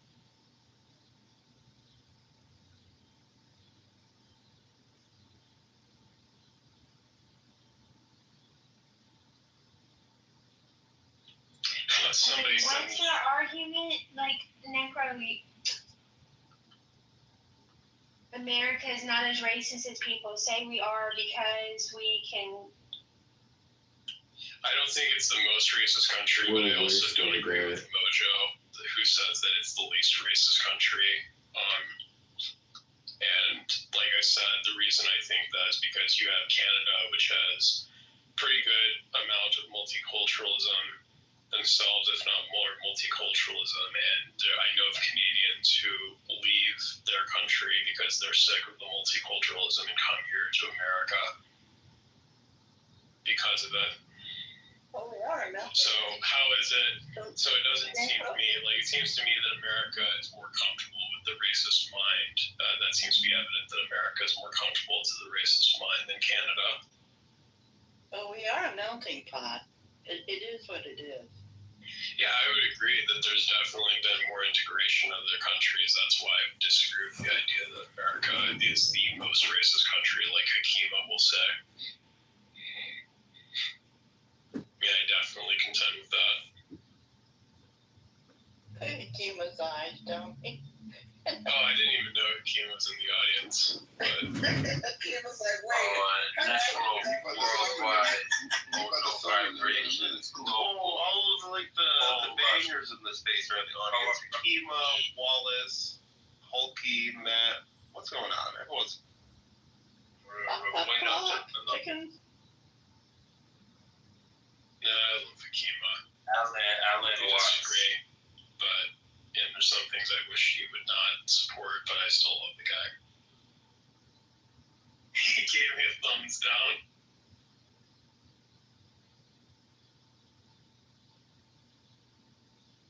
Hakima, you make me feel so special. Well, Hakima's respectful. He agrees to disagree respectfully. Yeah, no, that's definitely true. I'm usually respectful. I have my moments. I'm mostly a nice person. Hakima, hi. I can be an asshole. Not always, but I can. Yeah, if y'all miss me, just say that. I miss you, Hakima. I miss you, Hakima. Hey, everybody. Hey, man. Hey, what's up, man? Happy Labor Day weekend. Same to you. I have been laying, well, this is totally off topic, but I think I'm just going to do a chill weekend. I'm not, everyone wants to do all sorts of things, and I'm like, I just don't want to lay on my couch. I just want to address somebody said in the chat saying we had a black president. Yeah, and it was also the first president where there were conspiracy theories about him not being a legitimate American-born citizen. One where there were conspiracy theories that he was friends, that he was secretly a Muslim, that inviting to America means inviting Al-Qaeda into America. There's definitely, a lot of racial racism that was presented when Obama became president. So I don't think the idea that America had a black president is really something that works as favorably. I think it's evident that most Americans don't care about race. But to suggest that racism is not a problem because we had a black president, I think is a very weak argument. So this is going to be controversial, but I do think in the next 20 years when a lot of the old people die, it will be to the benefit of the nation. Because I feel like there's a lot of lingering problems at the upper end of society that will be, what they're passing will just be better for. So, Mother, I would contend with that statement mostly because, do you not see how that can have social implications that will be harmful to old people? I have a racist grandma, so I'm mostly speaking from my perspective of the woman is openly racist, and when she died, I was like, good riddance. The way that you think is just gone. So I do know what I'm saying is controversial, but I'm mostly projecting from my own experience. Yeah, but is that something you would want to see, we have, that we stigmatize about elderly people, though? That elderly people are such a drain on society. That's valid. We're all going to be elderly at some point, but it's not even the financial piece of it. It's the ideological piece of it that I more or less struggle with. I do think elderly people are ideological. They hold the country back. in a lot of ways from progressing on like societal issues in many aspects. At least that's my perspective. But I'm not even talking about how expensive they are to take care of, which is also true. Hey, I'm 55. I feel like I'm a bridge for my youngins, and so they don't forget history. A lot of them don't know history. They don't get taught it, so they may likely repeat it.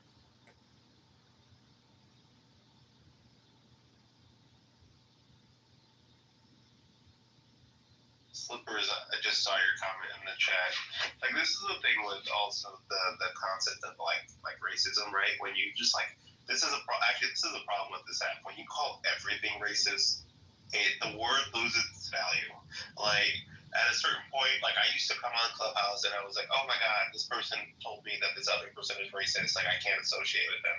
And then I spent more time on this app and I was like, some people on this app will call anything that they don't agree with as racist. And now I can't trust anything that people are saying. And then some people call me racist because I lied for mass deportations and because I don't like Muslims, which is Hey, point, you big stupid dummy! You're an anti-Semite, you're a Jew hater, point, you big goofball, you big stupid dummy! Look at all the big stupid dummies in your room!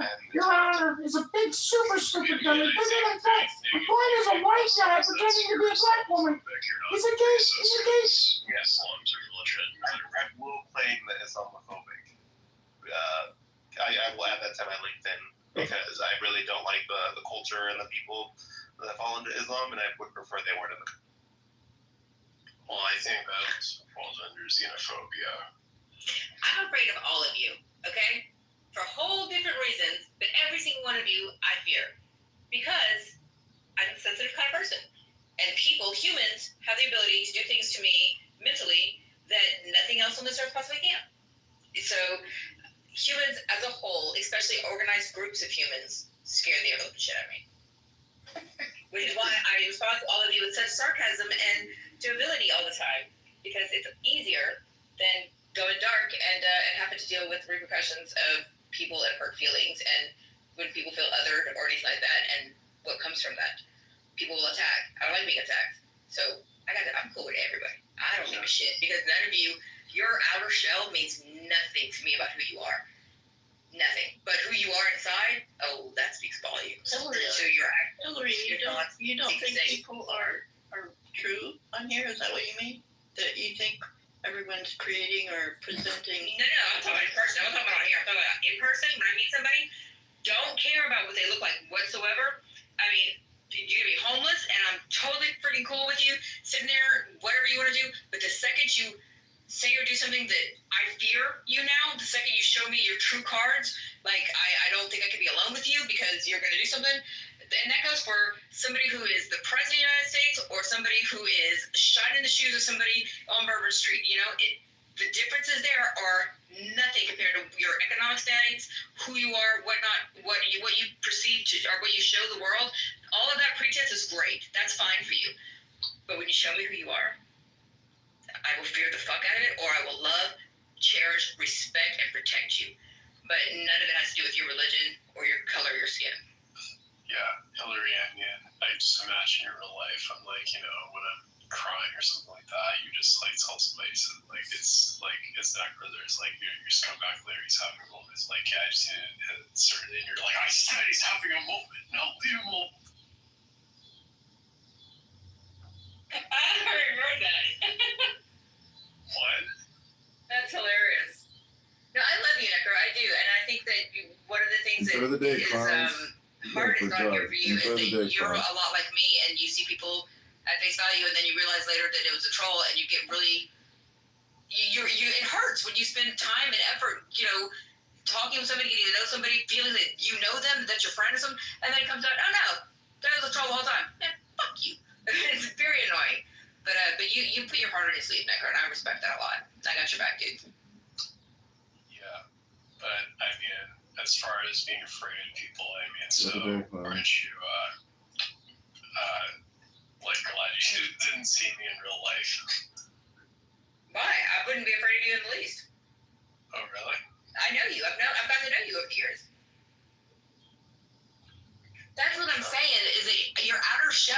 shell. We're all cursed or blessed with one, and it doesn't really matter what it looks like because very little of that has to do with who we are. Yeah, it's okay. If you go down to a fundamental psychology of it, yes, if you grew up fat and unattractive, you probably will have a different personality type than if you grew up very privileged and pretty. That's fact, okay? But at the core of it, if you're a good person or you're an evil person, that matters a fuckload more to me than whatever husk you're stuck in. Yeah, I see John in the chat. So, John, now I feel like you're full of shit. The reason I gave you the $5 that I gave you. Too late. We've already got the $5, punk. Wait, hold on. Somebody just said nobody chooses to grow fat. I did not say that somebody chose to grow fat. That's not what I'm saying at all. What I'm saying is your external husk does not matter. Genetically, you could have been predisposed to predispositions. Hold on, Hillary. I need to apologize to John. I moved him down earlier because there's just so many civil wars going on in Clubhouse.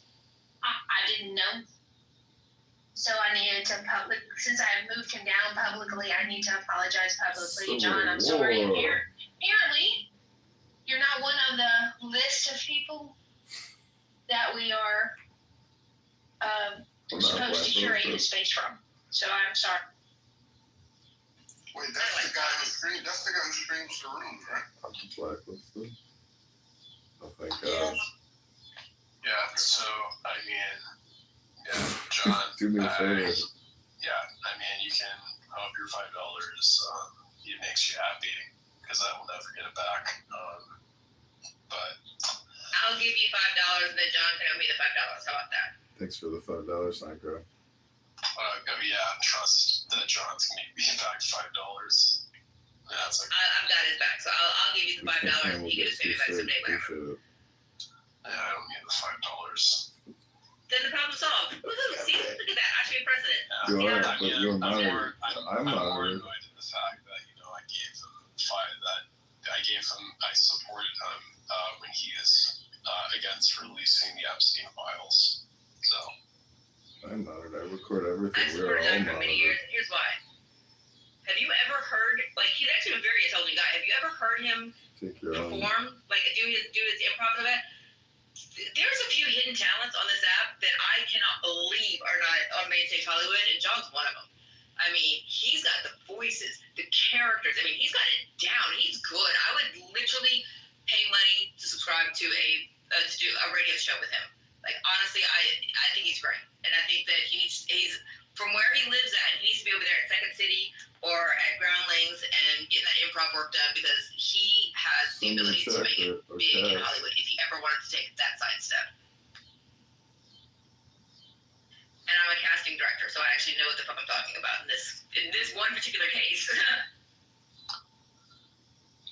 Have you casted for any big films? I am right now, and I'm very proud of the work that we're doing. Send me cash your check. Yeah, so, Hillary, just so you know, I might have an internship in Orange County, so that's probably where I'm saying. That's awesome. That's where Adams. My behavior? I get trashed. I think it's interesting. I have a friend who is Josh the Jedi. Non-stop. I have to defend. I can't hear you. Do you know Josh the Jedi? I won't defend myself. Josh the Jedi. My behavior. Foreman? My behavior. Freeman? I get trashed and slandered non-stop. I will defend myself. So he's on this app. He's a comedian in real life. I don't break rules. When I was out in California. No. Everybody that's app thinks they're a comedian. Yeah, he just warned me there's a lot of Republicans in Orange County. Don't worry, they're not going to try to convert you. Nobody's going to come touch you on your I don't break rules for a broken. They will run close against you. I have no choice I've already been used to it. I grew up in a very I've always lived in the suburbs, so of course. But Orange County these days actually has been voting pretty blue.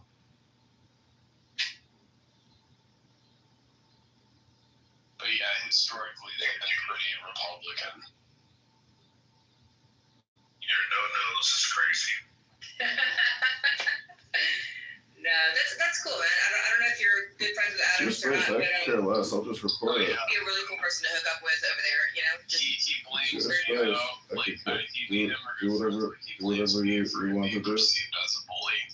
Won't make a No, difference. Adams is a bully, but I respect that. Honestly, no, look, there's very few people that could do it with as much class and It's your pizzazz space. as he does. Like, Do I whatever don't you know want how to to do. Won't explain make it. a difference to He's me. very much got the jazz hands when it comes to reading you, like from up one side, down the other, and he has style. And you've got to respect the game on something like that. No, I mean, like, to me, I actually tried to assure people Adams is a bully at all. Oh, I'm running. I'm running. How do you be a bully? Somebody teach me. Hakima, how do you be a bully? Wait, no, Monica would know where she got Monica. How do you truly bully somebody? Like, honestly, like, how do you do the mean girl thing where you can actually bully somebody and it counts? Because I make people laugh. I try not to. I try to be mean and forceful, but they just giggle. Somebody teach me. What are the rules? Yeah, I can teach you. Like, the police. Tell me why you went to me, because people who bully the bullies are just bullies with a mission statement. They're just bullies. And then they I think that's me. No, I just was bullied, so I know what it's like to be bullied. I know what it's like to eventually be labeled a bully. So what are the? So I'm just curious because I've never been able to do it. I've never wanted really to do it. But what do you think makes a bully successful at being a bully? Because if I go threaten somebody, unless I'm really coming at you, if I'm really coming at you, you run. Because nobody's this nice all the time without having some dark shit, deep down. But I mean, if I try to like snap back with people, I can't do it. And I'm just curious, what makes it hit differently when a bully does it than, you know? I think like some like 14-year-old kid the other day told me I wasn't cute anymore, and that should hurt. I should not have given a shit what that little kid said. Like, what the fuck? But I did. And it was just the way that she said it. She goes, "Don't blame me because you're not cute anymore." I was like, "Bitch." Yeah, I think you have to be like a complete Sigma if you're going to be a successful bully. Okay, I am a Gen X. I need you to talk to me in real world. Hold on, Hillary. You just say, introduce me to your daddy and let's find out. Do whatever you want to do. See, this is why Monica has it. I don't. You don't know what a Sigma is? Whatever you want to do, Queen. A Sigma male? I'm assuming Sigma's going to be like, I don't know. No, I know what an alpha male is. I know what a beta male is. You blocked me after that. It's pretty much your rules. Or essentially has the same Richard just said it's a gay male. No, so it's basically a lone wolf. It's like someone who has the same strengths as an alpha male but refuses to, chooses to be alone. Somebody else explain this to me because it's not working. That's just a human. This isn't a special the bully space. is getting gratification from someone else's pain.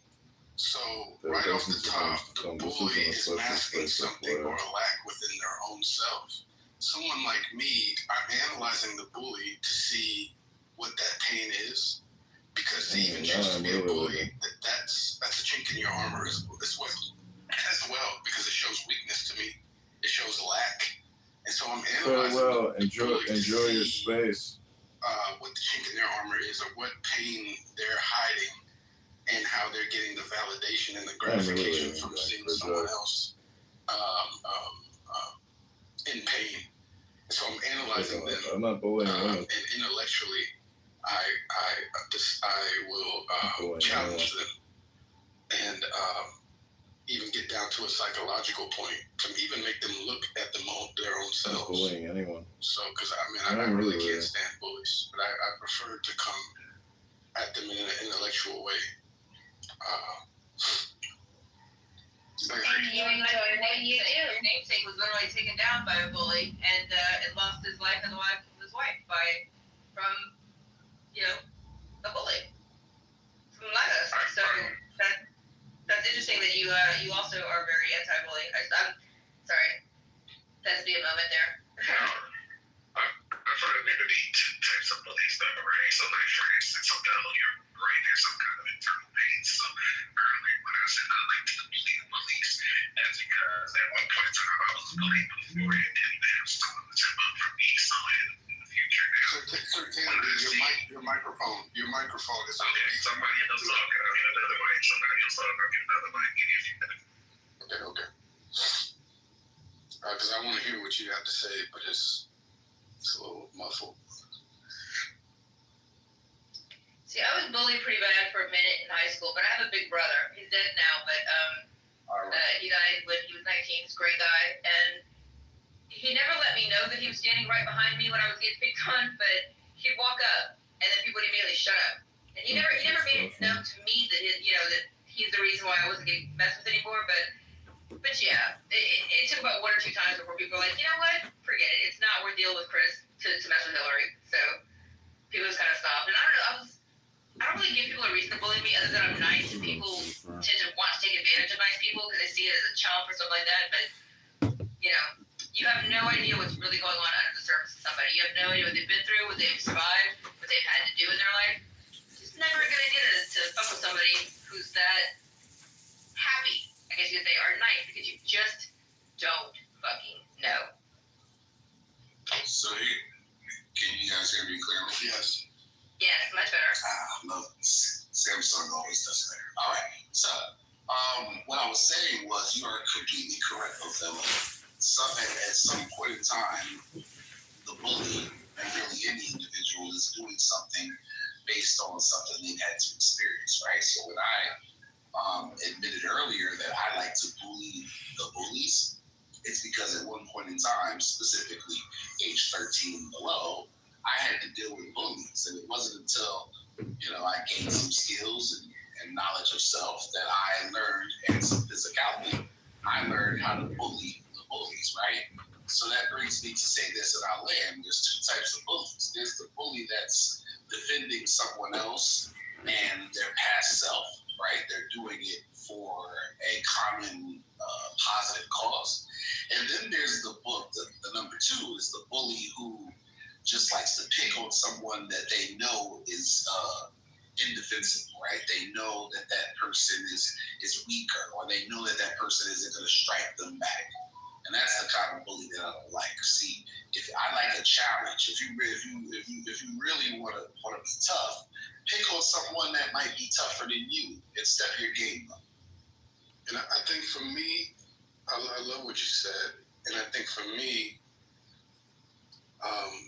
which means I'm so thankful for my Buddhist journey, because it taught me compassion, and it taught me that even dark spirits can be transformed back into their light selves. And so I had to learn not to be so consumed by wrath and vengeance and bullying the bully to the point where I started taking on that anger and hate in my own heart. You know what I mean? And then I become just like them. So I had to learn the art of war, where they say build your opponent a golden bridge so that they can retreat and not press too hard. And in turn, kind of teach them as well, in your dealings with them, so that they can ultimately transform through love and compassion. Ooh, I like that.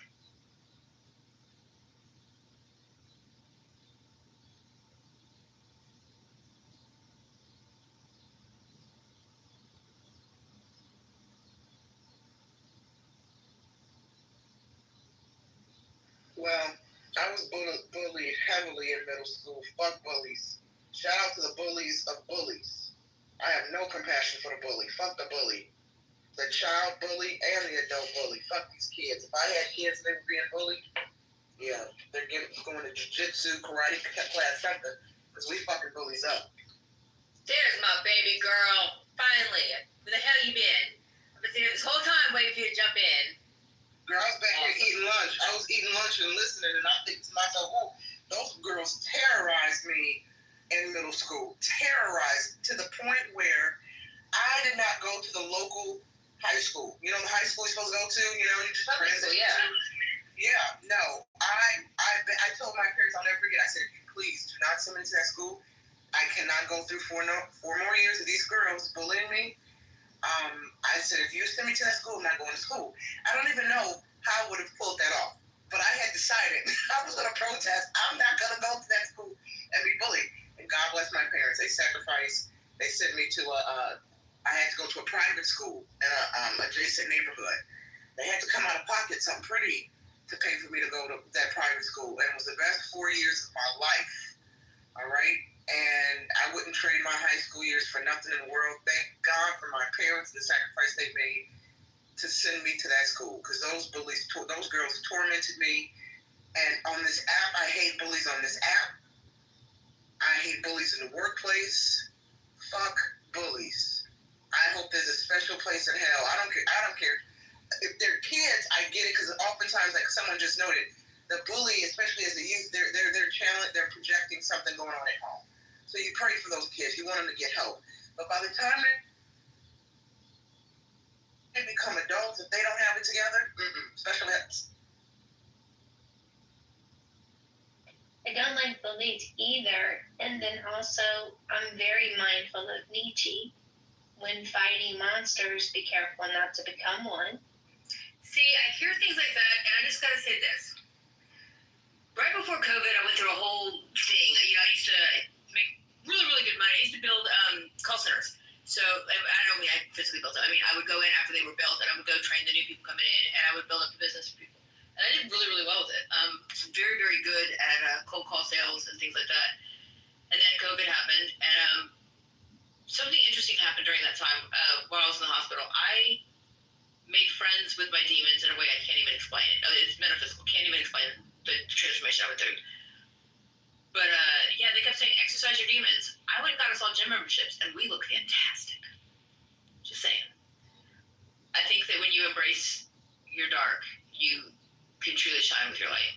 But you got to understand why and how and what your darkness means. Good Lord, if you only knew. And only then can you ever really, truly be able to Good be Lord. free and happy of it. If you only knew. If you only knew you. Puke. Good Lord, if you only knew you.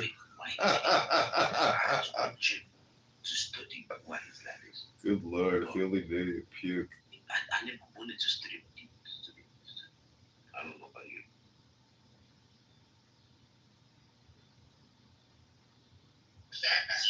Yeah, I totally agree with what you guys are saying, and even like with what Othello said, right? I mean, you know, you have to be careful of not becoming exactly what you're fighting against. Because you can see someone. I'm in the middle of talking. I'm in the middle of a lot of So, you know, even if you're defending someone, right, you have to be careful. Sometimes you have to have context, because say I'm, walking down the street and I see somebody just punch somebody in the face, and I go, oh, that's a bully, and then I try to, go and punch the person who was punching someone in the face. Well, I don't know what happened before I came around that corner, right? That could have been a fight that was started by the other person. So that's very true. But at the same token, I think things are more like what Nye said, on a common sense, on a common level. People tend to. How often have you guys, and I'll land with this, how often have you been, whether on this app or in reality, just been minding your business, doing your own thing, not paying attention to what everybody else is doing, and here comes somebody just fucking with you just to fuck with you? Or you're doing something great, you're great at something, and then here comes people just trying to tear you down because you're getting attention, right? So I just think those kind of people need to be dealt with. That's all. Where does that put the mindset of people who cannot accept that anyone else is able to do good? Someone else doing good doesn't mean you're doing bad. It just means someone else is doing good. The fact that people cannot let others have that moment drives me fucking crazy. And I see it so much in my career path. I'm like, really, I'm a casting director, and then I see people that will just destroy someone because they got a role. Man, that wasn't your role. It wasn't meant for you. Just chill out. We'll get you something tomorrow. But like, you don't have to destroy that other person just because, you feel there's some kind of a slight against you because they Can we talk about for a second the fact that there doesn't even have to be anything for them to be envious of? What is the psychology of fucking people deciding to open a room and disparage the character of other people that they've never even fucking really engaged in a conversation with? What is the psychology of that? Because I don't understand it. I don't understand why is that for shits and giggles to sit there on the stage, make up all kinds of atrocious, vile lies about somebody that you don't even know, that you've probably never engaged in more than, slight pleasantries with. Like, what is the psychology? Do you think, like, literally just for the acceptance of others or for the others to rally around them? I don't know. So I'm asking, is it that? Do they need that, psychic energy or whatever you want to call it? Attention, Well, Hillary, when I said Nietzsche said when fighting monsters, be careful not to become one.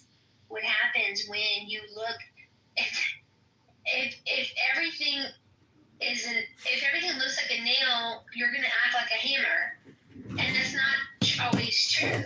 So that they ran out of real monsters, and then they started manufacturing some. Like the facade of people on Clubhouse. This goes back to Nye's brilliant comment on that street or the area that she was afraid to go to because everyone said you're gonna die if you go there. Because they heard of a friend of a friend of a friend of a neighbor who died there. That's why why am I being interrupted though? Let me get this thought out, and then you can have the mic, I promise. This goes to people believing other people instead of learning for themselves and experiencing from themselves, and fear. And then some of it is malevolent. Some of it is evil. They want the attention. They want the clout. They're jealous, or they're hungry, or they're ill. And we pay attention to a degree.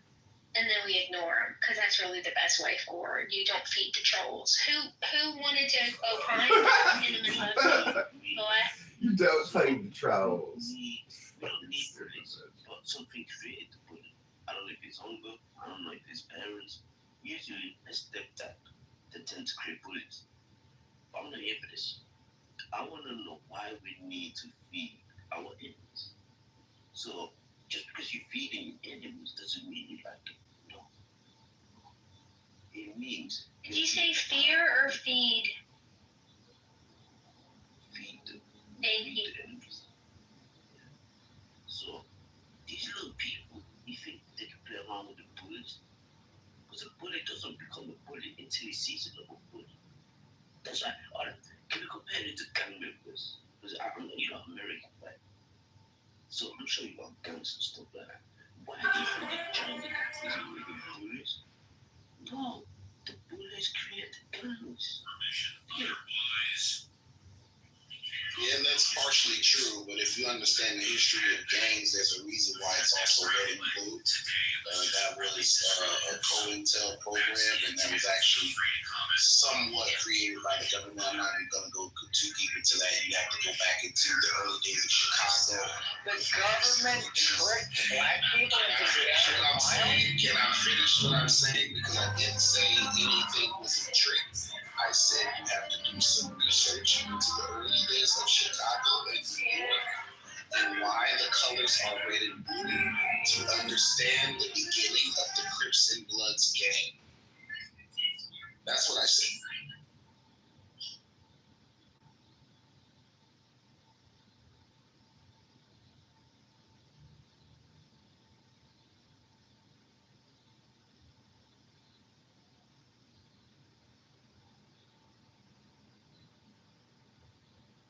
Well, it's popcorn style, guys. Welcome to the stage, my friend. I see you were interrupting Certainty while he was trying to make a point. You seemed a little flabbergasted, sir. I was surprised to hear that he was saying that the red and blue gang colors were he was talking about Chicago, my friend. Bro, he was talking about Chicago. No, red and blue. Wait, hold on. Let him finish. Let him finish. Go ahead, my friend. What was he not talking about the red and blue of the? No, he was talking about Jim Jones and Jenkins. We would all know what I was talking about if I was able to finish. Let's move on to someone else's point. Let's move on to someone else's point. Let's let them finish, and then we'll be able to continue. Wait, Certainty, did Did you get a chance to land? Because we can rewind and bring the mic right back to you, sir, so you can have an opportunity to land. Please, go ahead. No, because I lost my train of thought, and unfortunately, parts of that train of thought was very important to land at home.